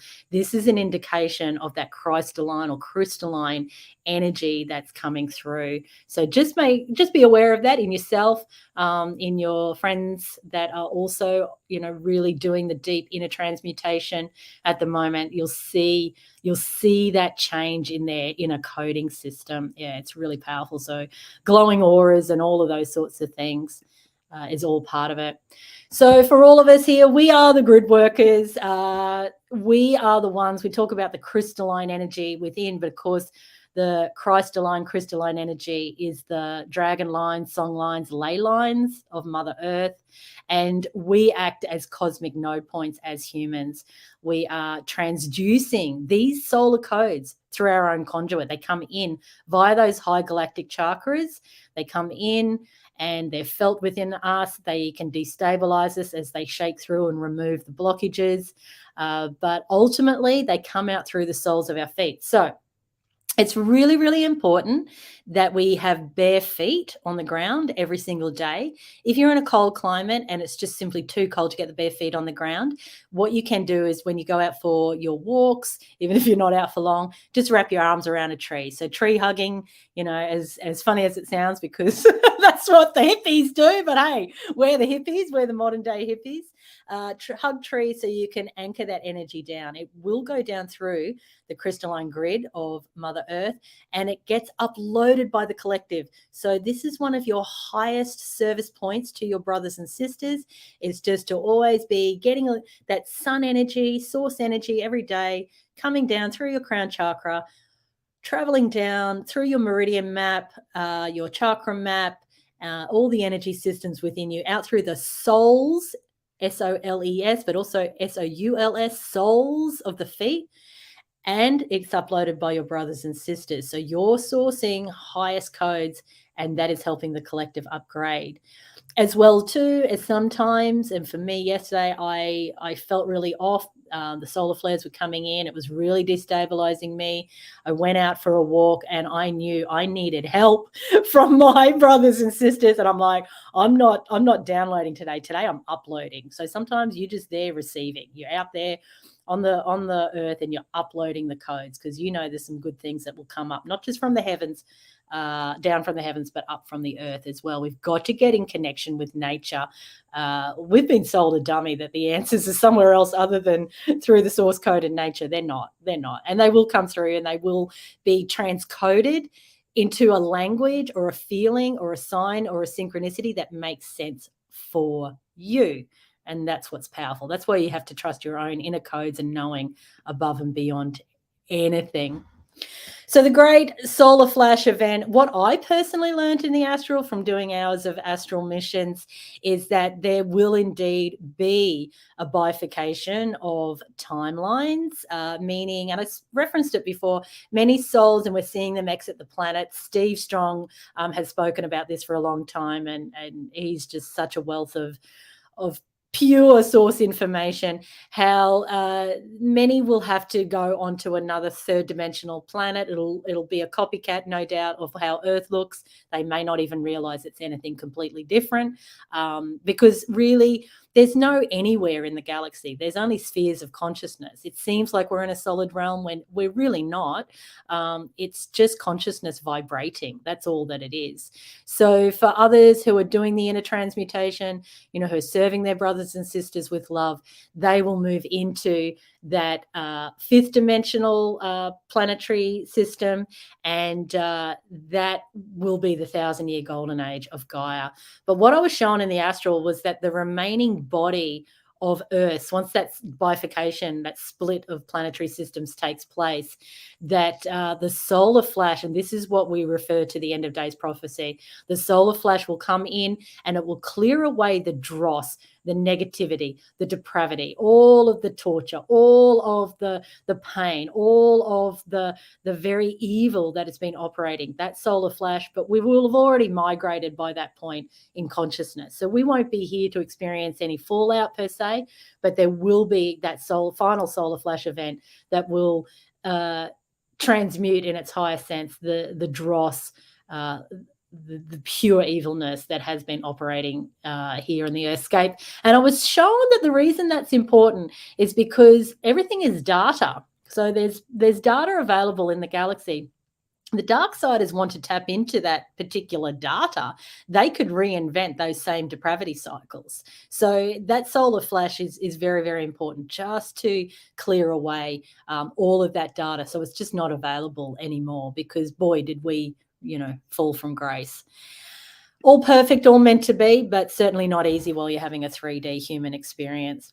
So this picture is not everyone, but many people are showing these kind of images on their social media, how our sun is now appearing to many. We're being welcomed home. Again, see it as a portal. Go through the rainbow portal, through the Ra portal, and welcome home, Rainbow Tribe. You've done so well. Pat yourself on the back. You're absolutely divine. You're absolutely just so beautiful in all of your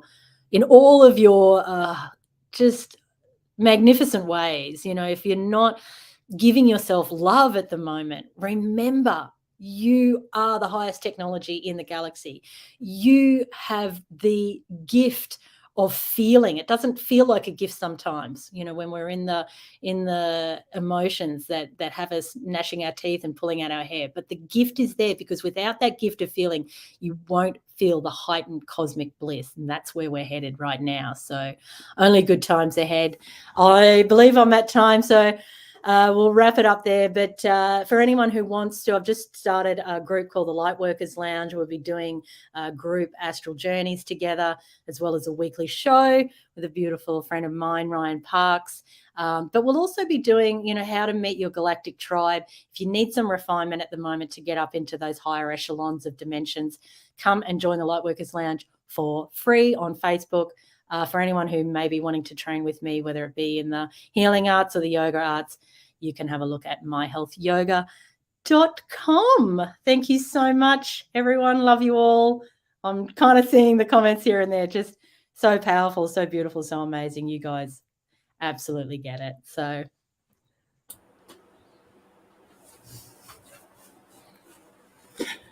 Awesome stuff, Carrie. Yeah, I was on the edge of my seat. And hey, Steve. Hi. And nice reference to the Hopi prophecy as well. You've both taught us so much. We just steal what you teach us and go and Hey, pretend go we know help what yourself. we're talking about somewhere else. Well, you know, then that's how we do it. We all work off each other and then spread the word, and then everyone can hear what's going on. Yeah. Love it. So thank you so much. Mwah. Much love to you both. So yeah, I like that we steal it from you and go and spread it around. I resonate with that. We're one beautiful mind in the highest sense, aren't we, Omar? Hey? Definitely. Okay. Indeed, that we are. What's going on with my cam here? My camera is not turning on. Oh, you're now the voice of God. We can hear you, but we can't see you. I still believe he exists. Okay. That won't change anything. Okay, we're going to talk about Leah now. There I am. There he is. Yeah. Hey, darling, how are you? Yeah. Next up, we've got Leah with us, and I just want to share something with you before we start. Leah's like a lot of people are finding talking about gratitude a bit tricky at the moment, because the whole world's falling apart and crumbling in every particular area. But in Leah's case, she's going to talk about the mob from up there, the ones who came here so long ago with a purpose and a reason, and explain a little bit more about them. Some of the stuff she's done in the book we've just put out, which we've managed, and we'll talk about this later on, not now. We do have the book now, finally, and we'll talk about how that came about. But something happened last night. Recently, when I go to bed, I hear lots of noises taking place. It's a constant thing, and they're different. I don't understand what the noises are. They don't make a lot of sense to me, but nearly every night now, I get different things going on. It's become constant. I think this is part of the change. But something different happened last night. For the first time ever, I heard a voice. It was like a low baritone sort of voice, and it was a word. And it's an interesting word because the word was coming. And I have no idea. Well, I've got a bit of an idea what it means. I think it's about the fact there's a change coming. And this is the first time. And I asked Leah, and she asked me to describe the voice, and I did. And she wrote back and explained that was Mesref. And I'm not surprised it was, because everything I've heard until now, I've not made any sense of. And the one word was so clear. It was interesting, Bill didn't hear it. She didn't hear it, No. but it was loud. and it was so bass and baritone and really quite it's something I've never heard before. And the reason I checked with Leah first is because I happen to know as an absolute fact that she is a reluctant inhabitant of this planet. She's here because she made an agreement with Mesrev and said she'd come back, but Mesrev said he would be with her this time, and he has been. And what you're doing indirectly is Leah's presentation, when Leah talks to you, when she talks about the mob from up there, cast away the doubt, the rational mind, and the training you've been given to say what you see is what you get, and work on the assumption that it is real.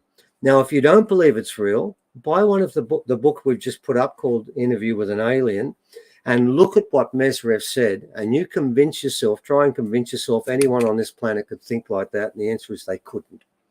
No one on this planet has that much wisdom nor knowledge. And Leah is an interlocutor, a person who's mediating between this being and us.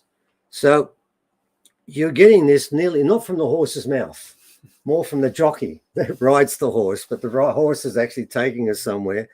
And she's more like a jockey without any reins, but she's got a saddle so she can sit on the horse, but the horse has its own agenda, its own race, and Leah's joining in for the race. And what you're going to hear is a commentary from the jockey of a horse that's probably the most advanced one on this planet or near this planet.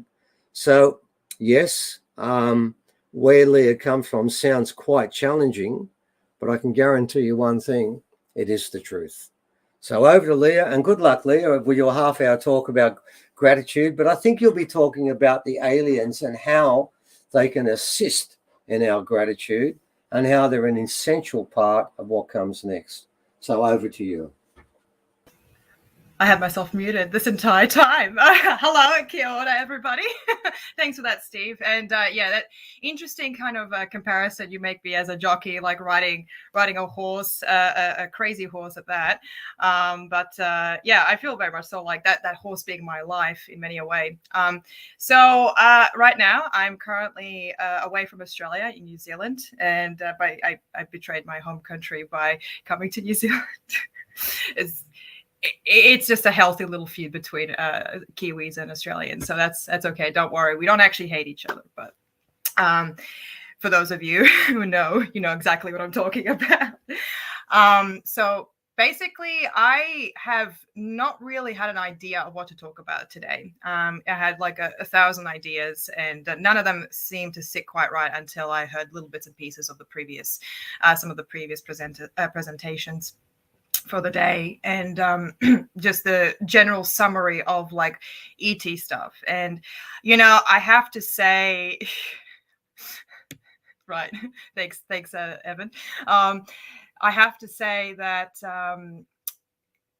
the discussion about ETs, what they want from us, and the general vibe of this early budding communication between our peoples, it's kind of in a way an old conversation in so many ways, because it's something that has been discussed and dissected many times.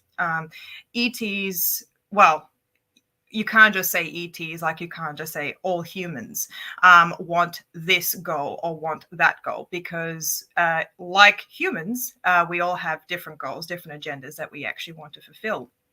Different values. Remember that values are more important. So when I talk about ETs, or particularly my contacts, I'm speaking strictly from one perspective of ETs, not the totality of ETs, certainly not. The amount of ET species out there are insurmountable, are almost irrelevant for us as humans to even care to know, honestly. But the mob that I speak to and I have some regular communication with is folks like Mesrev. And who is Mesrev? And those of you who aren't fully aware of who this fellow is, well, he is essentially the closest thing I have to a guide. He's my teacher. He's my mentor. He is my shoulder to cry on, and as well as a shoulder to punch whenever I get very frustrated with the cards that I have been given in life, in this life anyway. So he is, I hesitate to say he is like one of the, he's definitely a director of social socio-political plans when it comes to interacting with his mob or the Ashtar Council and on Earth, the I should say the more shadowy parts of the political spectrum on Earth, not the overt one. And his job is to ensure that our leaders, human leaders, are somewhat ready and prepared and are willing to compromise enough for this sort of bridging to actually happen. But to assume that Mesrith only talks to humans about introducing Earth or humans into the interstellar family is a completely arrogant, is very, very arrogant and ignorant, because we are not the only species that lives on Earth that has a degree of awareness or sentience or sapience. In fact, there are many beings on Earth. We just happen to be the one that we tend to see and interact with the most. However, there are many, many shades of that rainbow. We have such as the Yowies or Sasquatch or Yetis or abominable snowmen or whatever you want to call them, that he also, Mesrith, also communicates with to actually bring about a dialogue. So to say that, once humans are ready to step that beyond that threshold and actually pull their socks up and actually, be part of something a little bit bigger than themselves is not quite true. It takes all sorts. It'll take all of us to actually get to this point. And that is exactly what Mesrith is doing. He goes in and he wants to ensure that everybody on Earth, whether it be in the physical or our relative physical experience, is ready and is ready to be comfortable to get to the point where they want us to be. Because as I said, as has been discussed many, many a times, humans unfortunately have had the greatest negative impact on Earth. Not solely. I don't want to start placing blame on all of us, but a lot of we have done a lot of damage, whether it be physical or energetic. There has been some negative consequences leading from it. I find it hard to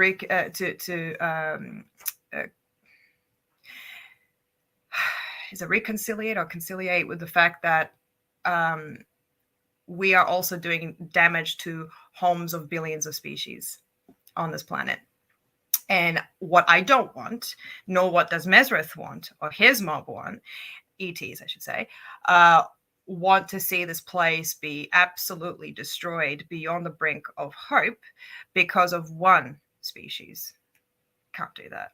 They won't let it happen. Don't worry. If not ETs, then certainly Earth itself will have a thing or two to do about it, or to do about us. Now, I can't tell you exactly what you should and shouldn't do for the future. I don't have that authority, nor do I care to preach how someone should conduct their lives in order to see this dream into fruition. I am simply one person who happens to have a two-way communication with a couple of non-human entities. That's all I am. I do believe that I have some awareness of a little bit that is beyond the physical. But even with that slightly increased awareness does not mean I have I am a teacher or I am an instructor of any kind. But I can tell you from my own experiences, I have had I have experienced a lot of negativity and also have done a lot of negativity. I am in a position, I believe, where I can tell those people who have treaded on the darker side, on the shadowy pathways, that there is we choose. There is a choice for us. Now, those of you who have been nothing but kind and good and giving and generous, that's wonderful. And we all need to be more like you. But those of us who have not been so wonderful and generous and kind. Don't give up on us, because we do need that. We do need patience. We do need empathy. We do need time. And I can appreciate, again, time is of the essence to a degree.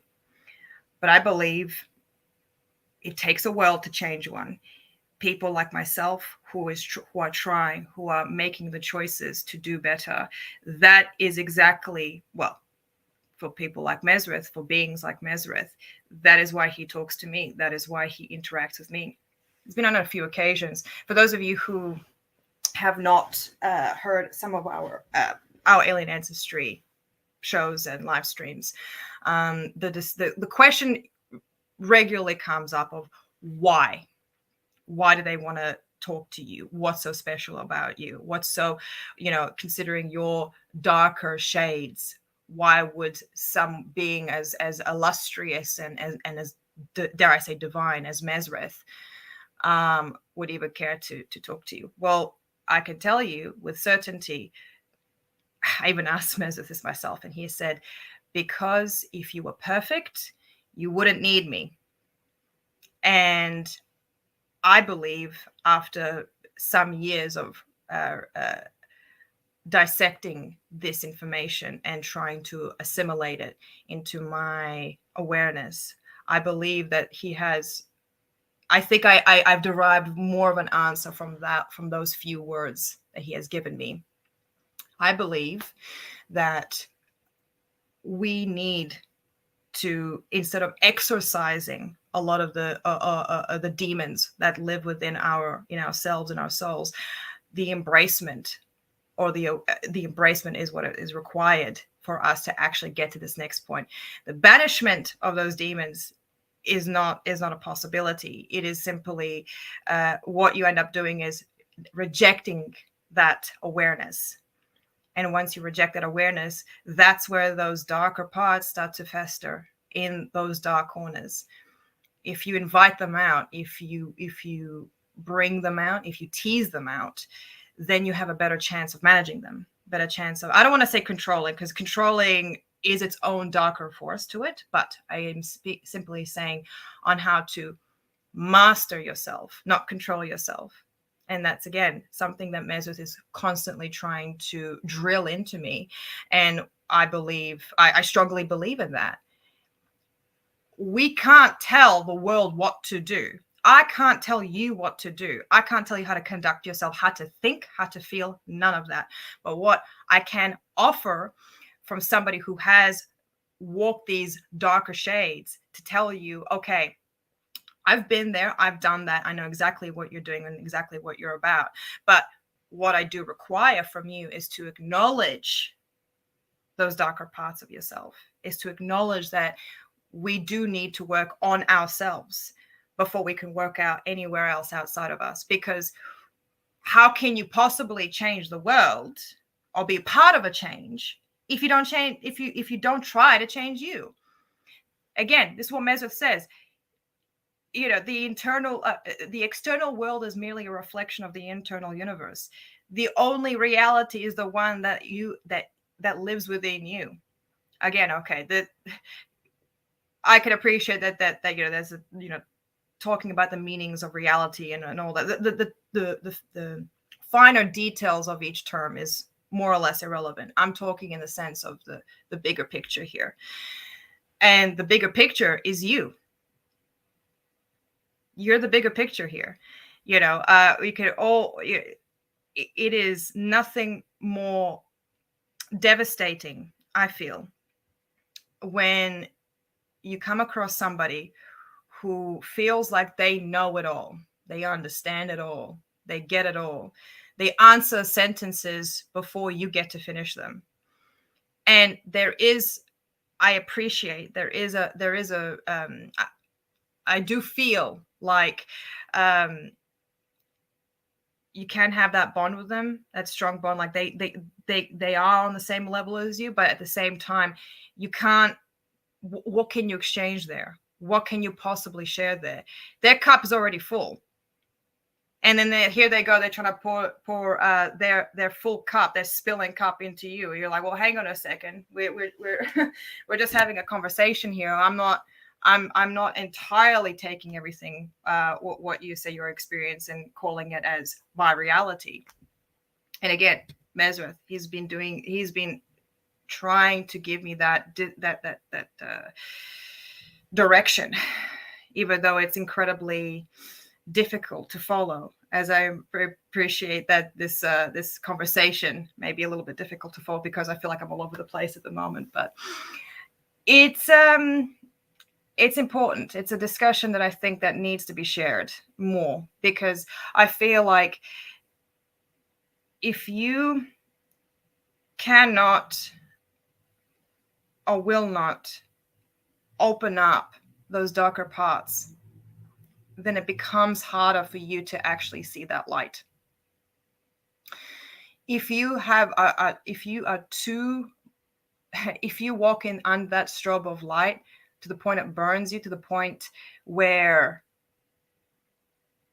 you feel like you can't be touched, then it blinds you completely. You become blinded to it. And once that happens, what future is there? What future of learning, of experience, of understanding and growth is there? I find myself in a place where I feel like I'm getting somewhere. Every single day that I wake up, I feel like I've stepped closer to this being that I want to be. I'm certainly not there. And I don't even know when that will ever happen. Maybe on the day of my deathbed. We'll see. But I find that my experiences have been a blessing, though most of the time they feel like a curse. And that is something, again, that Mesrith always, he doesn't shield me from that, not at all. He, in fact, tries to push me in these sadder, angrier states to a wrong way of saying it, but it's he doesn't shield me from the pain, because it is the test of character, it is a test of wills. If you can be fronted with something truly awful, you are tested on how you respond to it. And I feel like my existence here is definitely a response to the negativity. Not to say that my experiences have always been all negative, don't get me wrong here. But I do feel like when I have those blissful experiences, they are the closest thing I've ever experienced to magic. When we're talking about the future, what does the future hold for humanity? And, what is the future that ETs want from us? There's this vision, this beautiful vision of us, going onto different worlds and migrating to different planets and living as, free peoples all over the joint, humans moving over here and ETs moving over here and humans moving across the stars. All a wonderful, beautiful vision. And I've seen some of these snippets, these worlds, I should say. I've actually traveled to these places. I've spoken to these people, to these beings, and felt moved to a degree that it stains your mind. But I always wondered, how do we get there? How can we get there? Will I ever see it with my own 3D eyes one day? And I can't honestly say when that will happen or if, but I do believe that that these changes, it's not just a single change. It requires 8 billion changes, all of us, to actually get to this point. And Mesrith has been inexhaustibly trying to tell me this for years. And his work is, I no longer feel jealous anymore whenever he flies off and does, has chats with other people and, other contactees, as well as, hanging out with Yowies and what have you. But because there was a point where whenever I would feel like I'm really struggling and I'm having a hard time, he I can't just contact him. I can't just reach out to him, because sometimes I can, but those other times whenever I do try to reach out, he says, you already have been given the skills to overcome this situation. I've already taught you how to overcome this strife that you are currently experiencing. And I am left on my own, to my own devices, to try and remember the exact teachings that he gives me, because you remember, guys, this is a lot of there's a lot of things he's taught me. So I have to go like, all right, how do I go back and remember? But it goes back down to the self-mastery I was talking about. It's that self-mastery, not self-control. It's self-mastery. To live above the desperate gripping of strings and the tethers of your hem. Live above that, because because what happens to somebody who is so obsessed with self-control, what happens when they lose that for even an instant? It's bedlam, right? It's chaos. But somebody who self-masters, like what Mesut has been saying for ages, what he wants us as individuals and as a race, as a species to do is to actually, it's okay. You're allowed to feel grief. You're allowed to feel hate. You're allowed to feel all these emotions. But remember, if you want to express any of those things, don't react. Just respond. Respond with thought. Respond with reason. Respond with knowing. There's a difference. And unfortunately, we are not taught this. This is something that is not in our active sea of consciousness, in our social consciousness, where we are taught how to think before we do. And also not necessarily just think. I'm not exercising the important part of feeling, because feeling is part of this too. Remember, guys, there's this discussion about logic. What's right, feelings or is it logic? They're both needed.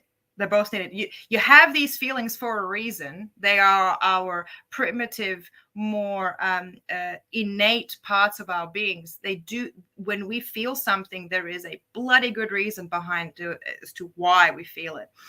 But our more quote unquote evolved parts, the thinking parts, the cognitive parts, we need to marry those two things together.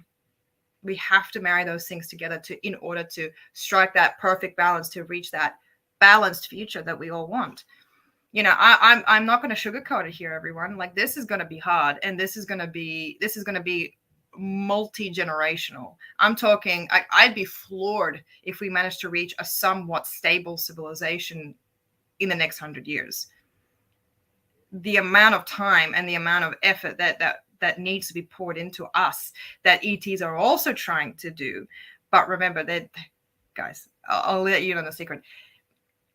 They are willing to help, but they ain't going to clean up the mess that we've made. They're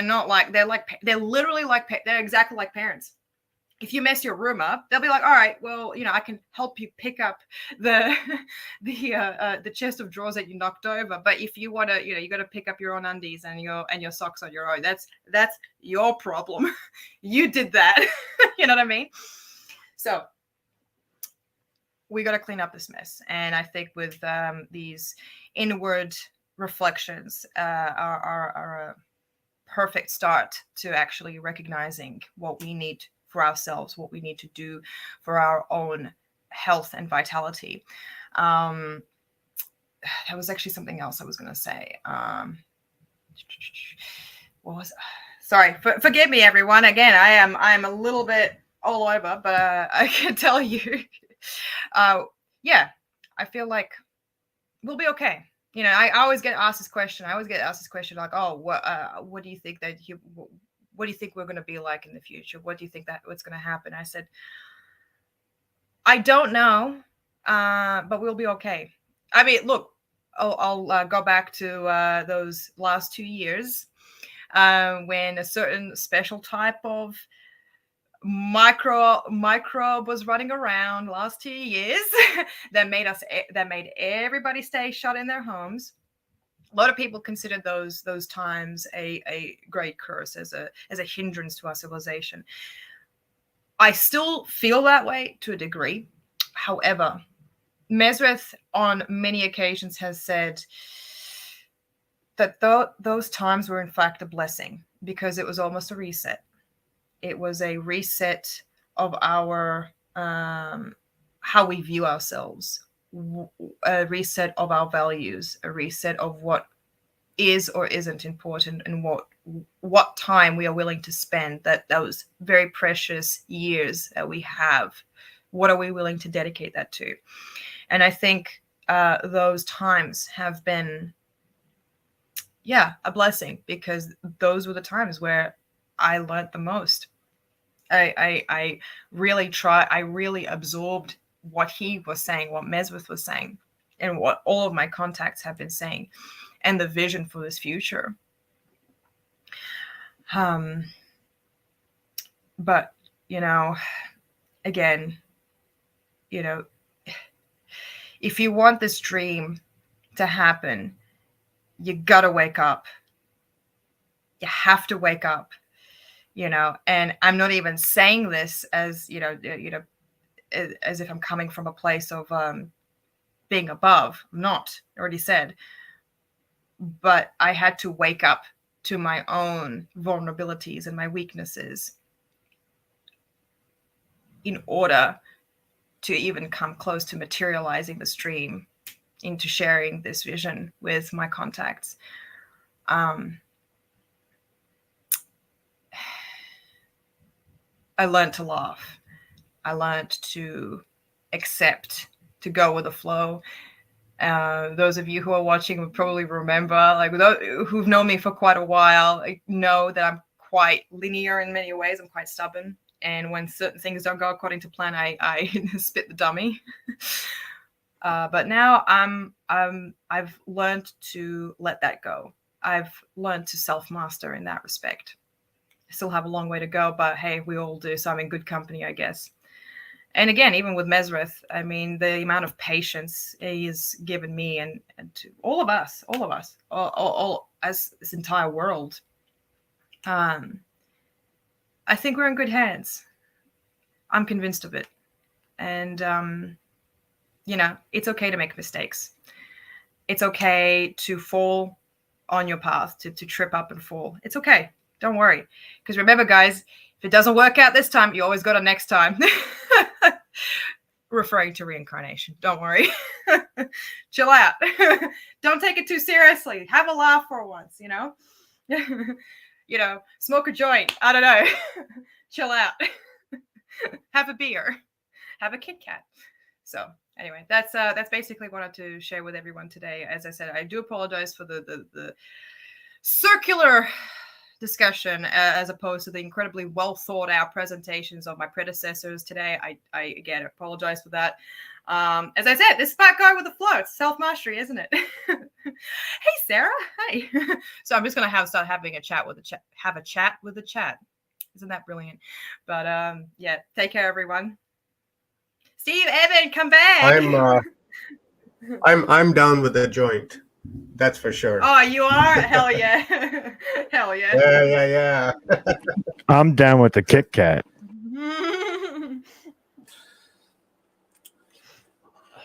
Thank you, everyone.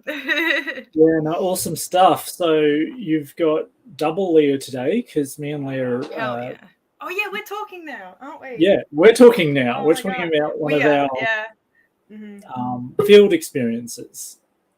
So you're all pretty lucky today, because there's only about 10 people that have heard about what we're about to show, because it got deleted out of our archives. Anyway. Hang on. Stop right there, guys. All right. If you don't know, we did a stellar Q&A about a month ago, was it? It was about a month. It was a few weeks ago. Yeah, it was a month ago. We did one of the best Q&As. Evan and I were talking about experiences with the Yowie, where we treaded into Yowie territory. We were back and forth talking. Everything was going swimmingly. The moment we finished that broadcast, the servers of that website crashed and wiped all of that out. So I'm telling you, we have been cursed to the nth degree. We are cursed, guys. We Yep. are no. See, I don't know if you could hear maybe some light swearing in the winds, maybe over in Canada and America. Yeah. If you did, it would have been me after that happened, because You know Yeah. what? I went for a drive. You I went for a sped down that drive. highway. I was like, I'm done. I don't want to do this anymore. I got so pissed. I just got in the car and I just drove, and I'm just like huffing and screaming over the Metallica in the radio. That was my experience. So I will get. Yeah, no, we both. So Let's get cracking. you're all very lucky today because you are going to get to see what only probably about 8 people saw before. I'll just get it into the. Oh my God, Evan, you're so unprepared. Yeah, there it is. Oh my God. It's just very unprofessional, Evan. Oh, well, you know. So to give you a bit of context, before we start, But we still love him. Yeah, I know. You still put up with this. If anything, it's for the hair, I think. But it's really warm here. Yeah, so I've actually been to this site twice. Once with Leah, which is what we're about to talk about, but I'll tell you a little bit about the first time I went there to give you a bit of context on how things have changed in the matter of only a few months, which for me, I guess I have gratitude because I've been able to see something change from, oh yeah, there's probably something going on, to, dear God, we may not get out of here. Oh yeah. In a good way, yeah, but we will get to that. So I, because of our experiences here on our farm with the Yowies, a friend of mine reached out to me and actually said, oh, I've started watching some of your stuff. You know, I was going for a wander to this little reserve, which was about 15 minutes drive away from where we are, and said, I think I found some evidence of there being Yowie. So Sasquatch, if you're over in North America, Yeti, you know, every culture has a different name for them. But being Australian, I'll say Yowie. So, yeah, I went there with him. We saw some stab sticks, some branches on the ground in shapes. Kind of went, yeah, you know, they've definitely been here, but at no point did we go, we're being watched. I feel uncomfortable. I feel fear.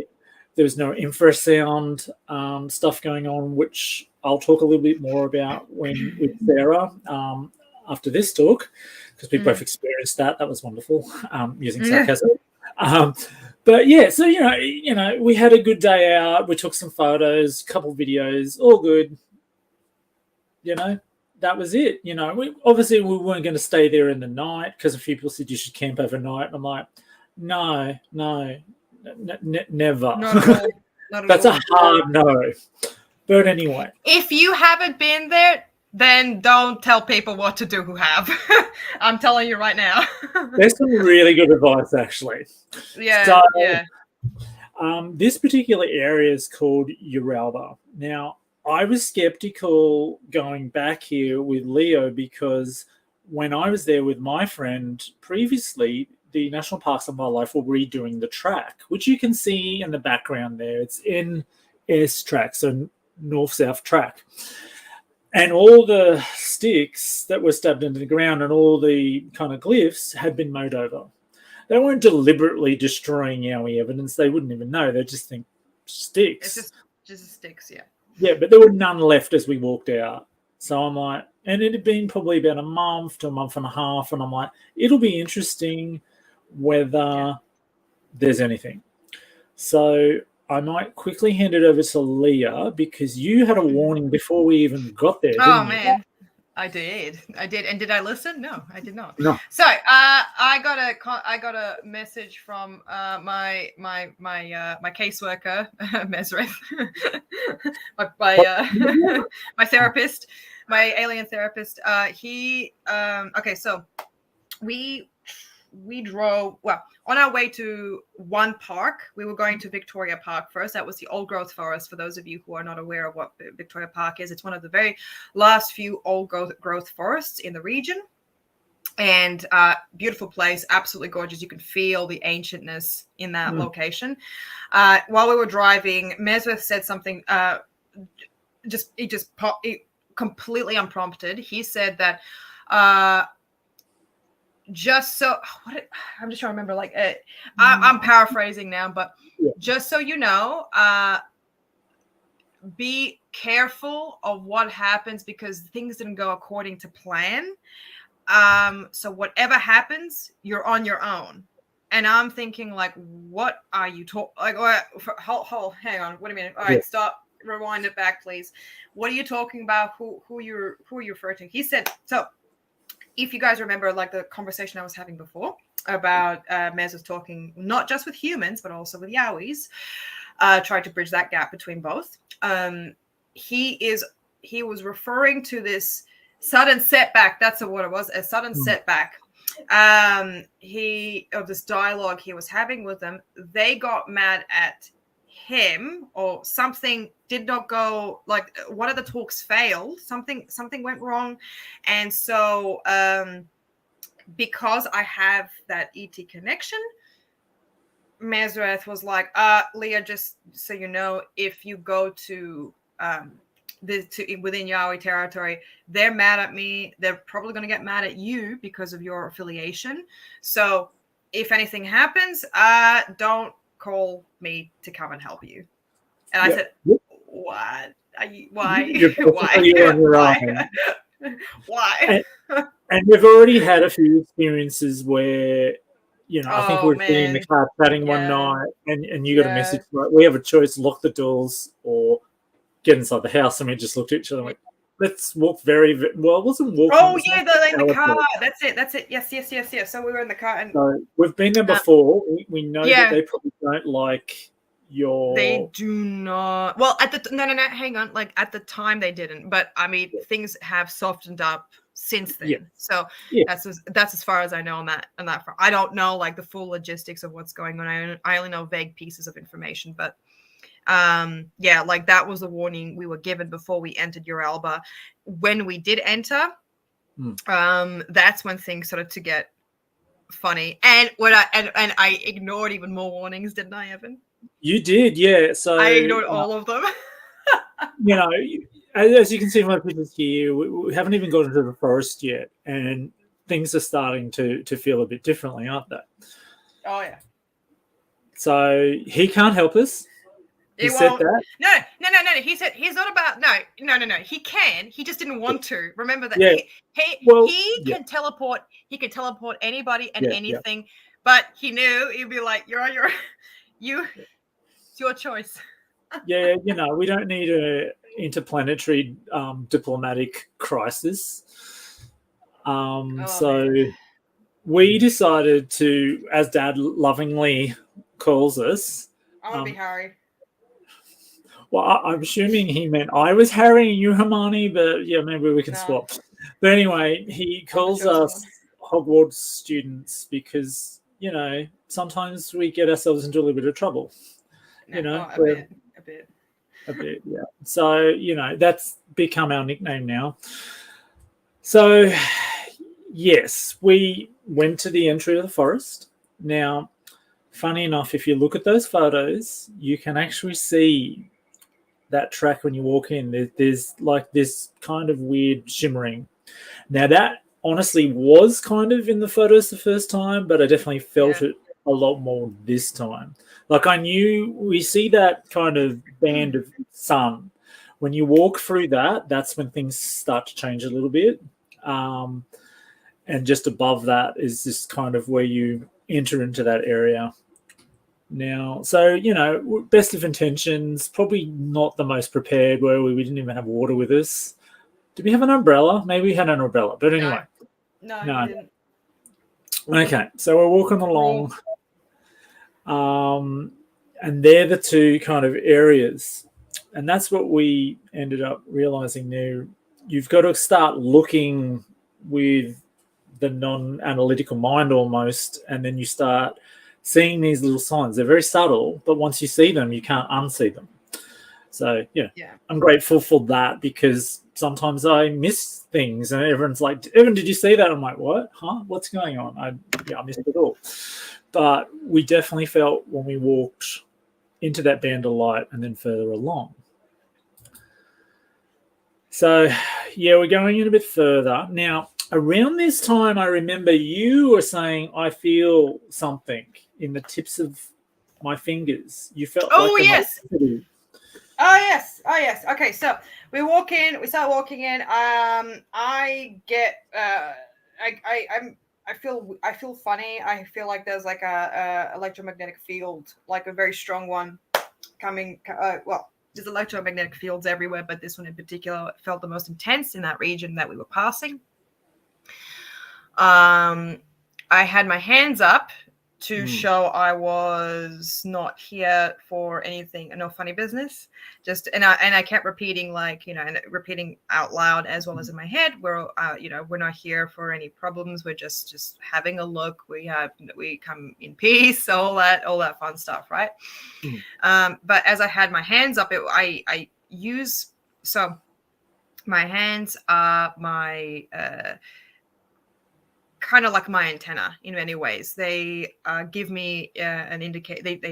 I feel certain energies, and I could feel electricity running down these two fingers here and passing all the way into my right hand, and then also around into my left hand.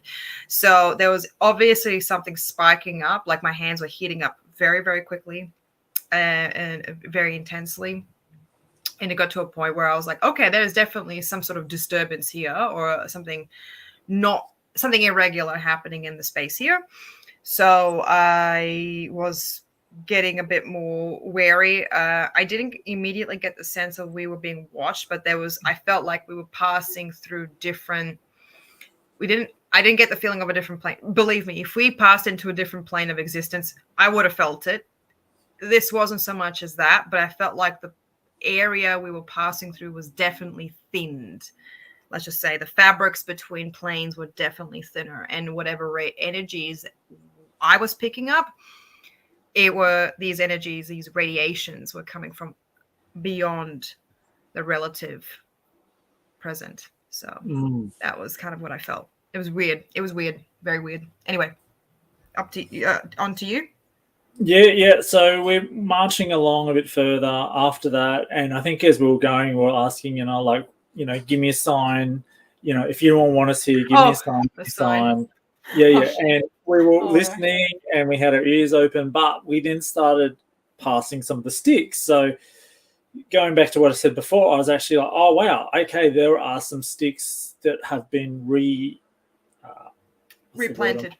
Yes, replanted. So there's one on the side. We've got another one there. Now, people might think, oh yeah, whatever, like that's just a stick in the ground that's fallen out of the tree. But with that, we've got weird symbols. I don't know what they mean. Wait, you're passing it very quickly. These sticks, by the way, are not. They have not fallen. The ones that you see that have been planted into the soil, they have been pressed into it. It wasn't as if a tree branch had fallen off and just somehow perfectly angularly fell directly into the soil. Even look, guys, this is not humid, but like, it's a forest, right? Even the soil, even the muddiest of days, even when it's like there's water drenching every piece of that soil, it is not wet enough or gooey enough for that branch to fall in there. It is thick and tough soil. Something pressed it into that, and these are not small branches either. Some of these branches range from about about that thick, maybe even thicker, or like that thick. Okay, and they go in far too. Like very far.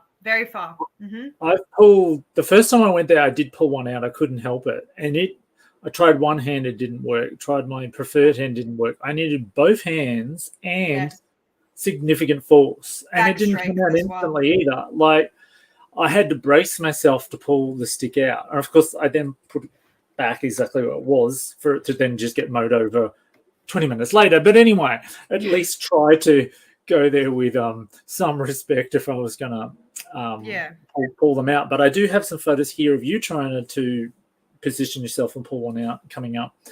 But yeah, we did notice a few weird symbols on the ground, so that was new from the time before. Yeah, so there's another one there. There's your feet for scale. Yeah. Yeah. Oh, yeah. Okay. So okay. So the sticks. Okay. The stick symbols were on the. All right. So I like to think of myself as a pretty logical, reasonable, rational person. When you're walking in the bush, you see a lot of things everywhere. You see sticks, you see leaves, you see grass, all sorts of stuff on the ground, right?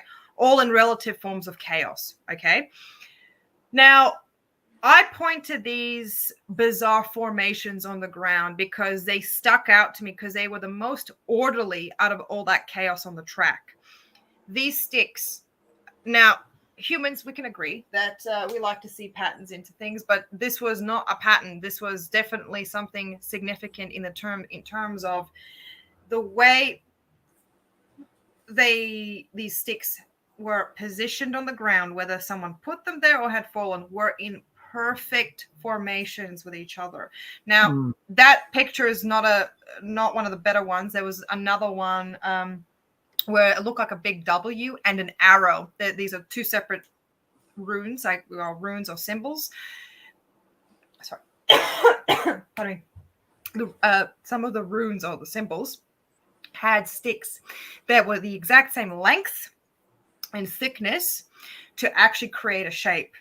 So you can't tell me that the wind blew these sticks into position. You can't tell me that the trees themselves dropped their branches in such a specific way, and mind you, in the middle of a wide track to form these symbols.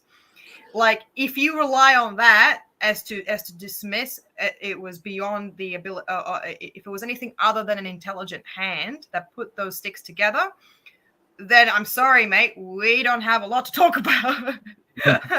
And you'll notice that picture there too. The older, deader stick is on top of the fresher, more recent stick. So that just came to me this time looking at it. I'm like, that looks like a pretty decayed stick on top of one that's probably not that old. Yeah. Deliberately has put it that way and put the older one on top of the newer one. So this is the one that you had to go at looking at. I did. So. Yeah. Okay. So that one was particularly fun. All right. So that's me, guys. That's I was so that okay. So what I was doing, I wasn't actually trying to pull anything out. I wasn't trying to pull the stick out. What I was trying to do was I was trying to figure out the position of whoever was standing there to press that stick in by the angle of it and by the position. So when I was having a look around the area, I found two footprints. Well, they weren't really, they weren't discernible footprints, but they were two clearings in the grass, implying that something stood on those things, stood on that grass.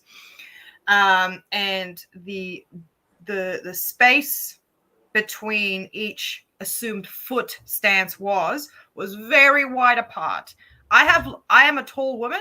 I'm a tall woman, and I even had trouble actually getting myself in a position, in a good position, in a gravity central position to stand perfectly balanced to get to even begin to manipulate the stick at that angle it was at. So what my hands were doing, you can see up there, my hands were trying to figure out where exactly the hands were of this being to press the stick into the ground. I'm having a look up, and there were some disturbances in the bark, implying that whoever was that's where they were gripping it. And you could, and what it told me, the way the equation was building up in my head as I was picking up all this information, was whoever put this here was very, very tall to begin with and very strong to actually pierce this thick branch. I'm talking like this branch was not like, it was about that thick. It was not small at all to get in there. So they had to be very, very tall. Like, as I said, I'm a tall person and I even struggled with it. So yeah. What do we got next? Yeah, we did see this one too.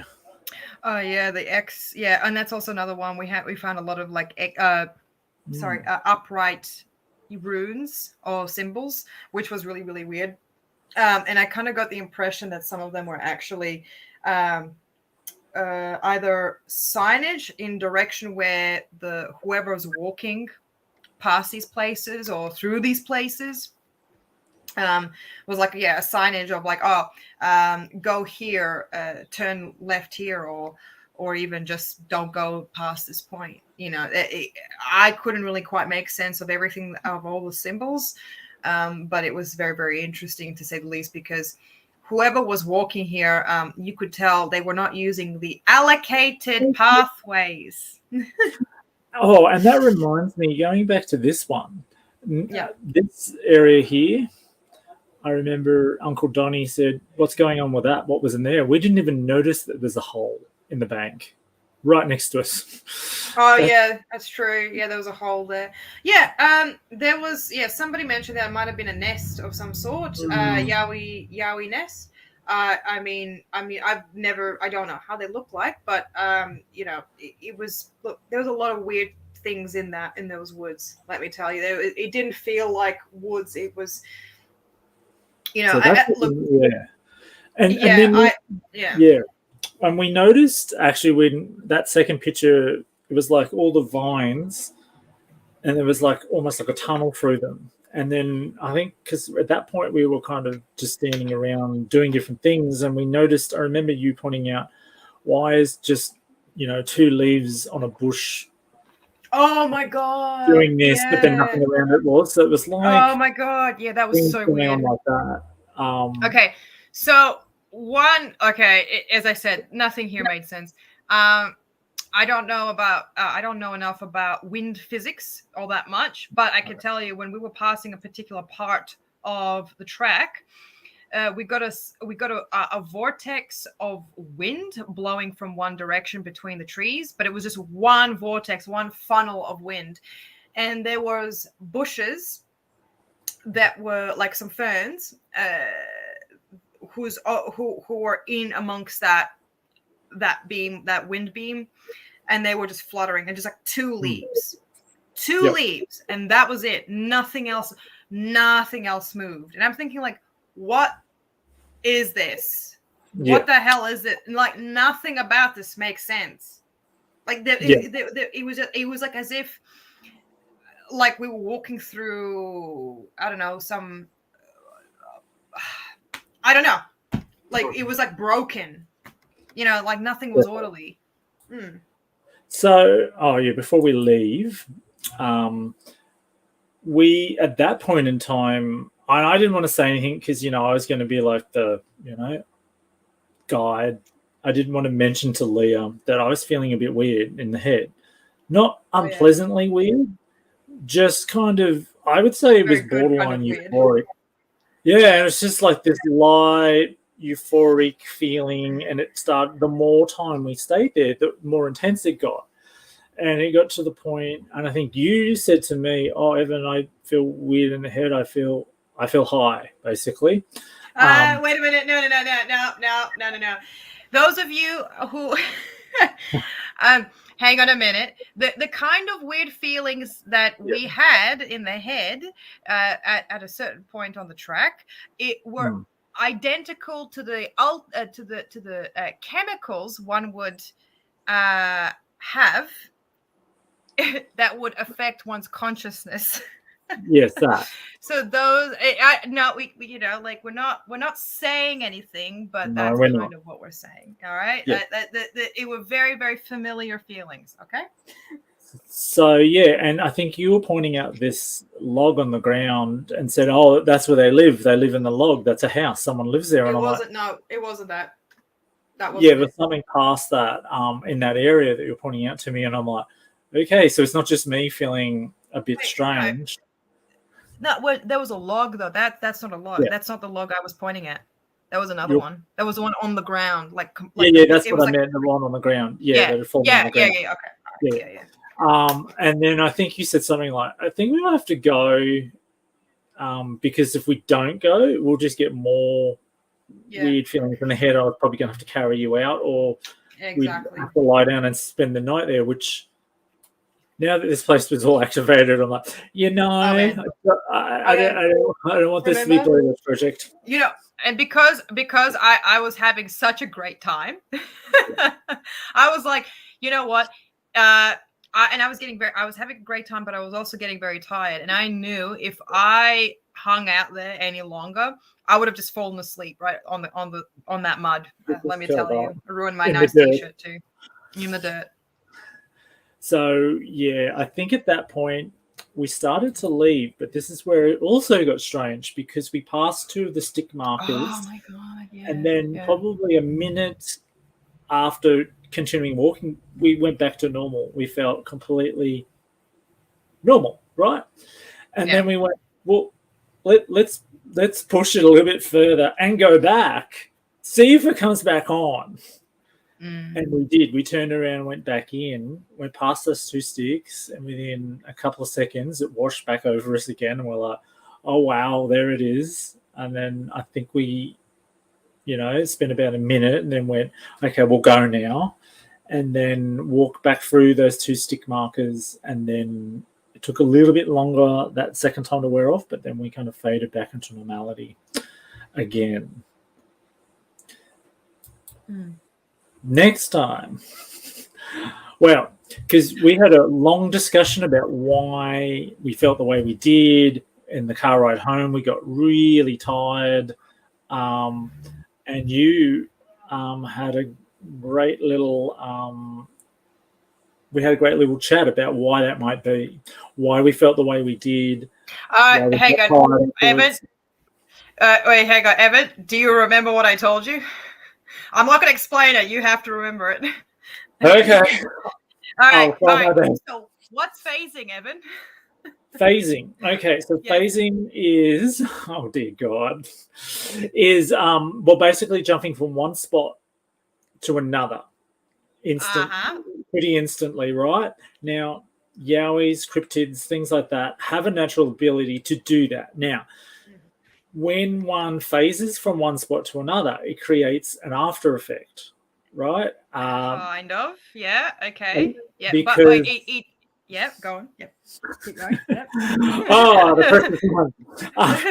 We had this conversation about 2 months ago, but anyway, you were talking about how the area that they would phase into, that particular area, I think I get this wrong. The atoms are firing at a faster rate, that there would possibly be a residual electromagnetic and radiation effect from that. Is that right? Yeah. Oh, Matt, you got 90%. You got 90% of that. No, that's a sub. No, that's everyone could give a clap for Evan. Now that was awesome, Evan. Congratulations. Yeah, you got it. You got it in one. All right. So that's the roundabout way. So whatever so basically that's what phasing is.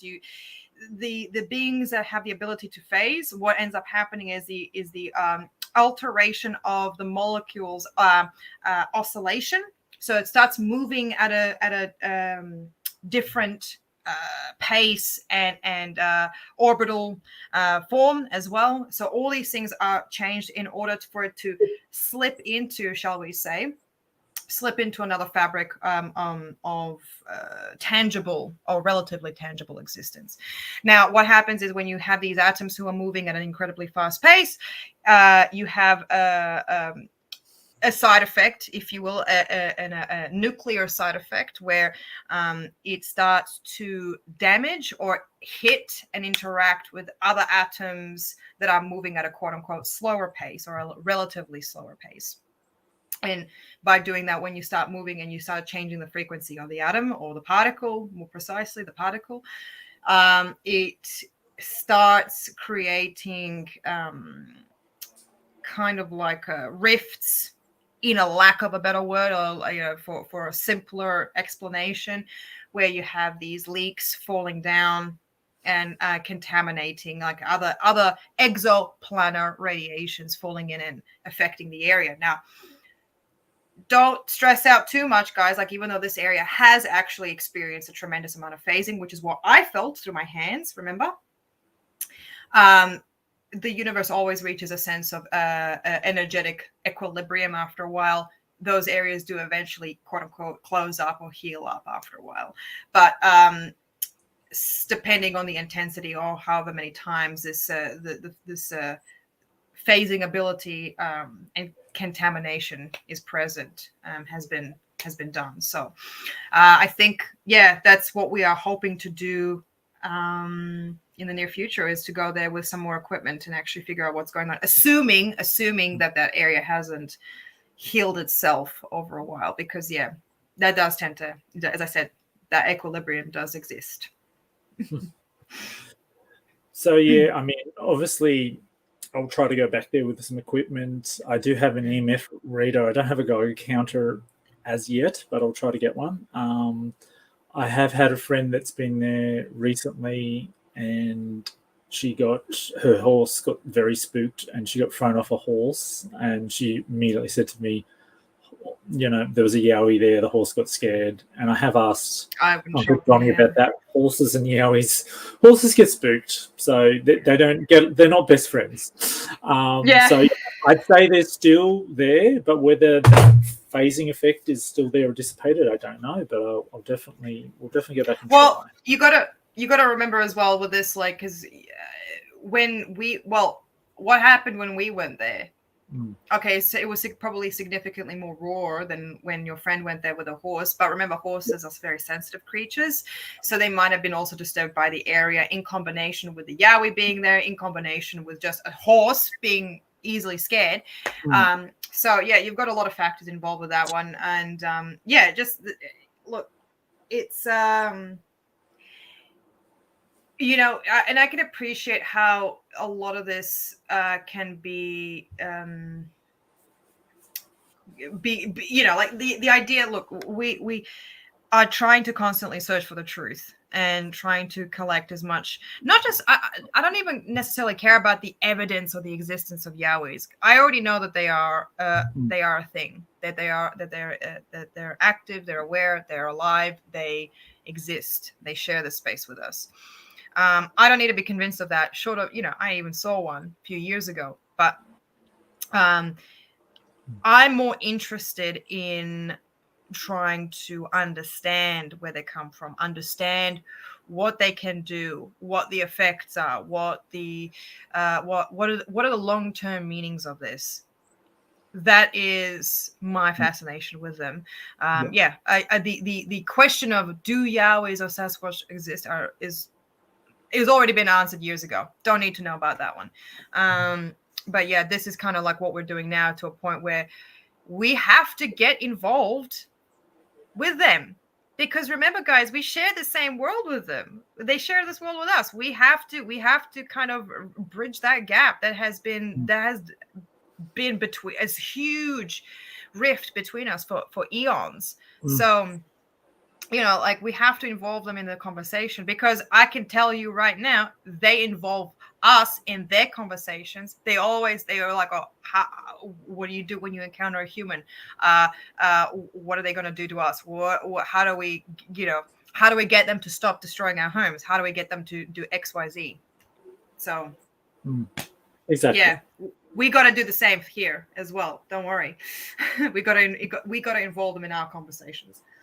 Yeah, because this planet belongs to them probably more than it does to us. I don't, you know, we're all going to live here together. Yeah, Yeah. like look, yeah, this whole idea of who owns more what that's such a silly. It's, you know, like, and I can appreciate where you're coming from in that respect. Like the Earth, nobody owns the Earth. No race or species owns the Earth. The Earth owns us, all of us, all together. We are in fact at the behest of Earth, always, every day. It's just, how we conduct ourselves is the true test on how long we get to still be alive on Earth. That's the question. Exactly. And, you know, we've been able to see a site that, you know, it was never dead, but a more neutral site completely activated in the space of a month or so. So for me, I'm grateful that I've been able to see that difference, that things are turning on.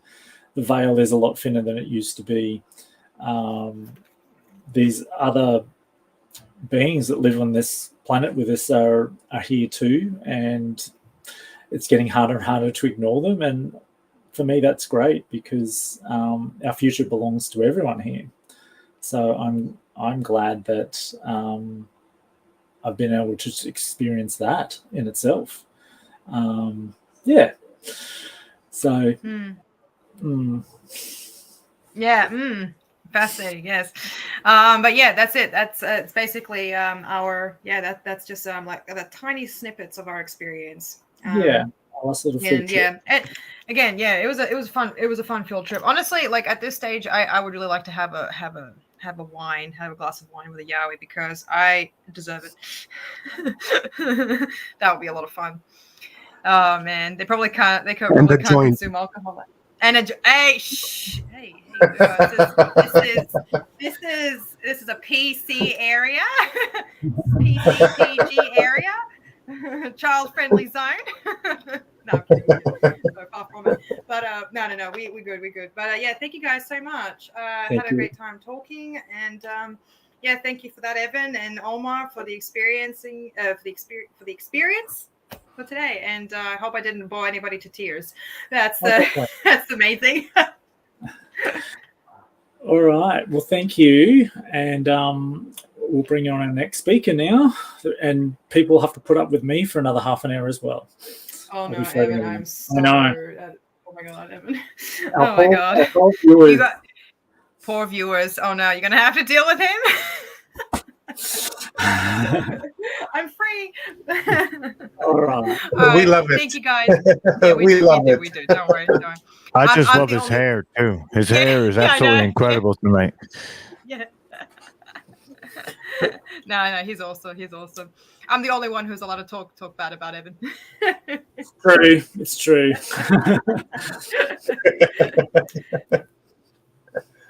All right. Bye, guys. Bye. Bye, Leah. Thank you. All right. And I'll just get up our slides. Share screen. Hi, Sarah. Nice to see you again. Hey, guys. How are we? It's been great show. I've been up since 4:30 WA time in Australia, so it's been good. All right, almost there. There we go. All right, enter stream. There we go. We got our slides. Okay. So I guess I'll start, because we start with Uluru, because that's where we kind of met and came together. Isn't that right, Sarah? All right. Yes. So good old Uluru, what was that, like 2 years? Yeah, a couple solstices ago. 2 years to the date, really? Yeah, 2 years to the day almost. And to be honest, we went in, as you've heard Steve say a few times, not knowing what was going to happen or what was going to work or anything. But it was definitely, definitely an experience that I'll never forget. I know at the time, you know, those moments that you have and you go, oh yeah, it's kind of changed my life or whatever, whether it be a near-death experience or something. I knew it was one of those seminal moments where just being there changed everything. So, yeah, and I love this shot because this is how Uluru looks from space. So I was always told that humanity actually started from Uluru, that it was actually a spear tip that was sent here through the cosmos and crash landed into Australia. And you're just looking at the kind of end of it. There's a whole section submerged going into the planet. To my mind, that sounds like terraforming. So even before I got there, I knew that we're in for something special. And I think at the time, I don't know, I think we actually connected more afterwards, didn't we? Like, we saw each other there. But it's when you popped up with these photos that I kind of went, oh my God. So I'll get you to tell your little background story to what happened to you and how these photos came about. Okay, so these photos came about from my husband. So when we were at the ceremony, he somehow just got this intuition, got this vibe, and said, I need to get the kids in the car and go get some photos. Now, he didn't know what he was doing. He kind of just went, oh, this is what Sarah's always said, like, if you ever feel like you've got to do something and it feels right, you just do it. So he followed that intuition. So that was the biggest highlight, really. So at 7:32, without knowing any information, not knowing anything, because it was kept very hush-hush, he took his first shot. And from there, he captured the show that was performing in the sky, which was coinciding with the activation that happened beneath the rock. So he got, I think it was over 130 something photos. So it wasn't until I came back to WA and we're going through the photos a month or so later, I actually noticed that there was a craft going through the portal, and I was just like, what the hell is going on? And yeah, so for me, that wasn't, at the time, it didn't mean as much as what it meant to Evan and Steve, I guess, and that's where the connection first formed. So I went to Uluru for my own personal spiritual journey. I just had a calling to go. I didn't know what it was about, but here we are today, knowing more about what it was really about. So yeah, and as you can see in these photos, you can see, you know, spirit is, we've got a lot of stuff happening in those photos, actually. I don't even know where to begin. So what's the next one, Ev? Have you got the video there? Yeah, the next one is the video. And mind you, my husband, yeah, my husband's actually blind in his right eye as well. So he's got severe glaucoma. So he's only got less than 2%. So he didn't know what he was looking at, and he's got terrible photography anyway. So yeah, but he happened to capture the craft. So I think Ev's going to play the video now. Well, I'm going to try. It's not letting me, which is weird. Why That's okay. would it not do that? That's weird. It played the other day. Maybe we can just put in the link. Yes, I will. Video. I'll get the link in and I'll put it in for everyone to share it around, because yeah, we've got that up. Bugger. Sorry about that, people. It's weird because it worked last night. I played it. Yeah.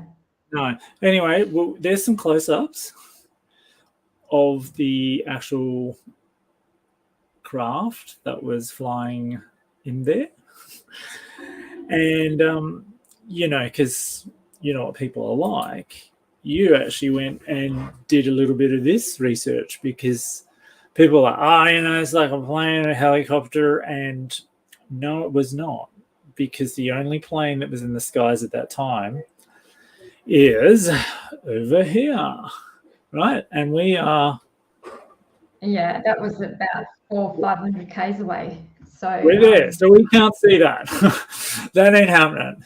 And yeah. no helicopter, because I think Austin and your kids were on the last helicopter that day. They went for the last ride, and they flying anymore after. But the whole site was shut down.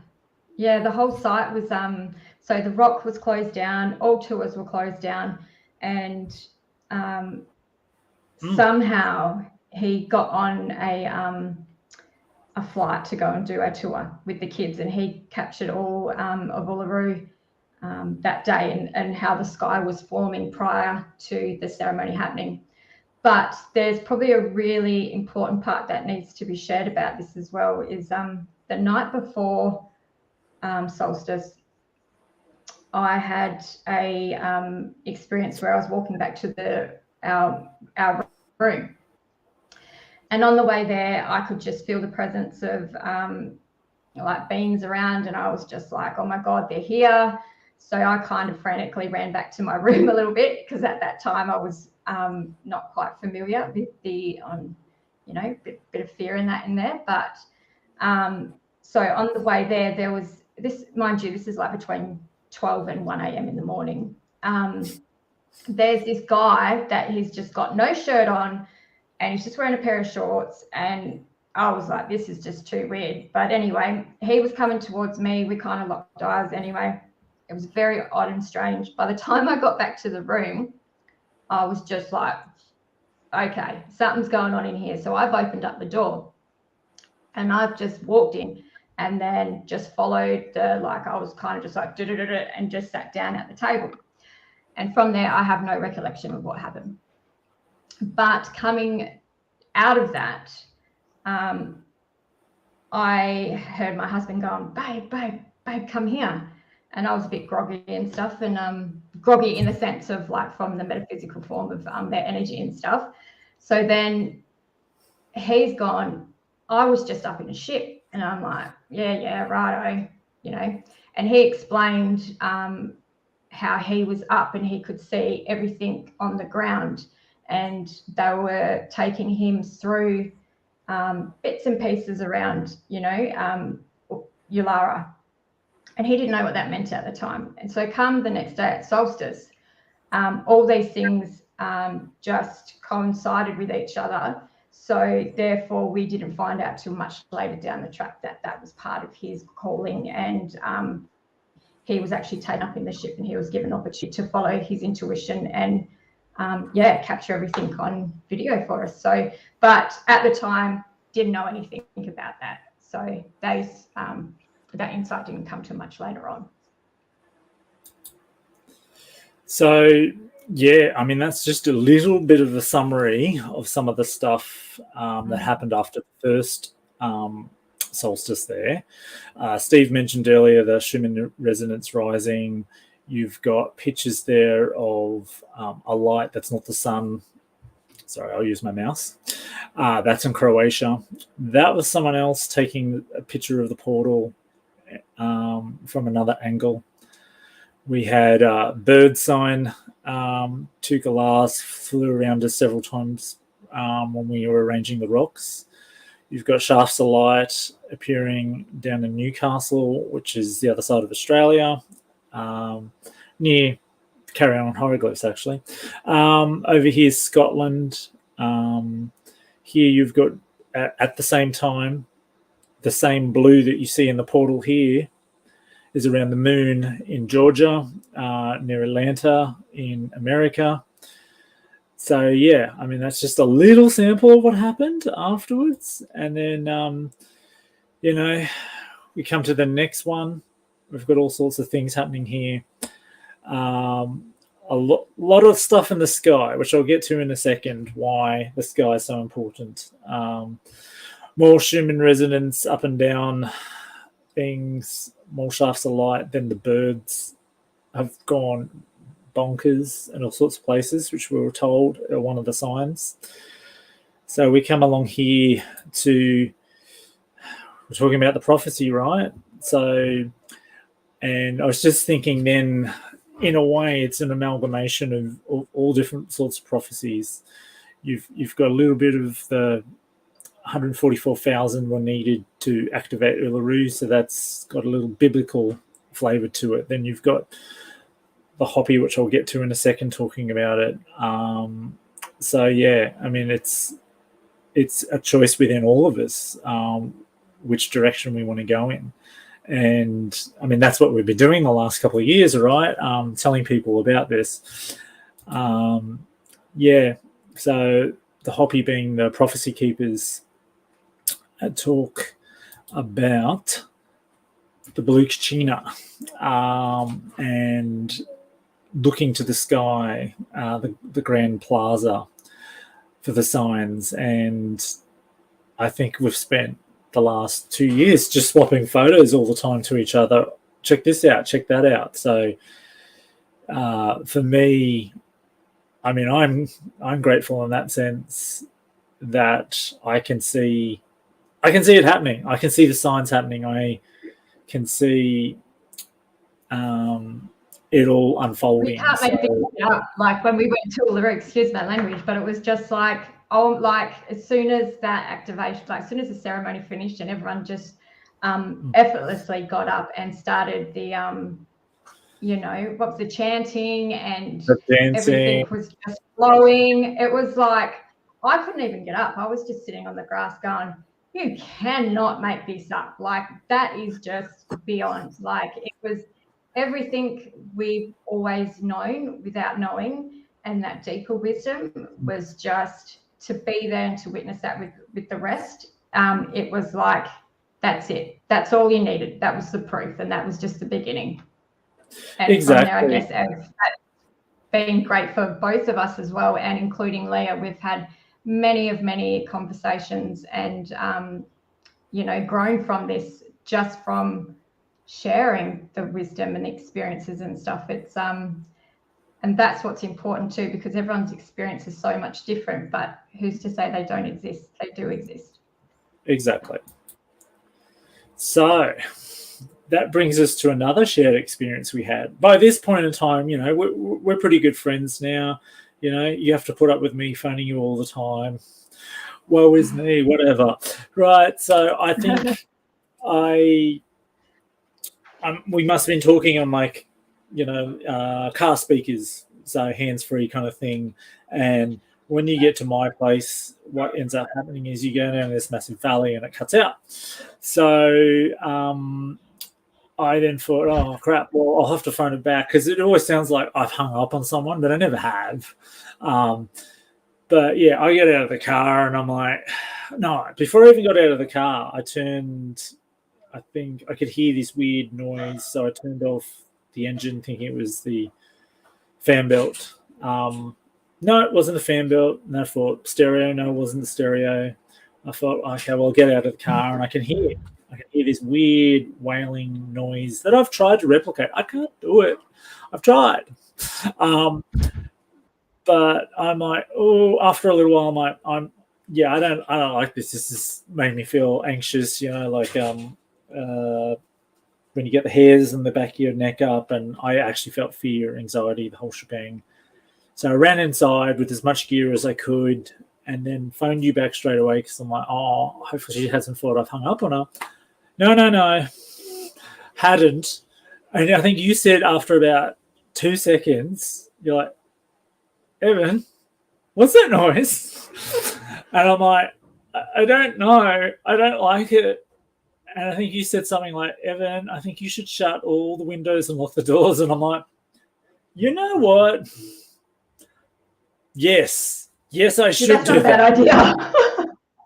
And not that probably they could, smash through a window or wall if they wanted to do that, which they don't anyway. But at that point in time, I'm full of like. So I did all of that, and then we had this weird rambling conversation that went for about 2 hours, and it got to the point where we were just exhausted. It was like we were disorientated and didn't know what the point of it was, and then it got to the point It's where we going just around in circles. It was very like this. It was just, and I was taking notes at the time. I had my notebook out, and I was just doing spirals, and I was just going. I was writing down like around and around, and it was bizarre. But mind you, good point to add in there is your dad was actually having the same experience, just not even a couple of 100 meters away, and none of us knew what was going on. No, we didn't. And then the next morning, I woke up and I'm like, I feel like, well, I usually feel like crap in the mornings anyway, but I felt extra special crap because I had like earache and sore throat and all this stuff, and I'm like, oh, I don't feel good. And then I remember you speaking to me. Actually, I rang you and I said, you rang me. I was just like, Evan, what are you doing? Why didn't you call me like rah rah? And he was like, oh, so I'm just on the phone to my friend, my Yowie friend, and I'm just putting in about the Yowie last night. I was like, that's what that was. And I'm like, no. And then we just exchanged like how we felt, what happened, and we were just like, so that's when the Yowie experience started. Yeah. So if people have heard me say this before, I'm sorry, but in case someone hasn't, I'll qualify infrasound. There are actual I think tigers and crocodiles. There are several animals that can produce that frequency of sound. Usually, to kind of stun and daze their prey. But I think in the case of a Yowie, it's more of a defensive, side effect. I don't think they're doing it deliberately to make you sick. It's just more like, just stay at arm's length for whatever. But then, so this gives you a bit of perspective how close it was, right? That's my little balcony, and that third there. So the sound was coming from there, which I'm in the trees. That's where I live. So that's how close it was to us. And it's amazing that not only did the effect affect me, which, okay, fair enough, I'm a couple of meters away, but it affected Sarah on the other side of Australia just through my microphone. That was enough. Now it's funny because I, of course, went down for a few wanders. That's just down from my house in the rainforest, and you circled me a few little pictures because you're much better at seeing these things than I am. So I'm also grateful for your good eye. I can actually see a lot more. I can see a lot more now in this photo as well. It's like just doesn't end. It's just everywhere. So that was definitely something. And I've been down there with a friend and missed the Yowie by about 300 meters that close, because I came back up. Dad's like, where were you? And I was here. And he's like, I walked halfway down the hill. It was literally 300 meters down the creek from that spot. So that's how close they were. This brings us to another in sync experience. So I'll do mine and Leah's version, and then I'll get you to tell everyone what happened to you at the same time. So keeping in mind we're on opposite sides of Australia, and Australia's a pretty big country, right? Oh, hang on, Ev. Sorry, I had to interrupt, but just before this happened, I remember I contacted you when we were on a discussion. We were just like chatting, and I was like, well, Leah, I need to bring it up with you because it doesn't feel right for me. Like I was just like, I feel like I need to say it. But anyway, I was like, I think Mesris has contacted me. And I was like, but I'm not saying he had, but I just like need to say, and it was just a bit like, So none of us really knew what it was, but then that was the first test and the first the first bit of insight that for what was coming further down for the three of us to go through. Yeah. So I think that night I was with Leah. We just went into town might have been after a workshop or something, and she saw someone kind of walking along the road. So I went back to double over a few times and couldn't see them. But then as we're turning down from the main road down to one of the side roads, she's just like, oh my God, look, there's someone over there, there's someone over there. And then I think we spoke, and they were tall, because a few times I've seen Mesrith, he is pretty tall. Then I think we spoke to you, and then you had your, you saw someone, didn't you, in the car? Yeah, I was trying to get hold of you guys. I was had that experience, and I knew it was Mesrith. So I was just like, so I was trying to get hold of you guys, but I had no phone reception. So then I couldn't charge it. There was nothing. And then by the time, we got on there, Leah was like, oh my God, Sarah, oh my God. And I'm like, no, you wait. And we're like, no, you wait. And I'm like, it was Mesrith. So he was presented to us in two locations at the same time. So yes, that's basically it. So yes, Mesrith does exist, and he likes to, like Leah says, he likes to put us to the test. Oh yes, definitely. And then we spontaneously decided to put ourselves through another little test, which I think was on my birthday, actually. So it was. Yeah, I think you went first, and then I'm like, oh well, I better go now. But you didn't have a choice. No, I really didn't. But a necessary experience, because it's one of those things where I think in previous times I'd done something like that. I had skirted around the edges and kind of went, oh wow, I'd never gone in that deep. But for me, I mean, it was an intense experience, but I'm grateful for it, because I could see everything in a different way. The trees were shimmering with light and shaking like a rattlesnake, and I could see rhythm and pattern and atoms in all objects, and I could see all this energy everywhere, and I'm like, oh wow, we're just frequency. We're just a form of frequency we're just made up of that. So yeah, you have all of that bombard you in about 7.5 minutes, and that's another one of those moments where I kind of went, I'll never see life the same now.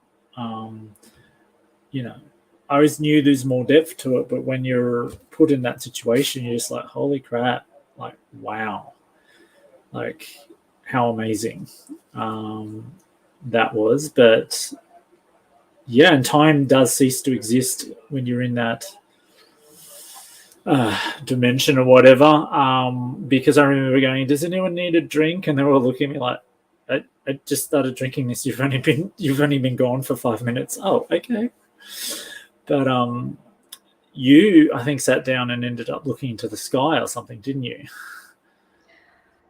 So I went first, and so during my experience, I just so it was at Evan's house, and so obviously there's a lot of the botanical realm and everything out there. So with nature, it was when I look back now, it was absolutely beautiful. But at the time, it was just like my eyes seeing things beyond the field that is the greatest potential for all of us. So, and I guess this is where it comes into, we can expand beyond our own reality and go into the field and morph with the field. So I just remember seeing everyone, just see everything in a vibration. Like Evan said, it was a rhythm, it was color, it was geometric, it was everything. at the time, I was just like, whoa, it's too much, all the rest of it. And then it all finished. And then from there, it was just, you know, it was full on. But it wasn't until I got home and a couple of days later, I think I flew home, and Ev and I were recapturing about again, because we were just like, what was that? That was different. Because normally you hear stories about these experiences are about a healing, and it's about, you know, so for us, it was nothing like that. There was no healing. It was more of an enlightenment. Yeah. So this experience, because we understood that our bodies have been doing a lot of healing during this journey as well. So our frequency had been resonating with the field, and we were then able to step into the realm of the potential of where we're from. So from there, what we understood was that frequency and vibration is where we are created, and then that comes into the matter from the holographic field. So it's very interesting to see how our bodies now are responding and viewing things at a much different level now. So yeah, it's it was one thing, definitely. What you see in them pictures is just like, yeah, well, and more. Yeah, and so much more. Yeah. So which side, really, which do you want to see in that? It's like we can either, yeah, there's three faces in one. It's, I guess, what did this explain for you, Ev? yeah, well, I guess on several levels that it could represent our future. You know, we can pick one of those paths, but also, I guess it's also, and that's my last couple of months, it was actually, I guess, another thing I'm grateful for, but a lot of my internal pain and darkness and stuff that I'd shelved has come out. Not that I'm out there doing anything crazy. It's just, it's internal stuff, right? So yeah, I can see all of those three faces in me, but you know, you have to work with that. You have to work with each side, and you know, kind of give it room to do what it needs to do, but then in a controlled way as well. So for me, yeah, it was recognizing that I'd shelved too much, that it needed, I guess, needed to be heard and processed and worked with and all of that. So yeah, that's what that picture represents to me, because I think it was Joseph Campbell talked about the gods, goddesses, everything is within us. All the mythology and the religion and pantheons of gods are actually all in here, all in us. So yeah, we're all of those different things, and I think it's very easy to ignore whole aspects of that and not to deal with it, but we need to. And yeah, as painful as some of the experiences have been, especially this year, I'm grateful for it too, because it's taught me things, and yeah, hopefully I'll end up a better person on the other side. So there you go. What about you? What do you think that this picture represents to you? I think this represents, yeah, like the three sides. It's a trilogy of our shadows. So, yeah,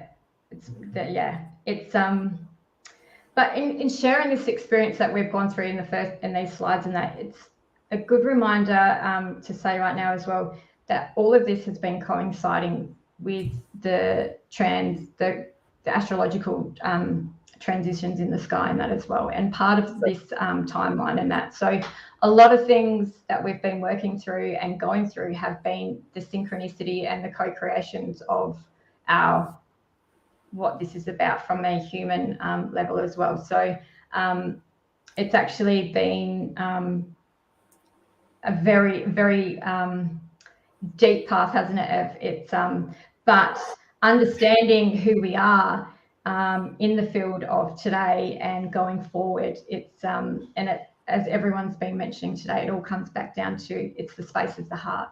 It's living from the heart, and from there we can create the life that we want to live. And it's just all about the stories and that attached to it. The faces of ourselves, I guess we've just got to realize that that was a phase of time, and now it's we're above that. We're above that. So we don't get rid of them, just rise above it. And yeah, it's been a huge couple of years, that's for sure. That's for sure. So I guess Evan and I just wanted to go through those slides just to share a bit of the personal journey that's been going on. But today I just wanted to capture on through what I want to share. So through this wisdom, we embrace who we are and why we came to Earth, not only on a personal level, but also in the greatest context of all creation. So my work for founder of Innate Healing. So it's all about the innate intelligence that exists in all of us. And it's our natural ability of the functioning of the intelligence of everything.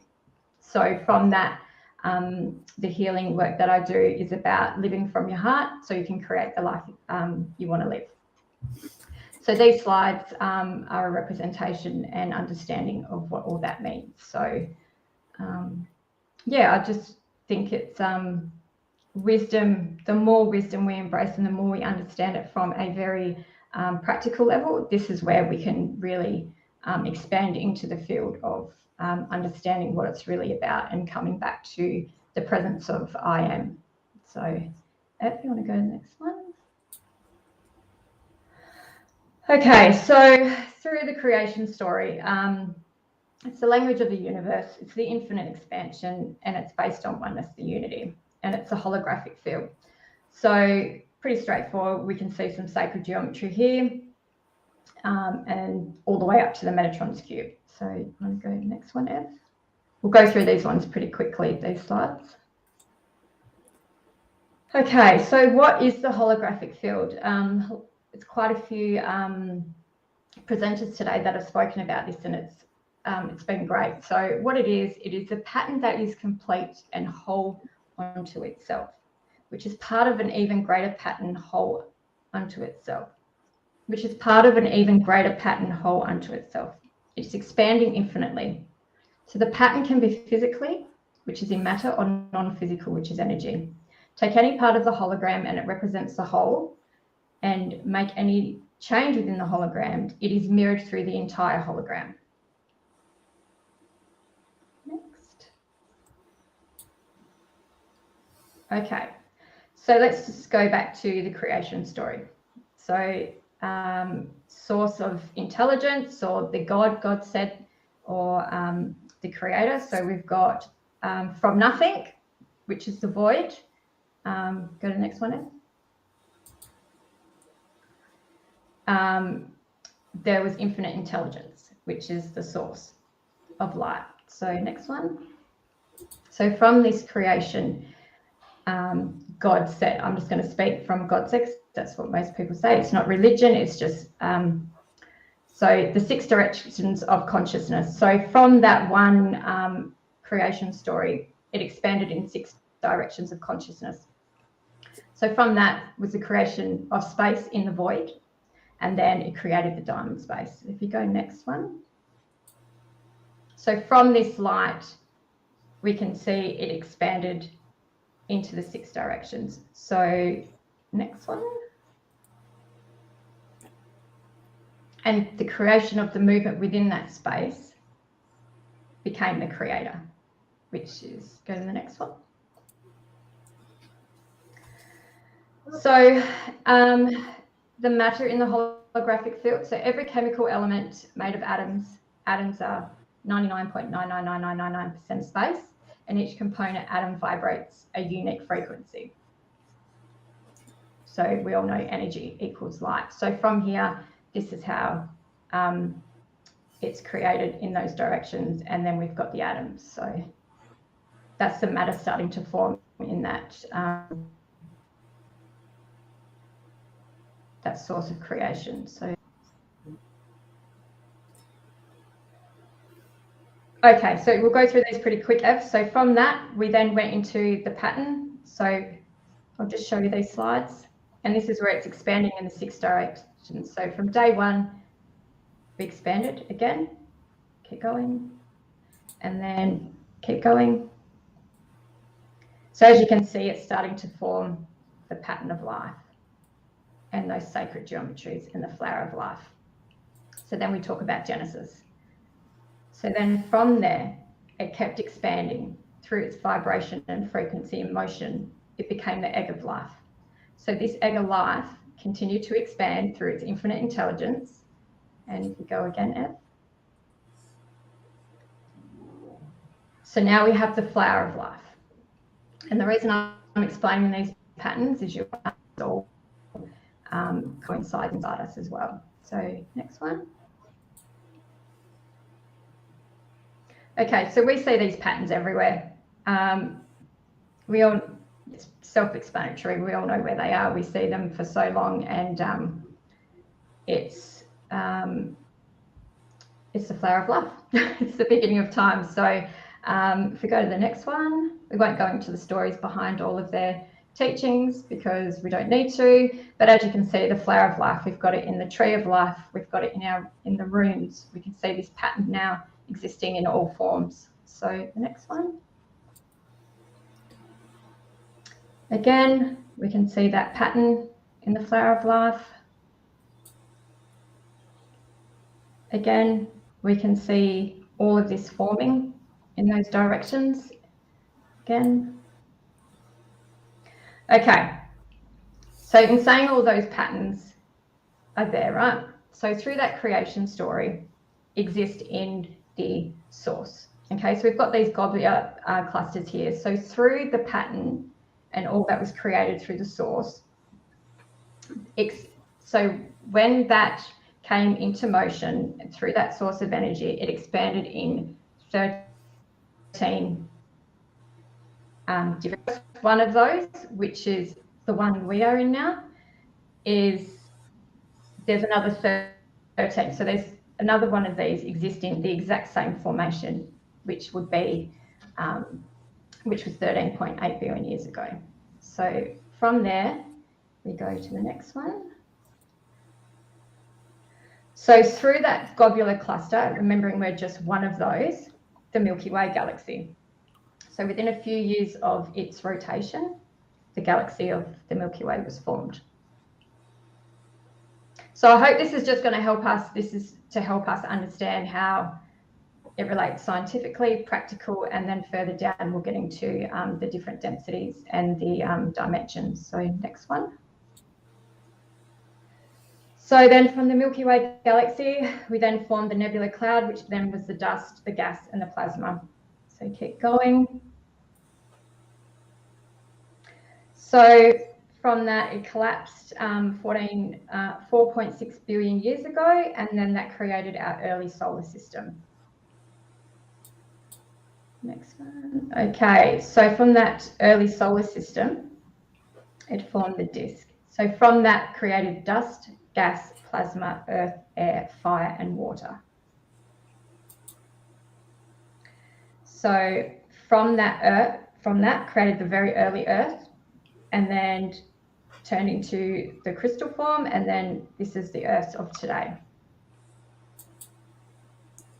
Okay, so from that, this is the first density, the first dimension. So crystals and crystalline frequency within our earth. So as wind and fire brought from earth, formed to earth and water, the earth's crystals were formed, trapping within them the earth's light coatings. So as you can see from all those patterns we're explaining, that created everything into our earth, and that's most of these hold all of this information inside of our crystals.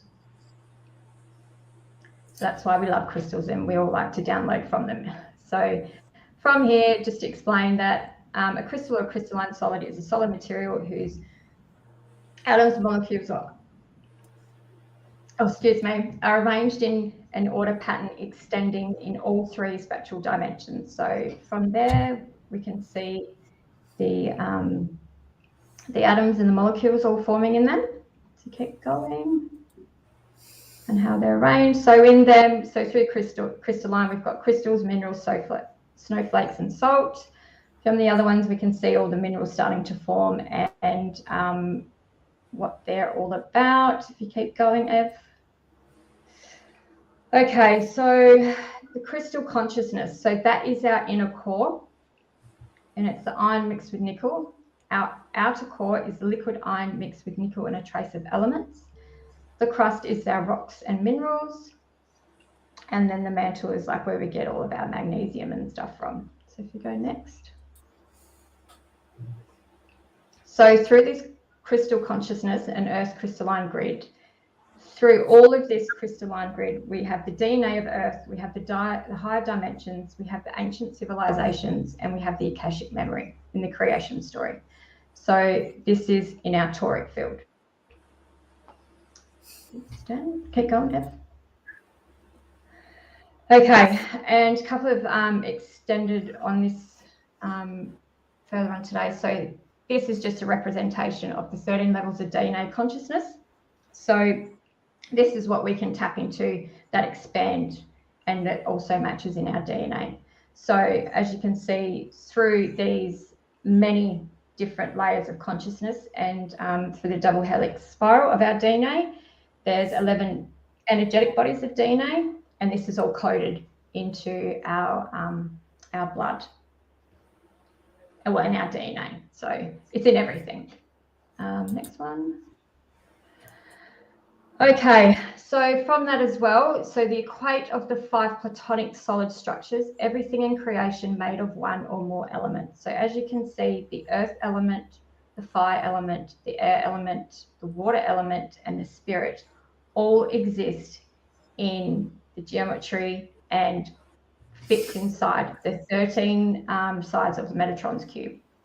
So this is just a bit of sacred geometry. And again, if we go back to where the globular clusters existed, so that will help you understand how Metatron's cube fits on that as well, and how all of these patterns of life exist in everything.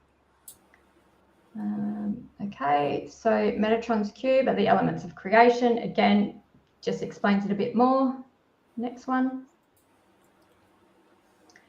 Okay, so from there, we have the creation of the first density. So in the second density dimensions, we have animals and plants. So from here, plants and animals, they embody the first density, which is the frequency and embrace intuition. So they have the rhythm through our Milky Way. So they just go with the frequency of the creation. It's all coded in them as well.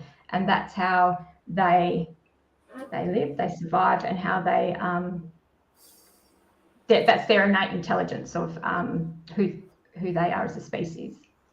So from there, we go into the third density, which is the third dimension, and that's where the humans exist. So here we experience a perceived separation from the collective consciousness while still being a part of the whole. So I guess from here, where we come into form is where we're all living a life, but through all of the creation, there's so many stories and there's so much of history that is outside of ourselves. We tap into those frequencies, and that is where sometimes we get lost in who we are and we stay separated because we don't actually understand that everything does exist with us. So the next one. So as you can see from this, we have 3 layers of creation. So for so long we've been having, you can see the toric field here that's above the body in the fear zone. So through those higher fields, we have been vibrating through our thought form, and it's created fear. Whereas our toric field, so these 3 hearts of creation of just what we've explained, all from the infinite source, is our natural intelligence. So from there, we carry the same coding as our Earth, as our galactic core within the Milky Way. And as a human, we have access to all of those and expanding beyond the field. So again, that's when we talk about the other 13 globular clusters that exist parallel to us, which fits inside the Metatron's cube. Okay, so again, sacred geometry of creation. We see all these patterns in everything. We see this through the way of life and how life is created. Just give you a quick breakdown. Again, Ev. Next one. Okay, and now these patterns here, so we can see the sacred geometry of human development. So on day 7, we've got all these cells, and here you can see how it all exists in formation through the creation, and how all of the flower of life in a 3D perspective exist in the, I guess you can say, the 64 tetrahedrons. So we won't go into that too much because we could be here forever, but that's just to help you understand. Now, to help understand the 13 energy centers of our galaxy and how the human body exists in the same coding. So here we have the human body in the middle, and through Metatron's cube, we have the spirit, water, air, fire, and earth elements and where they exist. So our 13th gate is the Earth gateway. So the first one is our Earth star. It's where we need to anchor in. And from those, we have the chakra locations of the base, the sacral, the solar plexus, the heart, the third eye, the crown, the soul star, the stellar gateway, the universal gateway, and our cosmic gateway. So from there, we have access to all of those fields within our energy centers of the body, which all exist in everything. So if you go again, Ev. This is just to give you another, it's just another diagram of the 7 levels of the crystalline matrix. As you can see, it's we've got the color now into that. We can see the Merkaba grid outside the body, and we can see how all those energy centers exist and how we have access to them through our double helix. So next one. Okay, so just to help us understand as well how this fits in with the astrological transitions. So here we are, this is our local universe. We've got 125 billion galaxies just inside one of our local universes. So therefore, it's infinite. So to even grasp that and to put that into perspective is just, this is just a glimpse of what it looks like. So next one. So as you can see, through the universe, we have the Milky Way galaxy. So from there, we can see Earth, how it exists in the Milky Way galaxy. So again, next one. Okay, and just to give a, takes 365 days for a solar cycle. So for our Earth to go around the sun. So that's how we get 365 days a year. Next. Okay, so where we're at the moment, so our solar system, and to go around our neighbours, which is the Pleiadians, and their sun Alcini, it's taken us 26,000 year cycle for our solar system to rotate around Alcini. And the next one. So for a whole year cycle, Alcini rotates around Sirius. So Sirius is part of our 8th gateway. I'll get into that more. So it's taken 225,000 year cycle to be at this position of the alignment of where we're at today. And the next one. So 225 million year cycle for our solar system and Alcini to rotation around the galactic core. Again, the galactic core exists in all of us through that creation, and therefore through the whole of creation, through all the eras of life, we have been existing through this time and space. So that's why we have access to so many fields here.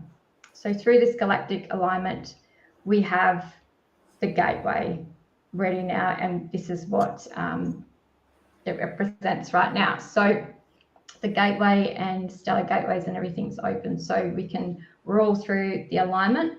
So now this is where we see revolution in time coming back to the beginning. So this is, the grand galactic alignment of the Aquarian age. And from here, it might help you understand this is where they talk about history repeating itself based on an astrological transit. So from here, so many of us have past lives, etc. And through time and space, there's so much access to all fields of information that we all have access to. Next one. So as you can see, the Metatron's cube exists in the holographic field. So our local universe fits inside all of those galaxies. It fits inside the Milky Way galaxy, and it also fits inside humanity, which is the diamond pillar grid, which is where we are today. Next one. So I guess just to add furthermore onto this, so humanity has been shape-shifting into many societal forms from generation to generation. What was it about it? What was it that caused many people in society to break out and become so aggressive to each other this time around? The problem is we have been given our power away for as long as we can remember. Generation after generation, we've been living our lives, struggle to survive, conditioned to the systems, complying to the rules that majority of the people on this planet have never asked a single question: who made them and why do these exist? The past 2 years has been a demonstration of a masculine paradigm of how we perceive problems in all of our systems. Another philosophical trap that has continued stopping us from our own capacity to be vessels of flow. A play to such limitation, a story that has continued to mold the field of our planet since the fall of Atlantis. How do we move beyond all power and conflict of coercing and societal form structures in our lives? I believe the only way to move forward is to identify the relationships we have within ourselves and the relationships we have outside of ourselves. True inner strength will rise from the unlearning, domesticating of ourselves, and ultimately understanding the true nature of this planet, knowing the ground you walk on every day, knowing the relationship the sky has with ourselves and the relationship it has within our earth. Moving beyond the field of separation, knowing we are the center to as above, so below, connected to the breath of love and spirit of the cosmic universal flow. Letting go of the story enables the journey to transform into the ancient wisdom that resides in all of us. We all have capacity to rise and harness the greatest expansion of ourselves by igniting our human spirit, moving into the vessel of flow, and embracing the principles of what this life on earth is truly about. I can't see the rest of what I've written. To recognize we are the free hearts of creation beating as one, knowing that there is no destination and no limits to what we can create in your life. Living from the heart is all about the present moment, harnessing self-agency to change the entire trajectory of your life, creating the life that you want to live. Can you see again now? So the core fundamental truth must rebirth the correct concept and value. I think it's time to surrender into all the hyped up that's been intimidating our insecurities, a concept of a better life. With the very short amount of time we have left, it's time to change our entire relationship with the nature of this planet. There is no one to blame at the end of the highway when you continue selling your soul in exchange for a commercial gain to those who are trapped in their own ego conditioning of spiritual materialism. We all have a choice. We chose to be here. Soul was given permission. It was part of our birthright to be here. Letting go of the story enables the journey to transform into the ancient wisdom that resides in all of us. So from what I explained, there was no story. It was just the infinite intelligence of the creation. And through birthing ourselves in humanity, we have access to our own potential to be the co-creators with the universe in infinite flow, And that starts through the galactic core of our Earth star, of our beating heart, and through the Milky Way, which is the source of all intelligence. So all of what exists is all of the infinite, and we can flow through that. It's the story that we have attached to ourselves that molds us into a philosophical trap that keeps us separated from who we are, and that's the path forward. I believe we need to really look at those relationships inside ourselves and outside us, inside and outside, because we are a mirror reflection. And we're back on transitional stage again, so we're on a new grid. It's time to recreate the story and leave this in the field for our future generation to have access to the wiser wisdom, and allow the field to mold into that universal flow, because we all owe it, not to ourselves but to the future ahead. I know I don't want to see everyone turning to the transhuman field that it's going to, but look, we all have a choice. But I hope this was just it's just a snippet of information, but from here we can briefly understand that we are the infinite intelligence of all creation, and it starts through the galactic core of all of us. So and from there, we can create our own story. So I think that sums it up really well, actually. Yeah. Yep. So that's our path forward. So look, I think you summed it up really well there, and we may have to. I think we're a little bit behind time, so we may have to. Get Vicky on now. So thank you patiently waiting, Vicky. But I just want to say one thing, Evan, and this is a lot of what we've been working on at Full Spectrum Universes, figuring out these energy grids and how our physical and spiritual consciousness interact with those grids, and how we kind of work towards this limitless possibility through energy and invoking the understanding of how the ebbs and flows of the universe truly work. So, Sarah, it was just incredible. Thank you. Excellent. Well, we might get. I better hop off. Thank you so much. Thanks, guys. Thank you, and I'll see you all later. See ya. All right. There you are. I'll do a quick little introduction, Vicky. While we were at Uluru, you were at Carrion at the hieroglyph site. Now, you were brave, because I know several people that were going there that day and then just went, the rain, no. And it was raining torrentially, right? But you stuck it out. You did. And many others, I know people got 3/4 of the way there and went, I'm not doing this. I'm going home. But and that's, I think, when we connected over that, because, you went there and held space there and did what you needed to do there. And which reminds me, I better get your slides up. But we've got there's 2 really amazing photos that you sent to me the other day. So let me get that up. All right. Slideshow. There were 6 of us that went to Carrion, and we merged with the energy at Carrion, but we didn't have permission to do ceremony there, so we left. We went to Umina Beach opposite Lion Island, and connected on the 33-degree grid line. Yeah. All right. So I will get rid of my camera, and hopefully I can still play your slides. So let me.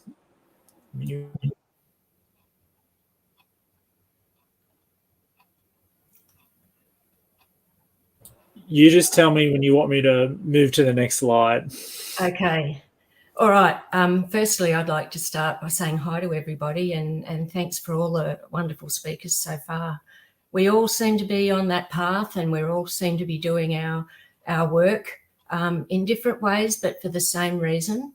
And I'm extremely grateful, firstly, for this opportunity, but also for the opportunity to be in the human form and learning what I need to learn and going through what I need to go through to help this particular time in our lives and this planet to go to the next level. There's many different variations on what that might look like, but to come home, really. So thank you. I have maybe about 10 or more years ago, but right from when I was young, I knew that I was different.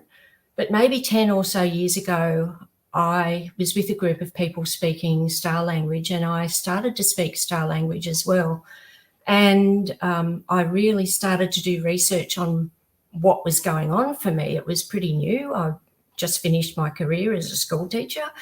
And so I had the time and the space to actually look into what was going on for me and the people around me and where I was moving towards. And I realised that I was part of a group that realised that they were Earth star beings, and of which we all are, but we are all at different stages of realising that and working towards that.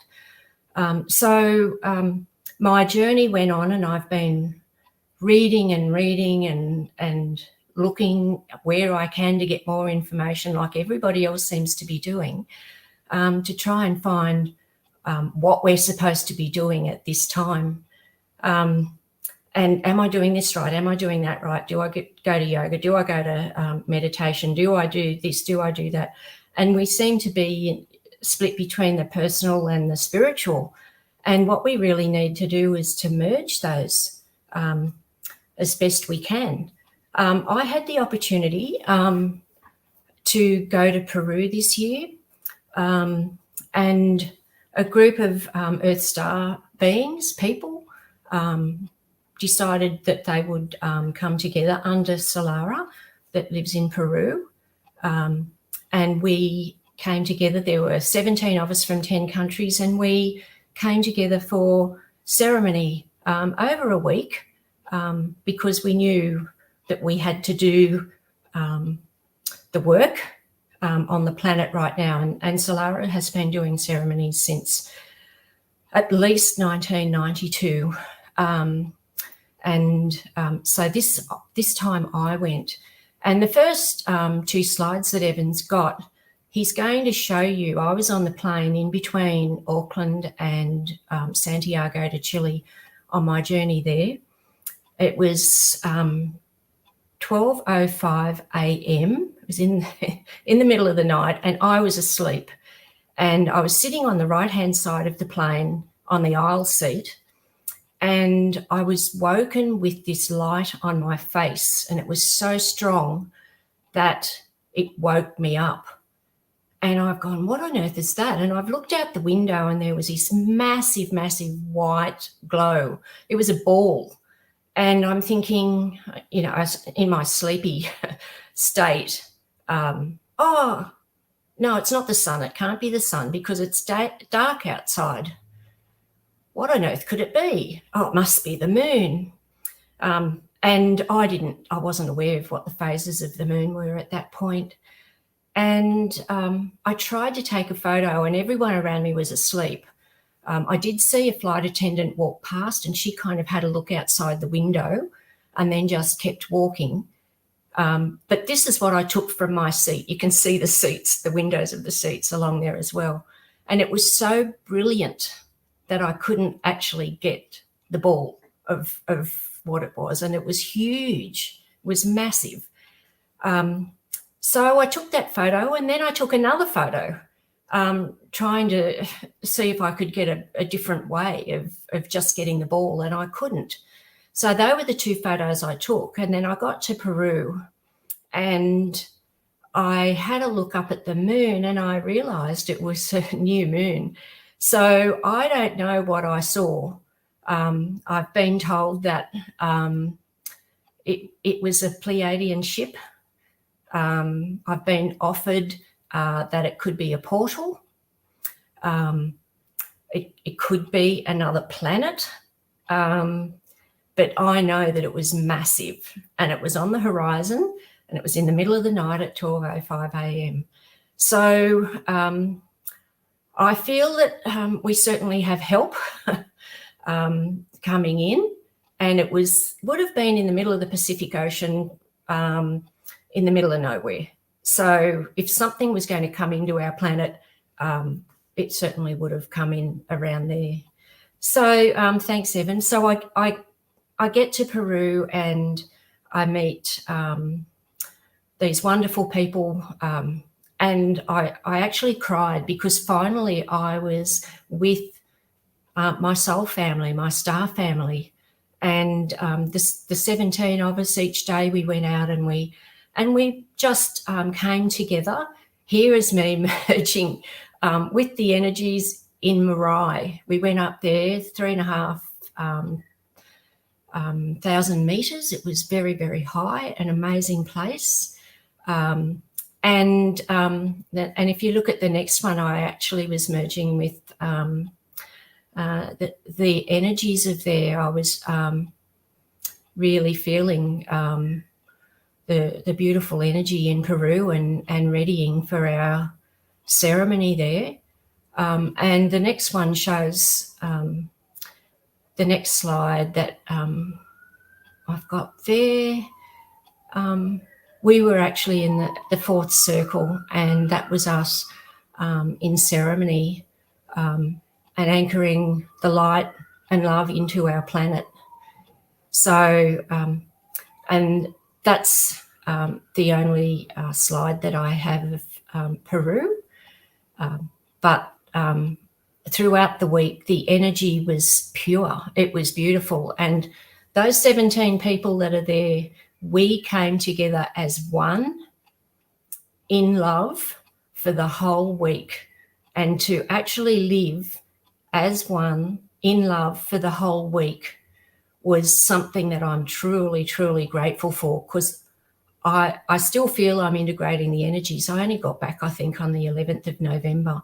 So it's just a little over 6 weeks that since I got back, and I go back to that feeling of oneness and love that we had that week. And that's where we need to take our planet, into this place of oneness and love.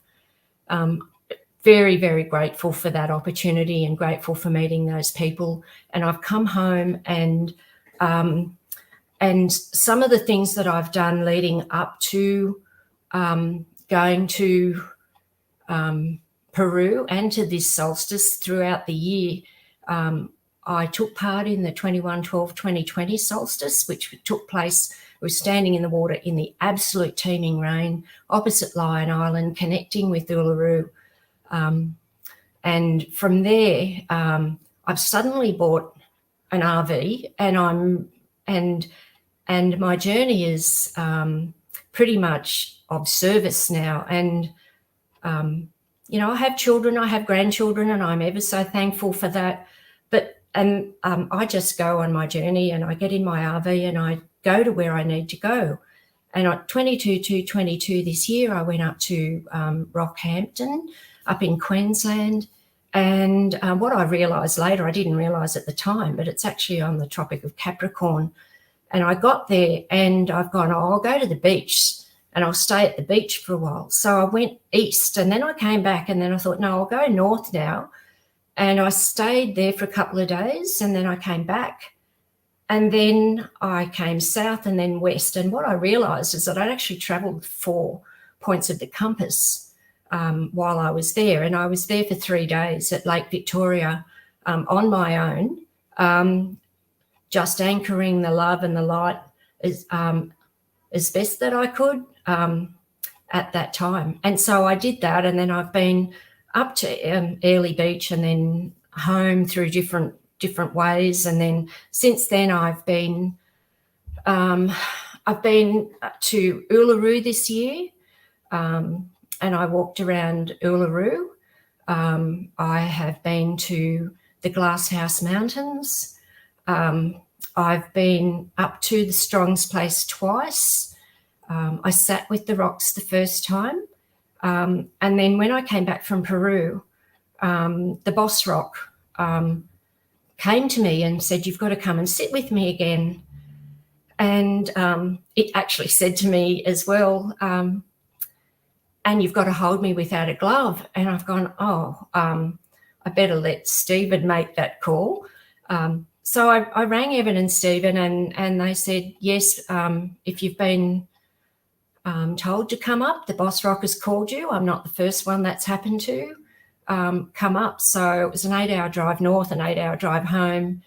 And I held that boss rock in my right hand. And throughout that time, I was given 10 minutes. And Stephen certainly watched me for the first minute to see that I didn't end up with a bleeding nose or feeling sick or anything else, and I was fine. And then Stephen left and went in the house. The next thing, I'm speaking star language to the rock, and I just kept going with it for maybe 8 minutes. And my other hand was going around and making code. And then I sat down and I listened to what the rock was wanting to give me. And he said to me, "You will know what to do." And I've gone, okay, it's not the first time I've been told that either. So I handed the rock back, and then Stephen tells me that he went in the house and he was actually tripped over when he went inside. So sorry about that, Stephen. Yeah, he definitely tripped over his own feet. But yeah, it's like, yeah. So anyway, I came back home, and I was also urged to go before the solstice. So and I certainly felt a connection with the rock, and we did communicate. So thank you very much for that. I'd like to just move on to where to from here, because we're living in this world where we have had division. We have had people making this choice or that choice, or making this decision or that decision, or people believing this or believing that. And the division is getting greater and greater, I feel. But our job as light workers, star seeds, earth star beings, all of us, is to just try and bring this back into oneness as best we can through love. And we live in a world where there's duality, where we have ego-driven people and we have people that are trying to live in the oneness. And even in ourselves, we live with polarities. We live in duality. We have the ego. We have the dark side, if you want to call it that, and we have the light side. And my analogy is that it's like sitting in a boat and you're trying to row, and you've got one side wanting to do one thing and the other side wanting to do something else. And we have to work on those polarities within ourselves to then come together in oneness. And when we're in oneness and coming from a place of love, then we are as powerful as we can to try and transmute all the other duality-based things that are activities, that are people that are going on this planet.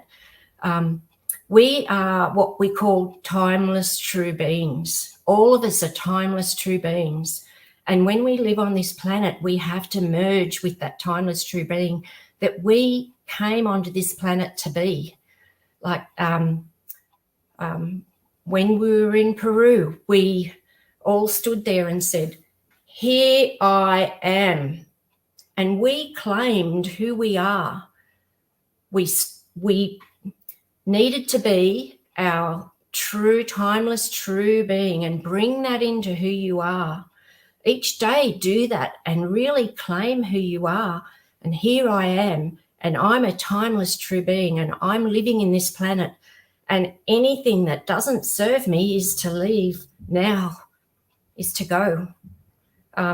And that's a really powerful thing to do each day. And if you could all practice doing that each day and claiming it and owning it, and eventually you'll realize that you are your timeless true being.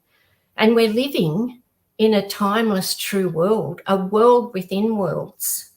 I've heard the worlds within worlds. I think Leah said that today, that there are worlds within worlds, but this is our world right now, and we need to live in this world. And if we could live in this world as a timeless true being, as the being that we are when we came to this planet, without the distortions of duality, just as a being of light and love, pure light and love, then we can make a real difference to the work that we're trying to do every day. Now is the time that we really need to step forward. We really need to claim that we are this being, and we need to, like everything around us is us. All that's going on out there is a part of us. So the more that we can help transmute that, the greater we will be. And I think that the only way we transmute that is by loving, by feeling that love in our core. And even the dark entities that are out there, they want to be loved. So we need to be able to provide that to them. The star language is interesting. I've read a lot of Solara's books, and she speaks of star language, and she talks about how it's not something we need to understand in our physical head, but every cell in our body understands it. We understand on that cellular level. And recently I tried it on chooks, although I'm yet to hear whether Evan's chooks have started laying. But I've still got to check today. I'll check after the conference. But I was at a property and they had chooks, and I started to speak starry language to the chooks, and I was shocked. They all stopped what they were doing, and they all looked at me like they were in a stunned state. But I knew that every cell in their being was actually listening to what I was saying. And that was on the Thursday, and I was at this property until the Tuesday. And on the Tuesday, I said to the owner, look, you might find that your chooks will start laying a few more eggs, because I spoke some starry language to them on Thursday, and they said, really? Because after Thursday, they started laying more eggs. So there's hope for your chooks yet, Evan. And I've spoken starry language in situations to people, and they've just looked at me and they can feel in their bodies changes that are going on in their bodies. It's whatever that person is meant to feel, that's what they are feeling. So, and I know the starry language works, that if you speak starry language and you're listening, please say it every day somewhere, because that's helping to anchor that light and love into our planet. That is what will bring us home. And I know a lot of people out there do speak starry language. Please speak it every day. You can speak it to your partner. I have spoken it to my grandchildren, and they've spoken it back to me. The young children in particular are the ones coming through that we really need to work with. A lot of those are more advanced and awake than their parents in a lot of cases. And they speak it naturally, and that's the generation that's coming through. So I have learnt to read the cards of Arn, which is like you could say it's a tarot deck, but it's not a tarot deck. And this is the cards of Arn, and they've all been written by Solara. And I've trained to read the cards of Arn, and there's 337 cards in 4 different decks. That it's an interactive living tool where the cards will either tell you where we are now, what the next 1, 3, 6 months could bring, with possible things that you need to work through, outcomes, and where you are on your journey from duality to oneness. And I've been reading those cards for maybe 12 months now. And I've got to say that each person that I've read those cards for have said that it's exactly what they needed to hear in their life. And they're amazing. They're interactive. You can read the cards at the start of the year to see what the year holds. You can read the cards each month. You can read the cards if you have a problem that you want an answer for. You can read the cards for whatever situation you have in your life. And the cards are interactive and they're just amazing. But it's teaching, like for me, it was a wonderful personal development in my journey to be able to see the world in an expanded way, to see it in a vast way, instead of some issue occurring, that you could actually see it in a much vaster, larger perspective. And that little thing that upsets you down at the shops, it's in the big picture of things, it's really not important. Like perhaps it's teaching you a lesson, or is it there to test you, or is it there for you to share your love at that time? And we are at a time now where we are being tested more and more and more, and there will be a final test that we need to be aware of and know that we have to pass this test as a collective. We need to come together as a collective, and really going out and doing the work and helping others right now is really helping yourself and helping us to go to the next level in our stage, a stage of evolution, going back home, but being as big as you can, being as large as you can in that timeless true being position, in that being and being vast, you've actually got more capacity to make a difference on the planet. Yes, coming back home, I have my RV, I get in it and I'm of service, and I just go and do the work that I need to do. I don't have any plans yet to travel anywhere in the next year, but I know that I will be given directions on where to go and what to do. My physical being right now, I know that there are changes happening with the energies. I've noticed I'm becoming way more sensitive in my being. My eyesight is changing. I've seen in 3D a couple of times, which has shocked me. I was even able to put my hand in between what I was looking at and still see top and bottom. I'm seeing lights moving. I'm having episodes where I can see lights, triangular diamond-shaped lights that are rainbow colours that are happening, and they're expanding and expanding.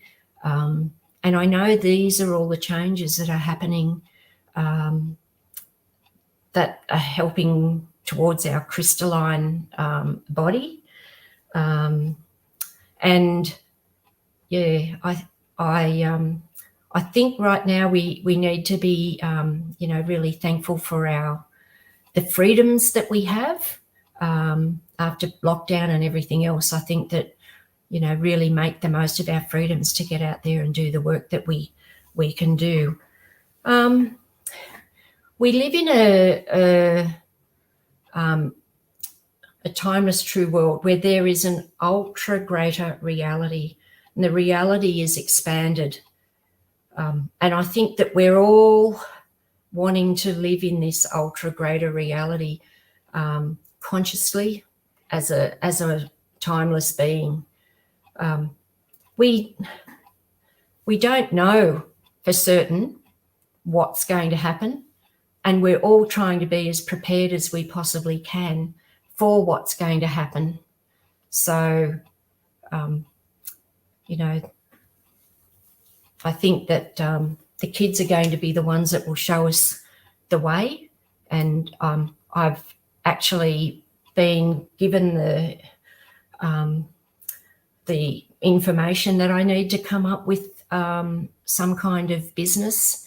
And I'm still in the process of teasing out what I need to do for that.